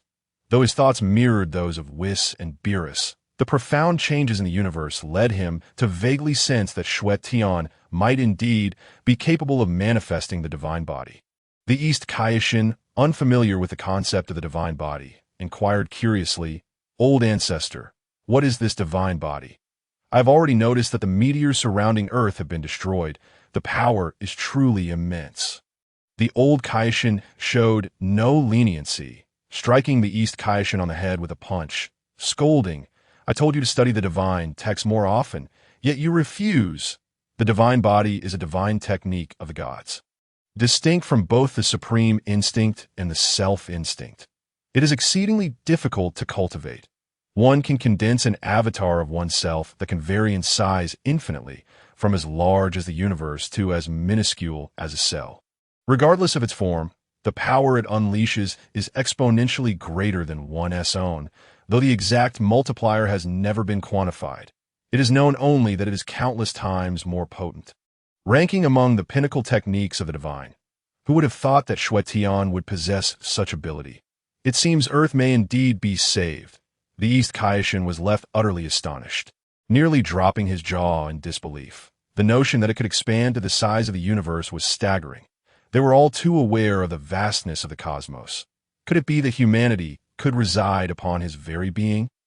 Were Xue Tian to catch wind of the East Kaishin's peculiar thoughts, one could only imagine the repercussions, as he might retaliate with a resounding blow, leaving the East Kaishin bewildered and questioning his very identity.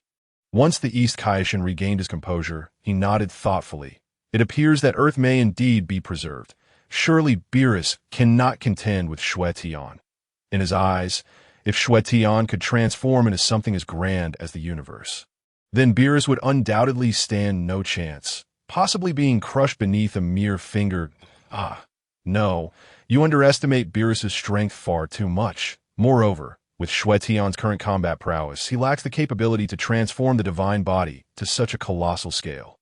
Should he genuinely wish to achieve that level, his foundational combat strength must at least reach that of the Great Priest, and I even suspect that the Great Priest may not be able to accomplish it. What? Then what do you mean by saying Earth can be saved? The East Kaishin initially believed that the Old Kaishin's assertion was based on Xue Tian's potential to defeat Beerus. The Old Kaishin clarified. From what I understand, Beerus has yet to manifest the divine body. Every god harbors a deep desire to condense their divine body and attain unparalleled power. If Xue Tian can truly achieve the divine body, Beerus would not dare to kill him. Instead, he would seek Xue Tian's guidance. Although Beerus's pride would prevent him from vocalizing such a request, it would not be long before he would have to. The allure of the divine body was simply too great. After this explanation, the East Kaishan comprehended the situation thoroughly, nodding earnestly, contemplating that he ought to delve deeper into the divine texts, lest he remain oblivious to crucial knowledge. Perhaps, if possible, he could cultivate the divine body himself, thus rendering himself unafraid of Beerus in the future. Reflecting on his and the old Kaishan's subservient demeanor before Beerus filled him with discomfort. Why should they, all being gods of the same caliber, bow so low? Had the old Kaishan been privy to such thoughts, he would surely commend the East Kaishan for his ambition, though the probability of such aspirations materializing was exceedingly slim. It was merely a fleeting daydream. Meanwhile, the great priest, who had been observing Xue Tian's transformation from the shadows, was equally astonished. It was unfathomable that Xue Tian, with such a meager foundational combat strength, could cultivate one of the pinnacle divine techniques. Xue Tian remained an enigma, shrouded in mystery, his hidden abilities seemingly limitless. Previously, the great priest had contemplated sealing Xue Tian, reasoning that if he were to be sealed away, the safety of the Omni-King would be assured. However, he pondered a grave concern. What if Xue Tian possessed means to bind the Omni-King unexpectedly? What if he had methods to delay the sealing process? Would that not jeopardize the Omni-King's existence? After weighing these considerations, he opted to forego immediate action, deciding instead to observe for a while. In the ensuing days, he scrutinized Xue Tian's seemingly mundane life, which revolved around eating and sleeping, devoid of any extraordinary abilities. Yet he could never shake the feeling that Xue Tian was far from ordinary. After all, how could one stealthily bypass his binding of the Omni-King without possessing significant capability? Thus, he resolved to keep a watchful eye on Xue Tian, ensuring that no harm befell him. As Xue Tian stood poised in the void, a symphony of celestial harmonies erupted in celebration of the arrival of his divine body. In that moment, a mesmerizing aura enveloped him, vibrant colors swirling around, and his garments billowed dramatically. Coupled with his striking visage, he truly resembled an otherworldly being descending into the realm of mortals, exuding an overwhelming presence. Beerus and Whis watched intently, not wanting to miss a single detail of the unfolding spectacle. Chapter 65. The frightened countenance of Piccolo. Boom! Boom! Boom! Xue Tian pressed his palms together, swiftly forming a seal.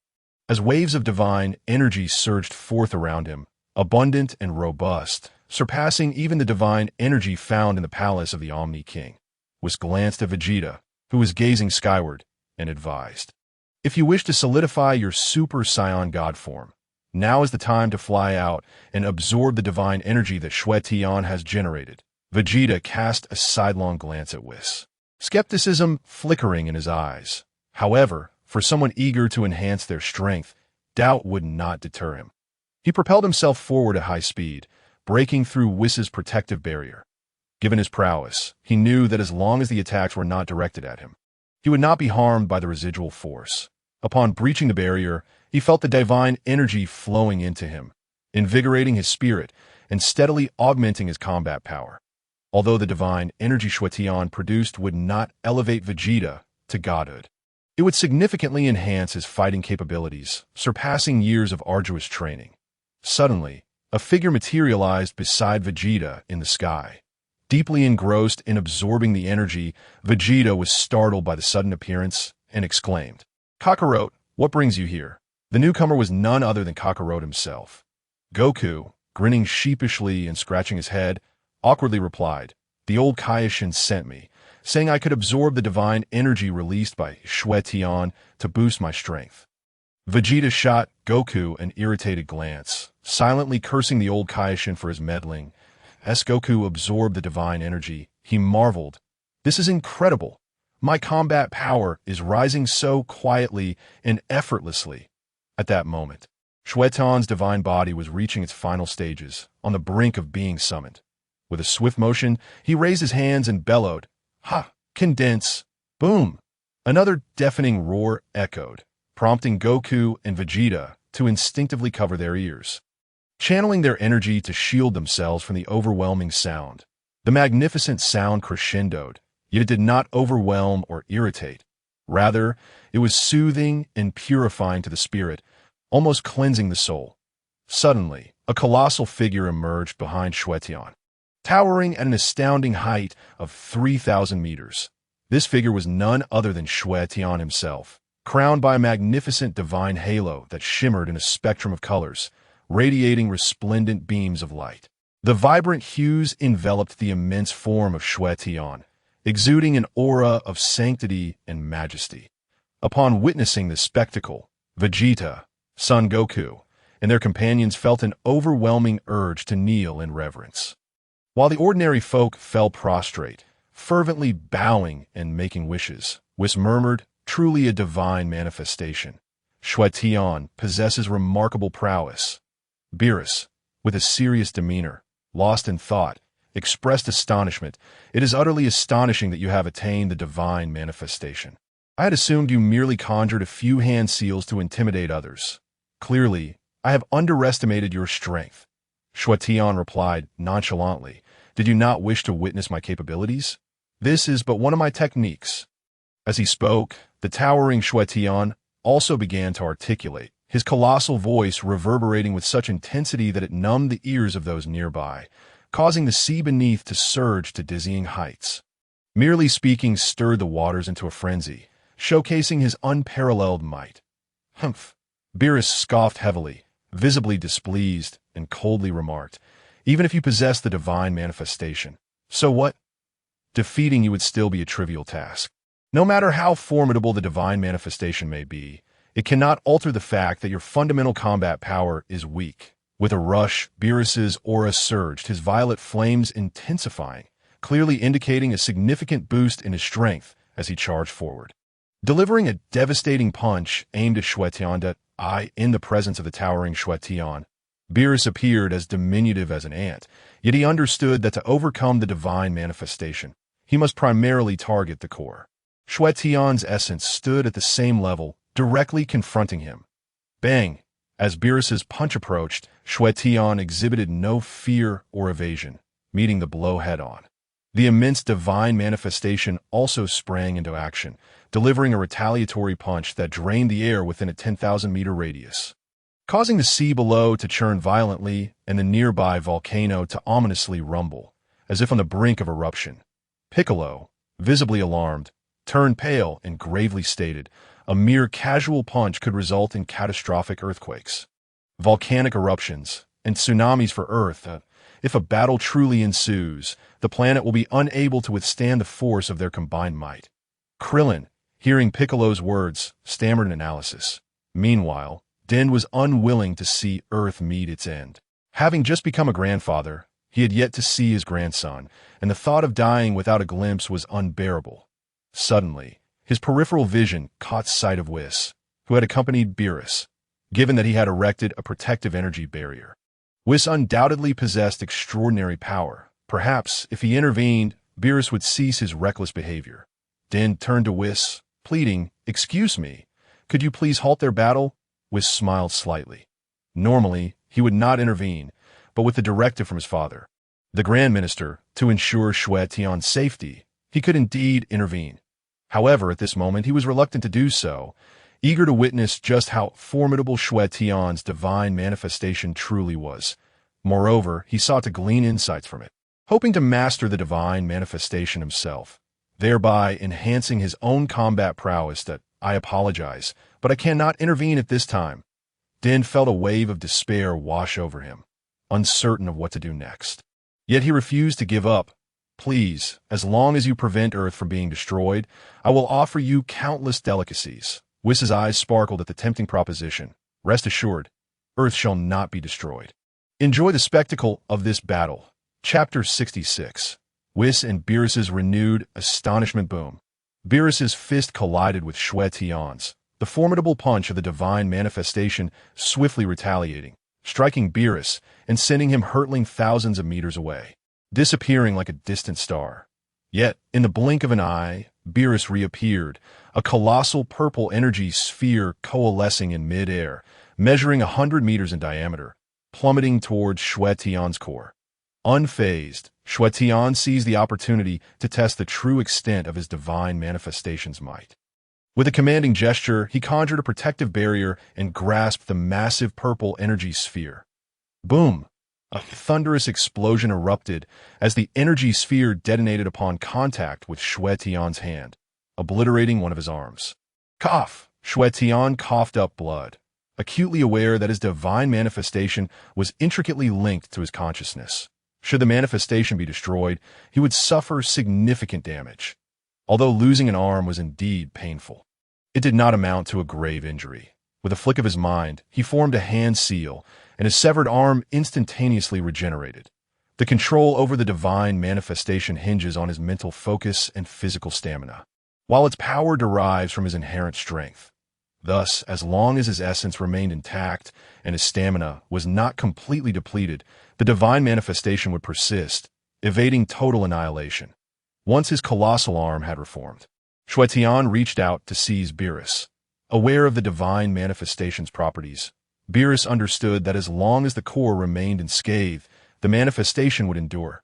Thus, he did not regard the loss of an arm as anything significant. Maintaining his vigilance in a sudden leap, he evaded the grasp of the divine manifestation's enormous hand. Despite its size, the divine manifestation was remarkably swift, its speed exponentially surpassing that of Xue Tian's core. Having missed its target, it swiftly maneuvered. Launching a counterattack, a colossal energy blast coalesced atop the massive palm. Boom! A 1,000-meter energy blast formed and hurtled towards Beerus, who appeared minuscule before the enormity of the blast. Almost invisible beneath its shadow, the energy blast retained its velocity despite its vast size, barreling toward Beerus. Caught unprepared, Beerus raised his right hand, concentrating a violet light, and with a vigorous sweep, formed a countering energy blast, which also grew to several hundred meters in size in an instant. Boom! The two energy blasts collided, unleashing a tremendous shockwave that reverberated outward at that moment. Whis waved his staff, conjuring an energy barrier that enveloped the battleground, ensuring that the resulting force would not extend beyond that area. Initially, he had not wished to intervene, but his curiosity about Xue Tian's abilities and the power of the divine manifestation compelled him to protect Earth temporarily. Dind and the others gazed at Whis with gratitude, exclaiming, "Thank you." Whis smiled silently, for his motives were not purely for Earth's sake, but rather for the sake of the battle. He wished to avoid a situation where Xue Tian, being a native of Earth, would be driven to fury should the planet face obliteration. Following the explosive clash, a cloud of smoke obscured the view of the onlookers, yet it could not hinder the vision of Xue Tian and Beerus, as their immense power rendered such obstructions futile, even amidst the haze of the void. Unfazed, Xue Tian persisted in his assault, knowing that to fulfill his task, he must continue to battle. Once he accomplished his objective, he would contemplate whether to treat Beerus as a mere foe to be vanquished. With both hands forming seals, Xue Tian's divine manifestation struck down with explosive force toward Beerus, quick to evade. Beerus narrowly escaped. Bang! A hammering blow struck the air, causing it to ripple violently, impacting the energy barrier with such force that signs of rupture began to manifest. Whis sensed the disturbance and remarked, "Indeed, this is a testament to the divine manifestation, one of the pinnacle techniques of the gods. Even with such foundational combat power, it achieves this level of destruction. Impressive, truly impressive." After successfully evading, Beerus understood that he could not continue fighting in this manner. Otherwise, he would suffer a significant loss. Engaging in a contest of divine might with his opponent would yield no results, merely depleting his divine energy and stamina. He swiftly harnessed his speed to close the distance with Xue Tian. However, Xue Tian had already discerned Beerus' intentions and would not allow him to achieve his goal with such ease. With rapid hand seals, he summoned his consciousness, and the divine avatar mirrored his movements with astonishing swiftness. Appearing almost blurred, whoosh, boom, boom, the barrage of continuous energy blasts surged forth. In an instant, tens of thousands of energy orbs cascaded down like a cosmic river, densely packed to the extreme. Each orb measured a meter in diameter, and their destructive potential was formidable. Should even one strike Beerus, the subsequent orbs would follow suit, launching a relentless assault upon him. Beerus, a seasoned warrior, recognized this threat immediately and refrained from underestimating the situation. Even if he could not be annihilated outright, the onslaught would certainly leave him in a precarious position. Nevertheless, he could not afford to retreat in the face of this barrage. With a flick of his hand, he gathered strands of destructive energy around himself, advancing towards Xue Tian, who coldly smiled at the diminishing distance between them. Once more he formed hand seals, and with a decisive gesture, he proclaimed, "Shadow shift." In an instant, 3 replicas of Xue Tian appeared to the left and right of Beerus, each accompanied by a divine avatar. Whis gazed in astonishment at the scene. Incredible! He can execute other specialized techniques while in the state of his divine avatar. His mastery has reached an extraordinary level, yet unbeknownst to him, Xue Tian had surpassed mere proficiency. He had attained perfection with his divine avatar. Beerus's eyes widened in shock, in the midst of his astonishment. All 4 divine avatars extended their arms, channeling the energies of heaven and earth, the cosmos beyond. Chapter 67.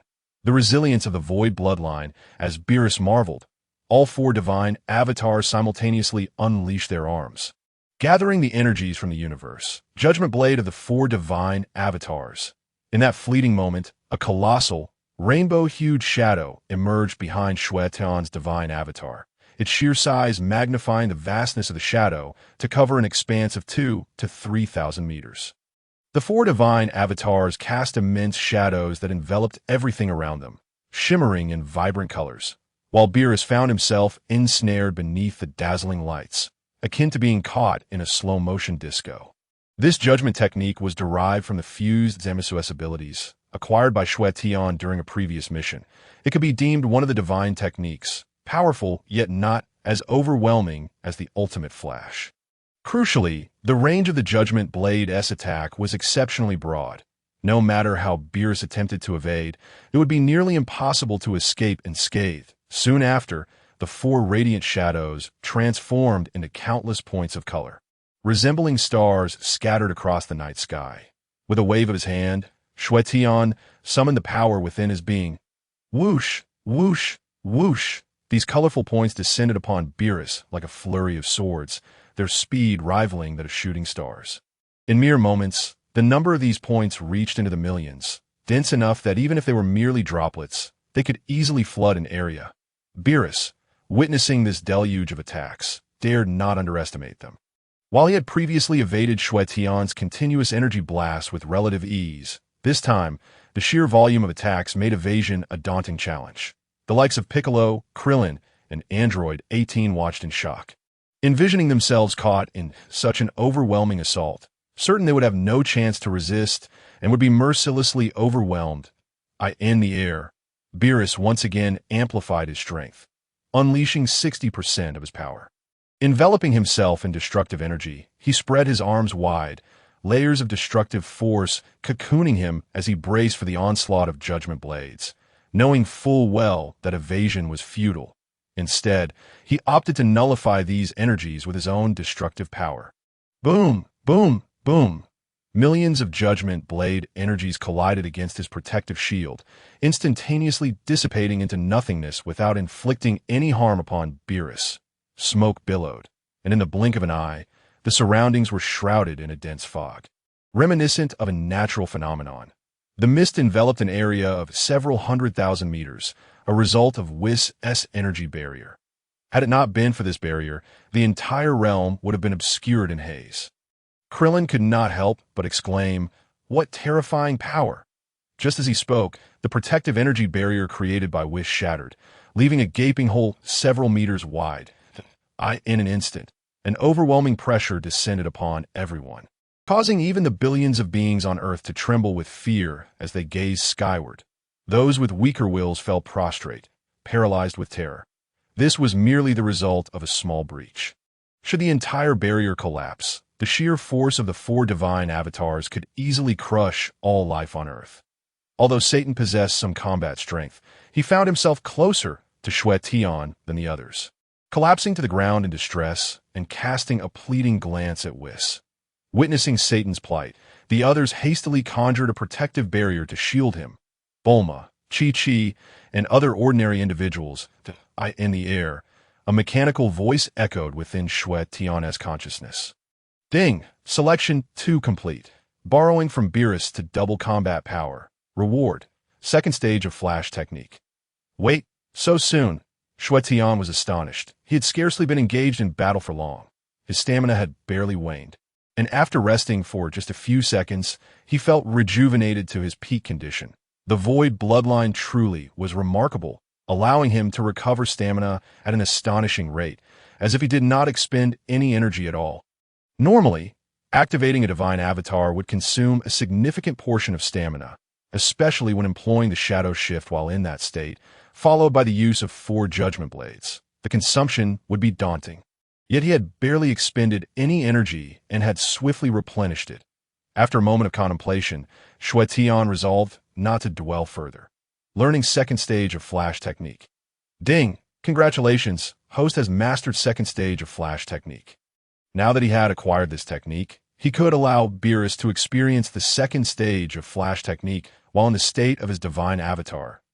If Beerus wished to witness his prowess, today would be the day he would see enough this moment. Xue Tian had become thoroughly immersed in the battle. Despite the millions of judgment blade energies failing to inflict any harm upon Beerus, he had nonetheless depleted a considerable amount of Beerus' stamina. Should the fight continue, he was confident he could exhaust Beerus completely. Provided Beerus refrained from unleashing his destructive power, Xue Tian understood that while he appeared to be evenly matched with Beerus, it was primarily because Beerus had yet to unleash his full destructive potential. Should he resort to that, Xue Tian's chances would diminish drastically to truly defeat Beerus. He would need to either attain true immortality or possess strength far surpassing Beerus' own. Only then would victory be within reach at present. Such a feat was impossible. He could only siphon a modicum of combat power from Beerus. Observing Xue Tian conclude his onslaught, Beerus retracted his destructive energy, quietly recuperating to restore his stamina. Though he remained unharmed, he had expended a substantial amount of energy. Glaring at Xue Tian, who still commanded the 4 divine avatars, Beerus's mind erupted with expletives. What manner of monster was this? His stamina seemed inexhaustible, or was he merely hanging on by a thread? Gazing upon the true form of Xue Tian, one could discern no signs of heavy breathing nor any discreet attempts to recuperate energy. He appeared to be in a state of boundless vitality. Xue Tian exhaled deeply, and the 4 divine beasts' golden body also opened its mouth wide to blow a gust of air, instantly conjuring a tempest that spiraled into 4 tornadoes. Dispersing the mist that enveloped them, a thunderous voice erupted. Beerus, do you dare to face my forthcoming tactics? In that moment, the atmosphere resonated with an ear-splitting echo that reverberated throughout the heavens and the earth.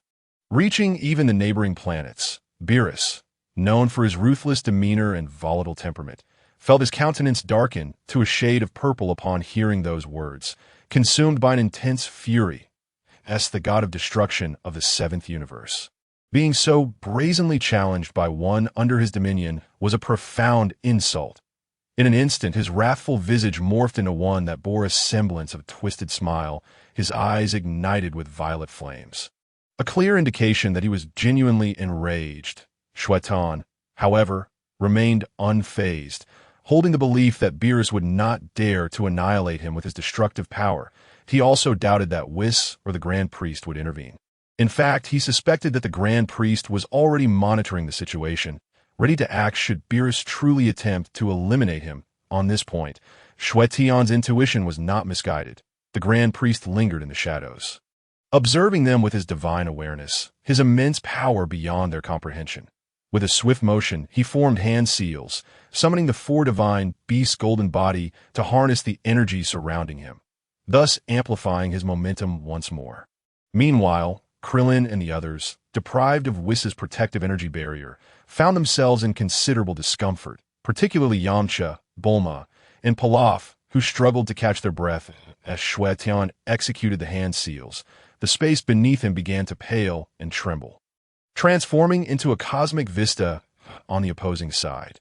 Beerus too commenced gathering his strength, sensing that Xue Tian's impending attack would be even more formidable than before, warranting serious consideration, in the Kaishin realm. The old Kaishin gasped in alarm. This is bad. The universe is gradually disappearing. The East Kaishin, perplexed, inquired, What do you mean the universe is gradually disappearing? Observing the changes around them, they noted that the once normal terrestrial space was morphing into a cosmic spectacle, indicating that the Earth could no longer withstand the forces exerted by the two combatants and was beginning to fracture. Calculating the magnitude of their combined powers, it became clear that continued combat might lead to the annihilation of this entire universe, plunging it into nothingness. To nothingness, the East Kaishin, astonished, gazed in disbelief. Although he had witnessed fewer divine phenomena, he was aware that the Void Era was fraught with peril, a time devoid of rules where the weak could be easily vanquished. If they, as Kaishins, were to find themselves in such an era, survival would be impossible, even with the support of the Omni-King. Old ancestor, do you think you might be exaggerating with the strength of the two of them? It is inconceivable that they could overturn the universe and plunge it into the Void Era. The East Kaishin queried cautiously, feeling as though he might be struck at any moment, preparing to evade. However, he noticed that the old Kaishin had no intention of striking, but instead spoke calmly. These are merely my conjectures. Only the universe and the two of them know if they can withstand such power. Yet, considering Xue Tian's rate of growth and various techniques, such a possibility cannot be dismissed. East Kaishin, you must immediately inform Xue Tian to cease his actions. Understood, although uncertain whether the two would indeed annihilate the universe. They dared not gamble with such possibilities. They promptly attempted to contact Xue Tian. On Earth, in the skies above, a voice rang out. Mr. Xue Tian, can you hear me? You must cease fighting immediately. Otherwise, the entire Earth will be destroyed. For it can no longer bear the weight of your combined powers. Please observe your surroundings. Xue Tian glanced around and discovered that the air of Earth had been suppressed to the point of non-existence, with the environment transforming into a cosmic landscape.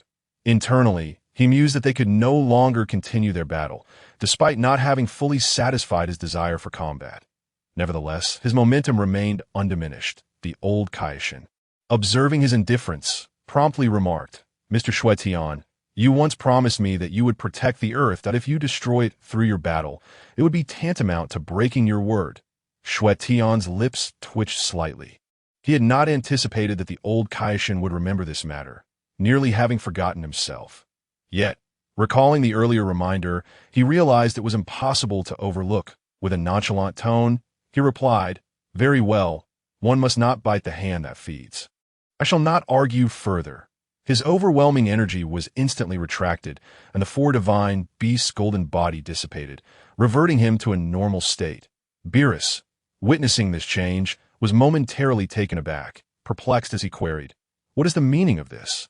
Were you not prepared to showcase your abilities? Xue Tian replied coolly, Indeed, I have techniques to demonstrate, but the Earth can no longer withstand our powers. I promised the old Kaishin that I would aid him in protecting this planet. Thus, this battle is hereby suspended. Beerus, displeased, retorted coldly, I am the god of destruction of the seventh universe. I dictate the affairs of this universe. What does destroying a mere Earth matter? This battle cannot simply be cancelled at your whim. You lack the authority to make such a decision. As he spoke, his aura surged once more, indicating an imminent attack on Xue Tian. Both Beerus and Xue Tian were equally dissatisfied, with Xue Tian shouting, Beerus, do not be ungrateful. Do not presume that I fear you. If you truly provoke me, I shall smite myself with a single slap. The onlookers were left utterly bewildered, their expressions a mixture of confusion and incredulity. What did he just say? Smite himself? Shouldn't it be Beerus who gets smitten? Even Beerus found himself momentarily lost, unable to comprehend the implication of Xue Tian's words. However, he quickly regained his composure, convinced that Xue Tian had misspoken. With a mocking tone, he replied, Oh, is that so? Then by all means, go ahead and strike yourself down. He believed Xue Tian had simply made an error in speech. In truth, Xue Tian had made no mistake. Despite his irritation, he was not one to misinterpret his own words. Very well. I shall indeed strike myself down with that declaration. Xue Tian raised his hand, aiming for his forehead, poised to deliver a decisive blow. Beerus, witnessing this, was utterly perplexed, questioning the intent behind such an act. Was he threatening to end his own life? Yet he quickly dismissed the notion, thinking, "What folly! Your death cannot possibly intimidate me." Suddenly, Xue Tian's aura surged dramatically, his form swelling as if he were an overinflated balloon, indicating an impending self-detonation. Hidden in the shadows, the Grand Priest was taken aback. This was no jest.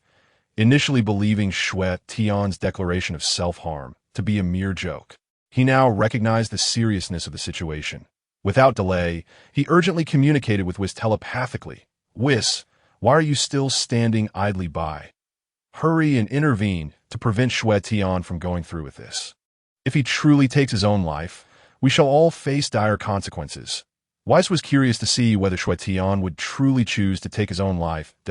In his perspective, if Xue Tian did indeed commit suicide, it would bear no consequence for him. His duty was to protect him, yet there was no stipulation that he could not choose to end his own life. However, upon hearing the words of the High Priest, he suddenly realized the gravity of the situation. With a swift motion, he appeared before Xue Tian, offering a gentle and refined smile as he spoke. "Mr. Xue Tian, I implore you to calm your anger. Let us discuss this matter at length." Xue Tian was aware that the High Priest was lurking in the shadows, merely choosing not to reveal himself. He could surmise the reason behind this concealment. The High Priest wished to gauge his attitude and determine whether he would genuinely resort to suicide. Yet, the High Priest was unwilling to take that gamble, fearing that if Xue Tian were to truly take his life, he would need to intervene and prevent the situation from escalating further. Another reason for the High Priest's reluctance to appear was the concern for his own dignity, that if he were to simply show up to intervene, it might diminish his stature, and he could not afford to be seen as someone who needed to resort to such tactics repeatedly. He was a servant of the Omni-King, not of his own ego. Xue Tian's speculation was indeed accurate. The High Priest, being a figure of immense power, recognized that if he were to be intimidated into appearing every time, it would tarnish his reputation. Xue Tian, on the other hand, was unconcerned about these matters. His primary objective was to have someone appear on his behalf. Weiss's presence sufficed. Regardless of the circumstances, he had discerned the High Priest's apprehensions. Moreover, the Omni-King possessed the ability to erase existence itself. Should Xue Tian face death, the Omni-King's childish temperament would likely lead him to obliterate the entire universe in that final moment, leaving no one unscathed. When Beerus noticed Weiss approaching, he expressed confusion and displeasure, questioning, "Weiss, what are you doing? If he intends to die, then let him. I assent that preferable." The High Priest, hidden from view, seethed at Beerus's audacious words, wishing he could strike him down with a single blow. At that moment, Beerus shivered, a chill running down his spine as if foreboding something dreadful was about to transpire. This left him bewildered. Why did he feel this way? He was a destroyer god with considerable power, and his instincts were usually accurate. Yet he had just sensed fear. Was it truly because he suggested that Weiss should not intervene in Xue Tian's suicide? Was this dread instilled by Weiss? Impossible! Though Weiss was stronger than he should not possess the ability to evoke such feelings. Weiss maintained a serene demeanor, still adorned with a smile. "Lord Beerus, Xue Tian cannot perish. In truth." Weiss was perplexed. While it was one thing to protect Xue Tian, why should he prevent him from taking his own life? It was his personal choice, after all. Beerus, bewildered, inquired, "Why? Do you aspire to learn his divine form?" He then cleared his ears, adding, "That divine form is not easily mastered. After years of training and studying numerous divine texts, you have yet to grasp it. How could he possibly teach you?" Though he spoke dismissively, Beerus secretly yearned to master the divine form himself. However, due to pride and the recent conflict with Xue Tian, admitting a desire to learn from him would be akin to slapping his own face. Having known Beerus for many years, Weiss was well aware of his innermost thoughts. It is not that. It is simply that Xue Tian must not die. Without further explanation, Weiss turned to Xue Tian and calmly said, "Mr. Xue Tian, I kindly ask you to regain your composure and lower your hand. We can discuss matters amicably. If you wish to avoid conflict, then let us do so. Lord Beerus will not destroy the earth." Hey, Weiss, it seems you're meddling in my affairs. Have you forgotten the angel's code? Beerus retorted, clearly irked. The decision to destroy or not destroy the earth was his alone to make, and had nothing to do with Weiss. By saying this, he felt Weiss was overstepping his bounds and interfering with his duties. Nonetheless, Weiss appeared to disregard his words, maintaining a cheerful gaze upon Xue Tian, as long as Xue Tian refrained from suicide.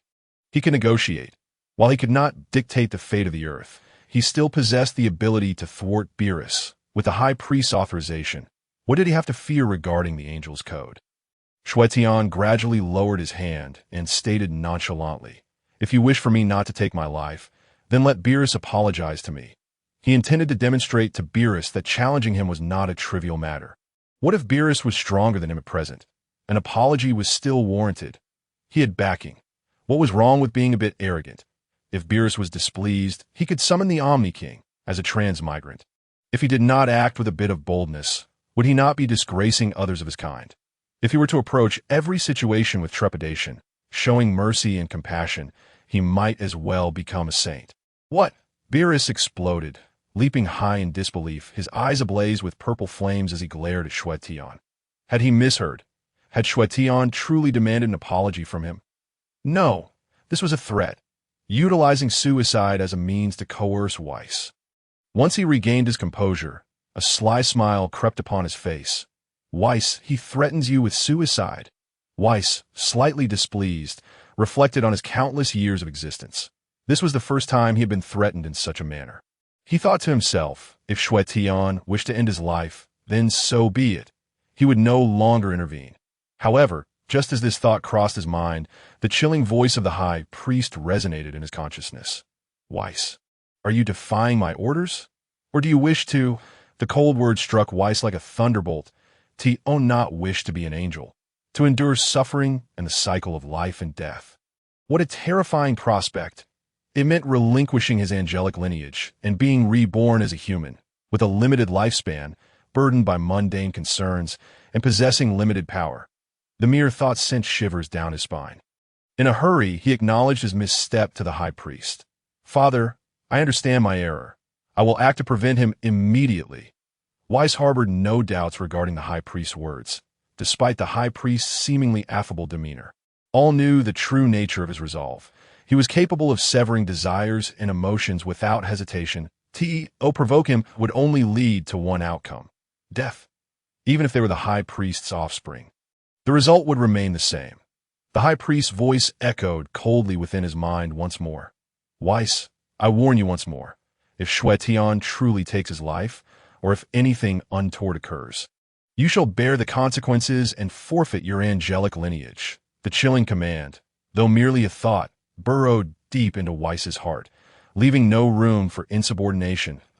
In an instant, his previously lofty pride was quelled, and the warm smile he had maintained transformed into a more genuine expression of camaraderie, less of a facade than before. "Indeed, Mr. Xue Tian, your request is acceptable, as long as you do not choose to end your life. We can discuss anything." Beerus suddenly froze, his eyes wide with disbelief as he exclaimed, "Weiss, have you lost your mind? Are you aware of what he just said? He demanded that I apologize. Do you not see the implications of his actions? He is threatening you." Weiss smiled gently, turning to Beerus, and replied, "Lord Beerus, since Mr. Xue Tian requires an apology from you, then you should apologize." Beerus furrowed his brows, his two ears nearly crumpling together, evoking a sense of distortion. The onlookers observing the situation could hardly fathom that such a subtle shift had transpired. After all, Beerus was the god of destruction of the seventh universe, an entity of supreme authority. To compel him to apologize was an endeavor tenfold, if not 100-fold, more challenging than persuading Vegeta. Each of them pondered why it was necessary to elicit an apology from Beerus when merely preventing him from annihilating Earth would suffice. Was this not simply provoking him further? Even the old Kaishin, upon hearing Xue Tian's words, repeatedly shouted at Xue Tian, yet Xue Tian paid no heed to him, as if the words had been carried away by the wind. Beerus crossed his arms, unmoved, tilting his face away and stating coolly, "You wish for me to apologize? Impossible." Xue Tian frowned, the corners of his mouth slightly drooping. Since that is the case, there is nothing more to discuss. He raised his hand in an instant. Whis intervened with his staff, hastily declaring, Mr. Xue Tian, please grant me a moment. I shall persuade Lord Beerus. Lord Beerus, he continued, you have indeed acted rather rashly in this matter. Please extend an apology to Mr. Xue Tian. Beerus instantly dropped his arms, clenching his fists as a terrifying aura of destruction emanated from him. He bellowed, Whis, you not only interfere with my duties, but also insult me. You have lived alongside me for countless years. When have you ever witnessed me apologize? And why do you heed his words so readily? Is it that if you were to perish, you would follow him into death? Whis smiled faintly. Indeed. Boom, boom, boom. Both Beerus and the onlookers momentarily paused, their hearts trembling uncontrollably. What was the meaning of this? Xue Tian's demise. Whis would also perish. Surely, this was no jest. Beerus found it hard to believe, having never heard of an angel's life being bound to another. Their gods of destruction were linked to the Kaiashins, a balance imposed by the Omni-King, as their powers were bestowed by him. While angels served the gods of destruction, the Grand Minister also served the Omni-King. Yet neither angels nor the Grand Minister were under the complete jurisdiction of the Omni-King. This implied that the Omni-King could not use the same tactic against angels to counterbalance the gods of destruction. Even if he attempted it, would the Grand Minister remain passive? Regardless of his ruthlessness, the angels were his kin, and he would never allow his influence to be obliterated by others. Thus, Beerus deemed Whis's assertion a jest. Whis, you jest? I do not, Whis replied with a smile, his expression unwavering. Although his face maintained a smile, Beerus, having shared countless years with him, understood that this was a forced grin, not one born of genuine mirth. Whis felt a pang of bitterness within. After all, he was the biological son of his father, yet now his father sought to eradicate his angelic lineage for the sake of this individual. Subjecting him to the trials of the cyclical world, it was utterly perplexing. Could it be true, as Lord Champa once claimed, that this person was his father's illegitimate child? Even if he were an illegitimate child, it was inconceivable to treat him in such a manner. In that moment, sorrow enveloped Whis's heart. Beerus, on the other hand, was in turmoil, though he did not comprehend how Xue Tian's death could relate to Whis. His demeanor indicated its veracity that on one side stood Whis, and on the other his own pride. How should he choose? Pride? Whis's life? Was he truly to apologize? Yet if he refrained, this fellow before him might resort to self-annihilation, leading to Whis's death. Taking a deep breath, he gazed at Whis, whose face bore a smile, masking any other changes or emotions, leaving even Beerus unable to discern Whis's thoughts. However, Beerus sensed that Whis was undoubtedly heartbroken. Yet at their level, emotions rarely manifested outwardly. With a heavy sigh, Beerus ultimately resolved, very well, I shall apologize. In an instant, a portion of Beerus's pride crumbled, but it was for the sake of friendship, for the sake of camaraderie. He relinquished his lofty pride, but he turned to Xue Tian, his expression cold as he spoke. Though I do not understand why your death is of concern to Whis, let me remind you that you had best remain alive. Should you cause Whis's demise, I will drag you from the depths of hell and roast you in the fires of destruction, subjecting you to the endless agony of flames. Right? Right? Just as Beerus was about to utter his apology, Xue Tian unexpectedly interjected, interrupting his words. Beerus shot a bewildered glance at Xue Tian, unable to fathom why he would suddenly interrupt his apology. Wasn't this what Xue Tian had desired? Why was he behaving in such a manner now? Xue Tian smiled slightly. His intention in orchestrating Beerus's apology was not out of compassion or a sudden moral awakening, but rather because he recognized that Beerus possessed some degree of loyalty. For Whis's life, he had sacrificed his pride. Having traversed from the real world, he was aware of the character's portrayal in the anime. Beerus's arrogance rivaled that of Vegeta, if not surpassing it. Most significantly, he was the god of destruction of the seventh universe, a being of utmost supremacy. As the saying goes, aside from bowing to the Omni-King, he had never bent his knee to anyone or offered an apology. What profound arrogance that was! To apologize to him, especially in front of all the inhabitants of Earth, was a substantial humiliation.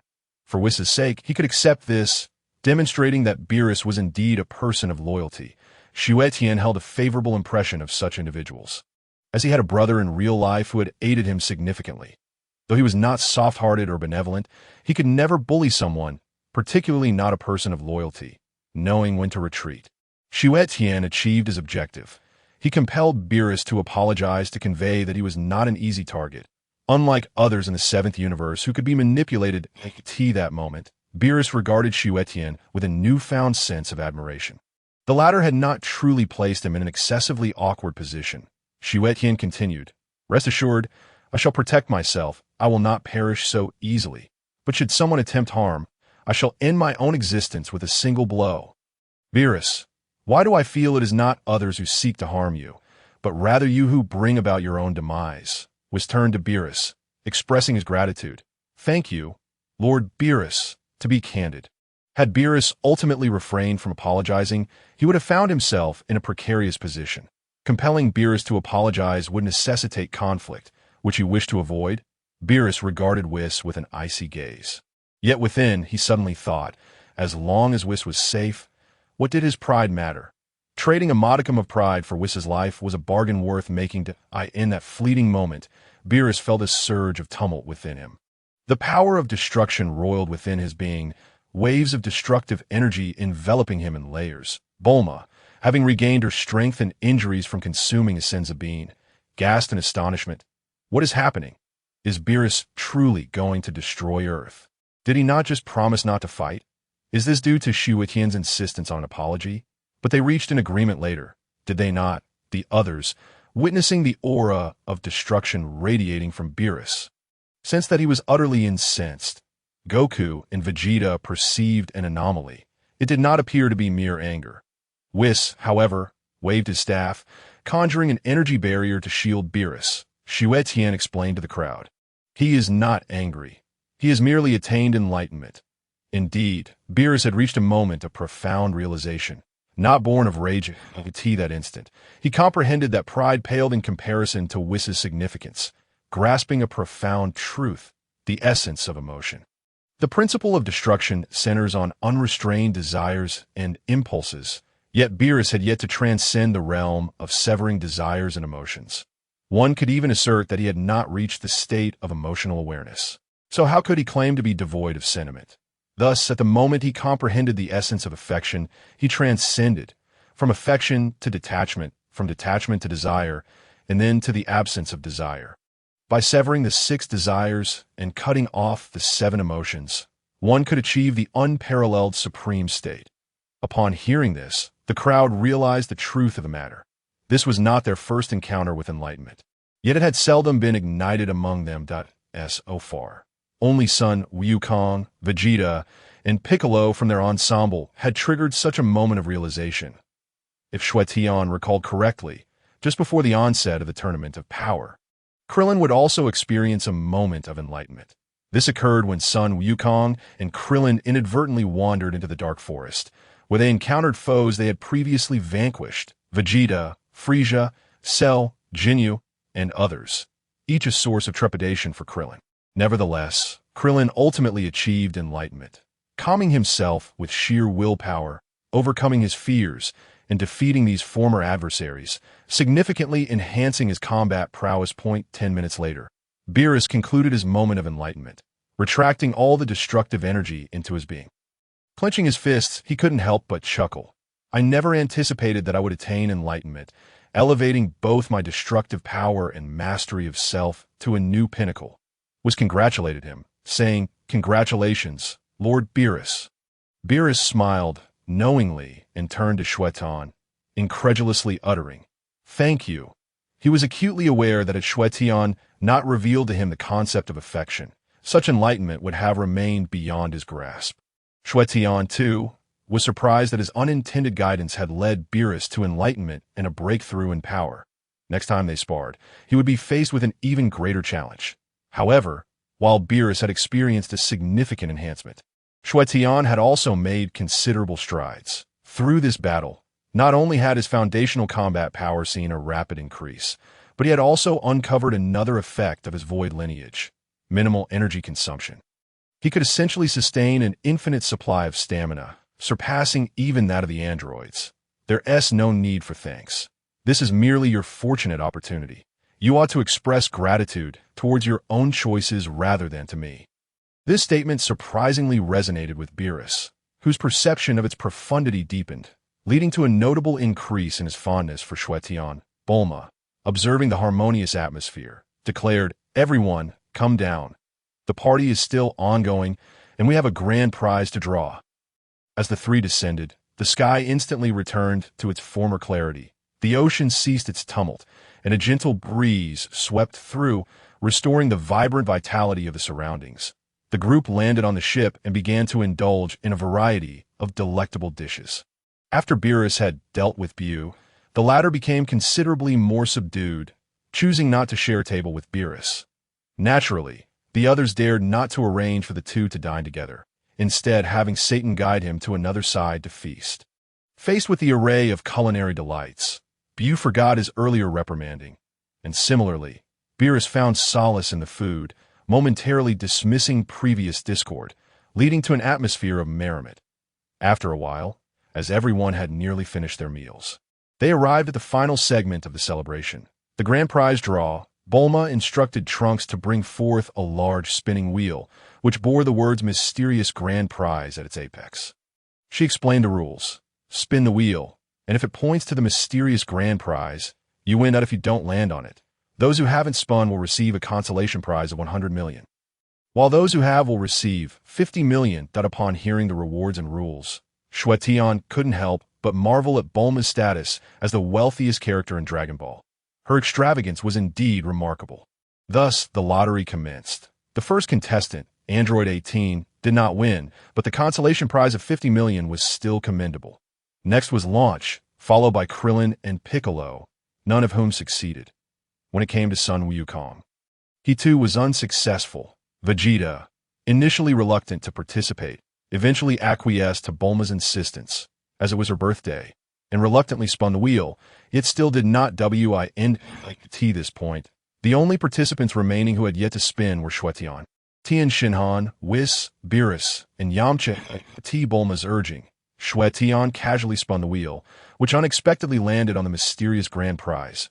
The crowd erupted in cheers, and Xue Tian was equally astonished to discover he had won. He was already aware that the prize was the 7 Dragon Balls, which Bulma had painstakingly gathered for her birthday. Bulma announced, "I declare that Xue Tian has won the mysterious grand prize. Trunks, go fetch it." "Yes, Mom."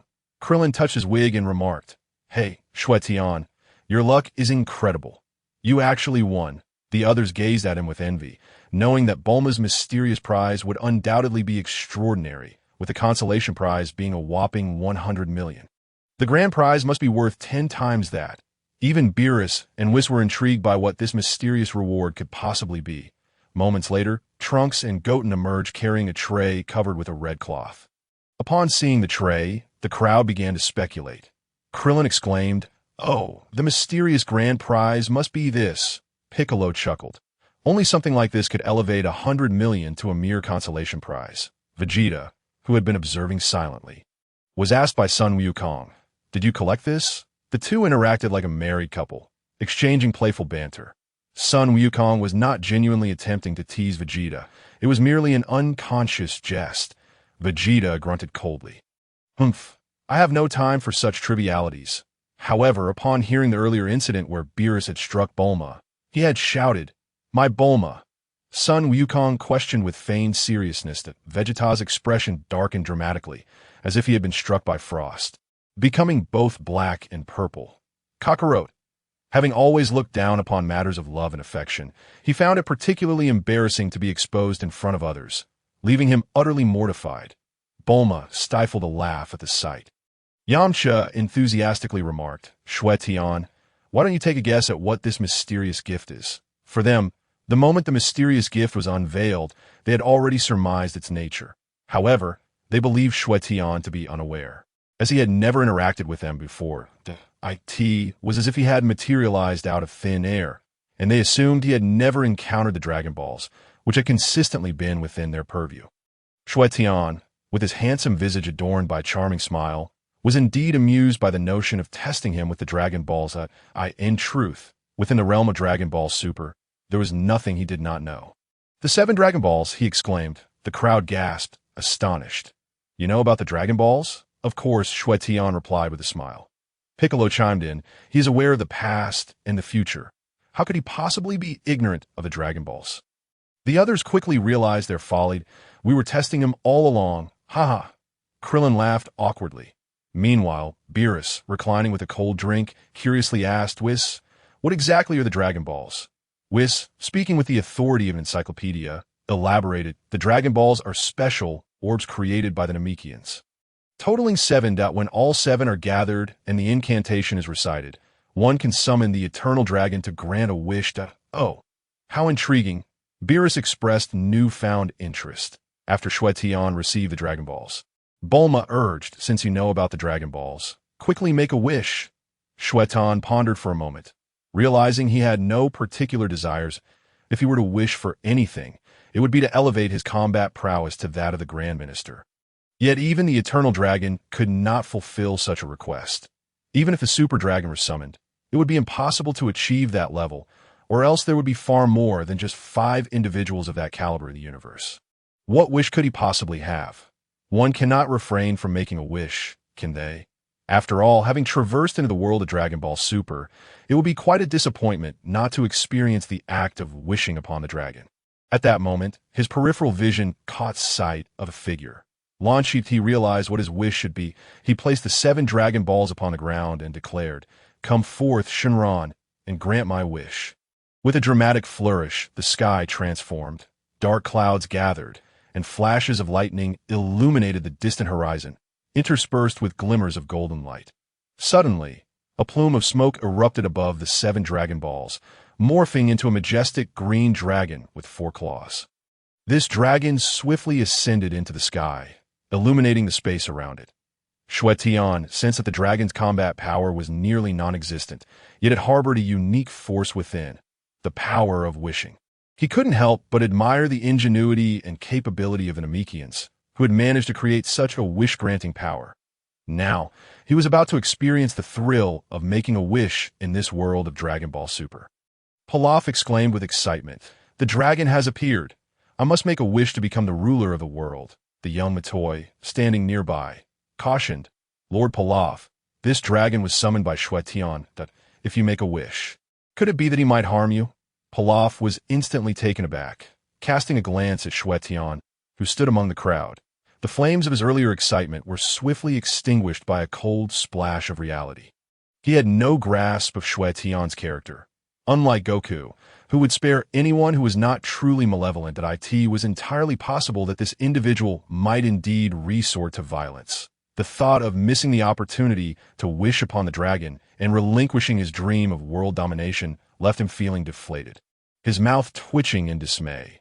Once, an opportunity to rule the world had been laid before him, but at the moment he summoned the dragon, he had been so nervous that he could not utter a word, ultimately allowing that rascal Oolong to seize the chance to make a wish. That fellow had wished for a pair of panties. Even to this day, Pilaf couldn't help but feel a surge of anger whenever he saw Oolong, reflecting on how his dream of world domination had been thwarted by something so trivial. The green dragon coiled majestically in the sky, its massive form occasionally flicking its tail, gazing down at Xue Tian and the others. "Come forth, speak your wishes, and I shall grant them," it proclaimed. The onlookers turned to Xue Tian, eagerly urging, "Xue Tian, state your wish. The dragon can grant it." At that moment, Beerus inquired, "Can this dragon truly fulfill any wish?" Upon hearing this, the dragon, though maintaining a stoic expression, spoke with an air of pride. "Indeed, I can grant any wish." However, when it caught sight of Beerus, its body froze in shock, and its previously swaying tail came to an abrupt halt. Stammering, it exclaimed, Beerus, "Lord, what brings you here?" Beerus was somewhat surprised that this little dragon recognized him, and a flicker of pride surged within him. It seemed his reputation was indeed formidable. "Yes, hurry and grant their wishes," he commanded. "Of course, Lord Beerus. I am awaiting their wishes," the dragon replied, perspiration beading upon its brow, its body trembling. It never could have imagined that Beerus would appear on Earth, let alone have a chance encounter with him.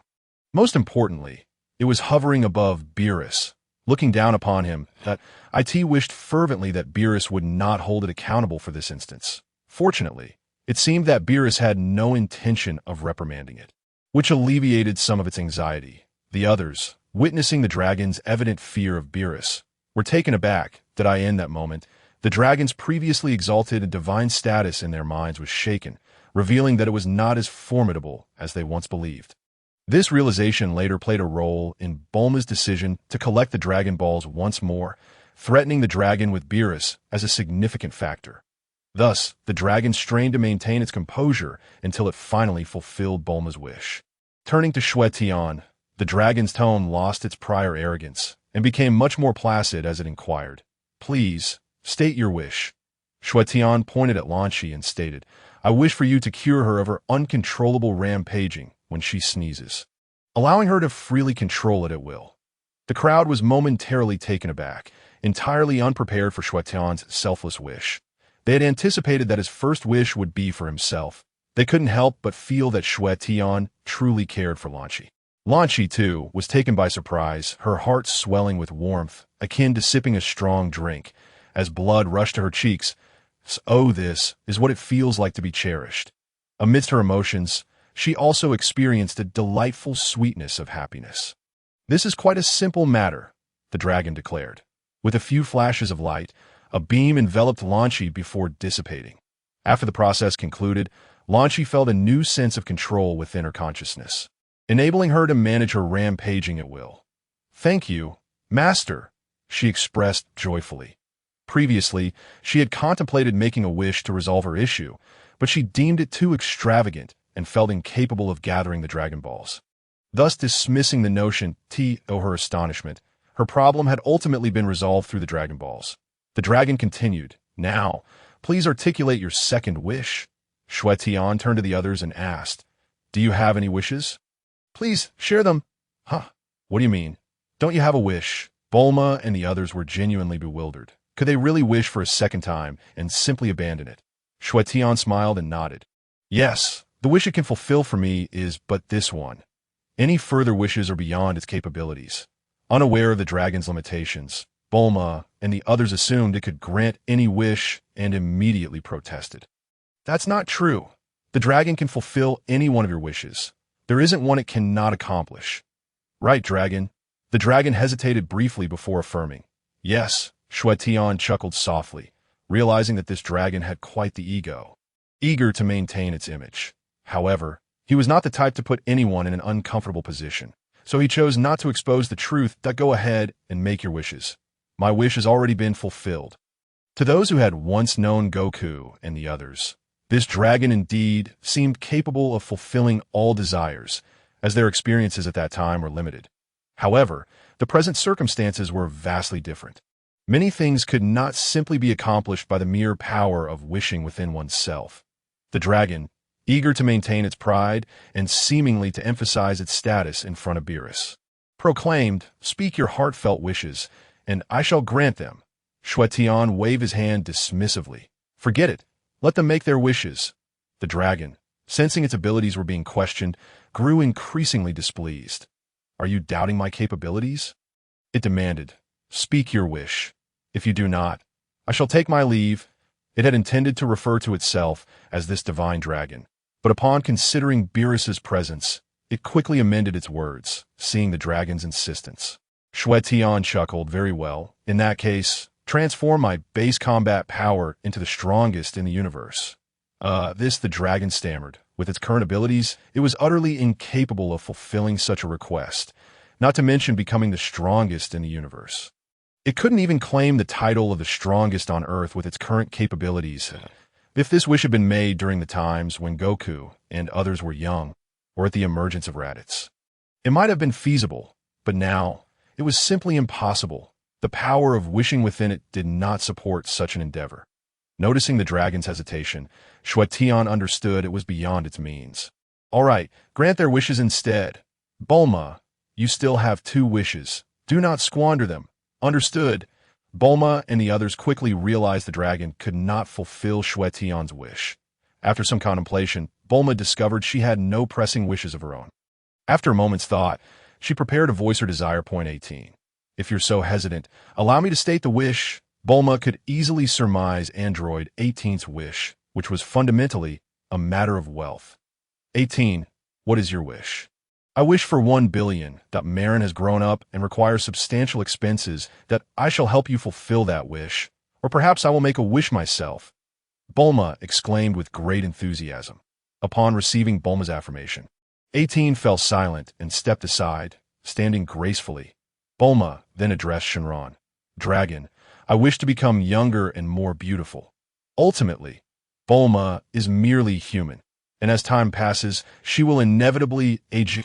In contrast, Android 18 is a synthetic being and does not particularly concern herself with the concept of aging. While she will age, the process will occur over a much longer span. Thus, 18 appears significantly younger than Bulma. Every time Xue Tian gazes upon 18's breathtaking beauty, he cannot help but ponder whether Chao Yang saved several galaxies in her previous life. All right, your wish is quite simple. Shenron's body shimmered, granting Bulma's second wish. Bulma touched her cheek, discovering her skin had become noticeably smoother and firmer, filling her with immense joy. With that, she found herself devoid of further desires. However, one wish remained. She looked around, noting that no one else seemed to have any wishes. Surely we cannot let this last wish go to waste, Xue Tian remarked. He surveyed the group. Does no one have a wish? None. They all shook their heads. In the past, when summoning Shenron, they would have already deliberated on their wishes beforehand. I could see this moment. Oolong stepped forward, glancing at Xue Tian, and declared, I wish for, before he could finish. Xue Tian swiftly swatted him away, sending him crashing into the wall several meters away. You swine, enough of that. As a devoted Dragon Ball fan, Xue Tian could not forget the ridiculous wishes Oolong had made in the past. To hear such a wish again would be utterly laughable, especially since this was his first experience with wish-making. It felt like an affront. Pilaf, witnessing Oolong being sent flying, felt a surge of satisfaction and relief. He had long desired to deal with that pig, but had refrained due to the presence of Goku and others. Now, Xue Tian had avenged him.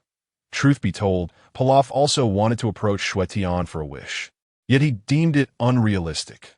Whether Xue Tian or others, they would certainly not allow him to wish for world domination.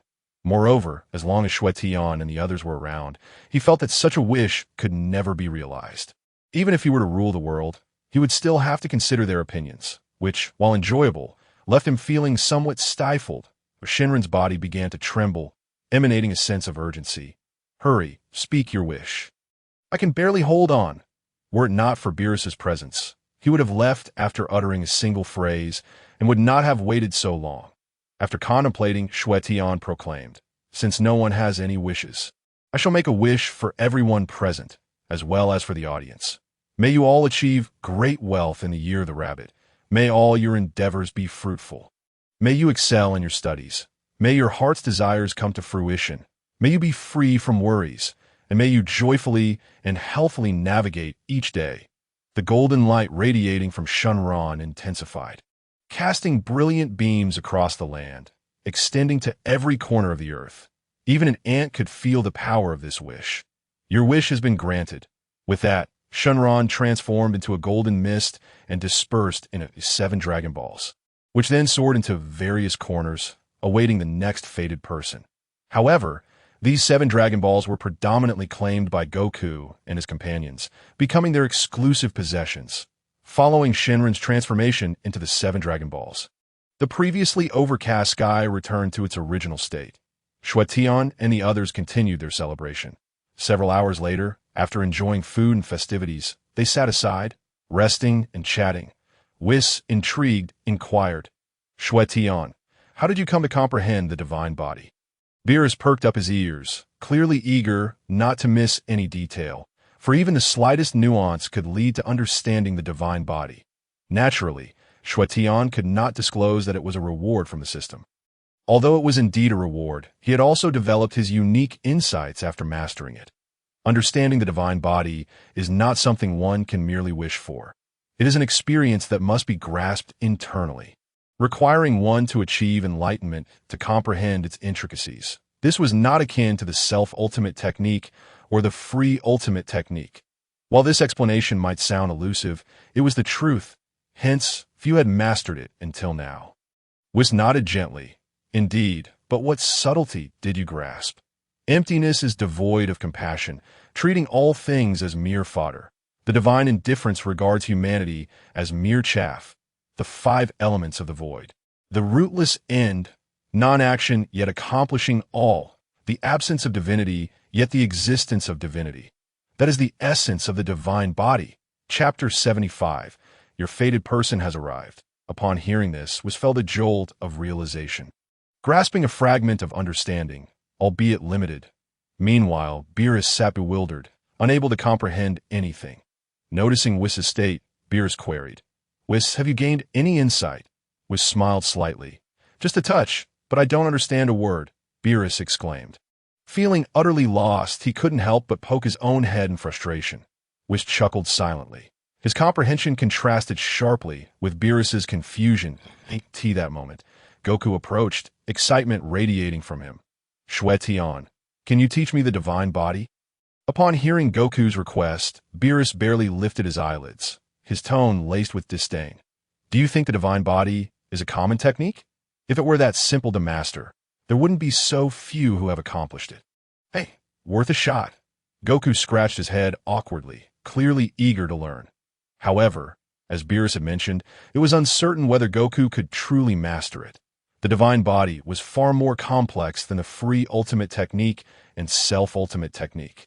Seeing Xue Tian remain silent, Goku urged, Come on, just teach me the divine body. Xue Tian, feeling exasperated, thought, If you were a woman, perhaps your charm would sway me, but you are a man, a muscular man at that. Pleading with me? That's absurd. I have no intention of babysitting you. Out of the corner of his eye, he noticed Vegeta, who was also visibly eager.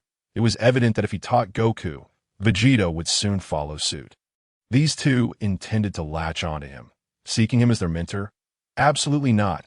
He relished his carefree life. Why would I want to raise 2 infants? Ridiculous. Clearing his throat, he said, Goku, Vegeta, do you both remember when I mentioned I couldn't teach you? The one destined to guide you will appear soon. Goku pondered this carefully, then shook his head. I think I remember, but I'm not sure. Xue Tian turned to Vegeta. Do you recall? Vegeta, unlike Goku, was not forgetful and nodded calmly. Yes. Simultaneously, he realized something, casting a glance at Beerus and Whis, secretly contemplating. Could the individuals Xue Tian refer to be them?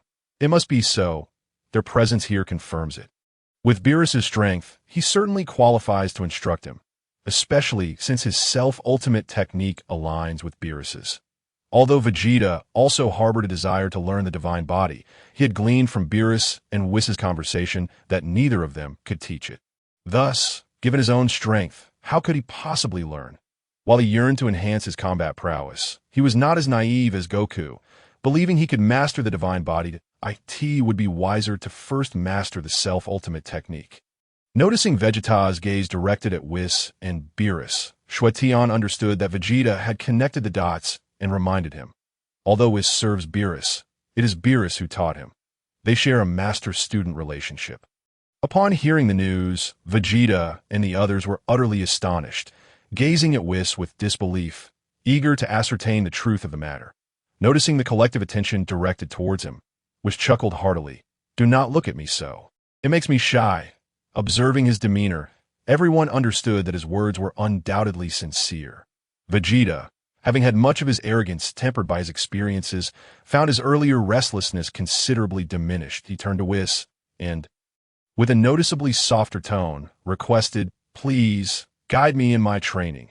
The moment Whis perceived the essence of Vegeta's self-improvement, he had already contemplated his decision.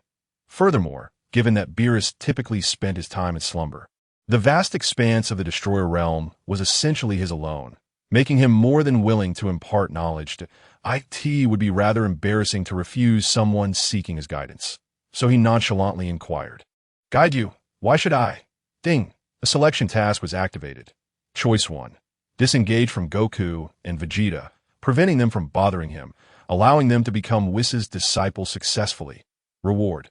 Energy absorption. Choice 2. Prevent Goku and Vegeta from becoming Whis' disciples. Reward: Basic Combat Power Reading Technique. Upon reviewing these options, Xue Tian did not hesitate for long. The Basic Combat Power Reading Technique. Essentially, it would allow one to perceive an opponent's foundational combat strength. However, within the Dragon Ball Super universe, or rather, the Dragon Ball universe, what significance did that hold? Even if one could discern an opponent's base power, it would not reveal their true capabilities.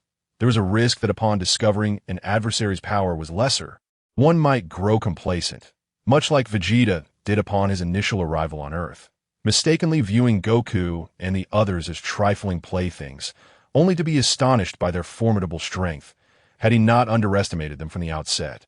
The outcome could have been quite different. Yet, it was a given that Goku was the protagonist. He chose option 1 that after a brief moment of contemplation, he resolved that if he were to obstruct Goku and Vegeta from becoming Whis' disciples, the two would inevitably cling to him thereafter, leading to future headaches, issues that could not simply be resolved with a basic combat power reader. After making his choice, Xue Tian promptly gestured towards the delectable spread on the table. Vegeta instantly grasped the implication, stating, "I can provide you with an abundance of culinary delights." An abundance of culinary delights. This was indeed tempting. However, it seemed they had sampled much of Earth's cuisine. Was there truly anything superior to what they had already enjoyed? The pudding, takoyaki, meatballs, and more had all been delightful. Vegeta's expression momentarily faltered, lost for words as his mind struggled to conjure anything that could surpass those flavors. Xue Tian interjected, "Vegeta, does not Bulma possess something that surpasses these delights? You could present it to Whis for a taste." Goku, intrigued, asked, "Ah, Bulma has something exceptionally delicious." As he leaned closer to Bulma, sniffing eagerly, he almost crossed into an inappropriate territory, causing Vegeta to bristle with indignation. Xue Tian found himself speechless, an unexpected thought crossing his mind that perhaps this might indeed be quite appetizing. "Kakarot!" Vegeta shouted in exasperation. Bulma, in response, attempted to swat him, but Goku dodged effortlessly. Chi-Chi, wearing an expression of resignation, stepped in to restrain Goku. This husband of hers remained blissfully ignorant of the nuances of gender relations, often requiring her guidance in such matters. Unaware of the reason for Bulma and Vegeta's ire, Goku innocently inquired, "What is the matter? Why is everyone so upset?" Vegeta seethed with anger, but found himself at an impasse with Goku. Ultimately, Chi-Chi intervened, awkwardly stating, "Goku is just like that. Please do not take offense." As for Goku's emotional intelligence and reasoning, aside from his brief interactions with Beerus and Whis, the others had all witnessed his peculiarities, so they chose not to engage with him on that level. After shooting Goku a fierce glare, Vegeta pondered what could possibly be the most delectable offering. Suddenly, a spark of inspiration ignited in his mind. "I understand now." With remarkable speed, he dashed into the ship's cabin, reappearing mere moments later before Beerus and Whis, cradling several cylindrical boxes labeled Dragon Ball brand instant noodles. Beerus, eyeing the unassuming container, skeptically inquired, "Can such a trivial item compare in taste to takoyaki or pudding?"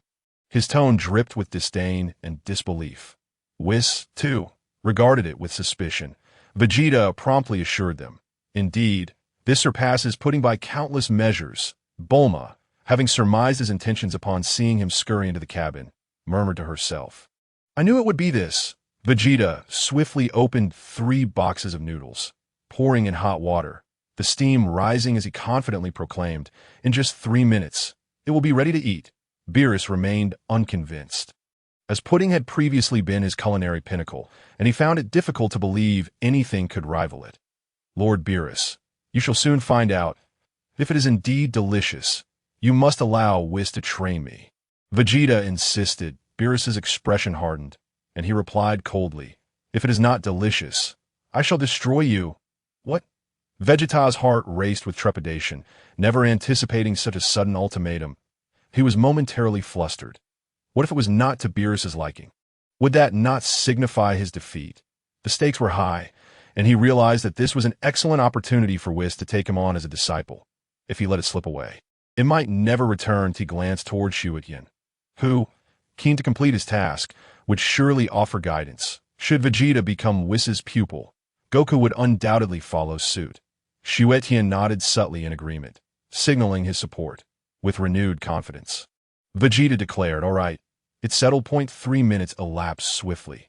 Vegeta presented a bowl of noodles to Beerus, Whis, and Xue Tian, exclaiming, "Please indulge." Goku, watching eagerly from the sidelines, was about to speak when Vegeta shot him a furious look, reminding him of their earlier grievances. As Beerus peeled back the lid of the noodle container, he muttered, "How could something so small and simple, soaked in hot water for 3 minutes, possibly be enjoyable?" He prepared for destruction. Whis and Xue Tian also unveiled their noodle bowls. Xue Tian had fond memories of instant noodles, as they had accompanied him during his leaner days. The flavor was unforgettable. There was something almost magical about it, despite its questionable health benefits. However, the slight toxicity posed no threat to Beerus or Whis. As Beerus took a bite, his expression contorted in surprise, and the others observed his reaction with bated breath, already sensing the outcome. Vegeta exhaled in relief. Sure enough, Beerus erupted with excitement. "This is exquisite!" Realizing his blunder, he quickly clamped his mouth shut, his face darkening as he sternly remarked, "But it is nothing extraordinary." Xue Tian, unable to resist, teased, "Is that so? Yet just moments ago, Lord Beerus exclaimed how delightful it was, likely echoing across the cosmos." Beerus's eyes nearly bulged out of his head as he glared at Xue Tian, his lips twitching in frustration. "You truly have a knack for undermining." Xue Tian dismissed the notion, unconcerned about the perceived slight to Beerus's pride. His focus was solely on completing the task and ensuring that Goku and Vegeta would no longer disrupt his peace. Which chimed in, "Indeed, Lord Beerus did make such a proclamation." Beerus cast a piercing gaze upon him, swiftly devouring an entire bucket of instant noodles, still yearning for more. Yet, all that remained was in Vegeta's possession. Observing Beerus's state, Vegeta promptly declared, "As long as Lord Beerus consents, I shall provide you with an endless supply of instant noodles, ensuring you can indulge in them every single day." The mere thought of such daily indulgence made saliva pool in Beerus's mouth. Had he not been mindful of his identity as a god of destruction, drool would have surely escaped him. Beerus hesitated, contemplating whether to acquiesce. Should Whis truly train the two of them, their futures would undoubtedly be boundless. It is worth noting that with Whis's exceptional teaching abilities, even the most inept could achieve remarkable accomplishments, especially considering the two in question. One had mastered the Ultra Instinct, while the other had grasped the Ultra Instinct sign. Training them would surely yield exponential progress. Xue Tian, since they were on the verge of a breakthrough, setting his noodles aside and teasingly remarked, "Is Lord Beerus afraid to allow Whis to instruct them? Are you concerned they may surpass you?" Initially, there had been no clear victor in the battle between Beerus and Xue Tian, with neither willing to concede. However, now provoked by such mockery, Beerus shot a mild glare and retorted, "Am I afraid? Whis, you shall train them, Vegeta." Upon hearing this, Vegeta was filled with exhilaration, while Son Goku hurried over, eyes sparkling with anticipation. "What about me, Lord Beerus? What about me?" Beerus, having been provoked into a response, coldly inquired, "Vegeta can provide us with instant noodles. What can you offer?" Son Goku was momentarily bewildered. "Kiki, what do we have at home?" Suddenly a light bulb went off in his head. "That's right, Lord Beerus. Wait for me." Chapter 77. Whis, who exactly is Xue Tian? Son Goku unleashed his full power, employing high-speed movement to fly back to his home. In less than a minute, he returned, arms laden with a dozen large cabbages. Beerus gazed at the peculiar vegetables, a look of confusion crossing his face. "What are these? Are they edible?" The unassuming appearance of the cabbages did not inspire confidence in their palatability, yet considering Earth's many delicious dishes that appeared ordinary, he remained somewhat skeptical. Son Goku plucked a leaf and began munching, his expression revealing how delightful he found it. This piqued Beerus's curiosity, prompting him to sample a leaf himself. After a few bites, he remarked nonchalantly, "It's rather average, merely a somewhat sweet leaf. What's so special about it?" Son Goku eagerly pressed, "Lord Beerus, you should also let Whis train me. I'll give you all these cabbages, and in the future, I'll bring you even more." Beerus fell into silence. Xue Tian interjected, "Lord Beerus, these two." Son Goku and Vegeta are the best of friends. Since you've accepted Vegeta, why not also take Son Goku under your wing? With Vegeta training in Ultra Instinct and Son Goku in Ultra Instinct sign, it will be fascinating to witness who emerges as the stronger warrior. Plus, having their companionship in the God of Destruction realm would be quite beneficial. Son Goku, adept at charming others, especially when it came to training, chimed in with high emotional intelligence. Lord Beerus, you should just agree. Beerus glanced at Whis and inquired, Whis, would you be willing to mentor him? Whis chuckled heartily. Certainly. With Xue Tian having spoken up, Whis was inclined to oblige. He was curious to discover what merit Xue Tian possessed that warranted such protection from his father. Granting Xue Tian favor would also serve to strengthen their relationship, allowing Whis to glean further insights later. Wonderful! Son Goku exclaimed, leaping into the air with excitement. Vegeta shot him an annoyed glare, huffing, If I were the only one being trained, it wouldn't take long before I could easily defeat Kakarot. But now that he is joining, my plans are thwarted. Yet, I'm not overly concerned. I believe that with my effort and innate talent, I can easily surpass Kakarot. After all, he is merely an inferior warrior, while I am a noble scion prince with talent that far exceeds his. Overcoming him is merely a trivial matter. All along, he refused to acknowledge that Kakarot was superior to him, viewing him as nothing more than a lowly warrior. Lacking the mental acuity to compare with himself, Son Goku paid no heed to Vegeta's disdain, instead grinning. We can train together again. Their camaraderie was palpable. Xue Tian couldn't help but think how well-matched they were, one cold, the other fiery, perfectly complementing each other. After some time spent conversing, Vegeta procured 100,000 boxes of instant noodles, neatly compressed into capsules, and presented them to Beerus with sincerity. I am ready. Beerus nodded in satisfaction. Impressive. Whis, having feasted well, it is time for us to depart. Whis acknowledged, and then extended an invitation to Xue Tian. Would you care to visit the God of Destruction realm? Beerus looked on with curiosity. If they ventured to the God of Destruction realm, Beerus could once again inquire about the nature of the divine reflection and pose questions about why Whis would perish if he did. Were they truly bound as life partners?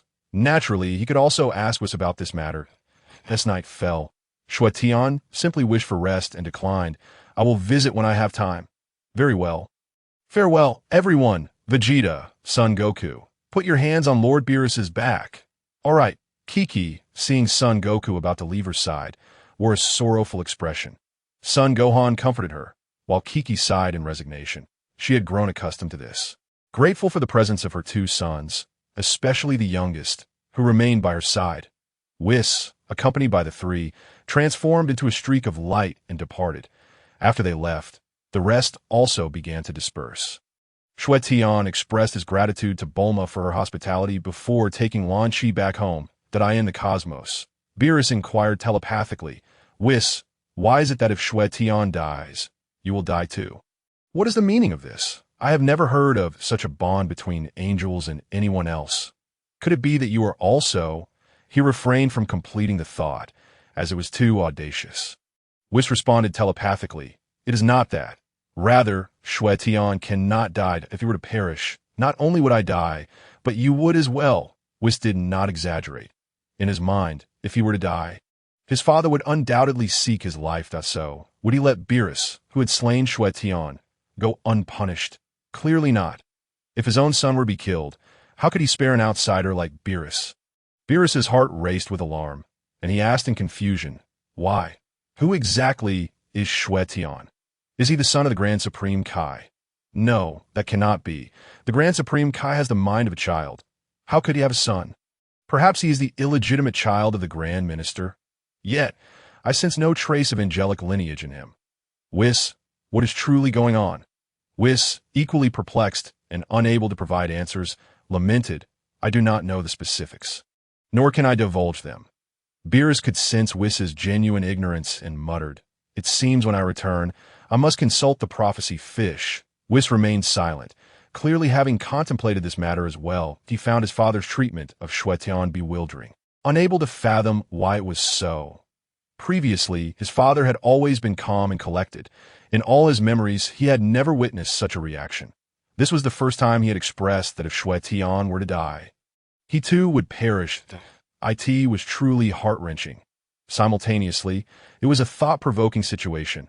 Upon returning to the God of Destruction realm, Whis arranged for Vegeta and the others, then sought out the prophecy fish with Beerus. The prophecy fish, a glutton at heart, would not be inclined to assist unless rewarded with delicacies. Unfazed, they generously offered it a bucket of instant noodles. Prophecy fish revealed to us the true identity of Xue Tian. Beerus initially intended to inquire why Whis was so protective of him, but reconsidered.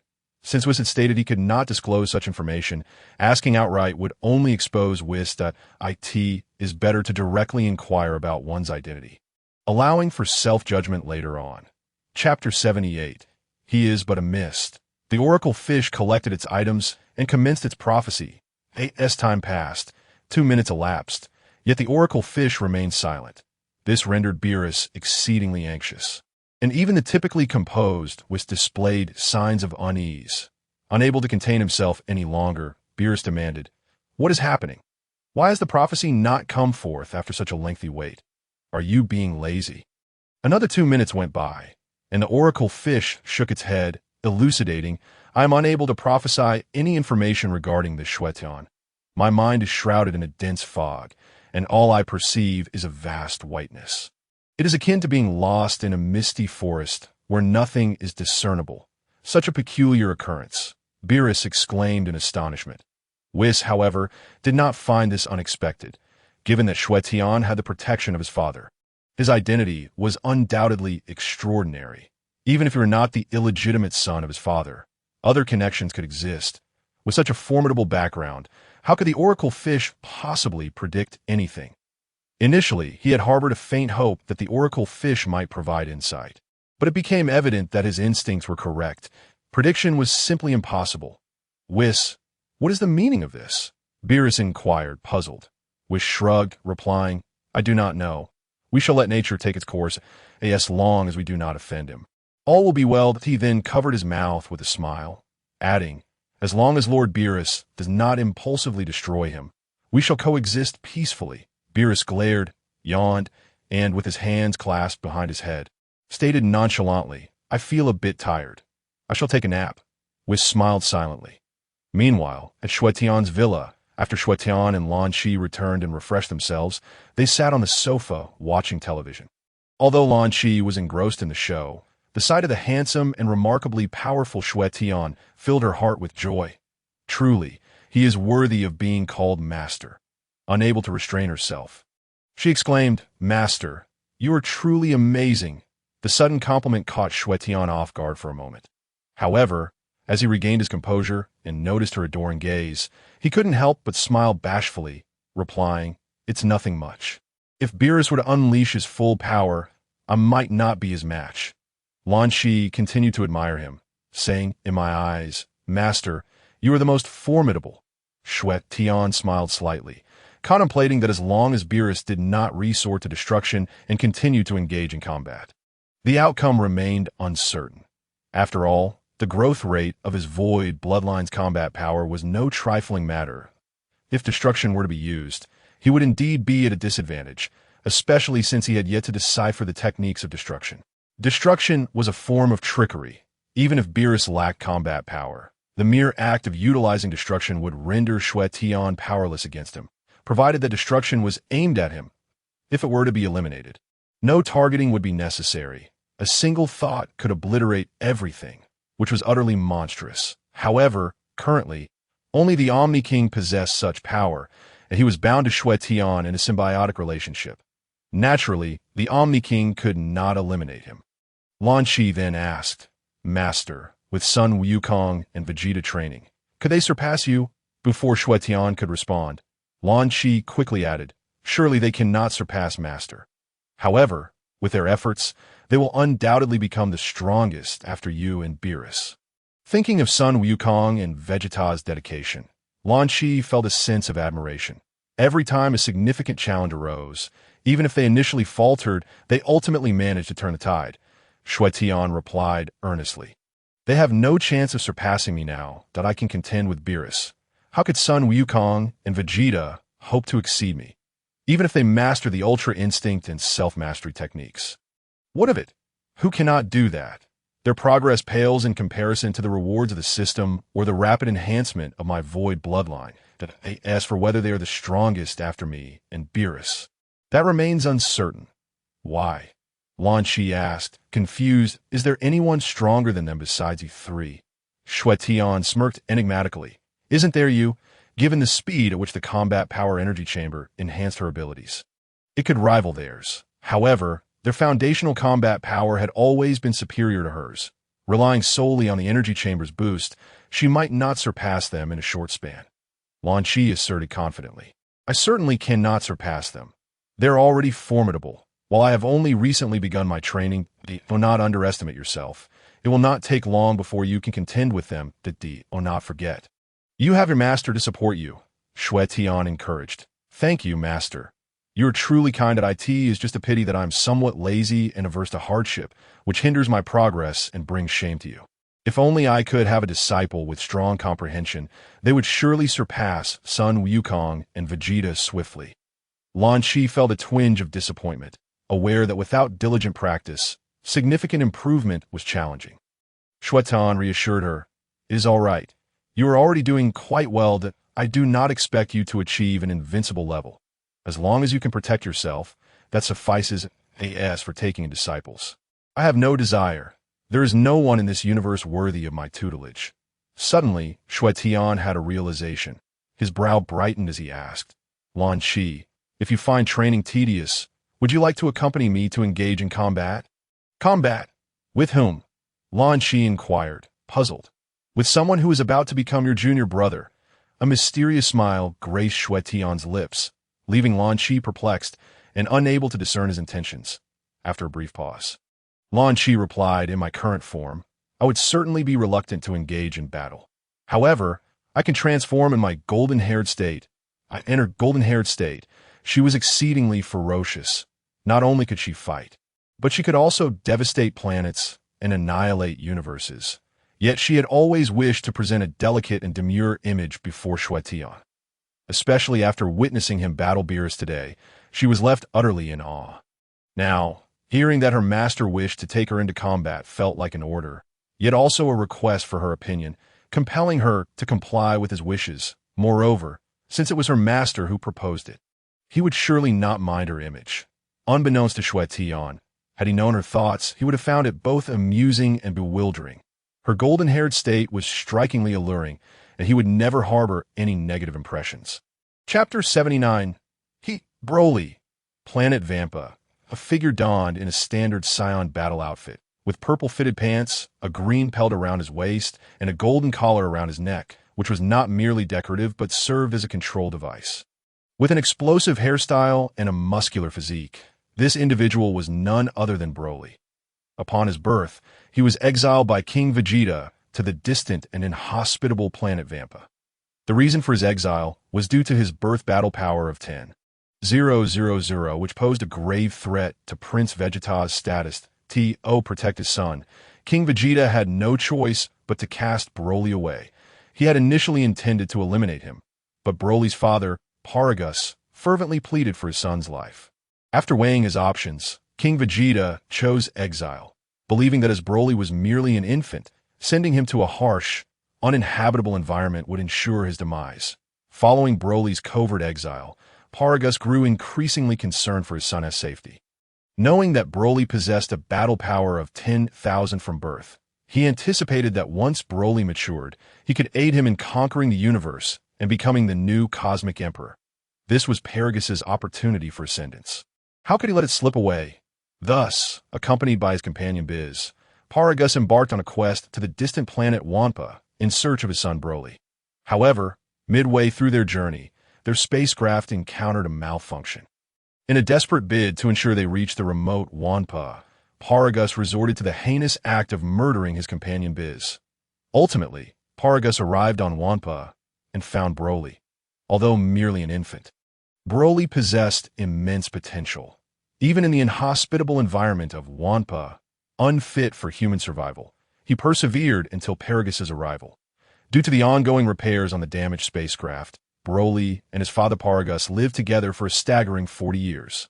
With no other humans on Champa, Broly had no human companions over the decades, finding solace only in the company of birds and beasts.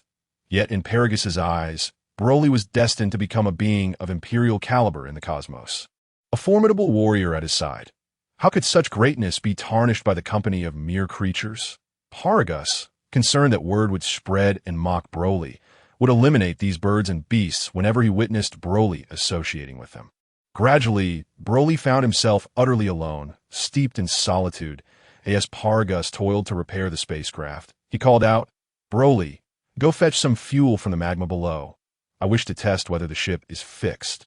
Broly responded with an affirmative, soaring into the heart of Champa's volcano, enveloping himself in his energy shield and plunging into the magma.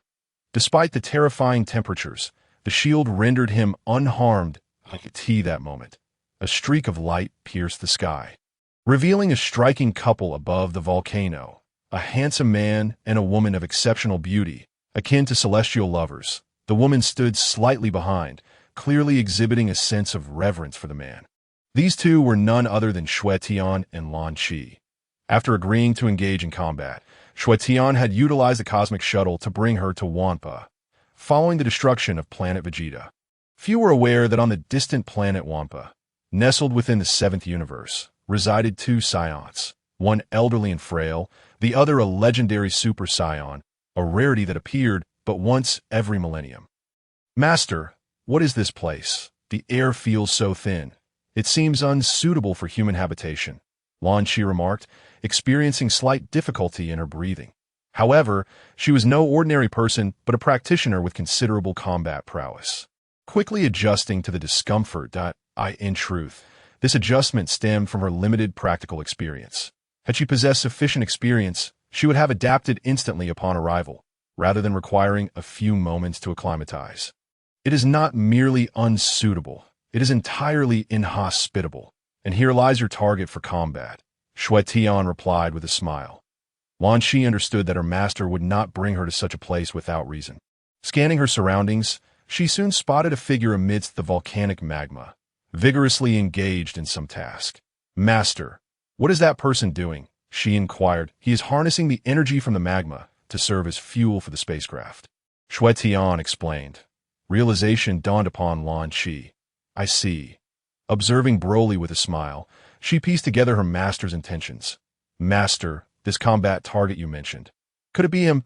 Xue Tian did not conceal the truth. Indeed, on this planet, there are but two individuals. One is an elderly and frail being, while the other is this explosive-haired man before us. Were Paragus to overhear Xue Tian's words, he would undoubtedly erupt in fury. "Who are you calling elderly and frail? Who do you mean?" Although Paragus lacked overwhelming combat strength, he was still superior to ordinary humans and certainly not to be dismissed as weak.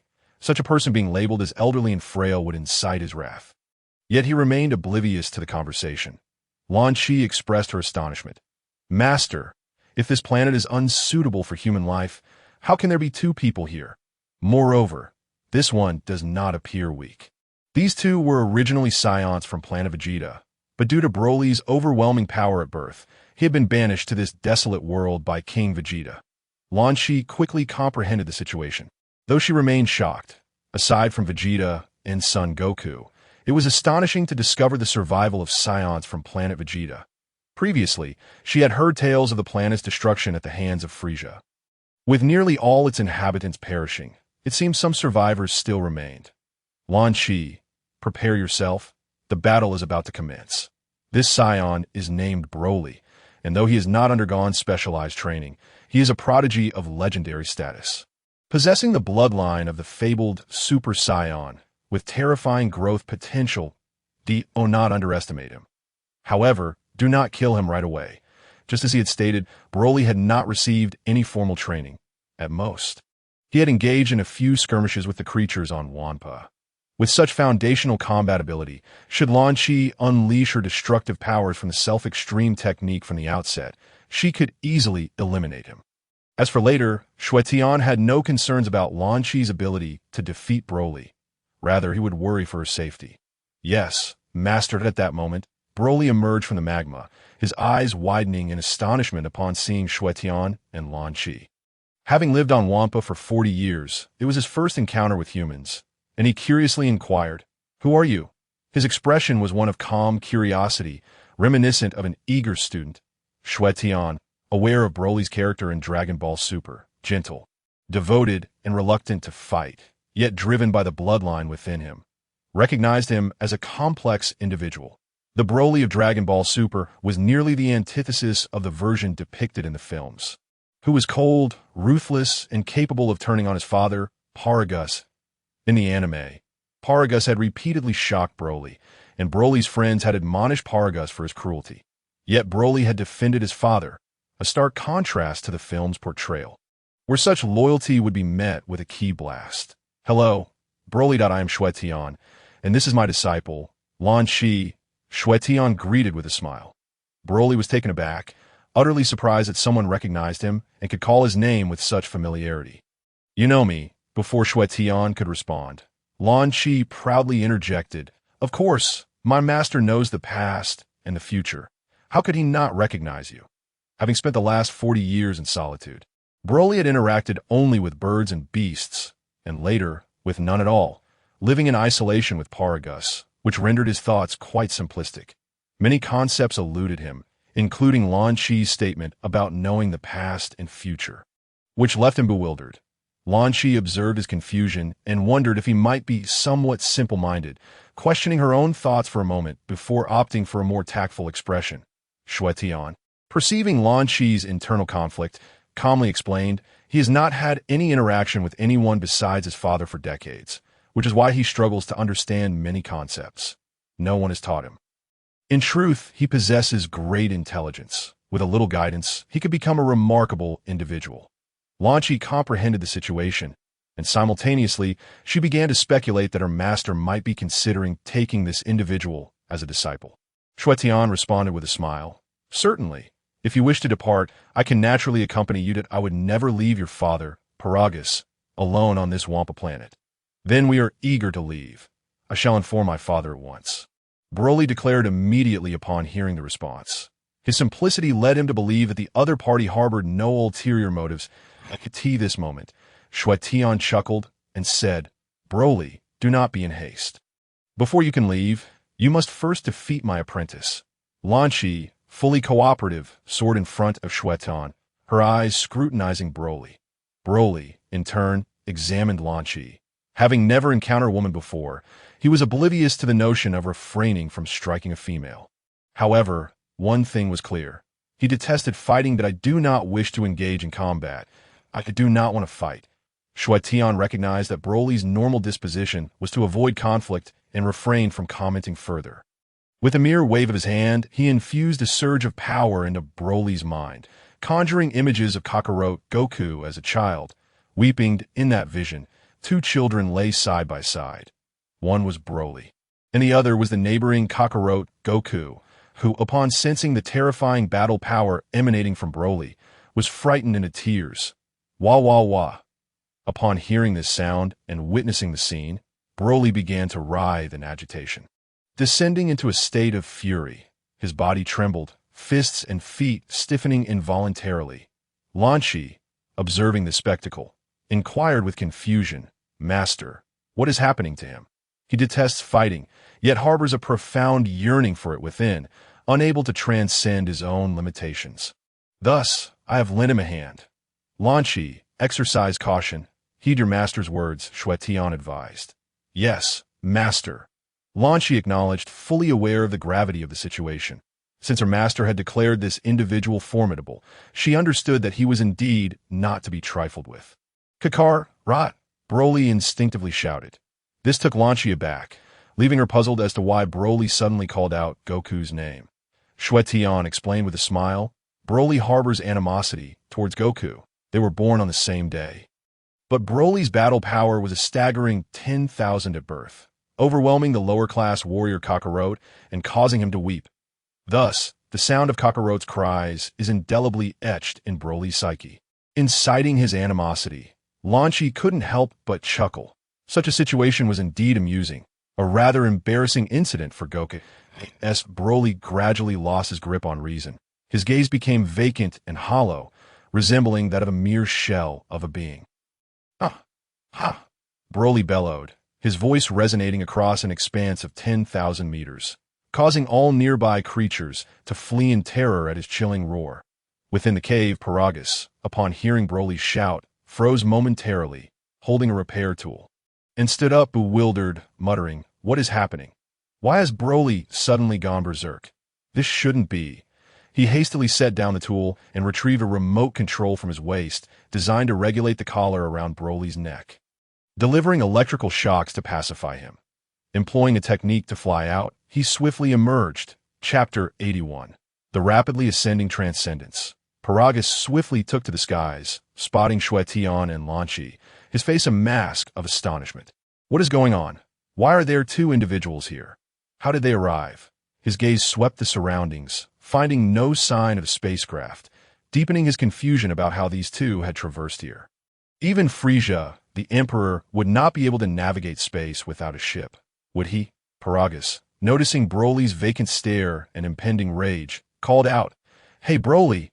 Yet, Broly remained oblivious to his words, his body trembling subtly, every muscle quaking and expanding.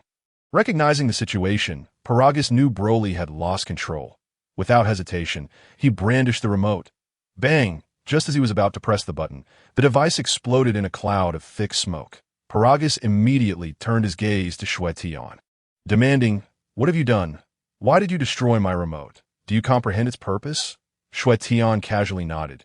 Indeed, this remote is designed to control Broly, delivering shocks to prevent him from entering a berserk state. Paragus paused, incredulously asking, "If you know this, why would you act thus?" Once Broly succumbed to his fury, no one could rein him in, and all of us would perish.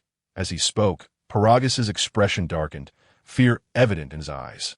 Even in the face of him, a raging Broly would not hesitate to strike. Before the collar was fitted on Broly, he had nearly met his end at Broly's hands, and now, with Broly having matured, the magnitude of his post-rage battle power was nothing short of terrifying, far beyond what Paragus could withstand. He contemplated where he might take refuge, planning to emerge once Broly returned to normalcy to devise a means to repair the remote. What could possibly be going through this man's mind? He was fully aware that the remote controlled Broly, yet chose to destroy it. Were it not for Broly's imminent descent into fury, Paragus would have undoubtedly taken action against Xue Tian. Xue Tian, seemingly unfazed, chuckled lightly, his tone provocative as he addressed Broly.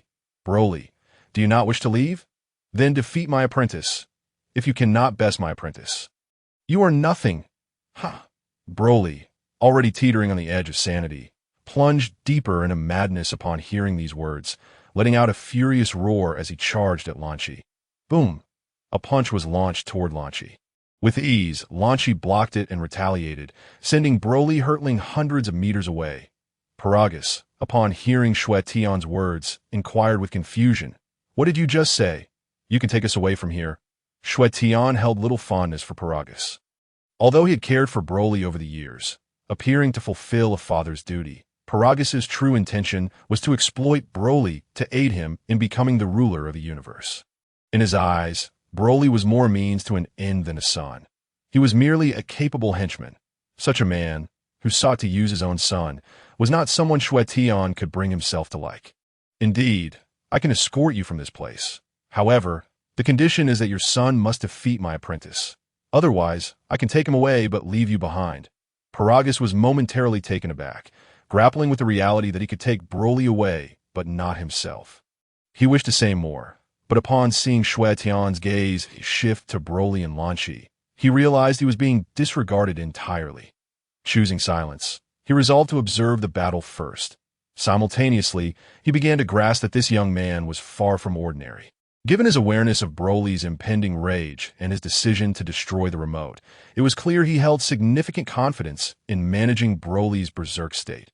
Huff huff, Broly soon steadied himself, lunging forward like a ravenous wolf, throwing punch after punch at Lan Qi, all of which she effortlessly evaded. After dodging 10 strikes, Lan Shi lifted her right leg and delivered a powerful kick to Broly's chest, sending him flying. Ah! Broly roared, his swollen right hand rising. Unleashing a ki blast aimed at Lan Shi. Boom! The ki blast shot forth at incredible speed. Lan Shi deftly deflected Broly's attack, simultaneously launching a ki blast of her own in his direction. Boom! Broly, caught off guard, was struck by a ki blast, yet it failed to inflict significant harm upon him. This was largely due to Lan Shi's controlled exertion of power, as Xue Tian had previously instructed her to refrain from using her full strength initially to avoid inadvertently killing him. Concerned that a single ki blast might slay Broly, she observed his remarkable defensive capabilities, realizing that even if she were to amplify her energy considerably, it would not suffice to defeat him. The impact of the ki blast merely caused him to momentarily slow down, and at that moment he charged directly towards Lan Shi, unleashing a flurry of punches that disturbed the surrounding air. The crackling sound shattered the already thin atmosphere. Xue Tian hovered in the air, observing Broly's condition with a satisfied smile. Merely engaging in a brief skirmish had significantly enhanced Broly's combat prowess. Truly, he was worthy of the legendary Super Saiyan physique, a being akin to a glitch in reality. Although Broly's fighting strength was rapidly growing, it remained merely a comparative measure against Lan Shi. If Xue Tian were to serve as a benchmark, Broly's progress would pale in comparison. After all, Xue Tian possessed the Void lineage, which far surpassed the capabilities of the mythical Super Saiyan bloodline. Had Xue Tian been endowed with the legendary Super Saiyan heritage instead of the Void lineage, his power would have increased in battles against Beerus. Yet it would never have reached its current heights. Imagine if the fabled Super Saiyan bloodline, with its base strength in the tens of billions, could engage in combat with Beerus and emerge equally matched. Such a scenario would only be plausible if Beerus refrained from utilizing his destructive powers. Clearly, that is an impossibility. Only the unparalleled Void lineage could achieve such a feat. In midair, Broly was sent flying by a kick from Lan Shi. However, she did not relent. Instead, she surged forward, launching a relentless barrage of strikes upon him while he was still recovering, landing punch after punch upon Broly's chest, forcing him to retreat. Chapter 82. To kill you is to unleash him with a thunderous crash. Broly plummeted like an uncontrollable meteor, crashing heavily onto a hillside. The hill, overwhelmed by the tremendous impact, collapsed instantaneously. Lan Shi clasped her hands together and aimed at the hill, exclaiming, "Ha!" With a powerful ki blast, she unleashed an amplified attack that obliterated the collapsing hill, transforming it into swirling clouds of smoke that billowed into the air, obscuring the view of the spectators. Yet with Xue Tian's keen perception, he could discern the commotion within, aware of the principle that governed the Dragon Ball universe, the no harm in smoke law. The greater the smoke, the lesser the damage. Thus, it was improbable that any injury had occurred amidst such dense clouds. Just as anticipated, amidst a roar, a disheveled Broly burst forth from the ruins of the hillside, his muscular hand reaching out towards Lan Shi as if to grasp a mere chick. Yet, Lan Shi was not so easily ensnared. She deftly evaded Broly's grasp and retaliated with a series of punches, sending him reeling once more.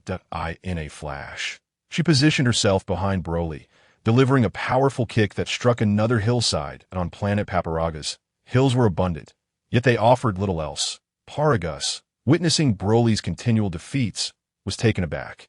If memory served him correctly, this mysterious young man had mentioned that this woman was merely his apprentice. If his apprentice possessed such strength, how formidable must her master be?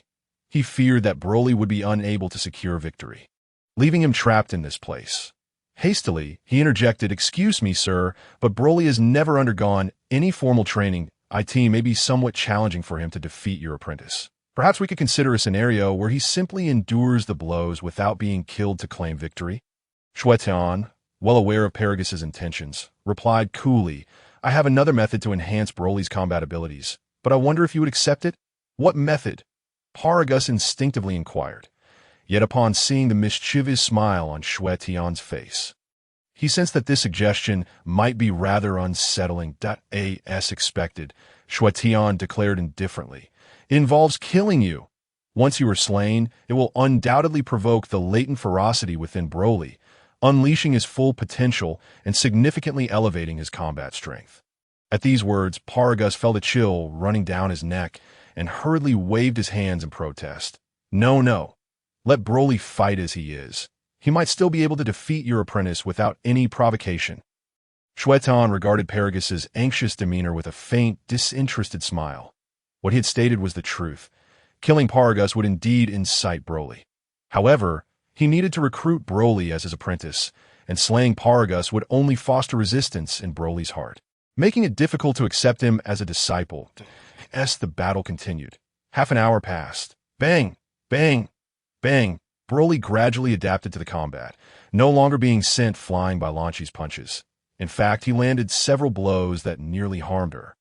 Lan Xi, too, was becoming increasingly invigorated, her strength escalating to its utmost potential in just half an hour. If Broly continued to grow stronger, Lan Xi, without transforming, would soon find herself outmatched. Bang! Boom! The two exchanged blows, causing both to stagger back several meters.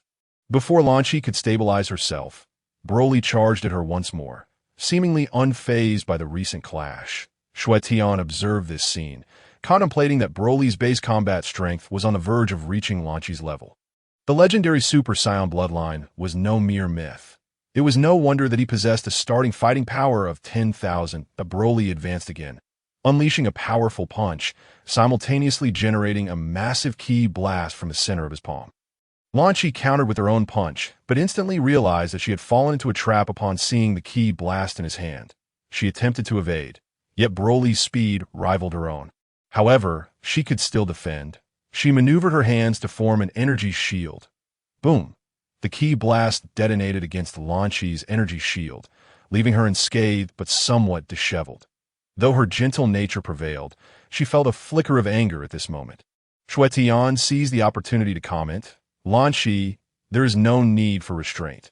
His base combat strength is nearly on par with yours. From here on, it's a test of your abilities, having taken a hit. Lan Xi's once beautiful visage was now smeared with dirt, igniting her frustration. With Xue Tian's encouragement, she realized there was no need for further restraint. Clenching her fist, she focused her mind, and the combat suit gifted by Xue Tian materialized around her. Activate speed form. At her command, the combat suit transformed into a vibrant blue, significantly enhancing her speed while slightly diminishing her power. This was one of the suit's unique features, possessing 3 modes: speed form, power form, and radiant form, each with its distinct advantages. Naturally, the most formidable was the radiant form, but also consumed considerable stamina in Lan Xi's perspective, although Broly's strength had increased once she shifted to speed form. His speed would surely lag behind, allowing her to exploit her speed advantage to defeat him. Whoosh! Broly lunged forward, delivering a punch that unleashed a torrent of ki energy, striking with overwhelming force that Lan Xi's speed surged multiple times, effortlessly evading Broly's assault. With a swift motion, she appeared behind him, delivering a powerful kick to his back.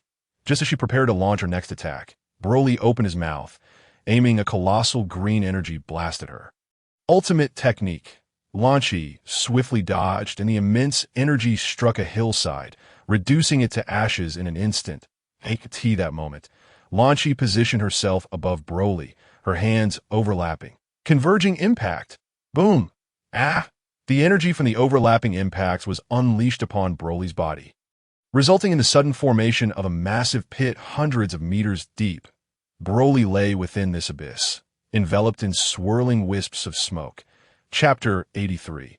The colossal strength of Broly, the ape Lan Xi gazed at Broly, who was sprawled in the immense pit, her countenance relaxed, convinced that she had vanquished him. Paragus shared her sentiment, believing his son had been defeated. Overwhelmed by despair, he realized there was no escape from this desolate place. He could no longer remain in such a forsaken locale and felt an urgent need to leave. Only by departing could he and Broly seize the opportunity to unleash their true potential. Just as he prepared to plead with Xue Tian, a deafening roar echoed through the air. With a resounding clap, Broly struck the ground, propelling himself skyward, while simultaneously launching a ki blast with his left hand. The force was formidable. In her speed mode, Lan Xi effortlessly evaded the oncoming ki blast, deftly sidestepping it and preparing to retaliate with a flurry of attacks. However, Broly had evidently increased his speed, manifesting an enormous green ki blast in his right hand, which he hurled towards her. With her hands overlapping, Lan Xi unleashed a counterattack. The two ki blasts collided explosively, sending shockwaves rippling through the air. Paragus was nearly thrown off balance by the surging energy and retreated several hundred meters for safety. He couldn't help but admire Lan Xi. Her prowess was truly impressive as she matched Broly's strength, even in his berserk state, which granted him an astronomical boost in power. He had always believed no one could rival his son, not even the tyrant Frieza. Yet, witnessing Lan Xi's abilities was an eye-opening experience, especially since she had nearly dispatched Broly moments ago. The battle between Broly and Lan Xi raged on, with Lan Xi maintaining a speed advantage. She struck him repeatedly, sending him flying, while her ki blasts rained down upon him relentlessly, rendering him unable to counterattack. The advantage of speed allowed her to strike without sustaining damage, a testament to the power of agility. With several punches landing on Broly's head, he was left reeling in pain, his body battered. Though his rationality waned, the agony coursing through him ignited a furious rage. Suddenly, he halted midair, no longer charging recklessly at Lan Xi. Clenching his fists, he let out a primal roar, unleashing a wave of sound energy that surged into the sky.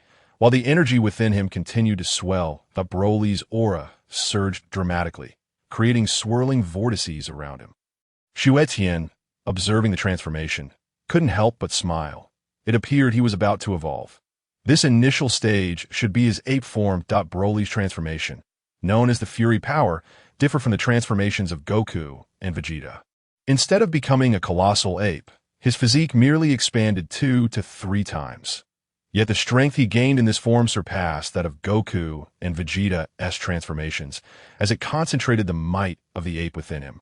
Merging man and beast into a terrifying force, Xue Tian's speculations proved correct as Broly's muscles visibly swelled. His pupils turned golden, his hair stood on end, and his aura radiated a vibrant green. Xue Tian mused that Broly, in this form, had once been stronger than Super Saiyan Goku and Vegeta, though weaker than Super Saiyan God.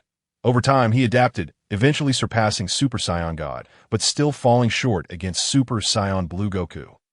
However, this adaptation had yet to be fully mastered, and once it was, he would certainly be able to match or even surpass Super Saiyan Blue Goku. Broly let out a thunderous roar, his gaze fixed on Lan Xi with an intensity that suggested deep-seated animosity. He pounded his chest and lunged at her, unleashing a barrage of punches. Sensing Broly's newfound strength, Lan Xi remained undaunted, leveraging her speed to evade his attacks. With swift movements, she avoided Broly's strikes and aimed a kick at him. Expecting him to dodge, she was taken aback when he did not, allowing her kick to connect. In that split second, Broly seized her foot and hurled her downwards. Lan Xi plummeted, but Broly raised his hand high, summoning a colossal green ki blast. Without hesitation, he unleashed the devastating attack. For the first time, Lan Xi felt a surge of urgency as she beheld the immense ki blast.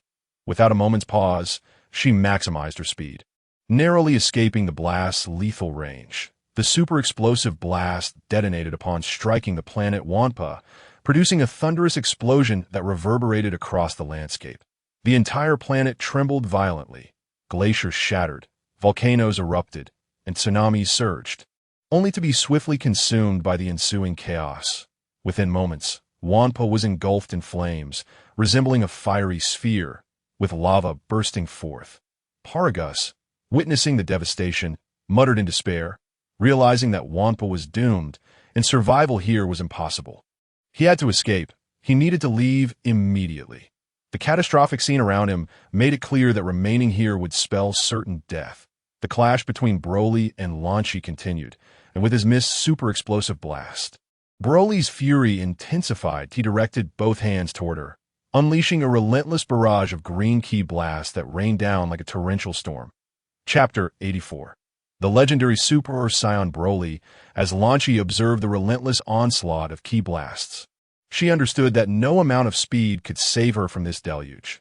Without hesitation, she activated her ultimate technique, A shimmering silver aura enveloped her, her hair transforming into a radiant silver, and sparkling stars danced around her.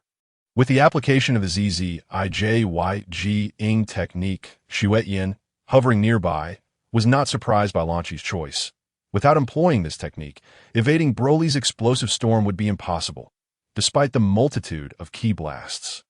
Their collective power was formidable, and Lan Qi's speed alone would not suffice against them. Under the current circumstances, utilizing ZZIJYG-ing was indeed the optimal strategy, with newfound agility. Lan Qi effortlessly maneuvered through the rain of ki blasts. Appearing before Broly, she delivered a powerful punch to his chest, sending him crashing into the molten lava below. The searing heat failed to consume him. With a mighty sweep of his hand, Broly sent the molten rock hurtling towards Lan Qi. Yet, bolstered by the ZZIJYG-ing, Lan Qi easily evaded the attack once more in a flash. She reappeared before Broly, unleashing a series of punches that overwhelmed him. Time and again, she sent him plunging into the lava, but he always managed to rise again, charging forth from the molten depths. Arms outstretched as he bellowed, "Ki blast barrage!" Two energy blasts surged toward Lan Qi in a fierce competition. With their hands overlapped, the combined energy blast shot forth with tremendous force. Boom! The overlapping energy blast pierced through Broly's energy barrier, striking forcefully against his chest, causing his clothing to shatter instantaneously and reverting his primal form back to its normal state. Like a kite severed from its string, his body plummeted downward. Paragus shouted, "Broly!" Exhausted, Broly closed his eyes, acknowledging the formidable power of his opponent. Suddenly, upon hearing his father's call, he felt a surge of determination, reminding himself that he had to defeat this woman before escaping from this place. As Lan Qi watched Broly descend, her heart whispered that it was finally over. This wild man seemed to be untrained yet grew stronger with each encounter. If this continued, she might not be able to contend with him. She attempted to retract her energy, but suddenly, her gaze sharpened as she sensed something amiss. Her eyes locked onto Broly, who was rapidly regaining his momentum and fighting spirit. Broly's pupils became once again devoid of emotion as his previously falling body began to right itself. With a thunderous roar that reverberated across the entire Wampa star, the very fabric of space trembled. Molten lava erupted from the ground, soaring hundreds of meters into the air, transforming Wampa star into a spectacular display of molten fireworks. Around Broly, swirling green energy spirals coalesced as he instantly transformed into his primal state, which then morphed into an entirely new form. His hair and eyebrows turned golden, his pupils vanished, leaving him devoid of rationality. Paragus, astonished by Broly's transformation, exclaimed, "What is this form?" He had never witnessed Broly in this state, only having seen his muscular primal form, which he found utterly terrifying, capable of potentially obliterating the universe. Now, witnessing this golden hair transformation, he had yet to see Broly in action, but the overwhelming aura emanating from him suffocated the surrounding air. Even from thousands of meters away, he could feel the oppressive weight of the atmosphere being drained. A clear indication of the sheer terror this form possessed, undoubtedly surpassing that of the primal state. Xue Tian smiled with satisfaction, declaring, "He has achieved the Super Saiyan form." "Super Saiyan?" Paragus replied, bewildered. Xue Tian, momentarily disregarding his disdain for Paragus, elaborated, "Indeed, Broly is the legendary Super Saiyan, a combat genius who appears once every millennium. His transformation into the Super Saiyan form will undoubtedly not disappoint." Noticing Xue Tian's lack of fear and his evident excitement, Paragus could not help but inquire, "Aren't you afraid Broly will kill you? I know you are formidable, but Broly's growth rate is astonishing. Your disciple previously had him suppressed, yet I sense that now. After this transformation, Broly will not be significantly weaker than your disciple. He might even turn the tide against you. That aren't you concerned he might kill your disciple, and then you? Take me away now. I have a way to stop Broly." In response, Xue Tian scoffed, "You have a way? What could that be? The control device you used on Broly has already been destroyed by me. What else can you do?" Paragus opened his hands in explanation. "True, the control device has been obliterated, but Broly is a remarkably obedient child, very filial that I believe that in my presence, he will regain some semblance of reason. At that point, you could ambush him and knock him unconscious. Then he could return to normal. Xue Tian felt a jolt of realization. Indeed, with Paragus standing before Broly, there was a possibility he might regain his rationality. If that were the case, Xue Tian could take Broly as his disciple and guide him down a different path. The path of Super Saiyan 4. He had always been curious about the comparative strength of Super Saiyan God versus Super Saiyan 4. And whether later stages, such as Super Saiyan 5 and beyond, would be even more powerful. He had long pondered this while reading Dragon Ball manga, but lacked concrete data. Now, it seemed he had a chance to discover the truth. And with Broly being the legendary Super Saiyan, his transformation into Super Saiyan 4 would surely be extraordinary. Paragus, noticing Xue Tian's silence, couldn't help but ask, "What are you considering?" "Not much," Xue Tian replied coolly.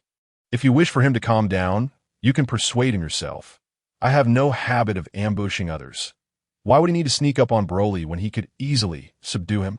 Paragus's face twitched. He was confident he could make Broly somewhat rational, but completely restoring his sanity was beyond his capabilities without assistance to knock him out.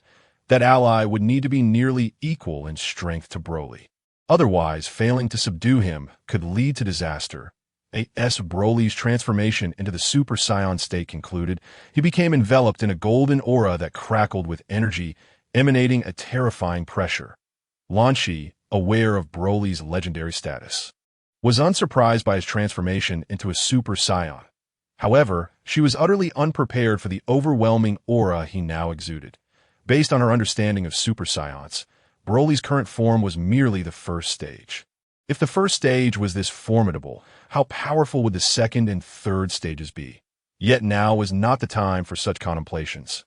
Once his transformation was complete, Broly surged toward Lan Shi like a beam of green light. Whoosh, his fist swung toward her. Utilizing her instinctive combat technique, Lan Shi narrowly evaded Broly's punch, but he showed no signs of slowing down, launching several more punches at her with incredible speed.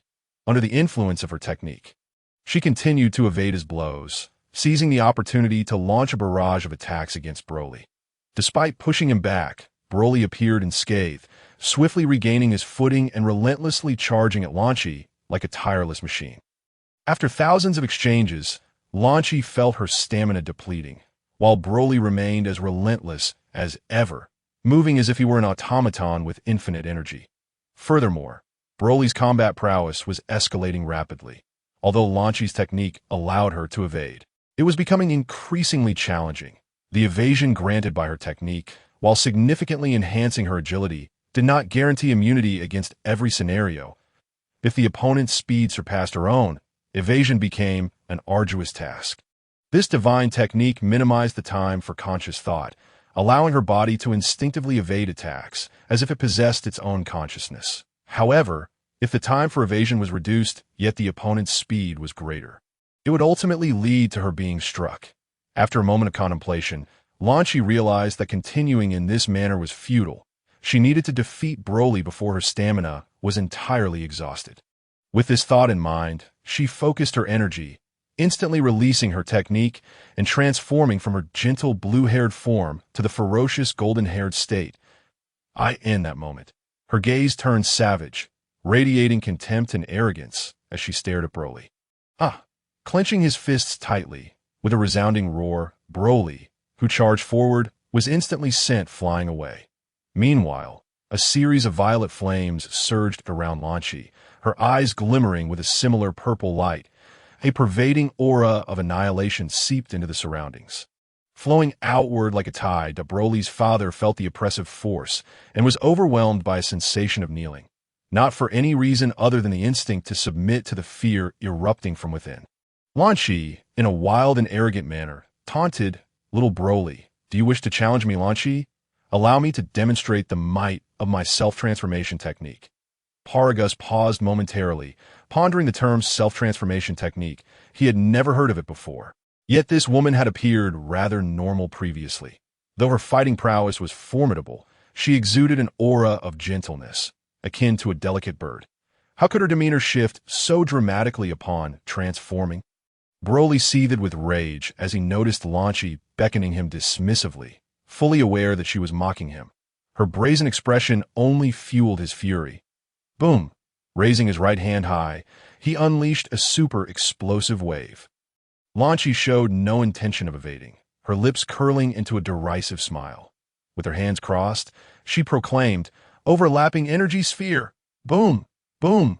Boom!" The two energy blasts collided. The shockwave from the explosion reverberated through the already battered planet of Champa, shaking it once more. Yet neither combatant relented. They surged toward one another, Broly's colossal fists meeting Lanchi's seemingly delicate punches. Bang! Their fists collided, a tremendous wave of energy surged outward, rippling through the atmosphere, as volcanic eruptions spewed forth torrents of magma, fracturing the ground deeper than before, from hundreds of meters to 1,000. Paragus, witnessing the chaos beneath him, could not help but swallow hard, anxiously remarking to Xue Tian, "Esteemed sir, they cannot continue fighting like this. The entire Champa will be annihilated. As for the potential destruction of Champa," Xue Tian was indifferent. His primary concern lay with the escalation of Broly and Lanchi's combat prowess. Although Lanchi's improvement was not as terrifying as Broly's, it nonetheless provided her with significant benefits, enriching her battle experience and enhancing her fighting capabilities. Despite the considerable enhancements she had undergone through his transformation, Lanchi had never truly engaged in a real battle. And without such experience, even the highest fighting power would be ineffectively harnessed. This was one of the reasons Xue Tian had brought Lanchi here, to ensure that his disciple would not bring shame upon him. Seeing Xue Tian's silence, Paragus was filled with anxiety, yet he could do nothing but watch the fierce clash unfold. Bang! Bang! Bang! Lanchi and Broly exchanged blows, each punch reverberating across Champa, causing the landscape to sink further. Within mere minutes, the entire planet was engulfed in lava, with only creatures capable of enduring such heat remaining. All other life had perished. Chapter 86. Boom! Boom! Boom! Yet, their battle was far from over. Both Lanchi and Broly gradually acclimated to the intensity of the fight. Explosive meteor, tap tap tap. Overlapping energy shield. Broly unleashed a torrential barrage of energy blasts, but Lanchi, undeterred, enveloped herself in the overlapping energy shield and charged toward him. Taunting, "Little Broly, is this all you can muster? You're simply too weak." In midair, Xue Tian observed Lanchi's arrogant demeanor and could not help but chuckle. In this state, she bore a striking resemblance to the brash nature of transformed Saiyans. It is well known that Saiyans become exceptionally arrogant and domineering upon transformation. Though Lanchi was not a Saiyan, her golden-haired form mirrored that temperament. The manifestation of the self-transformation technique and a free transformation technique within her was remarkable, particularly the former, which possessed a certain flair. In previous encounters, Lanchi had mostly relied on evasion while waiting for the right moment to strike. The self-transformation technique, however, was about standing firm against any force. Each approach had its merits, yet Xue Tian found greater satisfaction in the self-transformation technique, as evasion was something he could execute himself during actual combat. Watching others employ it was simply unsatisfying. Bang! Bang! Lanchi effortlessly navigated through the storm of energy blasts, reaching Broly and delivering a powerful punch. Broly, naturally, was unafraid. Bang! Boom! Another clash erupted, sending waves of energy cascading across Champa. Sizzling, Champa could no longer withstand the overwhelming pressure of their confrontation, cracking several meters deep. The explosions continued, and the speed of destruction became almost unfathomable. It was evident that the lava was plummeting into a peculiar abyss, vanishing from sight. In truth, this abyss was not a genuine chasm, but rather the cosmos itself. This planet had been utterly obliterated, akin to a balloon bursting, and the next step was complete annihilation. Paragus was engulfed in panic. Should Champa explode, he would perish alongside it. As for whether this enigmatic young man would meet the same fate, he could not say. However, he was certain of his own demise. He immediately shouted to Broly, "Broly, cease this. Champa is on the verge of destruction." Yet Broly was already lost in a frenzy, consumed by irrationality. Even upon hearing his cries, he remained oblivious, unable to heed Paragus's warnings. Paragus quickly flew before Xue Tian. kneeling in mid-air, pleading, "Esteemed sir, I beg you, make them stop. I know you can do it." Wampa is about to explode. Xue Tian assessed the situation and confirmed that Wampa would not last much longer before detonation, at most enduring a few more exchanges of their combined power. This planet was simply too small. With a limited capacity to absorb energy, the force generated by their battle was beyond its means, rendering it somewhat pathetic. Bang! Bang! Bang! Their fists continued to collide, both fighters retreating hundreds of meters, yet neither exhibited any intention of relenting. As they prepared to unleash their full power, charging toward one another recklessly, Xue Tian suddenly appeared between them, extending his hands to block their attacks, calmly stating, "That is enough." Although Lan Shi had succumbed to her golden-haired arrogance and ferocity, she still respected Xue Tian's words. Despite her wildness, she understood that in his presence, she remained merely a disciple. The adage, once a student, always a child to the master, held true, regardless of how ruthless or arrogant one might be. It was unthinkable to harm one's own father. If it came to that, it would not be mere arrogance, but a moral degradation. With a mental command, Lan Shi reverted to her blue-haired, gentle state, gazing at the surrounding lava and exclaiming, "Ah, did all this chaos arise from my battle with Broly?" Broly, his fist held captive by Xue Tian, was indignant, roaring in defiance as he prepared to strike Xue Tian with his other fist. Bang! Yet, how could Xue Tian be so easily overwhelmed? Not flinching, he preemptively struck with a swift chop to Broly's shoulder, rendering him unconscious. Paragus, witnessing Xue Tian's prowess, was utterly astonished. A single move had subdued Broly. A feat of tremendous terror, he had initially contemplated distracting Broly to create an opening for a sneak attack, but now it seemed unnecessary. Paragus ascended, expressing his gratitude. Thank you, he silently vowed that on his path to becoming a cosmic emperor, he must avoid crossing paths with this individual. Should they meet, there would be no chance of victory against him. Though it appeared to be a mere hand chop, the force and momentum it contained were utterly formidable. Xue Tian coolly remarked, "Place your hands on my shoulders. I shall take you away from here." Paragus was perplexed, unsure how merely resting his hands on Xue Tian's shoulders would facilitate their escape. However, now is not the time for excessive inquiries, and he felt that Xue Tian had no reason to betray him, that if he wished to take his life, a mere energy blast would suffice. And there would be no need for such elaborate schemes. With no doubts lingering in his mind, he immediately placed his hand upon Xue Tian's shoulder. Cosmic instant transmission! Whoosh! Paragus felt a brief jolt in his vision, as the scenery within his eyes shifted and his body became remarkably light. Instinctively, he closed his eyes, and upon reopening them, he found himself inside a villa. Perplexed, he inquired, where is this place?" Xue Tian offered no response. He was utterly disinterested in Paragus and had no desire to engage in lengthy conversation. Lan Shi explained, "This is Master S' home." "Your master's home? What planet is this?" Paragus asked, puzzled. "This is Earth," Lan Shi replied with a smile. Suddenly recalling something, by the way, there are other Saiyans on Earth. "There are Saiyans on Earth?" Paragus asked in shock. Xue Tian was about to say something, but ultimately chose silence, unaware of the history between them. Lan Shi cheerfully replied, "Yes, Sun Wukong and Vegeta are both on Earth." Paragus's pupils dilated in astonishment. Chapter 87. The one who defeated Frieza, who? Paragus exclaimed, his spirit jolted, filled with excitement. "Vegeta and Sun Wukong. Oh, right, their descendants have been on Earth for many years. Sun Wukong grew up on Earth, while Vegeta only came here after he was grown," Lan Shi recounted without a second thought, oblivious to any animosity between Paragus and Vegeta. "Vegeta!" Paragus clenched his fists, his face contorted with rage, murmuring to himself, "Vegeta! Oh, Vegeta! Why aren't you staying on planet Vegeta? You actually came to Earth." This startled Lan Shi, who asked in confusion, "What's wrong with you?" Paragus, unafraid of revealing his grudge against Vegeta, recounted, "Years ago, Vegeta's father, King Vegeta, witnessed my son Broly's extraordinary combat power and, fearing my son would surpass him, exiled him to the distant planet Vampa, nearly causing both of our deaths. I must avenge this grudge against King Vegeta. However, since his son is on this planet, I shall seek vengeance upon him first. It dawned on Lan Qi that Master Xue Tian had previously mentioned this issue, but she had not connected the dots until now. King Vegeta was indeed the one who had exiled Broly.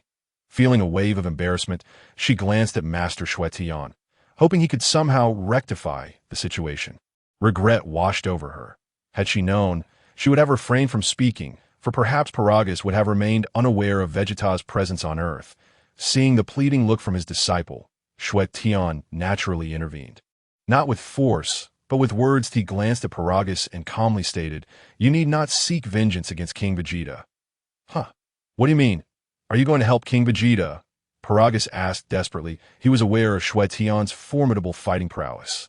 If Xue Tian assisted King Vegeta, then his and Broly's revenge would remain a distant dream. Yet, the thought of relinquishing his long-held desire for vengeance was intolerable. For 40 years, he had envisioned becoming the Emperor of the universe. And the first step toward that goal was to eliminate King Vegeta, to demonstrate the folly of exiling Broly. This scene had haunted him for the past 40 years, and forsaking it was far from easy.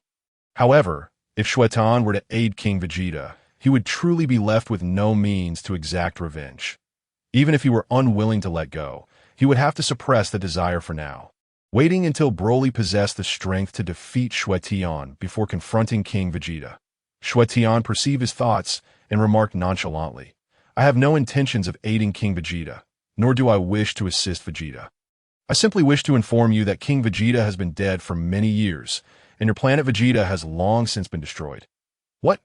Planet Vegeta is destroyed?" Paragus exclaimed in shock. Xue Tian smirked knowingly. "What? Don't believe me. Do you remember Frieza?" Upon mentioning Frieza, how could Paragus not be aware of him? He nodded vigorously as if pecking like a chick. "Yes, he is the Emperor of the universe. King Vegeta once served under him. Many of our Saiyan affairs were conducted through him, essentially as his subordinates. Your planet Vegeta was destroyed by Frieza, and King Vegeta was killed by him. Vegeta, through a series of unfortunate events, ended up serving Frieza to survive."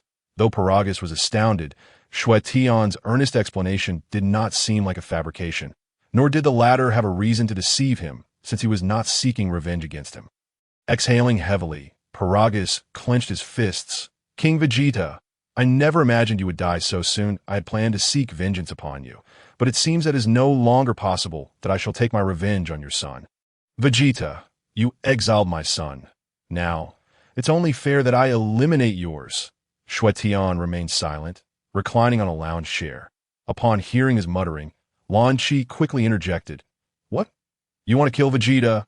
Paragus affirmed resolutely. Of course, since his father is dead, the debt is now owed by him. But Vegeta has changed. He is no longer a villain. You cannot kill him, and you may not even be able to. Lan Qi argued fervently. Regrets surged within her. Had it not been for her, this situation would not have arisen. She vowed to make amends, refusing to let her careless words spark a conflict. Paragus retorted immediately. "Not a villain. King Vegeta was an utterly wicked man. His son must certainly be a villain as well. As for whether we can defeat Vegeta, I believe that as long as Broly trains diligently, he will surpass him. Perhaps with Broly's current strength, he could even kill him." Lan Qi fell silent upon hearing this, uncertain of how to respond. Given Broly's strength, it was indeed possible for him to defeat Vegeta. She was unsure who was stronger between herself and Vegeta, but based on her battles with Broly, if he were given enough time, Broly would undoubtedly surpass her. There was no doubt about that. Thus, the same would likely apply to Broly when facing Vegeta. However, she could not allow a confrontation between Broly and Vegeta to occur.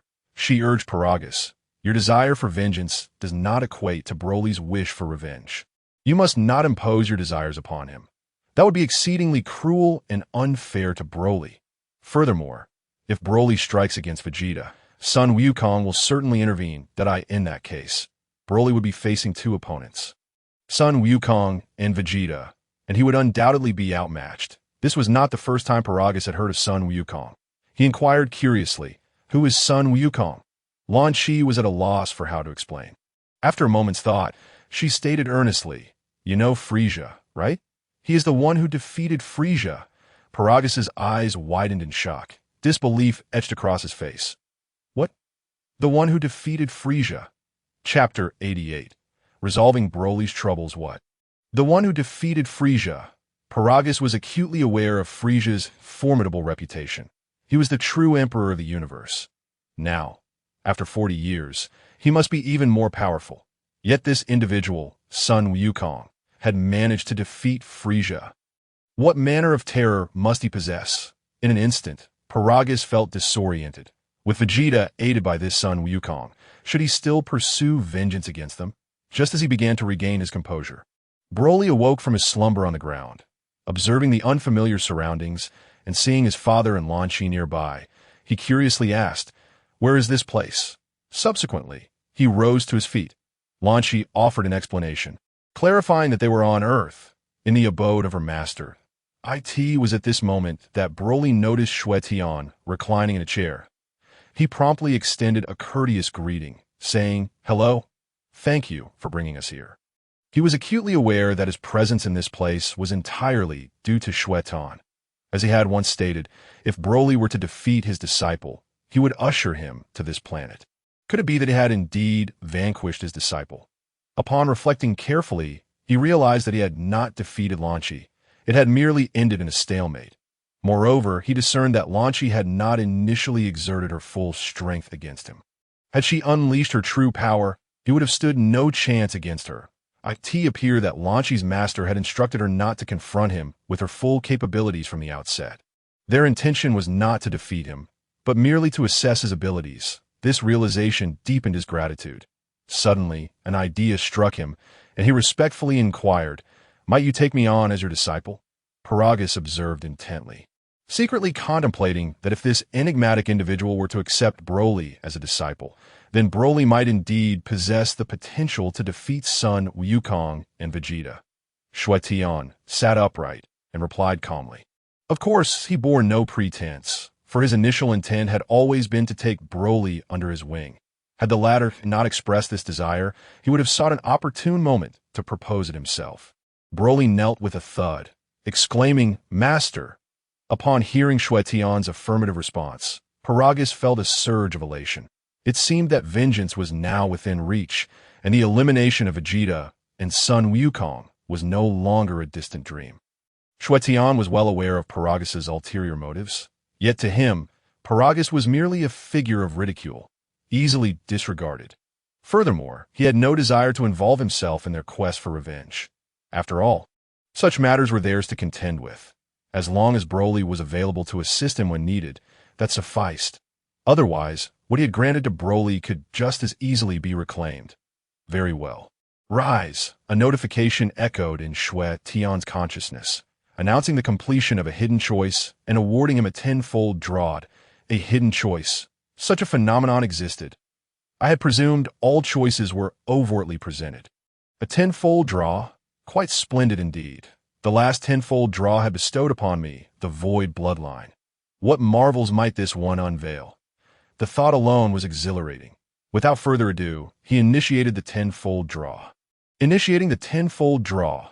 3 sins of beans, 1 system upgrade, 2 thank you draws, 1 tranquil heart technique, 1 Super Saiyan level 2, and 2 glass clan bloodlines. Upon witnessing the rewards, Xue Tian was momentarily taken aback. A system upgrade? What could that possibly entail? Could it be that after use, his system could be enhanced? What transformations might await him post-upgrade? Excitement bubbled within him. However, the other rewards left him somewhat perplexed. Among them, only the Glass Clan bloodline piqued his interest. Xue Tian distinctly recalled that the Glass Clan was represented by 2 notable figures, Legus and Bedel. Legus was the final warrior of the core area of Prison Planet, endowed with the ability to crystallize and generate glass. Due to this rare ability, he had undergone rigorous training from a young age, resulting in formidable combat prowess, capable of conjuring glass at will and shaping it into various forms.